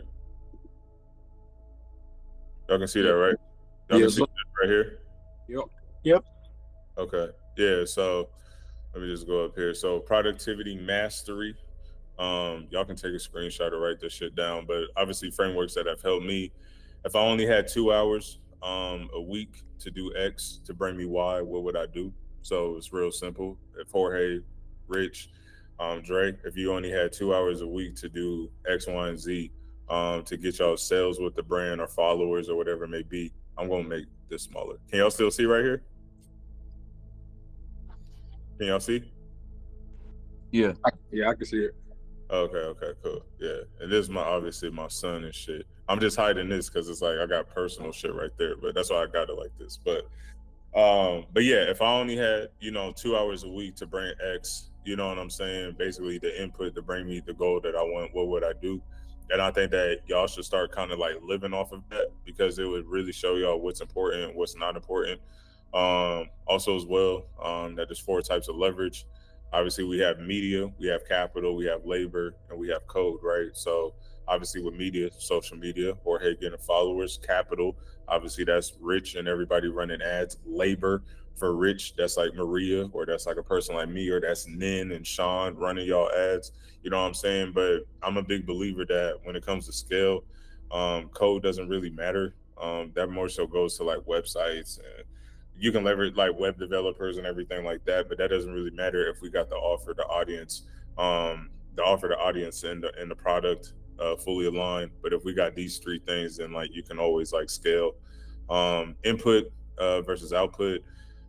This is one thing that and these are like bullet points, but like I'm going into detail talking about, but as y'all can see, it's a lot of shit. So I'm not trying to keep y'all here all night, but even with just like input versus output, it's just all like you want to look at products, you want to look at tasks that you're doing, even your brand, just everything is just all like the input that I'm doing, how can I get the maximum output? You know what I mean? And when it comes to product market fit, even with Rich, I'm glad that Rich is on this call, because even with, you know, his winter t-shirt, there's not much input. Like Michaela's beanies, there's not much input, but the input that he had to do of testing a whole bunch of products, iterating the fucking brand, iterating drops, iterating different designs, it probably took him 2-3 years to get there. But once he found that winner, it wasn't much input, you know what I'm saying, to get the output that he's gotten basically in the past year with his winning products.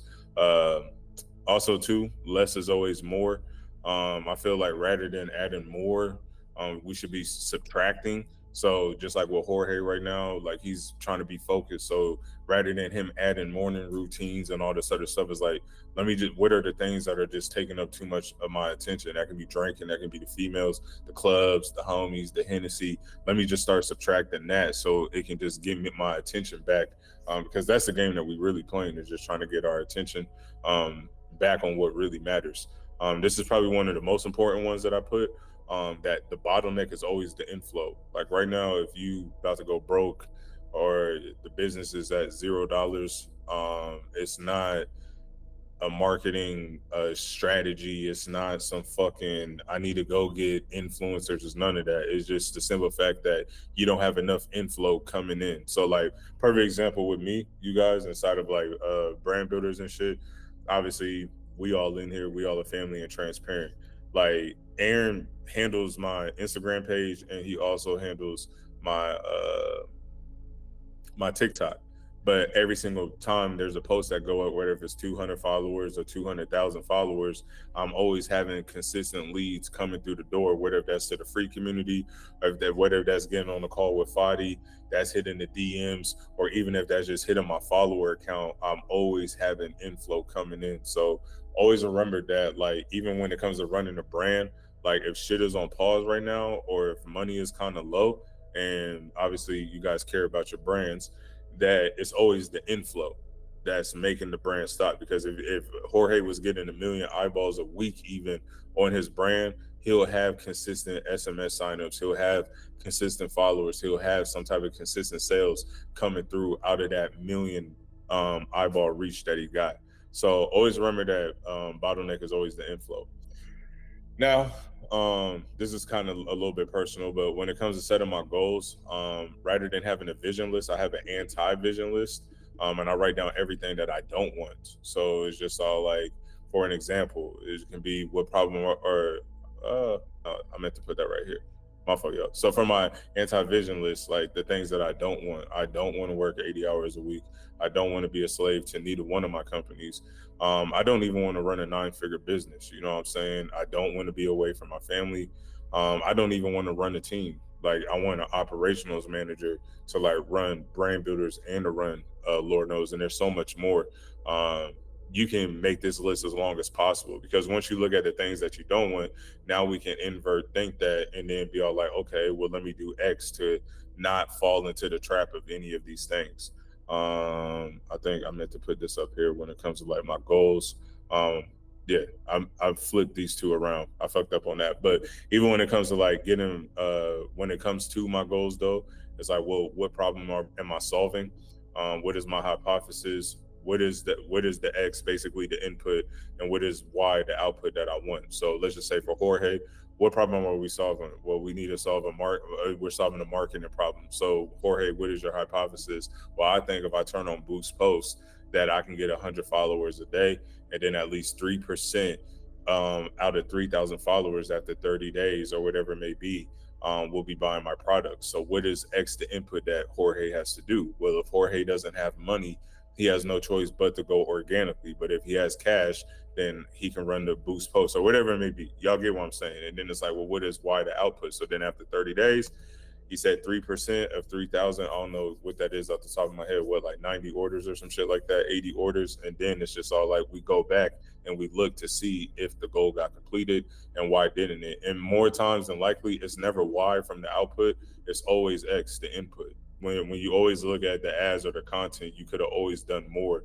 You know what I'm saying? And just like what I said up here for y'all, that the bottleneck is always the inflow. The bottleneck is always the inflow. So, yeah. And then obviously I got the anti-vision. And then there's like another segment on how I 10x my output without working 10 times harder. So always remember the Pareto principle of 80-20. Only 20% of your effort is bringing 80% of your results. And 80% of your results is basically coming from 80% of your effort. I put results there. But always remember that there's always an 80-20 inside of an 80-20. And like it keeps going, like it just doesn't stop. So if I do 80-20 out of 80-20 out of 80-20, that's basically telling me that like 1% of my effort is bringing 50% of my results. Y'all see that this is all a script. I got typos everywhere, but y'all can see that 1% of my effort is yielding like 50% of my results.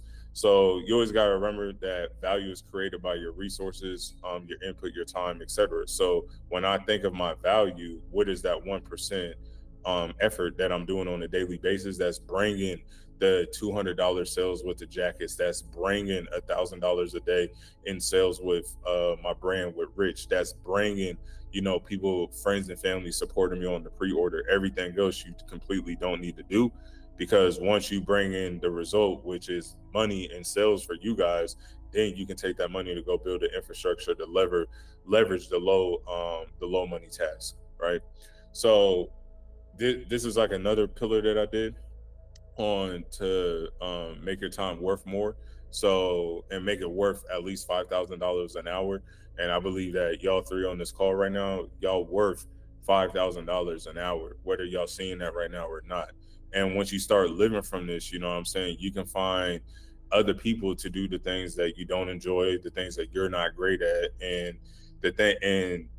what did I put right here? And that they are great at. And then that basically trumps all of your skills, you know what I'm saying, and experience. Because when we're hiring people, it's all about skills and experience. It's not about friend and family and this is my partner from back in the day. No. Like Rich got in because he has more skills and more experience in scaling up clothing brands. So rather than Rich wasting a whole 6 months on figuring out how to do everything, he spent the last year basically on figuring out who can do everything. So then the only thing Rich got to do is the 1%.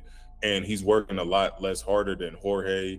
He's working a lot less harder than probably 80%, 90% of the people in the group. But yet him and Michaela's making more money than everybody else. Let me bring this. Somebody's trying to join. Y'all with me though? Y'all quiet. Yep. Okay. Yeah. So, so you got to make sure that that y'all time is worth, you know what I'm saying, $5,000 an hour. Because once you start looking at that, it's like, then it goes back to what I put up here. It's like, if I only had 2 hours a week to do X to bring me Y, what would I do? So then it's just like, well, if my time is worth $5,000 an hour, I'm not doing customer service. I'm not doing fulfillment. I'm not doing none of this bullshit. Like, I'm leveraging all of that, period. Because if I do one thing that can bring me 5 to 10 bands, right? Like, think about it, right? Dre turns on ads right now. He runs, or we start collecting boost posts, or running boost posts. He start collecting SMS. And let's just say after 1 week, he's like, fuck it, let's test it. And if he just saw $2,500, he didn't really have to do that much to get that type of output. But then it's like, let's put 10,000% of our effort into that one thing that brought the output. Because once the bigger the output is, the more money that's coming in that now we can delegate out to go leverage. Where was I at, y'all? Okay, so then basically we want to find others that do everything else that we don't enjoy, that we're not great at doing, and that they are great at doing, basically, and they got more skills and experience than us. So at any given time, you really only need to focus. I put 2 to 3 things, but now I'm looking at that, it's really like 1 to 2 things to take your brand basically to the next level. So this is why I kind of get into like doing less has given me so much more. You always got to remember that there has been a few new experience in the past few years that has given me like a radical new experience on my life. And then obviously right here, this is where, because I'm scripting now, I'm basically reading y'all like my script kind of, but it's just like photos of my cousin that I'm extremely close with. You know, if y'all go look at my Lord Knows thing, he's popping up out the water and shit. He got paralyzed in 2022 from the chest down at 27 years old. He got shot 7 times.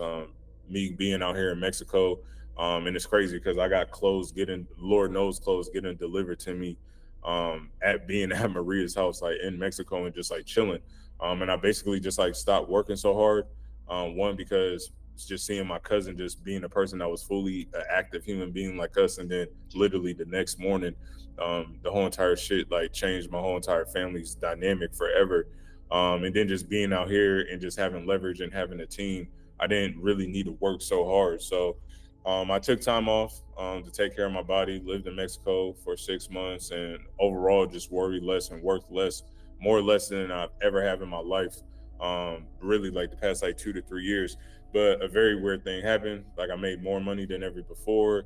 And then I put, just to be clear, I wasn't YOLOing my life away. I did an incredible amount of hard work, but like I said, it was only on the front end, right? So like y'all right now, y'all stuck in between this place of like getting finding the audience that is clear to y'all brand and y'all brand message and brand identity, having a product that aligns to what that audience actually wants, and making sure that the offer is so great that they will feel dumb for saying no. And they got to really desire that product enough to even want to go buy it. But then on top of that, we got to build knowingness, right? We got to build likability, and we got to build trust. And for some people that takes years, and some people that takes under a year, right? But what I'm trying to get away with or get at on this is the front end trumps everything else. Because if you spend 2 to 4 hours a day just working on ad scripts, ad creatives, giving them shits over to Nin, it's like, and you got the capital, obviously I'm just speaking if this was like Rich or somebody, you're running laps around everybody else. And I kind of talk about this earlier with Dre, because I'll break down to y'all like the numbers and everything that I put in here on just how much bullshit the average American does on just wasting their time and their life on miscellaneous things. And you just sitting there just really running like, what you can do in the next 3 months if you just spend 3 hours a day just focused on one thing, like that's equivalent to somebody's like 2 to 3 years of finally catching up to you, right? So I put, but now as a parent, I didn't have to work hard and I got what I wanted.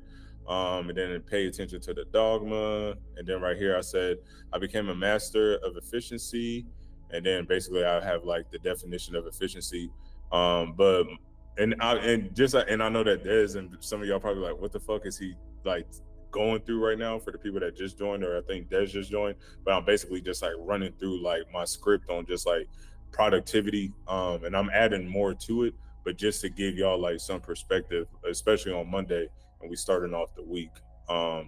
But like I said though too, it's just all like my goal for not just for y'all, but everybody else inside of Brand Builders is obviously to make more profit, have more fun, less stress, and more time to actually do what you want. And it's kind of like reverse, like everybody is like hustling to make a brand, but then they become a slave to their brand or to their company or to their business, when it's like you kind of want it to be the opposite. It's like you want to be the pimp and the fucking brand or the business is like the hoe. It's like you're dictating this shit. You don't want this to kind of like start dictating your life. And it's kind of like with the Michaela thing, it's like you want to let this thing grow on its own.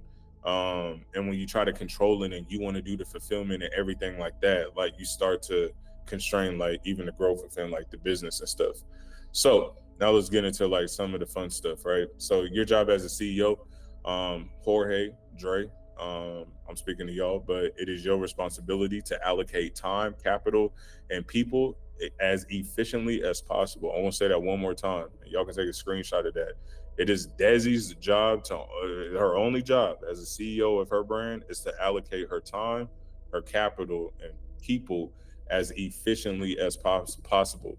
So if you're going to allocate time, capital, or people, you need to spend it on the front end of the business, right? So basically what I'm saying is, if Jorge does not have money right now, or if his cash is kind of constrained, he needs to be allocating his time at the beginning, right, on the thing that's going to bring him actual sales with his brand. So that's either content or paid ads. But if you don't got capital, now we got to run content. So he should be spending his time there. Once money starts coming in, now he can start allocating his capital to people. So then he can even spend more of his time on the front end, and all this other bullshit like manufacturers and talking to manufacturers and building out tech packs and designing and all this other stuff is not taking away like his attention besides the thing that's actually getting him over the hump. So it's a reminder too that marketing and innovation are the only things that matter. The rest are just expenses, right? Because if all of us right now got 1 billion views tomorrow, and if 1% of 1% of 1% bought your product, right? I think I would want to do more of that, right? Because everything else, the operation, the overhead, the production, the manufacturers, the taxes, the PLs, all that shit is nothing but just an expense, right? So always remember that marketing and innovation are the only things that matter. The rest are just expenses with inside of like your brand and stuff. And then when it comes to getting back your time, time and attention is your most valuable asset, so you have to protect it, right? So let's start by defining your hourly wage. Like I said, I believe that mine is $5,000 an hour.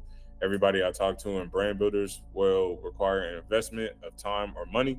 So it is best to identify what are you willing to pay now, because this is the realest shit that you're either going to spend time or you're going to spend money in this shit, right? If you got capital, it's just all like you're not wasting time. But if you don't got capital, then you have unlimited time. But everybody's in different seasons of their life. Like Jorge, you're only 19 years old. Dre on this call, he's 39 with a family.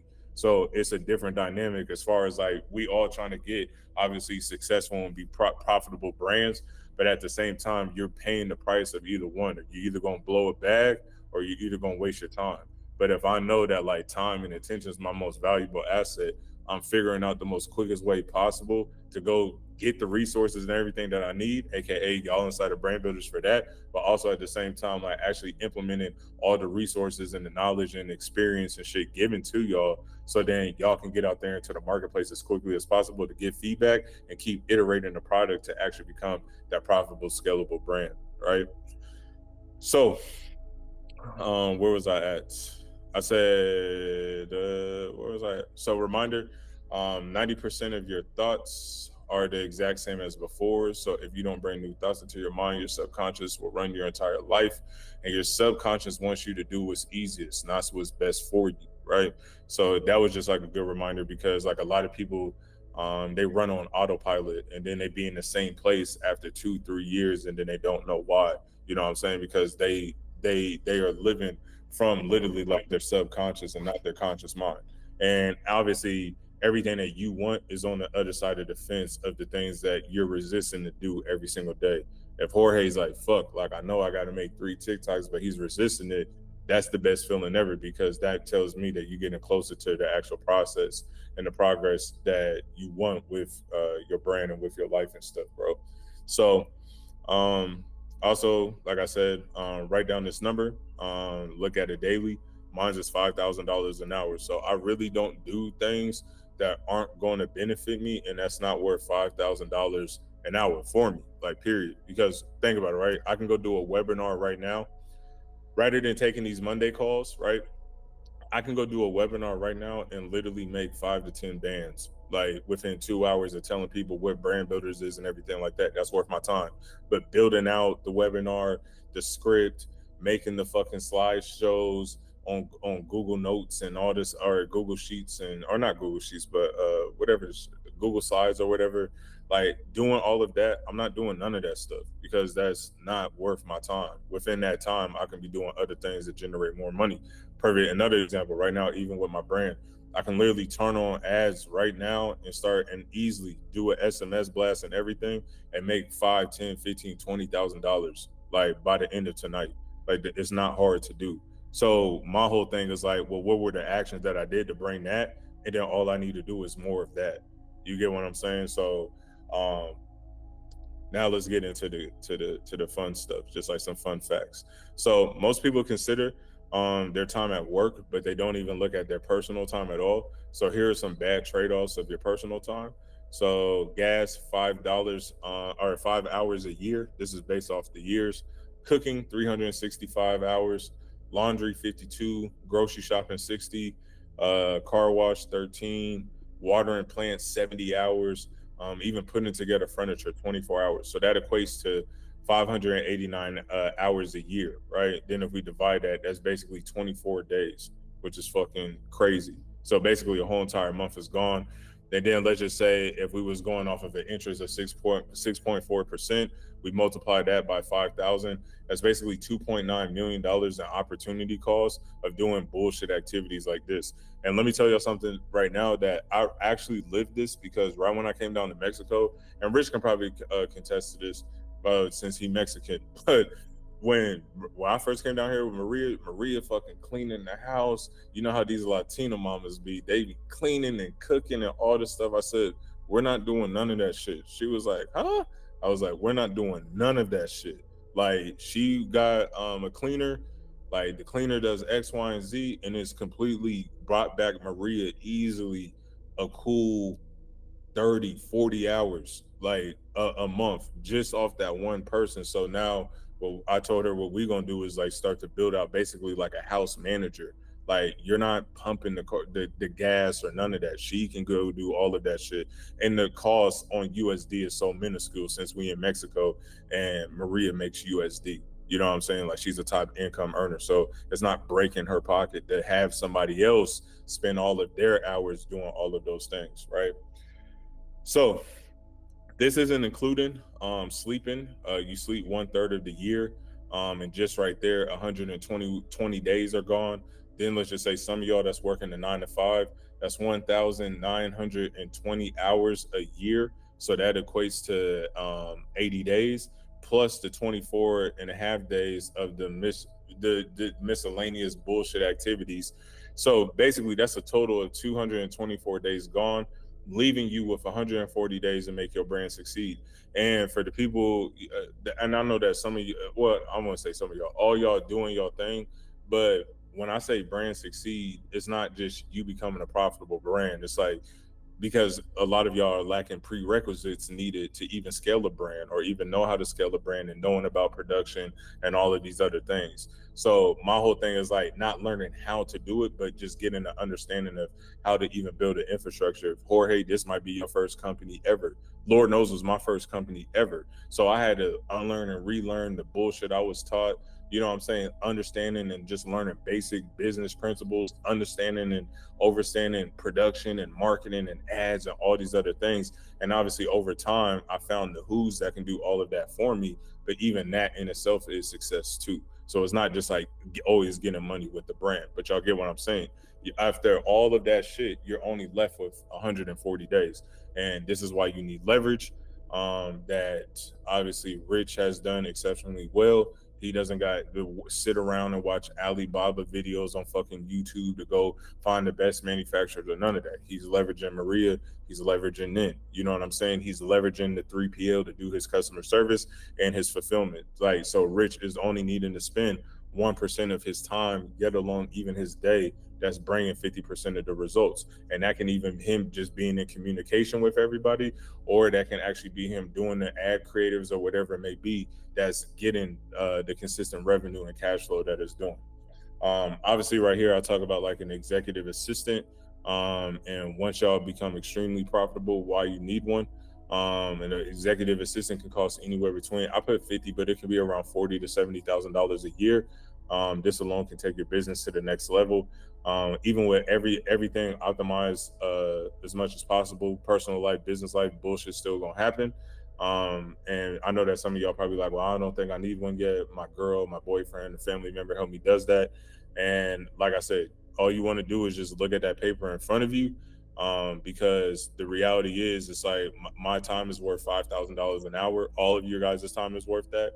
And an executive assistant is basically like if you're Batman, they're Robin, right? But at the same time, if your boyfriend and sister or whoever does not have the prerequisites of being an actual executive C-suite assistant, they don't know what the fuck they're doing. So now you're wasting your time, you know what I'm saying, on helping them how to do X, Y, and Z. But the executive assistant is life-changing in many ways. And this is some things that my EA does for me. when it comes to travel and planning, package returns, like Amazon shit, fixing my car back at the crib if needed, taking or talking to my family house cleaners. So one thing back home, I got a house cleaner, and that same house cleaner takes care of my dad's house as well. So, but I'm not in contact with the house cleaner because that's taking too much of my attention. And this is my fucking neighbor on top of that. Like, imagine my neighbor, I don't even talk to her. My EA that doesn't even live in Portland is talking to my executive assistant and shit to clean up the houses and stuff. Event planning, last minute items if I need anything, obviously email management and so much more. So even these small tedious things, that's taken away from like my 140 days to like make brand builders succeed, get to where I'm trying to get to with my brand and everything like that. But the goal for me, and this should be for y'all as well, is to get as many hours back as possible. It's not to be on the computer all day trying to figure shit out, right? You're trying to leverage as much as possible. So now let's go run it by the numbers. Are y'all still with me? Because I can't see y'all. So y'all still there? Yes, sir. Okay. Yeah, so now it's just like, let's run things by the number. Do you want to know what is not efficient, and then it's making decisions on emotions and guessing, right? So you need to be obsessed with the data and the tracking, even with your brand or with everything like that. So that's funny because I even put examples down here. But basically, like, I know I probably don't show this on the front end, but like, I'm obsessed with like data and tracking, so we can make accurate real-time decisions with which limit my involvement and speed up the growth of like brand builders and what Lord knows, and even in my personal life on certain things. So without me hopping on like meetings and talking to everyone, I can know exactly where we are and exactly what we need to do. So for an example, right, like with the Fast Cash, I put Jorge on there, right? He needs to be obsessed by looking at those numbers because everything grows by measurement. So if Jorge texted 100 people and only got 2 sales from that, he needs to like track exactly how many people he outreached, how many people he closed off of that, and what is the average order value that he got off of that, so then he can track his measurement. Well, shit, if I'm trying to see $5,000 and I only saw 2 orders out of every 100 people, now he's looking at it, well, shit, I might have to hit up 5,000 people just to even get the money that I'm trying to get. But now he has a measurement that he can use on a day-to-day basis. Even with Kat, like an influencer example, like she and obviously these are like broad context examples because I'm huge on just like the data when it comes to the ads and the CPMs and everything like that. But just even as like just broad examples, it's like even with Kat, it's like if this one influencer bought you $8,000, it's like obviously we need to double down on that influencer, but we need to, how many outreaches did you do to even get this influencer to fuck with your brand to bring 8,000? So it's like if Kat's trying to make 24K or whatever it may be, it's like, well, now let's be beyond lucky and let's just try to go find 10 of those people. So if Kat hit up 100 people to get one person, but that one person brought her $8,000 because of his following and because of his influence, now let's just go hit up 1,000 people. Let's go hit up 2,000 people. So then at least 20 people is fucking with your brand, and now you getting all the fringe benefits off of those organic sales. And then like paid ads with like Michaela. When Michaela was scaling up, she was, oh, like, can we do, I want to hit up influencers, I want to do this. And yeah, she do got influencers in her stuff right now, but I was like, we need, what is the 1% that was bringing 50% of the result? And for Michaela's example, it was the marketing or the ads. So I'm like, let's just spend more money on ads and figure that out. So now we went up to 300 a day. Now we went up to 600. Now we went up to 1,000. Now we went up to 1,500. Oh, then shit got fucked up at 1,500. Not as far as her profitability, but more so just like then it became an offer problem. And then when it wasn't an offer problem, now it was a fulfillment problem. And then when it wasn't a fulfillment problem, now we're getting feedback and on from the marketplace when the actual girls was getting their stuff. And then it jumps back over to a production problem.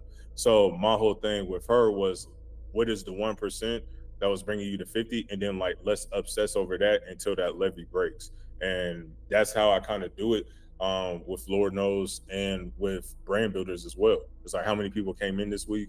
How many people left this week? Why did these people leave?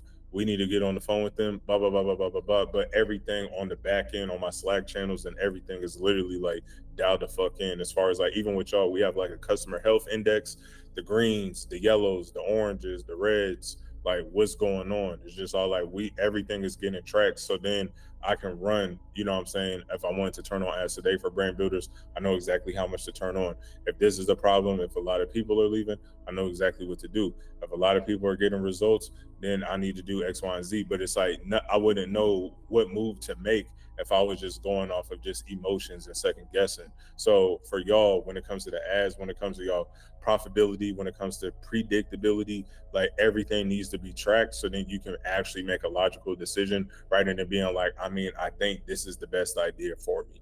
And then also as well, this kind of goes into kind of what I was just talking about, just like a flywheel constraints. You always got to remember that every system has at least one constraint, and it is the role of y'all being the brand owner to find that constraint and restructure the rest of the brand or the organization around it. You're only as great as the constraints of the business. That's a quote by me, but basically there's only 6 constraints, right? And it's almost like a flywheel. You got marketing, right? Then you have an offer, then you got products. Then after products, it's production and fulfillment. And then after that is delivery going out to the customer, and then it's getting feedback.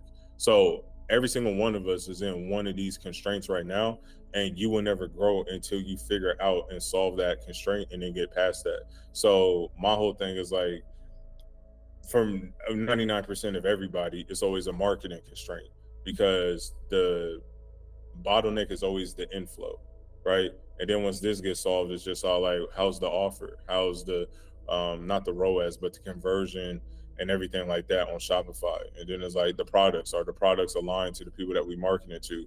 And then the fulfillment is just like, well, how is that? It's just like when it comes to the production and the manufacture and the turnaround times and the costs and everything like that. Then the delivery, okay, now it's getting through a 3PL, or it's going out at Desi's house or at Dre's house, and then it's getting out to the customer, and then we're actually getting feedback from them. Oh, the shit was trash, or this shit was amazing. I know that y'all did the pre-order. It takes a little bit too long, but but I love the experience. I'm gonna come back and order from you again. Boom. Then the next month comes, then you do another drop, and it's literally just a flywheel of that. So, like I said, this is at the bottom of it though. But my 4-hour workday, basically the key areas that I just really focus on is marketing and the offer, because everything else is pretty much delegated. Besides obviously getting feedback from my community and from my audience. This goes with brand builders, and this goes for Lord knows. And I'm gonna break them basically down to y'all. So for marketing, right now I'm in the season of YouTube. When it comes to brand builders, because all we're basically doing is I'm building more likability, knowing, and trust off of YouTube on long form, and then that's going to bring curiosity, and then they're going to see the link in the bio, and then from there it's just all like they're going to join brand builders, right? But I'm not trying to get on a sales call or anything like that to force anybody. So what is my most important task that I need to be doing every single day? Well, I need to be just focused on making as many YouTube videos as possible, because everything else is already dialed in as far as like the product and as far as like my experience and everything like that. Being a brand owner for 9 to 10 years, that's how I built likability, knowing, and trust with y'all, right? So now when I think of running my brand, the only thing that I really focus on is, like I've been saying this whole entire time, is the front end. Well, what is the front end? That's marketing. My fault, y'all. And then what comes with marketing, it's either you're running content, and if you're a brokey, not in a disrespectful way, then, or no, you're running content if you're a brokey. And if you're not a brokey, then you're running ads. You know what I'm saying? And then it's just all like, I have the X that needs to be done, which is the input, which is going to bring me the Y output that I want. You know what I'm saying? But for me right now, obviously I'm not making money off of my brand because I'm not releasing anything like that. But my main focus, even when it comes to the marketing, and you'll be surprised if I bring this up. Let me see if I can bring this up. This is, so like even right now, just at like 5 o'clock, like we still working on shit. I'm about to start pushing out my hats and really start getting that going. But at the same time, it's like I have so many ad creatives and everything like that to where we can get it out to the market, get feedback. I talk to Nin or Sean every single day. And then we just keep iterating and iterating and iterating to get the goal that I want to get to. But this doesn't take 10 hours a day to do. This only takes like an hour a day to do. And then how's the ads running? Oh, he sends me over the shit. This is the CPMs. This is the how many people have opted in to the SMS, blah, blah, blah, blah, blah, blah, blah. Perfect. It's just like I'm moving on with my day.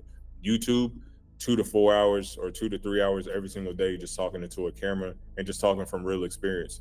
3 reasons why nobody's buying your brand. Story, I tell a story, the 3 bullets, the person, the product, or the person, the product, or the price. You know what I'm saying? So basically the audience, the offer, or the product. And then it's like, boom, done with that. Give that to my editor, and then we have a shit ton of content. You know what I'm saying? And that's how I kind of do everything. And then once the marketing, you know what I'm saying, is obviously pumping, then I go look at the offer. Well, how many people came into Brand Builders this week? 0. Why 0? Oh, makes sense. We haven't been posting anything on YouTube. Oh, makes sense. We haven't ran anything on ads. Oh, the marketing, the offer. Why hasn't anybody bought the hat? Oh, it's too expensive. Maybe let's try to lower the price or whatever it may be. Oh, okay, now people are buying.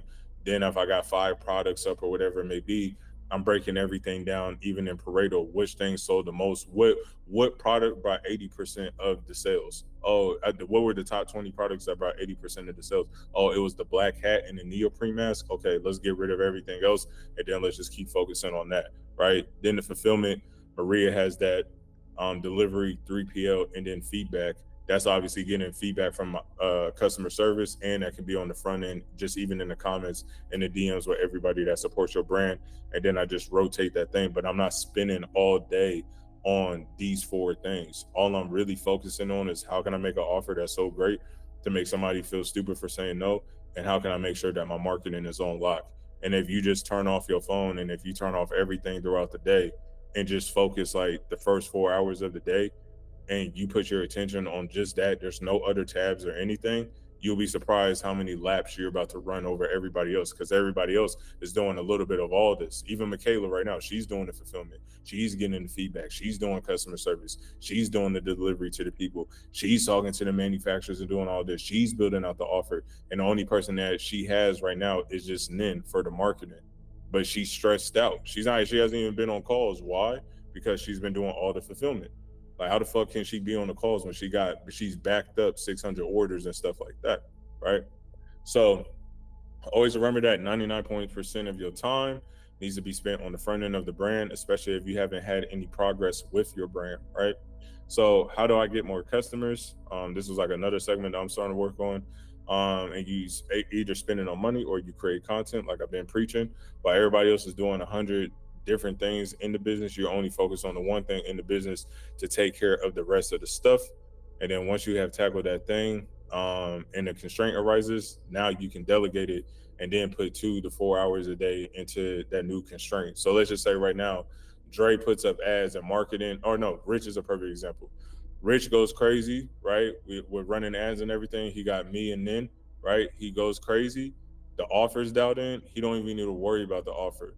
He don't even need to worry about the products because it was getting sold. What we fucked up at was the fulfillment and the delivery. That shit took damn near like 4 to 5 months to like really dial in. And it's just now working for Rich. You know what I'm saying? So it's like, now let's just spend all of our time like focusing on this constraint, because the first 3 we can run up all day long. But if these 2 are fucked up, the feedback that we're going to get is now horrible.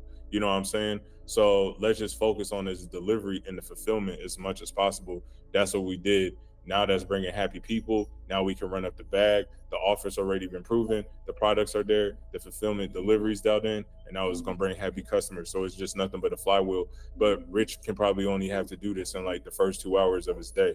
And like I said, if your time is worth $5,000 an hour, what is worth, and if you only had 2 hours a week to do X to get sales or profitability or followers or whatever it is with your brand, what is it that you would be doing? that's the only thing that you should be focused on the day-to-day basis, and everything else needs to be delegated out. The next question that I got, how would you set up your IG page on hype releases to get people to buy? One thing about me, the whole key of selling is not selling at all, right? So I get that type of question asked to me all the time. It's really simple. You don't want to be a scrappy kitten. You know, Sam Walton talked about this a lot in Made in America in his book. When he used to go look at other competitors, they would always put stuff on sale, on discount, and they always were just too pushy to the customer. And it's almost like a scrappy kitten, you know, like if a scrappy kitten is always scratching you want to kind of like push it away from you. And that's how a lot of people are when it comes to promoting their products and their brands that nobody even knows, trusts, or even likes. So my whole thing is, how can we sell without really selling? And the best way to do that is by just letting people know that you're here. If you guys go look on my Instagram profile, I do not sell to anybody. All I just say is new products will be available at this time, at this date, at this website. And I always leave the power in the customer's hand, because you always got to remember that the customer always wants to hold that power in his hand. And then that's why he goes on that exploration, and now he's curious about the brand that he does like, because he obviously follows you, right? And then he goes down to exploration looking at the products that suit him and fit him the best, and then that's how you get sales effortlessly. So my whole thing is, once you build out this community, once you build out your why, your creed, and everything like that, why don't we just start selling without selling? So we just do the best that we can, and we just let people know that we're here. So even when we do a drop on emails and SMS and even going organic, and then even when you want to even do a follow-up, then we can hit them with some scarcity. Products will be available for only 48 hours at this website, and it's closing on this date. That's it. And you just let people just know that you're just here, because once you do that, now everybody's going to bring that curiosity over, because you're not being that scrappy kitten always trying to get a piece of their attention. You know what I mean? The second to last question that I got was, does the quality of the site matter when it comes to selling your clothing brand? And me personally, it's like a yes and it's like a no. You know, you got to get very clear on who you're talking to and who your audience is. If you're selling $20 t-shirts to a bunch of Republican people, you know, maybe you might want to make the quality better. But if you're selling, I don't know, like some elephant lover brand, I mean, you might make it halfway decent. But my whole thing is, if the product market fit is there, it doesn't care what the quality of the site is, people are going to buy. I've seen people that have such a quality product market fit when it comes to the designs of their brand, everything like that. They have the most simplest website ever, and it goes crazy. And then I've seen people that are trying to get product market fit, and nobody really wants their brand or really wants their products, and then they go spend thousands of dollars on a website, and it's still not even converting as good as like this person that just has product market fit, and he just glitching with sales. You know what I mean? And this leads me to the fifth reason why nobody is out there buying your brand, and this is simply because nobody doesn't know about it. So if nobody doesn't know about it, you know, you got to go get more eyeballs of that audience pool that you're trying to reach. But at the same time, you need to go look at the audience pool, even on a competitor standpoint, and look at who's the LeBron James, the Kobe Bryant of that lane, right? Because like what I always tell people, 90% of the market always runs to the most dominant player. Look at the phone that you have. More than likely, pull it out right now. You probably got an iPhone. More than likely, 90% of humanity out there has an Apple product in their house, right? And that's simply because they're the most dominant player when it comes to technology and innovation and stuff like that. So if you're struggling to get eyeballs on your brand, I always tell people all the time that 80% of your time as a brand owner needs to be focused on the marketing. And you really need to start asking yourself this daily: is the activity that I'm doing bringing more customers through the building? And if it's not bringing more customers to your door, right, for them to go on the exploration, to know about your brand and all, and trying to go viral, whatever it may be, to go get more eyeballs, you simply need to stop doing it. Because I always break down the top 4 pillars when it comes to running a brand, and that's marketing, sales, production, and design. If you don't got good marketing, you're not getting no sales. No good sales, you ain't gonna have no production. And then all those dope ideas and Rolls Royce concepts that you had, it's all for nothing. So if people aren't knowing about your brand, that's exactly why you're struggling probably with your brand right now. Law number 18.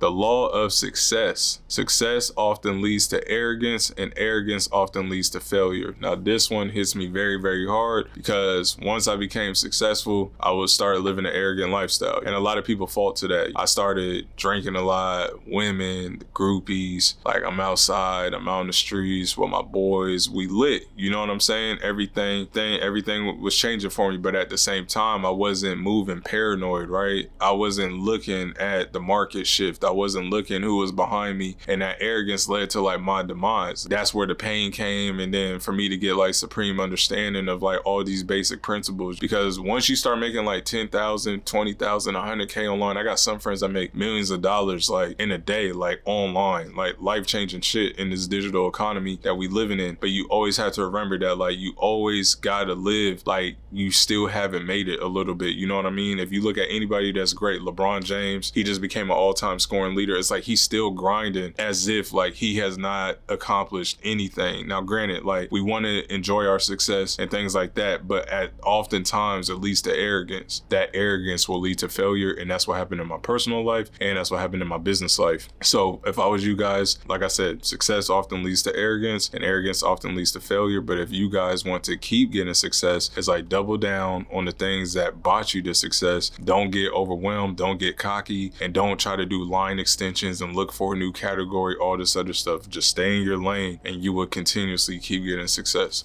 Like 5K a day, you know what I'm saying? I was like, shit, like there's people that's doing that. I'm like, damn, like, you know, it sounds crazy when you hear it, but there's other people that's doing it, so it can't be impossible. What was just saying it can't be impossible, you know? Like, nah, bro. Them is limited, bro. Them is all, bro. Michaela has like probably the most biggest limited beliefs, but it's funny because like she just seeing her evolve over the past year is crazy. Just like y'all probably, I'm sure that y'all seen the video of her like when she first sold out of her little 35 hoodies. She's like, I'm chosen one, sold out. All I ever wanted to do was just sell my 35 hoodies. I remember telling her 10K a month. Like she couldn't fathom that. Like she was like 10 bands, like that shit would be crazy. My brain hit that. Now, before she did this drop, I'll never forget. It was like the 16th of last month. She on the phone with me. She just like, yeah, I think this month we can do 30. But it's just like, but her limiting beliefs is starting to change because she's seeing what's possible. Now she's about to get to 80, 90 bands in 30 days. And now it's just like, let's just ramp it up. Like, let's just fully go crazy late. Let's spend 3 to 5K a day. 3 to 5K a day. She's like, she's like 3 to 5 bands a day. I'm like, yeah, well, it's just like with Rich. I remember with Rich was just like, bro, like, what do you see for me? I was just like, I don't know, $250,000 and 30% net profit from that. What's wrong? And he just sitting there like fuck. Like he just, I'm like, bro, what's wrong? Like your brand can go. Like, bro, you got 2% conversion rate, AOV damn near $75. I was like, and his acquisition is only fucking $8. He can scale. He can scale to the moon.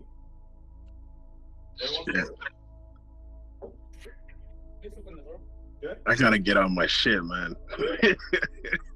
Gotta get on my shit.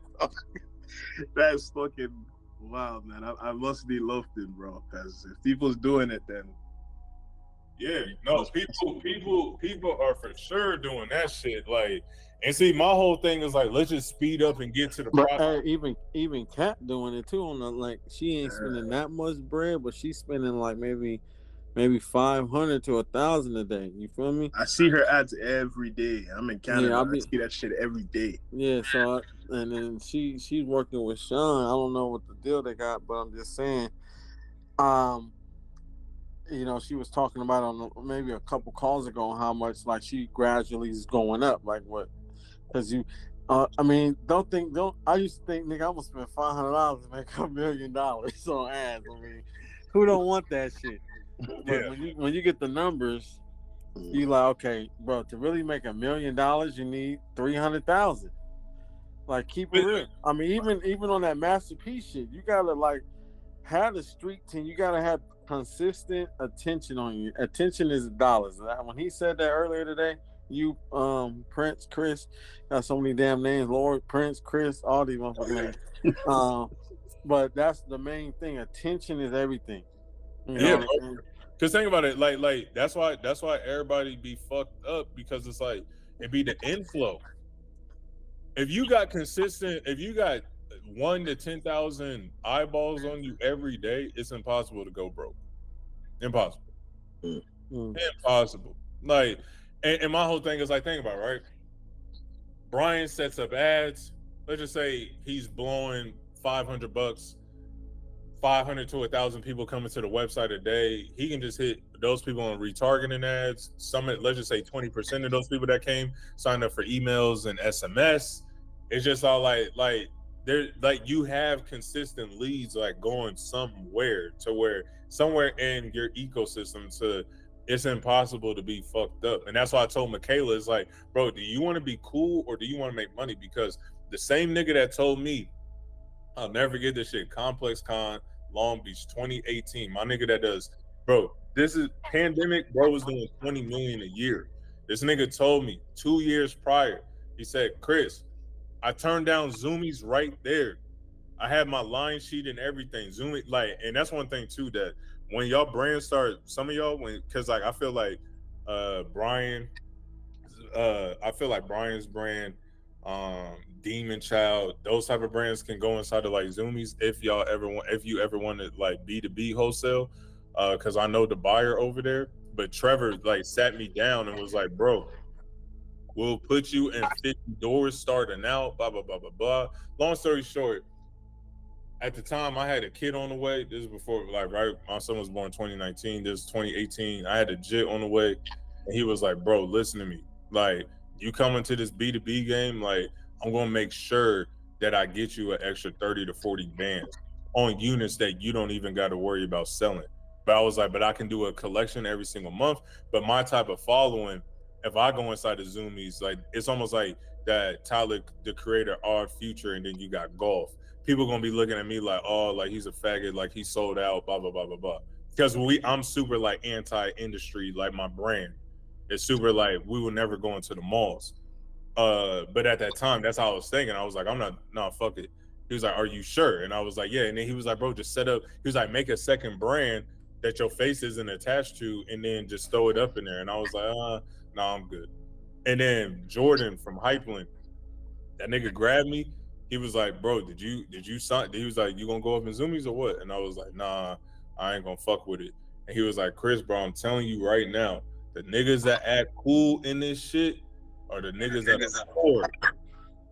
He was like, but the motherfuckers that got Rolls Royces and Maseratis and live in the hills, those are the sellouts, but because the niggas living their best lives. He was like, I don't know about you, Chris, but I'm trying to be up in the hills. That nigga got a $10 million house right now in the hills. I'm gonna bring him up on here. Up on Brand Builders though, because he told me that he down to do it. That shit is crazy. Like I was talking to one of my boys over at T-Style, the blank company. He was like, bro, he was like 2021. He was like, just on T-shirts alone, he was like Jordan bought 1.3 million units just on blanks in a year. Wow. And T-Styles is coming up now. They got that 1601 shirt that's a little better. I gotta Google that right now. Yeah, T-Styles, they got some shit. Yeah. I ain't gonna lie. They based out in LA as well, but they shit worldwide. They coming up as a blank company. I'm not gonna lie to you. I was gonna low key switch from LA Apparel to them. Yeah, They're a little bit cheaper and the quality is damn near the same. Yeah. Are they selling them in packs, huh? Yeah, packs, or you can do wholesale. Just set up the account. Like the pack is like, I think you only get like 3 or 6, all the same color, all the same size. Y'all might have just gave me a great link, bro. Cause funny story, I'm here trying to do my little my women's sets, and then I look back and like, yo, those fucking biker shorts and t-shirts, they're fucking gone. I'm like, god damn, I'm getting ready to shoot some ads and shit, and like, damn, I don't even know how I'm gonna. People's asking me for them, and I don't even know how I'm gonna source more. It's just like, I'm like, fuck, I might have to go back overseas again, you know. But I'm like, whatever happens. Like, I'm just gonna, get the creative shot, and then I'm gonna worry about where I'm gonna source them later. But yeah, that might have been a good look right here. I see they do all kind of different shares. So. Yeah, no, they solid. They solid, bro. It's funny too because like my nigga, I've been seeing Gibbs up in like a lot of their ads and shit, and my man's he's Gibbs' assistant. Like he lives with Freddie Gibbs. Yeah. And I'm just all like, bro, I was like, Gibbs is over here getting money off of these blank wholesale companies and shit. He was like, bro, niggas is grabbing bags from everywhere. For real. It's crazy though too, because even with Gibbs, I remember when I sat down with Gibbs and JD. This was a while back. Well, let me take that back. I'm on the phone with JD and Gibbs was in the back. And this nigga said the most realest shit to me that any nigga could probably ever say to me, because me and him we talking about success and niggas been in the game for such a long time and shit. And then he was like, man, let me tell y'all something, man. This nigga gets on the FaceTime. He was like, bro, I'm on XXL with Nipsey, like all these people, Mac Miller, all them. He was like, nigga, at that time, he was like, I was 28 years old. That nigga was just all like, he was like, it took me to almost 40 years old to get recognition, to get a Grammy. Because that's when he was like Grammy nominated. This was like a year or two ago. He was like, nigga, it took 13 years from that point to be even nominated for a Grammy. I was just all like, shit, that's fucking perspective. Because he was just like, how y'all niggas think I felt? Seeing, he was like, on that XXL cover, he was like, everybody blew up before me.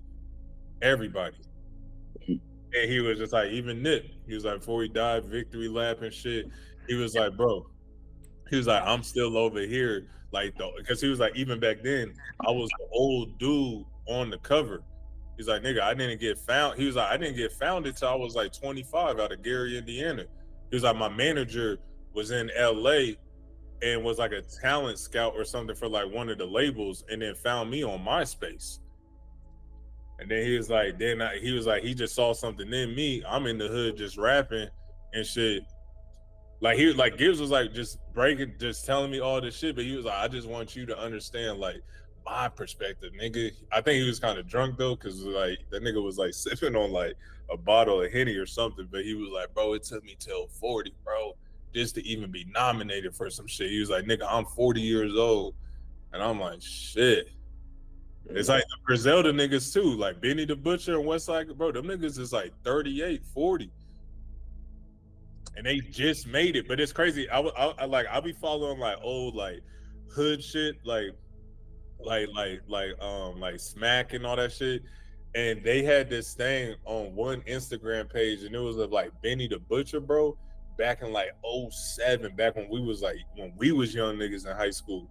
Bro, this motherfucker had braids, tall tee, polo, big chains. Niggas was rapping way back then. So because like, you know, when people make it, they be like, bro, we been doing this 10 years in this. Like, no. Them niggas really been rapping for like 15, 20 years, like before they ever saw any type of light. You know what I mean? Law number 19, the law of failure. Failure is to be expected and accepted. Admitting a mistake and not doing anything about it is bad for your career. A better strategy is to recognize failure early and cut your losses. You always got to remember that every single human being that has walked through this earth, from Jesus all the way down to us, right? Everybody has gone through some type of pain. Like, pain is mandatory. So basically what he's saying right here, like, failure is to be expected. Like, you're going to fail, and failure is to be expected and accepted. You know what I mean? So rather than you resisting the failure, it's like, why don't we just expect the failure to come, but we can't control when it's coming, and then accept it, so then we can look at it, cut our losses, and then move on. And that's basically what he's saying. And I've done this several times. You know, I know that for me to go from 36,000 followers up to like 500,000, throughout that journey is going to be a lot of failing. You know what I'm saying? And I'm expecting that, and I'm open to accept that, you know,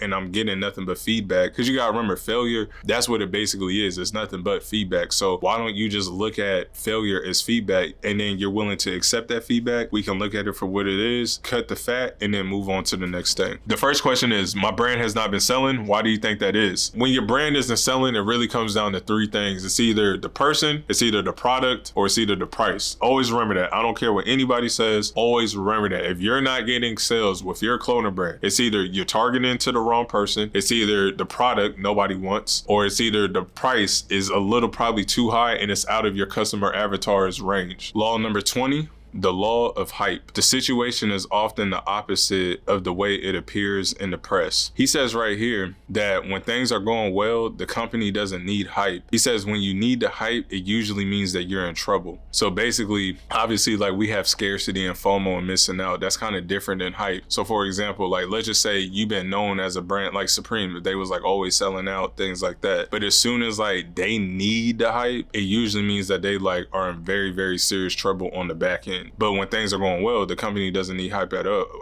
all. So like they always putting out, like obviously like scarcity and fear of missing out, the drop is limited, just like how you guys are doing right now. But for example, like if I come back into the game and if I need all this crazy hype to get as many eyeballs as possible, it normally means that like I might have a measurement in the back of my head, like I got to sell X amount just to like pay the bills. So I got to go above and beyond doing the most of the most of the most just so I can get those sales. But like I always told people too, even when it comes to selling, the whole key of selling is selling without selling. So like you don't really need to hype anything. It often also means that, just like what he said right here, the situation is often the opposite of the way it appears in the press, what it appears to be. So when you see a brand that's like hyping too much and they almost becoming like that scrappy sales promoter I talk about in like my free courses and stuff like that, that's when you need to kind of be worried about that brand. Because if a brand is solid, like they just putting it out and they just letting you know their presence, and then they cool whether if you buy or not, even with the scarcity.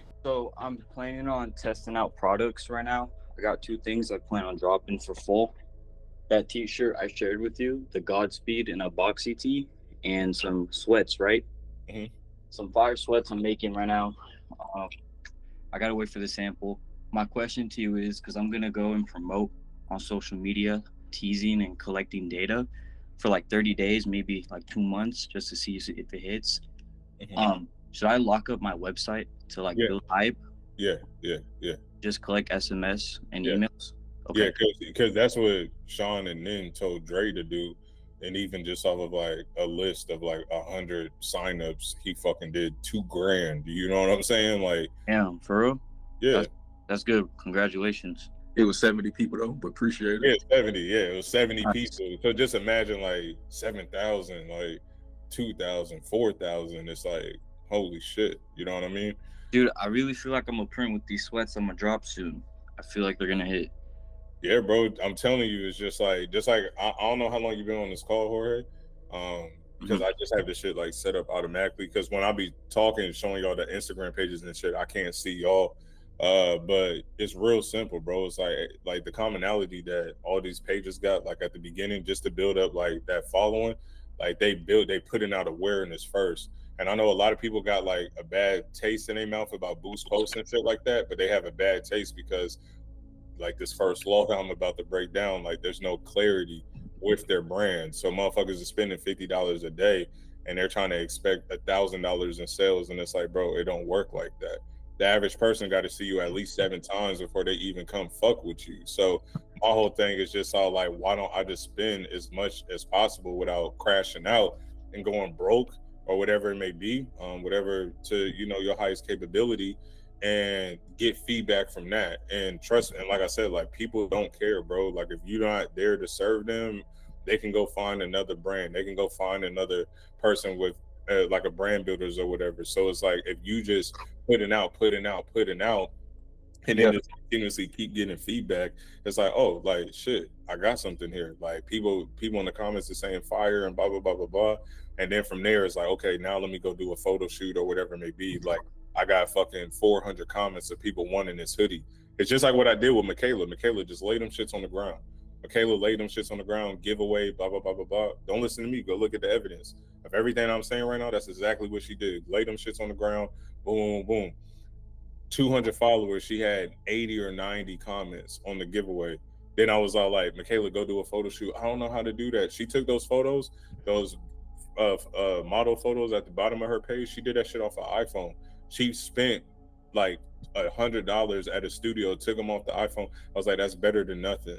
Like now it's just like, let's start building out this brand like the right way. So the fifth thing that I learned from Saul over there at Eighth Wonder was scalable funnels. And what I mean by that is everything is a funnel from somebody going to your site at checkout. It's like there's a sequence that they go through to get to the checkout, but they started at the beginning of your store. So what he did on a marketing sense was he had all of these people in TikTok. He's gaining all of these followers on TikTok, but then he incentivized them to come over to Instagram. But now Instagram is in his favor because Instagram is seeing all this offshore traffic that's coming over to his IG page, right? So now when he turns on the boost post or when he even runs another post organically, he's already going to end up on the explore page because all he did was trick the algorithm. You got to think about how the algorithm really works. So let's just say this video, I put it out, and let's just say I put it on my Discord and I add everybody and everybody comes to this video. YouTube is going to pump it out more because so much offshore traffic has came onto their platform to watch my videos. So YouTube is going to favor my video more, but it's the same even with Instagram and with TikTok. So you got that when he brought everybody from TikTok over to his IG, and it's not like he DM'd everybody or nothing. All he just said was follow my Instagram, follow the Instagram, get us to 50K on Instagram. All these free people is coming over to his Instagram. So as soon as he does another post, he's ending up on the explore page, and then he takes that explore page photo or video, and then all he does is put some marketing dollars behind it and then even run the boost post. So now it's hitting even more people. And you have to remember, the more likes and the more followers you have, it's so much more easier for the algorithm to go find a duplicated version of that person, and it makes it a whole lot easier. So he go put in $100, he might go gain an extra 1,000+ followers, right? Or even 500 followers just off of that one post. You know what I mean? But people don't realize it's like, if you're talking to the right audience and if you just gained 1,000 new followers on Instagram, do the math on that. 3% of 1,000, what is that? 30. So then that's 30 new orders that you just got. But let's just say now your average order value is even $60, or let's just say it's even $100. Now you just damn near 2 to 3x your whole entire ad spend to get those people to buy into your brand in the first place. So it's a win-win situation. That's exactly what he did. He just ran up the TikTok like it was nobody's business and just shifted all those people over to the Instagram. And then once he started putting marketing dollars on the Instagram, it made it a whole lot easier for his page to blow up on Instagram. So now he's killing 2 birds with 1 stone. I know you told me that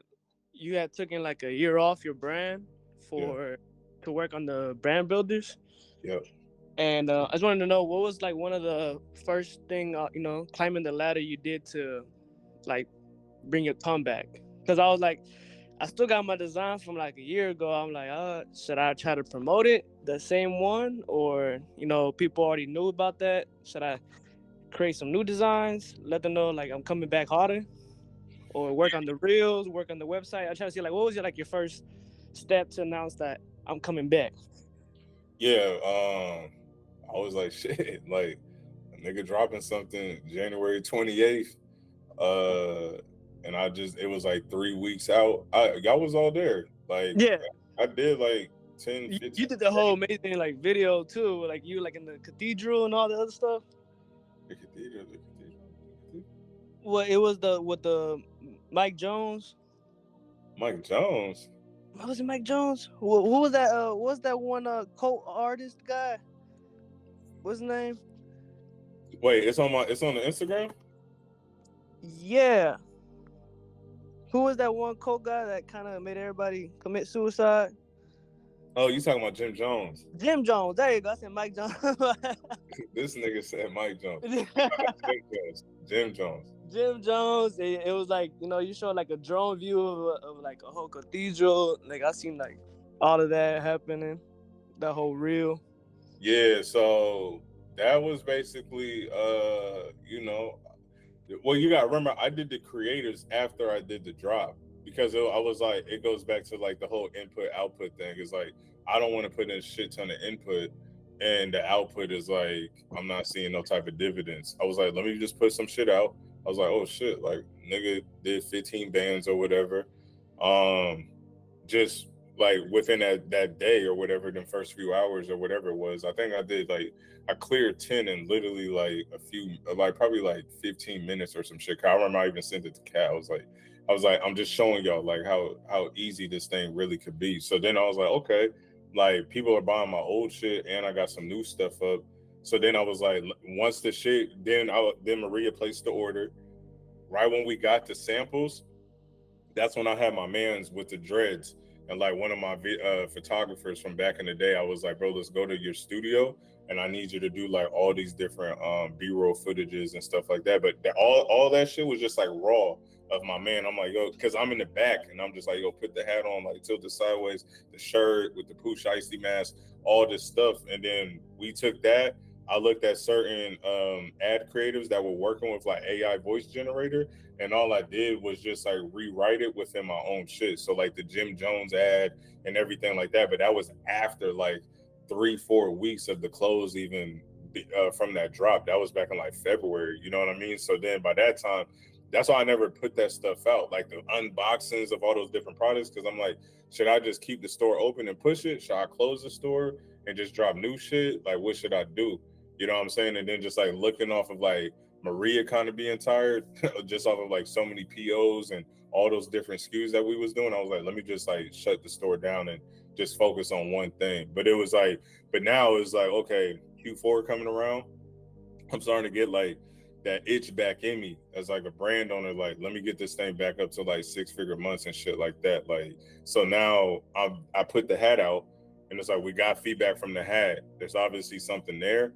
But I'm looking at it now, it's like, what is something that's unisex? Even with me, right? Because my brand is super niche and my brand is very touchy. That's why I never really, I'm not making an excuse saying that's why I never grew like that. But it's like, when you look at my brand, like it can have people on a global level, like feeling some type of way. You got Mary holding a Glock, you got this Jesus, and you got all this shit going on, heaven and hell and all this stuff. So it's like, I'm looking at it like, what is a wow product that like everybody can relate to? Like to the point where like I can give this shit to a Kodak Black and I can give this shit to a Suicide Boys and they can connect with that. But it's this hat because everybody has like this sinner saint on their shoulders. Like everybody can relate to that. Because you got certain people that'll be like, I don't fuck with like the whole hell thing or the 666 shit that nigga got going on, but that beanie or that hat with the center saint, like that shit hit different. You know what I'm saying? So my brand isn't like for a broad audience, but I'm like, how can I make sure within inside of my audience, which is millions upon millions of people, everybody can connect with it? So now I was like, it's the hat. But now I'm looking at the hat, I'm seeing that something is there, right? Just off the sale, off the pre-order that we did with this hat. But you got to think how many people I'm leaving out that don't wear hats. So you got females and all that shit. So that's why I'm looking like, what is something that's unisex?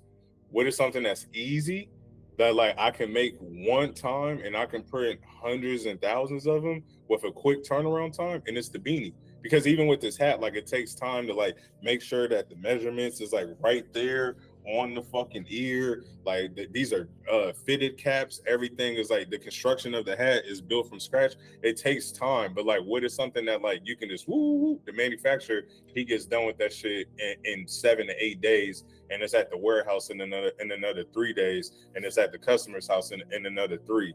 And I'm sitting there just running up a pre-order and just placing a PO every single week or every other week. You get what I'm saying? So even with y'all, it's like, because I know there's a lot of cut and sew and y'all saw a lot of shit on tonight's call, but it's like, that's cute and everything. But at the same time, y'all kind of don't want to be in that boat that Michaela was in, you know what I'm saying, when she did that pink and black jump or the jumpsuit that she did, because the custom zipper and the dye house and all this other stuff, like, yeah, sales are coming in and yeah, shit is lit. But at the same time, the customer isn't getting the best experience because it's taking so long for them to get their shit.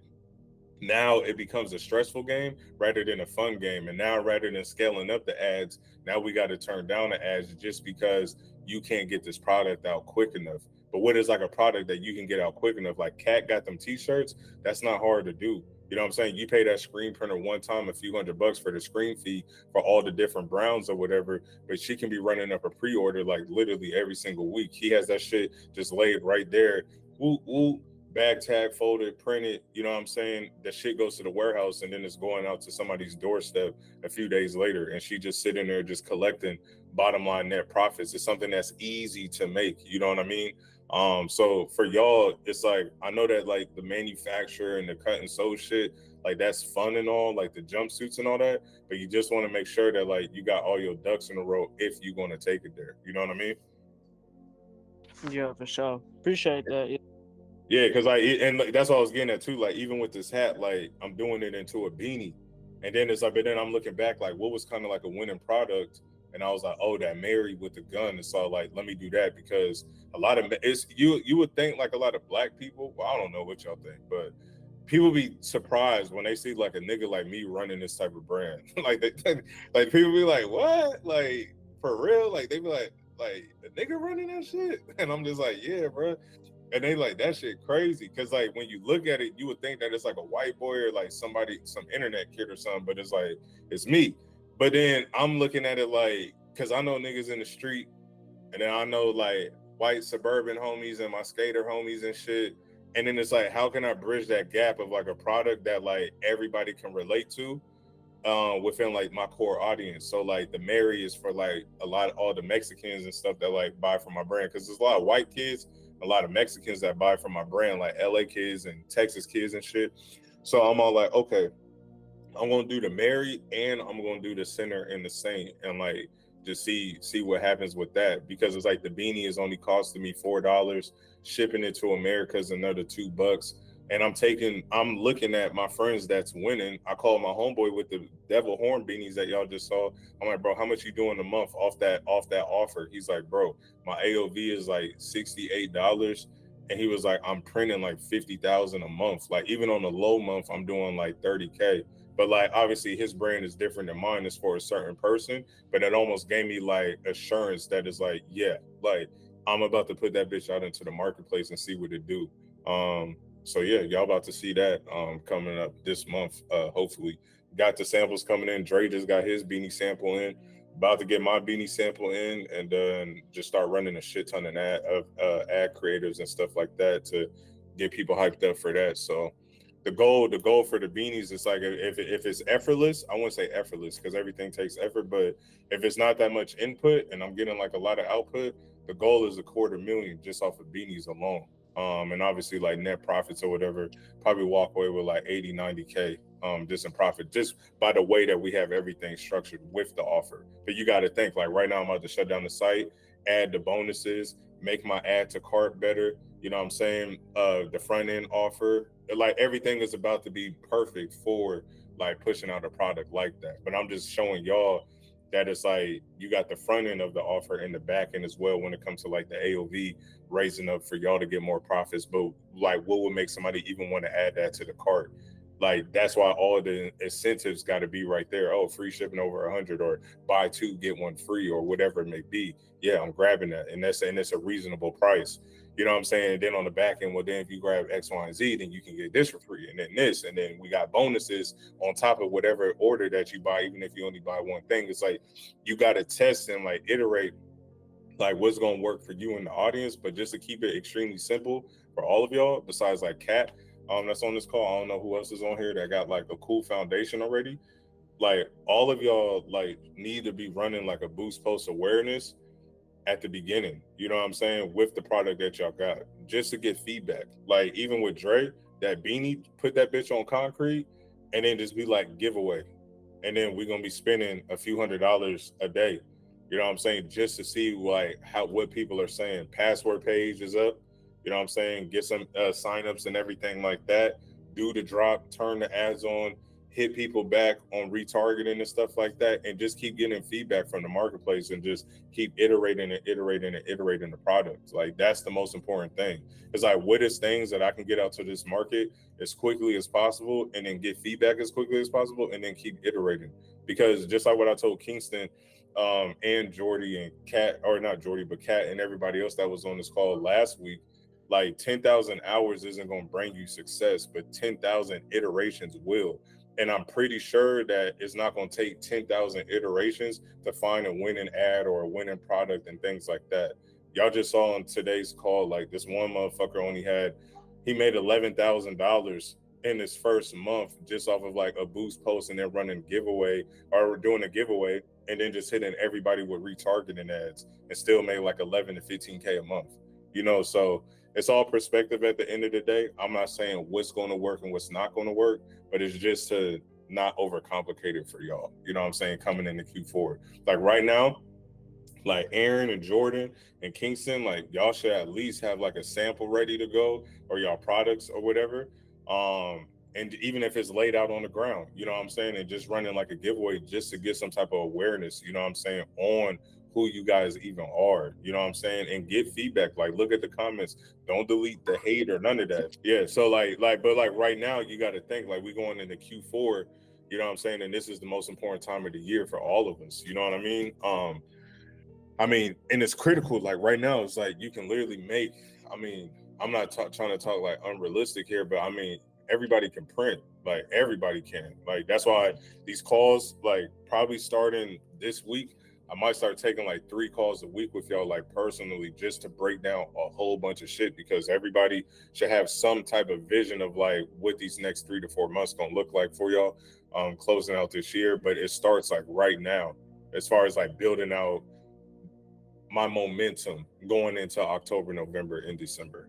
The law of acceleration. Successful programs are not built on fads, they are built on trends. So you gotta remember that some successful brands out there have been built on trends, but me, I'm the type of person like I don't follow the trends or the fads. I just build things that only can come from here and something that is like timeless. Now, like I'll go back and look at old music videos and nostalgic stuff for like inspiration and stuff, but I kind of don't follow what the market is doing. I'm kind of against everything that the market has going on, because if we look at the market as a whole, like the streetwear industry or the clothing brand industry, whatever you guys want to call it, like majority brands haven't even lasted anywhere between like 5 to 10 years. So why would I follow anybody that got some motion going on, even if they're making hundreds of millions of dollars? Now I can look at their blueprint, but as far as like looking at their the trends and everything that's going on, like Y2K, TikTok, and all that other stuff, like I don't follow none of that, because the fact is that like 36 months from now, 48 months from now, 10 years, 99% of those brands aren't going to be there. So why the fuck would I follow any of them? So that's just my take on like the law of acceleration, because it says successful programs are not built on fads, they're built on trends. So that leads me into the 6th lesson that I learned, and that was omnipresence. And what I mean by that is, like I always told you guys never want to go wide on a bunch of channels and you guys only build trailer parks. You guys want to double down on 1 or 2 platforms like your life depends on it, and then scale that up. And that's exactly what he did. So when it comes to TikTok, when it comes to Instagram, he is the king of that, right? When it comes to like his lane with like skate culture and stuff like that. But this is where he won at too, with the omnipresence. When it comes to the emails, when it comes to the SMS, when it comes to communicating with everybody from going to your website to your IG, all of that, he automated all of that on the front end and on the back end. Not only that, what he did was he made a Discord for his own clothing brand. So now he's saving even more dollars when it comes to even marketing spend, because let's just say you go get 10,000 people inside your Discord group, and then all you just hit is add everyone, and then just be like, new products are now available for a limited time. You got to think, bro, let's just say even 30% of those people click as soon as you got new products, because they're obviously following the Discord because they fuck with your brand. So now let's just say you even get 30% of those people to go over to your website. Bro, that's 3,000 traffic visitors that you just got totally for free. So now, because you got to think with SMS and with emails, those cost money for you to send out emails, right? You got to pay a monthly retainer for the emails. And then even for the SMS, you're spending dollars on sending out huge campaigns. And then you obviously got organic and everything like that. But what I saw him do was, when it came to Snapchat, when it came to TikTok, when it came to Instagram, when it came to the back end of Discord group for his own community, and when it even came to emails and SMS, he has all sequences, everything built out. So if I just put in my email right now to his website, he's putting me through a whole bunch of sequences,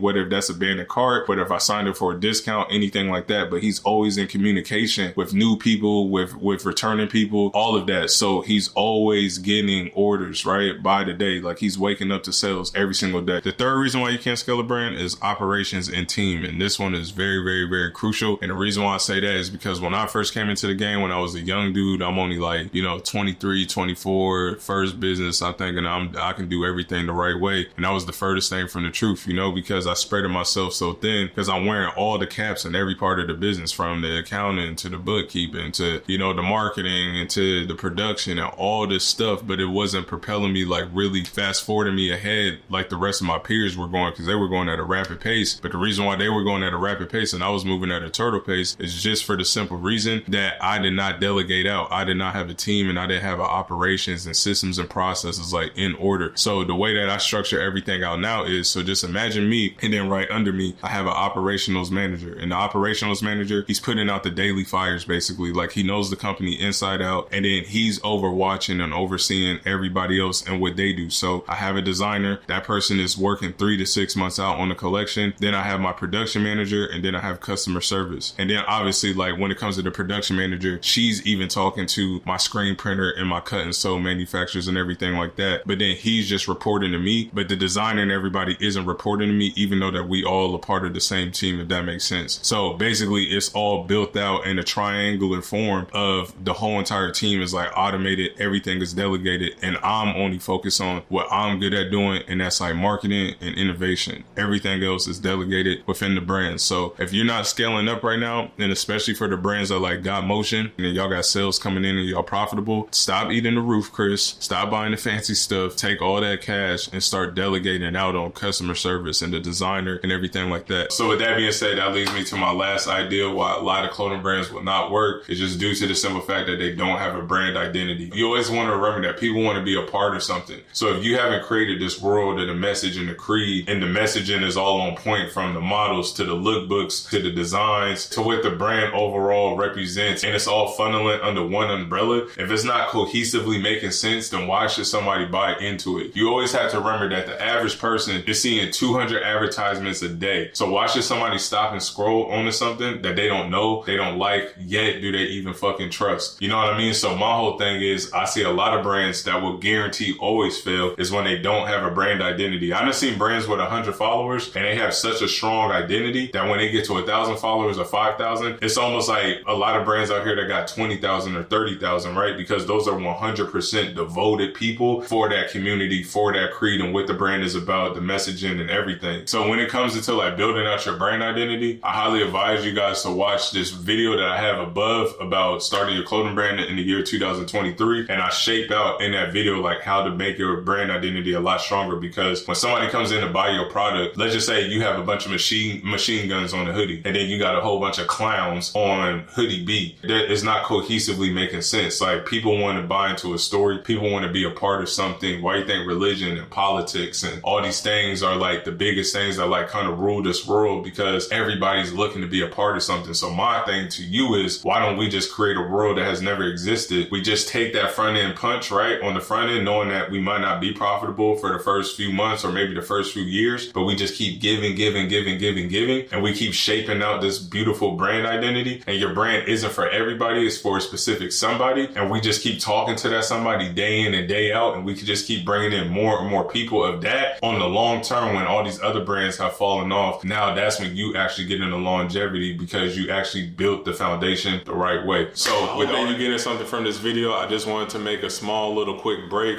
This is my little cousin right here. He just got off from school, so I just had him jump in with me in this little cameo. But if you're getting any type of value from this video, and if you want to work with me personally or with my whole entire team, where we can help you either start or scale your brand to get it to the level that you think that you can get it to and the level that you deserve to get it to, click the link below, get on a call with us, and then I can possibly see you on the other side. So just like what I told y'all, everything online is a funnel. You know what I'm saying? Whether you just came across Grant Cardone or Justin P or me, or even with a clothing brand, you know what I'm saying? Caprice's brand or whoever, everything is a funnel. So the top of the funnel, the middle of the funnel, and the bottom of the funnel is 100% sales and marketing. And then obviously you got to deliver once people buy. So at the top of the funnel, this is where there's people just seeing you the first time. And in the middle of the funnel, these are people that's actually considering you. And then the bottom of the funnel is sales.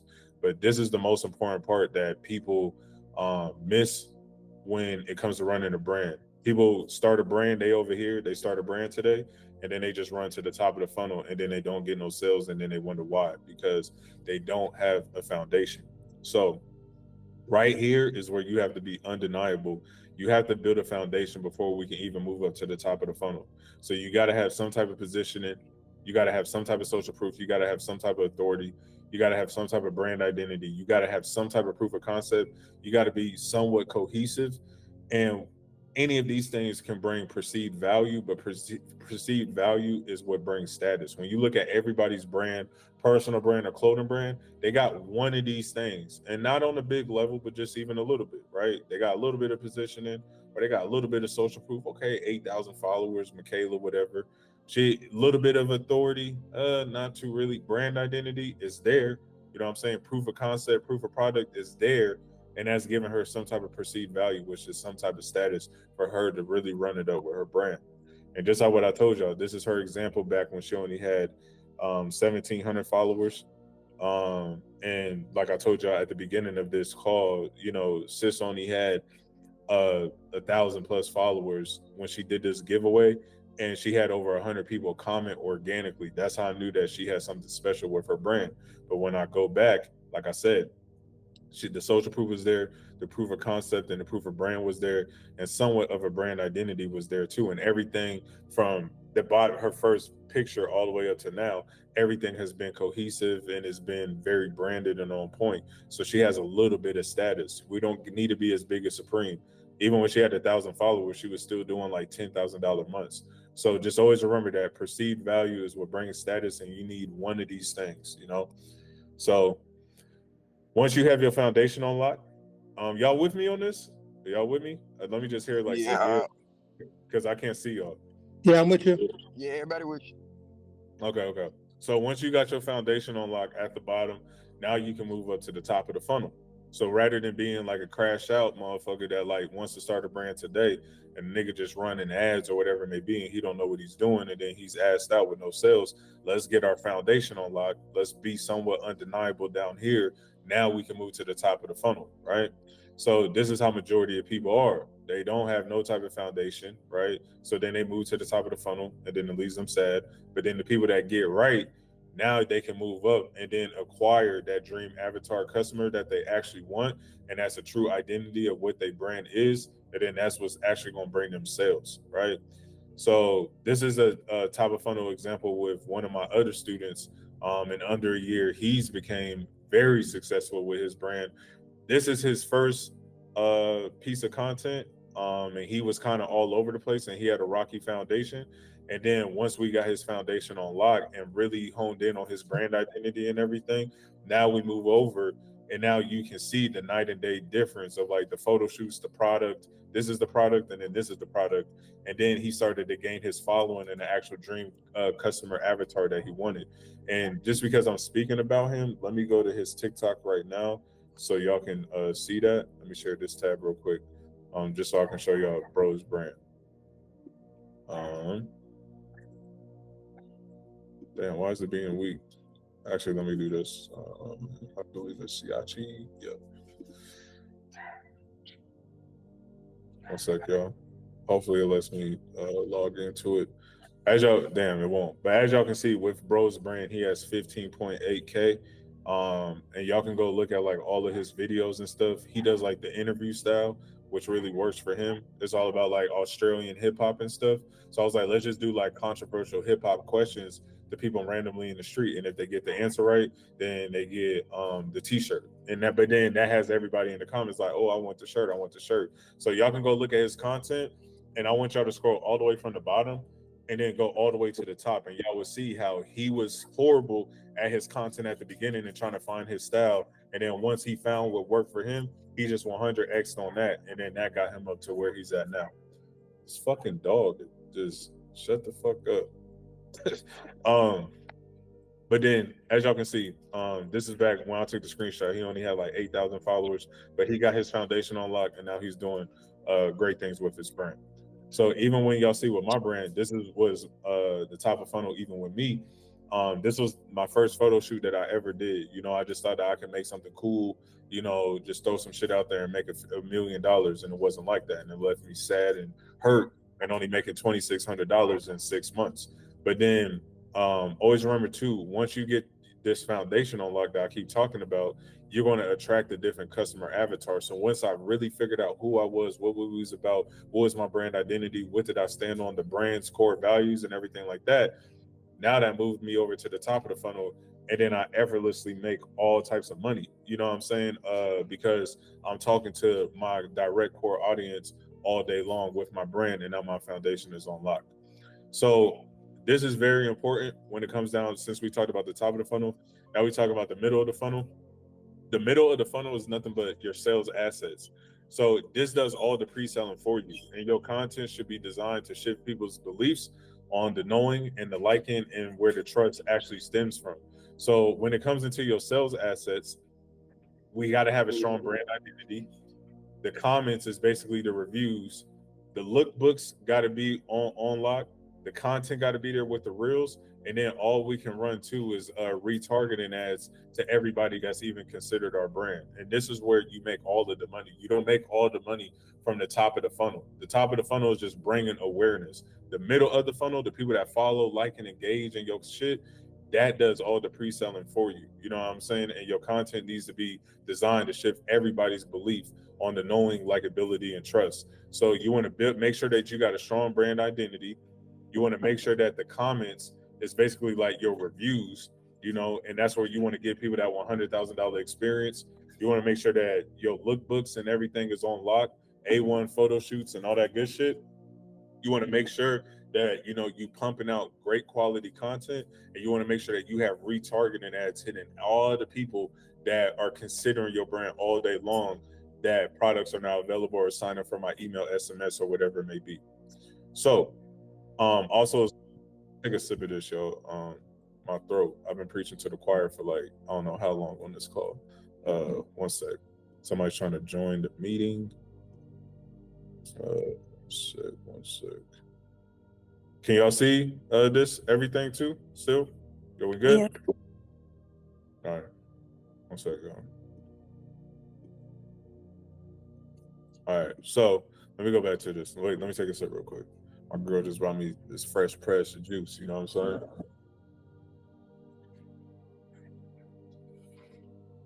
So you want to make sure that you have a simple copy.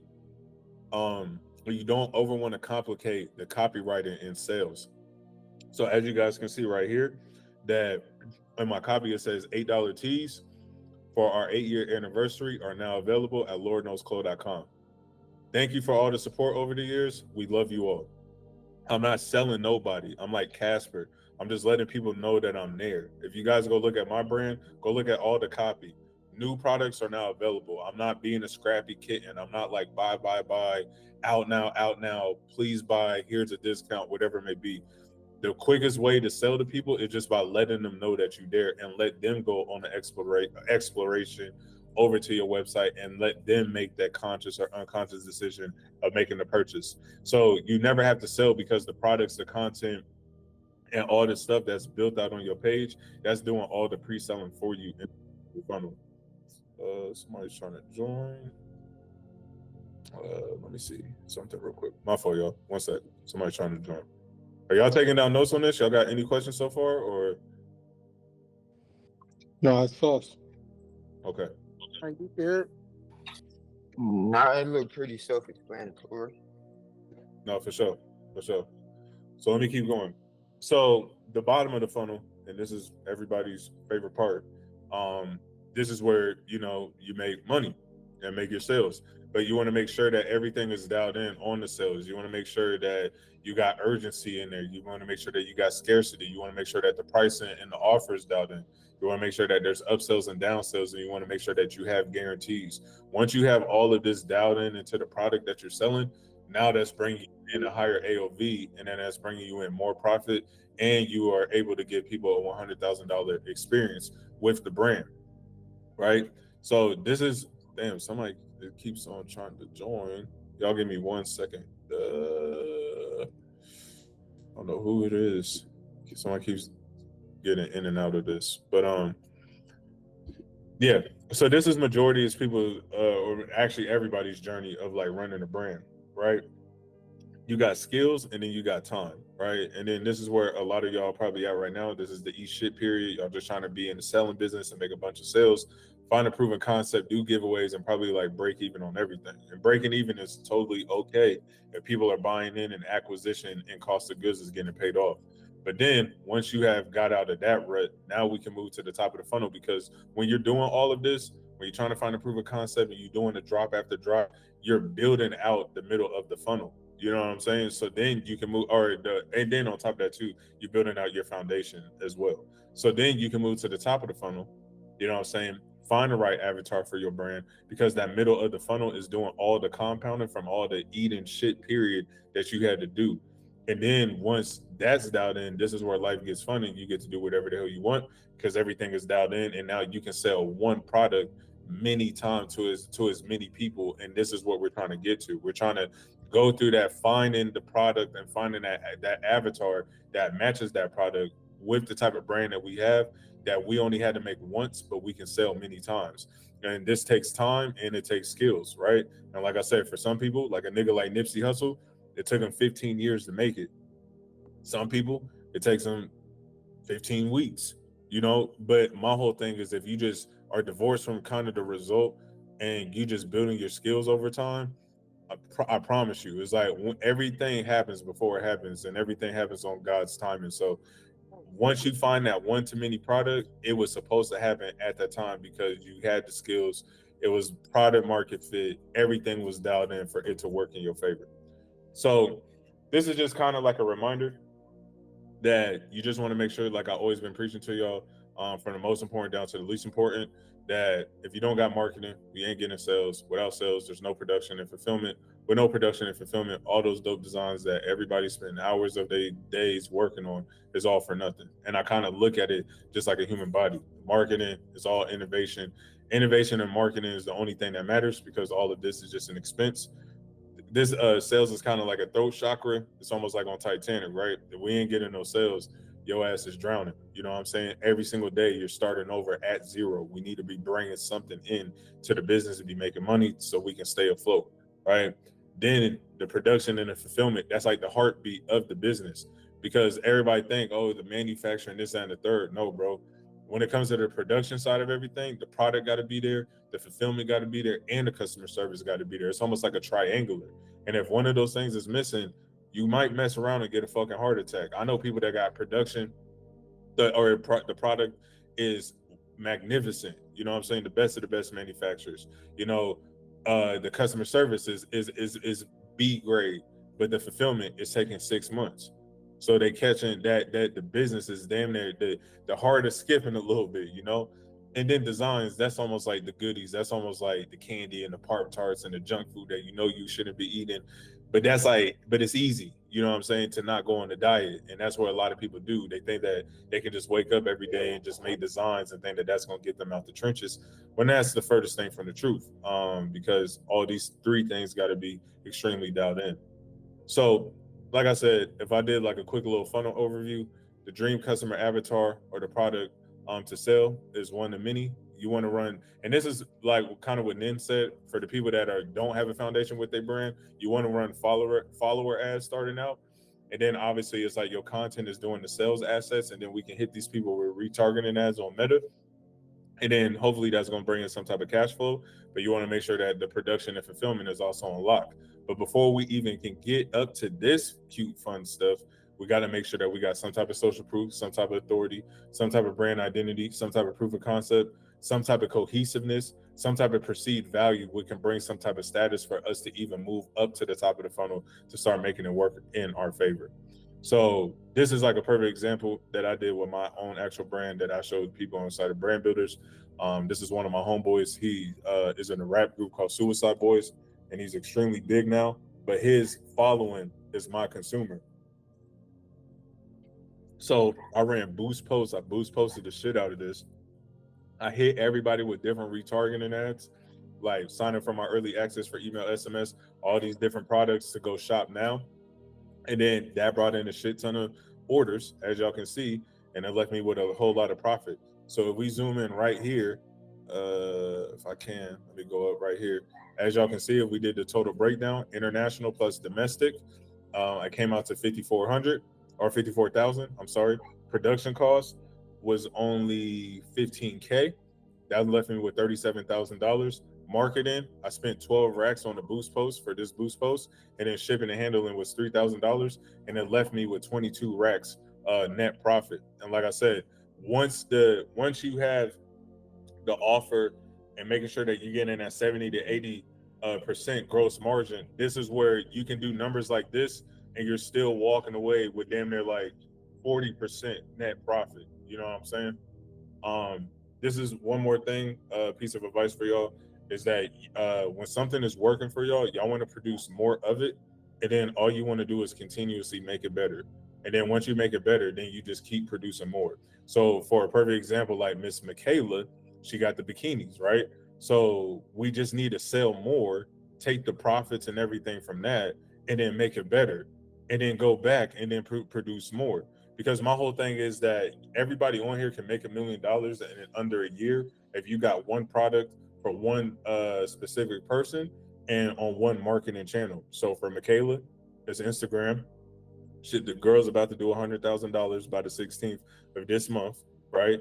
All she's doing is producing more of what's already working, and then all we're doing is taking the profits and making everything better. Better website, better models and editorials, better ads, better everything with other people's money. And then we're going back and then we're producing more. And then once she has reached the goal that she wants to reach, which is 100 or 200K a month or whatever it may be, now you've allowed to bring something new into the marketplace, because you know now on a rainy day, because a rainy day comes for everybody, that worst comes or push come to shove, that you can always produce this thing that generated you 500 or $1 million or whatever it is that the goal was for you. So with her, I'm trying to make sure that we get her to $1 million in sales before the end of August, because right now it's just the spring, and she got the rest of the spring and summer to keep running up a bag on this. So I want to make sure that we try to get her at least to $1 million, and then all we're doing is just running. You're gonna see her ads everywhere, just of the bikinis, more, better, more, better, more, better. And then once we done made what the goal is, now we can bring something new into the marketplace. And last but not least, we are at the end of the book. Law number 22 right here, and it is the law of resources. Without adequate funding, an idea won't ever get off the ground. And this one is key, because I talk about all the time with my mentees that you got to always remember that there's 3 things that's going to bring you big time success, and that's land plus labor plus capital. So land, that's all about your network, all of your customers and stuff like that. When we get into the labor, that's like you building out the dream team of a lot of people that can do your tasks, that has Michael Jordan talent at design, at production management, customer service, etc. And then capital. So it's like we always need to have access to funding, as far as when it comes to credit, when it comes to lines of credit, when it comes to liquid cash, and when it comes to potential investors. And just like what it says right here, law number 22, the law of resources, and this is especially when it comes to marketing dollars. Without adequate funding, an idea will never get off the ground. When should I make my collection bigger? And with this question, it can go so many different ways. Me personally, I'm a big believer that less is always more, and you never want to bring too much chaos to the customer. And people be like, well, what do you mean by that? And what I mean is everybody has an ADHD brain. Like, we're competing with goldfish for attention. So if you overwhelm the customer and make it kind of chaotic for them, because there's so many different products, they're not going to buy nothing at all. Then they're going to bounce. So my whole thing is like, why don't we just do small capsules of 2 to 4 items, if that even? But if you're starting out, just 1 item, and then it's like you sell out of that, then go 2. You sell out of 2 at the same time, then go 3, then go 4. But rather than just coming in and just going big at once, that can kind of like scare somebody and just make them like want to just leave the website and not buy at all. So when it comes to when should I make my collection bigger, me personally, I'm a big believer that less is always more. Even if you do become one of the biggest brands in your space or in your niche or whatever audience pool you're serving to, I'm not going super wide. Rather than having a whole bunch of trailer parks that only grow as high as a trailer park, I'd rather just double down on 3 to 4 things and build Eiffel Towers with that. That's personally me. So it really just comes down to where you at on the growth with your brand. But if you just starting out, me personally, I'm only putting out 1 to 2 pieces until I built that demand and that product market fit for my brand and for the products that I'm giving out. And then that's when I'll start widening it out and then doing small capsules and then making a lot of money off of that. And then I'm just taking that money and then reinvesting it back into my brand. So ever since being that I recently joined, but ever since joining, I kind of realized that my foundation is not necessarily set up to where I want it to be. Right. So I had that good fast cash play and all that, and I'm still pushing that out. Not getting as much responses as when I first started. Mm-hmm. And then those garments that is on the fast cash, like that I released to the people. They're at the print shop right now getting printed. But for me, the foundation wise, like I realized that I gotta clean up my website. You know what I mean? I gotta get better at setting up my Klaviyo a little bit better, because I do have an SMS list. It's just not where I need it to be, and I'm still learning the process of kind of just playing around with AI and stuff to make. I want to do this motivational Monday thingy with like my SMS group. That's why. Okay. How big is your list right now? My list, I'm not even gonna lie, bro. I only got like about 8 people so far that signed up. I'm still building it. Well, yeah, this is what we should do before, like, you want to, because there's the thing is like when you want to add the motivational thing, we're spreading now. It's like we're adding another thing to do, and my whole thing is like less is always more. So like let's look at the thing that got you 8 SMS. Let's amplify that to 80, and then let's amplify that to 800, and then let's amplify that to 8,000. And once we already have such a broad audience, then maybe we can send them over an SMS or like a private Discord group or something, to where now you can engage with them, not just on Mondays, but the everyday basis, and really get those motherfuckers like warmed up. You know what I mean? Right. Yeah, because it's like right now, it's just like, think about it, right? Like from what you just told me, is like you got the friends and family, you got to get the website better, you got to get your email, SMS, and then you're trying to add on more things when it's like we need to be subtracting and be like what has been generating the sales and what's been generating some type of result as far as measurement. So if you got the 8 signups, what led to you doing that? And my advice to you would be like just 10x that. It's just like with Michaela, right? Like obviously everybody knows that she's on a run right now. She has the right offer, the right product, and the right traffic. She was trying to do the same thing. She was trying to spread when she was like, when the shit started pumping, she was like, oh, like let's do influencer marketing, all this other stuff. And I'm like, why don't we just spend more money and then generate more sales? And it's like the most simplest thing, because people think that running a brand is supposed to be a complicated thing. But I just look at it like it's the boring things, just doing it every single day and just putting so much input into it. That's where you just be lead years ahead of everybody else, because everybody else is a fucking automaton and their NPCs getting pulled by 100 different things and they're not really moving the needle every day. But just imagine if I was like, Caleb, like focus on the thing that is bringing money and the thing that's bringing SMS.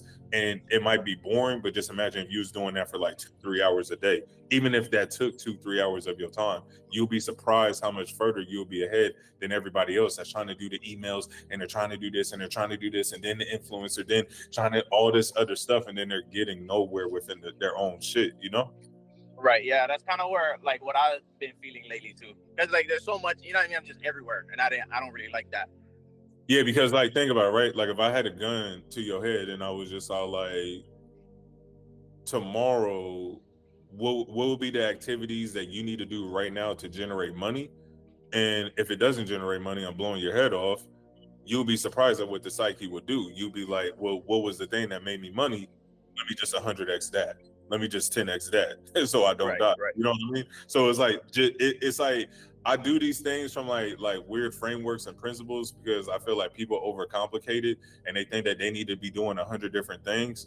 But it's almost one of those things. It's like right now, and this is not just to you, I'm not trying to get on your helmet. This is for everybody on the call. It's like if you're making money, well, my whole thing is like, if you don't have capital and if you can't go the ads route and everything like that and warm up the audience and everything, it's like, bro, just go serve to everybody that already knows, likes, and trusts you.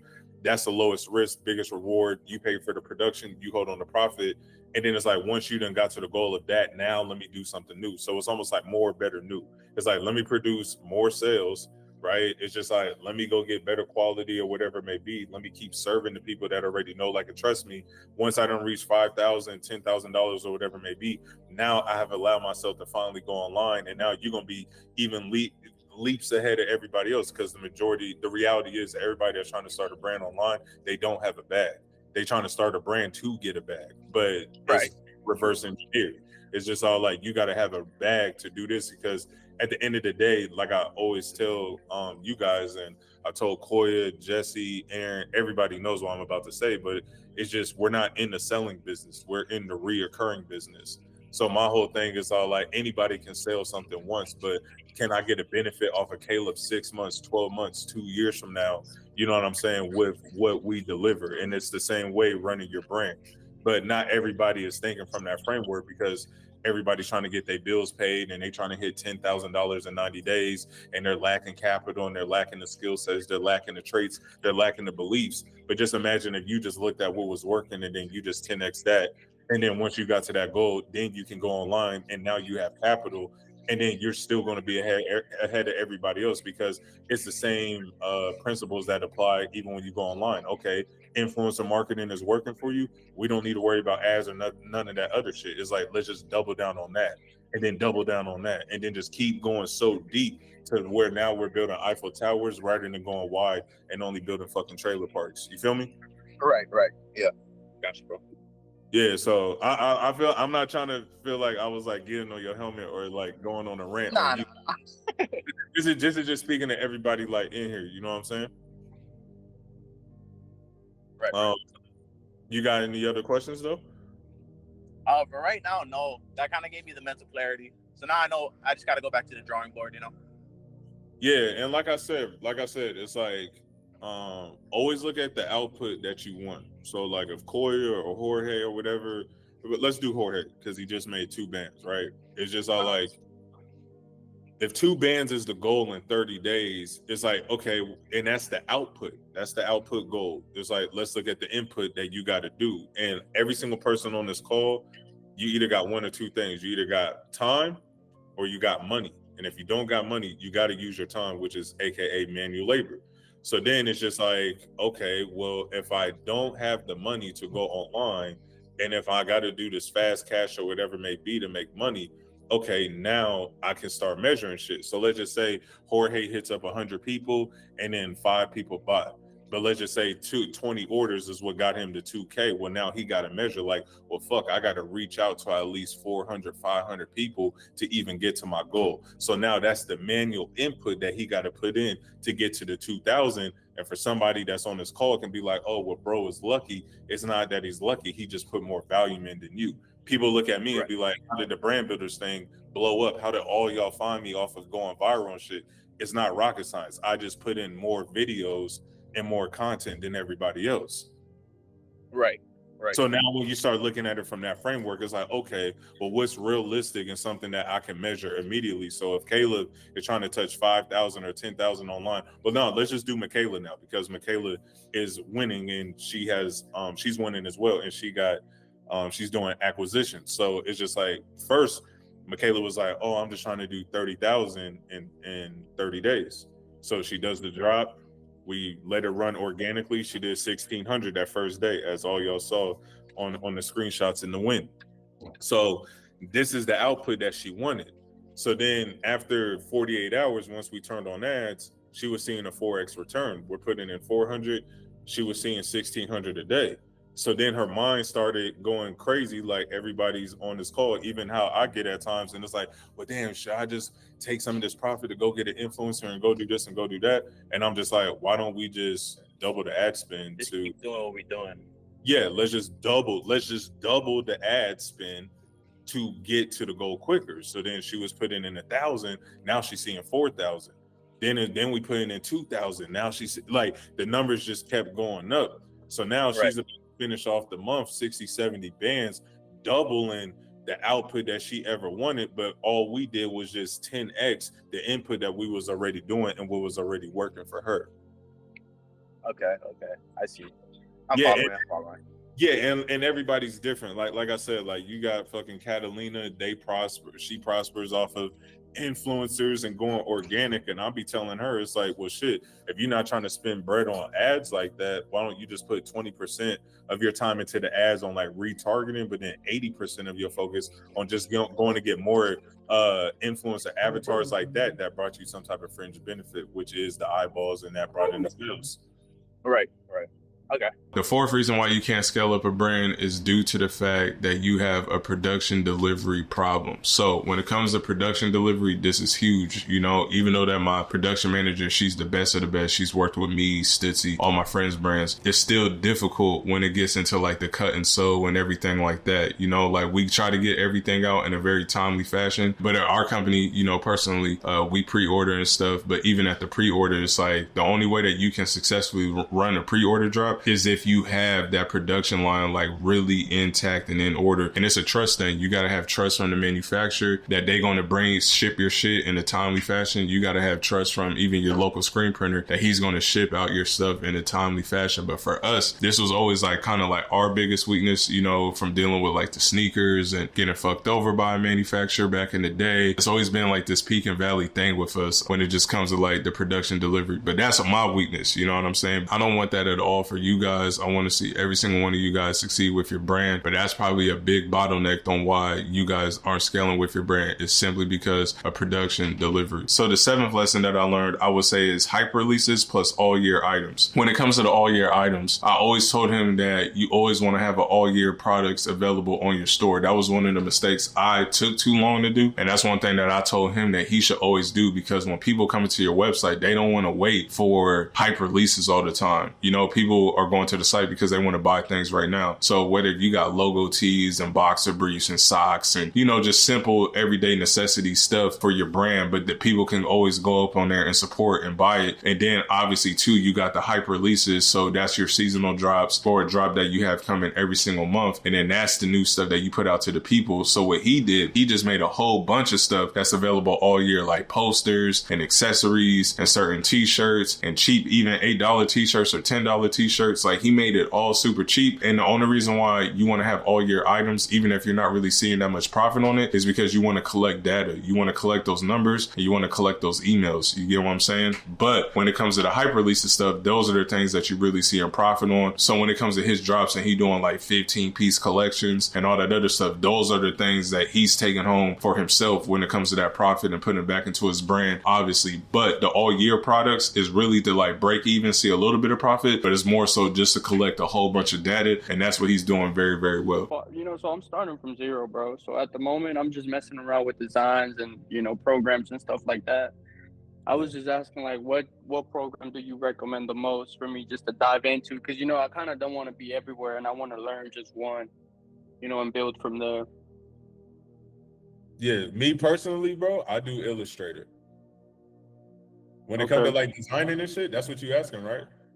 Yeah. Designing logos and mock-ups and all that good stuff, you know? I'm Illustrator for forever. I don't know. Like what are you? Wrong with Illustrator, yo. I've been using it for almost 20 years. Wow. Yeah. What's wrong with Illustrator, yo? Chris, you sit down and write? You draw your shit? Or Who? You. You actually sit down and draw your shit in Illustrator? No. So like, I like the mock-ups that y'all, I don't know, you saw like the little collection that I'm building out right now, right? Yeah, like those, that's not hard to do. I created all of that inside of Illustrator, but when it comes into like the pattern making of like the fucking jeans and like like the hard shit, I don't do that. So like even when it comes to like Adrian, like my creative director that y'all know, like I'll be like, yo, I'm out here in Mexico and I saw this fucking nun, and like I'm hella inspired right now off of like prison art, how they use like the blue pins in prison for like prison art, but I want to make the fucking nun on some prison art shit, but rather than the nun going like this, that motherfucker holding the actual Glock. And Adrian would hear that, and then he goes and creates it, but then I'll take it and then throw it inside of Illustrator and then go play with it. You know what I mean? Okay, bet.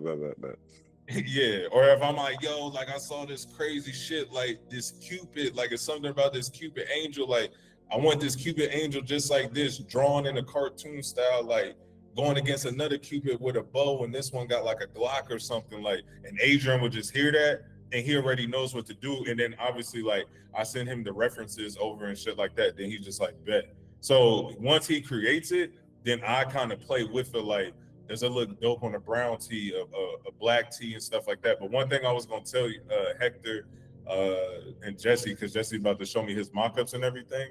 If a tee can sell in white, this is what I used to do back in the day. So obviously I would test a lot, but if a shirt can go crazy in white, I will hold on to that shirt, to that one design for probably like 2 to 3 years. And when a rainy day will come for me, that's when I'll drop it in black. So like perfect example, like I had a t-shirt back in the day called like Born Center. with like the little Cupid angel, rather than it holding the pitchfork, it was on the Glock. And on the back it said Born Center. I pushed thousands of that t-shirt in white. But then they was like, yo, like, but then I was like, how can I bring it back? So then I was like, fuck it. If it went crazy like this in white, then I can only imagine what's gonna happen in black. So when I released it in black and gray, I mean, bruh, we was eating steak dinners for a minute, Mike. We was eating good. Niggas was eating good. So that's one thing too. And I always look at like colors and everything like that. If you look at my designs, like it's real simple. It's not like a whole bunch of colors, because I look at everything at the beginning, like especially on your journey, Hector, and like Jesse, really about to get into this bitch, like scaling up. You don't want to spend a lot of money. So I'm just like, how can I make something that's dope, probably in like 1 or 2 colors max? So even to this day, when y'all look at my designs, it's not a lot going on. It's just like I keep the color low because I'm not trying to spend a lot of bread, even when it comes to like the printer and everything like that. So that's just like free game for y'all, I guess. But yeah, you just want to keep everything simple, you know, and so you save money, but then you get in the most out of like the sale and everything too. So. But back to Hector though, Illustrator. I'm Illustrator. Me personally, I'm Illustrator. Some niggas do Photoshop, InDesign, whatever. Me, I'm Illustrator. I use a little bit of Photoshop here and there, but like for the most part, yeah, it's all Illustrator because like it's a lot of work in parts. But like once you get into the full fat of it, and there's a lot of videos that you can use, like tutorials and stuff like that on YouTube. Like it's really easy to get into and get your feet wet and have fun with. I like Illustrator a lot. For sure.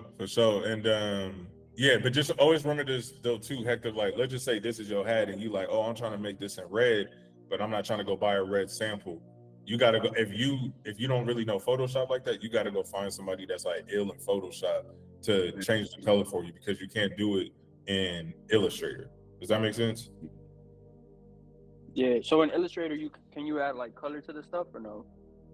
I mean, yeah, but it's like it's not like Illustrator's made differently than Photoshop. Like Illustrator's more so like when you building out the tech packs and like mock-ups and everything like that. Yeah, outlining the designs and everything like that. But when it comes to like changing like even the color of a t-shirt, or like if these are your jeans and you like, oh, how can I make these up in black? It's just all like it will work better. You can make it happen on Illustrator, but it would just be better on Photoshop. So like how I had my black hat and I told my boy yesterday, I was like, yo, make that shit into military green. He didn't do that in no Illustrator. Like he did that in Photoshop, you know? Yeah, I saw that, bro. It looked pretty clean. It looked real. Yeah, like even and like, but it's funny though, because like even because if I show y'all right here, like let me just share this real quick. But Jesse, I got you too. 1 sec. So let me do this really fast. So if I just go like this is a mock, like this,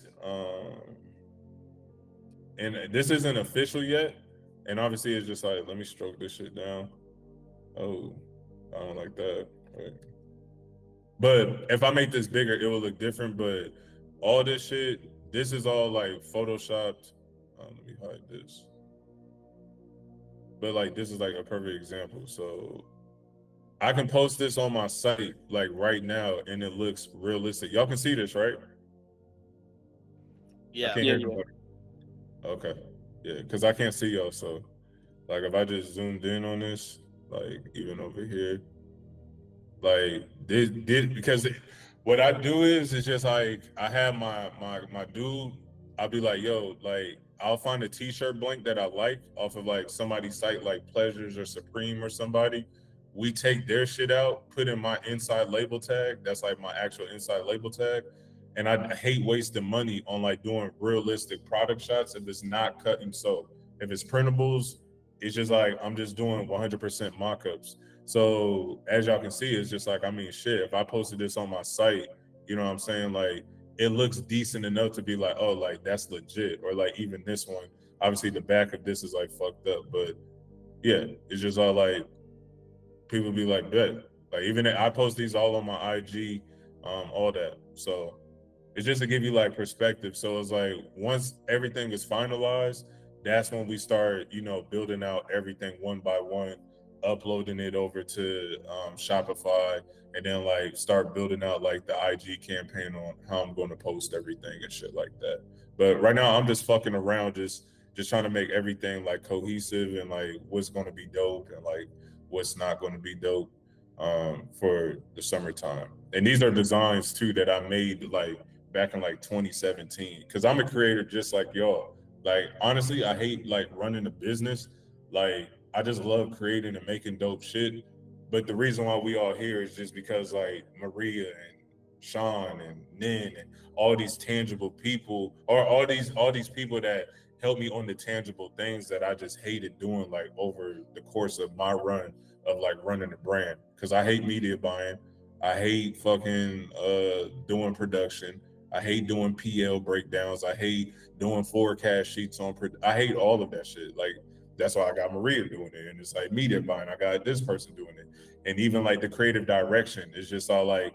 At times, if I can't draw it out, then I'll have like Adrian or somebody like draw it out for me, and then that's how we do the designs and shit like that. So just to give y'all, you know, this perspective. The fifth reason why you cannot scale your brand is because of financials. Now, I always tell every single person that works with me one-on-one where they should set the profit margins at and stuff like that. And I'm a big believer that you should be aiming 80% gross margin. The reason why I say everybody should be aiming for 80% gross margin, let's break it down. Let's just say the t-shirt costs $5.50. That's after the blank, the bag tag fold, and obviously like the graphic on the t-shirt, right? You need to be selling that bad boy for at least $35, because once you add in operations, once you add in shipping supplies, and once you add in marketing costs, once you add in all of these things, now that 80% has probably dropped down to like a 35 to 50%. You get what I'm saying? So now it has dropped down to a 35 to 50%, right? So now let's just say you made $100,000 on Shopify and a drop, and you super excited, and you sold the shirt for $35, and all the tees cost you only just $5, right? $5.50. So now when I'm looking on the Shopify dashboard, and when I see that $100,000 in total sales, I know for a fact, if you listen to everything I just told you to do on what the price of that and off the unit cost we're getting in that, I know for a fucking fact that you're walking away with anywhere between $35K to $50,000 in net profit. So now we don't gotta go look outside for outside capital and investors and stuff like that, because now the profit margin is so big that you can stack on top of that. You're only paying yourself probably 5 to 7% of that net profit, and then the rest you just stacking. So then you go do 2, 3, 4 more drops. Now you already have 6 figures in the bank, and now you don't really got to look outside for outside capital and things like that. But when I was starting out, I was all fucked up. Like, I'm trying to be everybody's friend. I'm undervaluing myself. I'm over there selling t-shirts for like sometimes $8, another t-shirt over here for $16, another one over here for $26, but my margins was only 20-30%. But if I'm over here making $10,000 in sales, I'm really only walking away with 2 to 3K. You know what I mean? So always make sure that you have everything at a premium price. And also too, so you don't fuck up your financials, make sure that every single one of you guys go get an accountant or a bookkeeper, like starting out. That is key. I don't care if you guys are doing $100 a day, $1,000 a day, $1 million,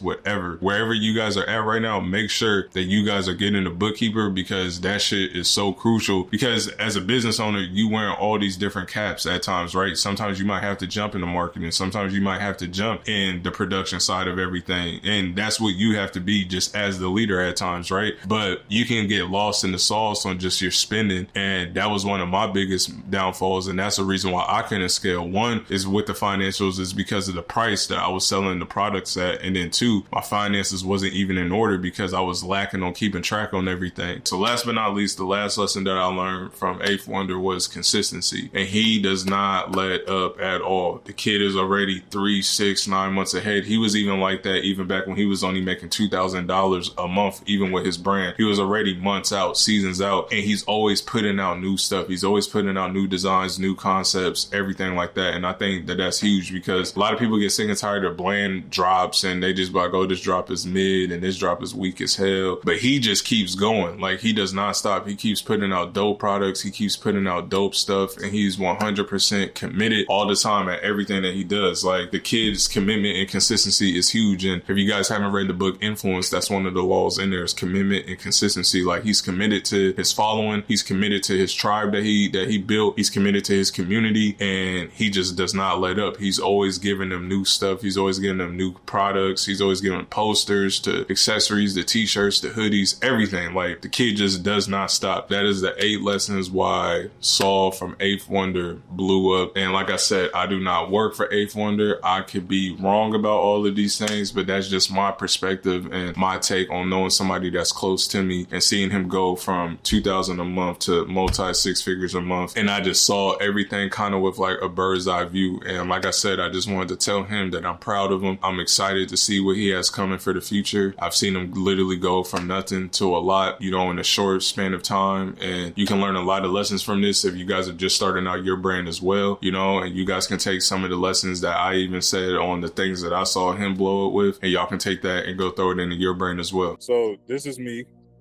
Y'all just got it. Y'all can write this down because I'm not going to spell it all out. So this is me, right? And this is for my brand. Right here, I'm just going to put an O. This is an operator, right? Because everybody, it's almost like Fadi and brand builders. Y'all got issues with anything in brand builders, y'all go to Fadi. Some of y'all come to me, but I even throw it down to Fadi, right? Because I need attention to focus on the high leverage shit, right? So this is me, high leverage activities. This is operation. So then I go like this. Got like my drawing right here is Picasso, you know what I mean? So then this is the front end of the business. I'm just gonna go FB. And then right here, this is the daily task that's done inside of the business. And then right here, I just put the S for supply, right? So then right here, I'm gonna go P, M, production manager, right? This is Maria. Down here, I go fulfillment. When it comes down to daily, right? I got C, S. This is customer service. Right here, I got a designer, which y'all know inside of the IG chat. That's Adrian. And then I put this right here, but this is bookkeeper or financials. So right here, these two things are in alignment, right? Because my fulfillment does my customer service for my brand. And same with Rich. Rich goes to my fulfillment guy, right? Because my whole thing, I want to be in Mexico chilling. I can do a drop right now. Shit is getting done. I don't got to oversee the product or nothing. That shit is all getting handled, right? So then on the front end, I got marketing, right? And then there's 2 pillars to marketing. And then this one is email /S and S. And then this is obviously ads.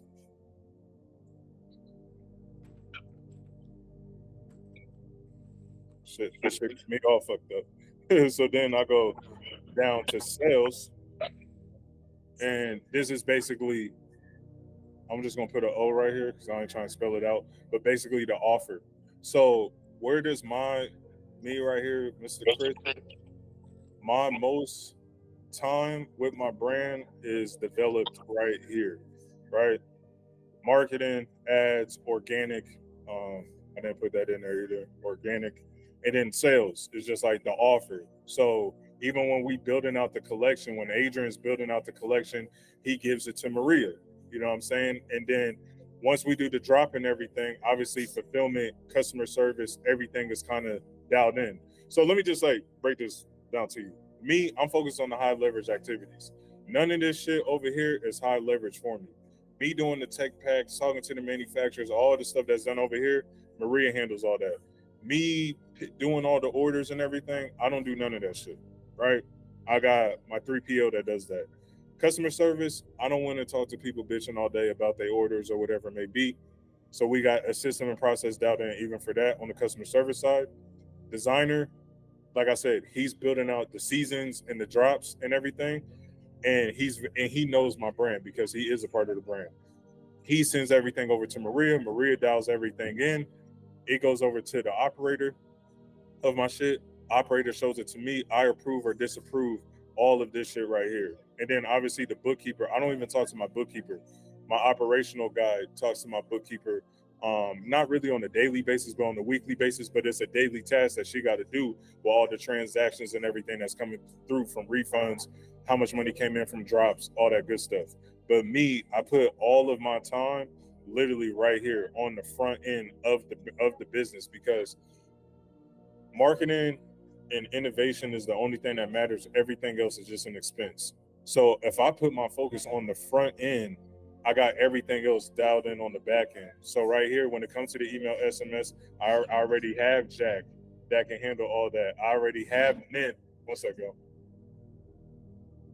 A lot of that's motorcycle. But I got Nin that's handling all of the ads and the creatives and everything like that. That's all the marketing that I put my time into. Me going to find like a cartel member or something wearing like my brand or something, that's where I put my efforts into, because I'm going to use that for ads, the emails, the SMS. That's actually going to bring sales and revenue into the brand. And then I spend the second half of my time on my offer. You know what I'm saying? Because I want to make sure not just the pricing, but just make sure that everything is bundled in and so sweet that people will feel stupid for saying no. But sales obviously is a part of the email and SMS as well. So I can put this in between both of these. But y'all get what I'm saying. It's just like marketing and sales is really the only thing I focus on. Everything else is delegated within my brand. And yeah, so just remember, front end, daily tasks, supply. You know what I'm saying? So they making sure that this gets out to the customer, timely fashion. Maria's holding down the fort on everything that Adrian gives to her. Fulfillment and customer service is all in-house. Bookkeeper talks to the operator on a weekly basis. And then me, I just focus on ads, making content, as far as like doing the photo shoots, the lookbooks, things like that, email, SMS, and then the offer. And when I break it down like this, people be, and just like for Michaela and even Rich was working like a fucking immigrant before he came to me.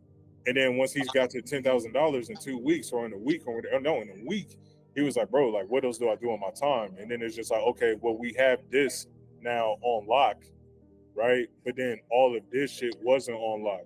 And this took time for us to build out, because it was like Rich was going to print on demand. Then we had to move over. Then we went to California to try to move everything at Money Merch. The fulfillment side wasn't really getting done at Money Merch. So then we went up to Oregon, where I'm from, and Rich went through, try to go through my printer and all this crazy chaos. But then we finally got it in now. So Rich has production manager, Maria. Fulfillment and customer service is what my 3PL. Rich already has designs that are winners. So my whole thing, even with his situation, is like, let's run this up to fucking $1 million a month with the shit that you're already seeing a 4x return on. Bookkeeper, Rich is probably handling that. He doesn't have an operator, but majority of the fort is handled down. Ads is being ran by Nin. His offers already dialed in. His store is open 24/7, and his email SMS sequences is already dialed in on the back end. So Rich is really just chilling and just looking at the numbers on the day-to-day, and making sure that the operation is just running smoothly. For sure. Yeah. So y'all got any questions on that? So my question is, yeah, how do you find the right people to put in these in his system? Like, how do those people come to you so you can put them in the right position so you know your business is getting handled properly? Yeah, so bro, it's almost like Michael Jordan coming into the NBA, and it took him 8 years to get his first ring. So that tells me they had to put all the right component pieces around him, but it took 8 summers. A lot of it is from trial and error, but luckily for y'all don't got to go through 8 years and 9 years of bullshit that I had to go through.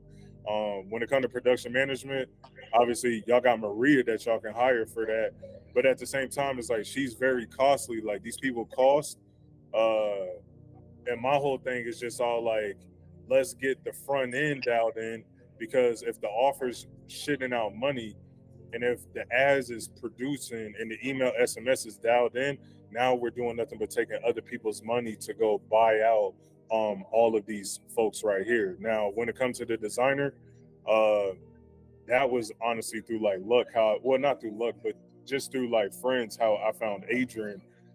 Customer service and fulfillment, this is the biggest lift right here, because you always got to remember that this is no good triangles for me, but this is basically production, fulfillment, and then customer service. All these three things have to be in order for you to scale your brand. Everybody that be on this YouTube shit talking about clothing brand, all they care about is manufacturers and all this other stuff. They don't know how to do no type of fulfillment, and they don't have no customer service because they don't got the experience. So my whole thing is like, rather than going to get the warehouses and all this other shit, it's just like, why don't we just go find somebody that already has all this shit dialed in? So in Rich's situation, he's not going overseas. We doing everything domestic, and he's hands-on with it, right? So shit is getting done within a week and a half.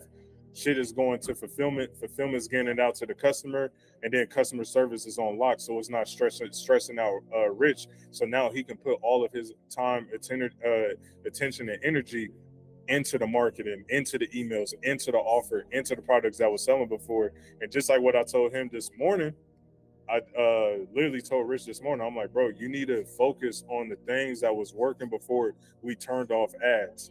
Like whatever the shit that was selling before we turned off ads, that's what we need to bring back now.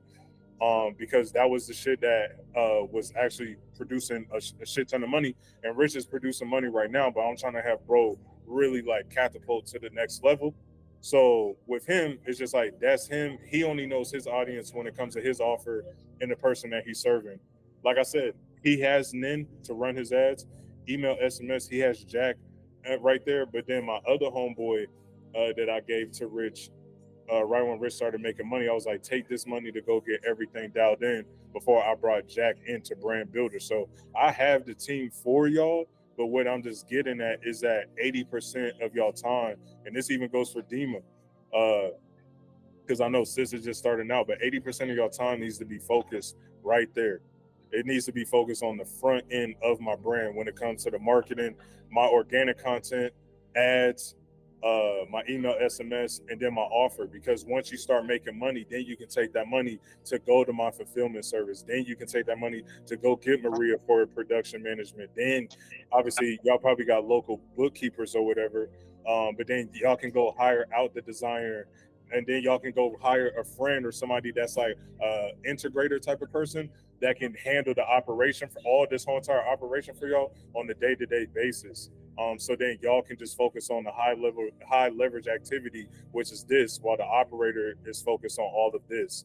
Because the last thing you want, right, is like Maria hitting you up like, hey, I'm missing this design. That's taking my attention away from me bringing in more sales. And I look at everything like data points. If you only have 100 data points, like brain points a day, right? I want 99 of those shits focused on this right here. I don't want none of my attention focused on this. I would want an operator to come in that's already talking to the customer service in the Slack. They're already talking to the designer. The only thing I'm doing is approving or disapproving. That's it. Everything else, I'm just dialing in. And you got to make sure that all of this is in assembly line order. But it's really simple. It's not. How much you need to make? Like, how much you think you need to make to start your own operation and stuff like that? Not a lot, bro. Byron Rich made 10 racks. First thing I had him do, exactly what Desi needed. Go get email, SMS.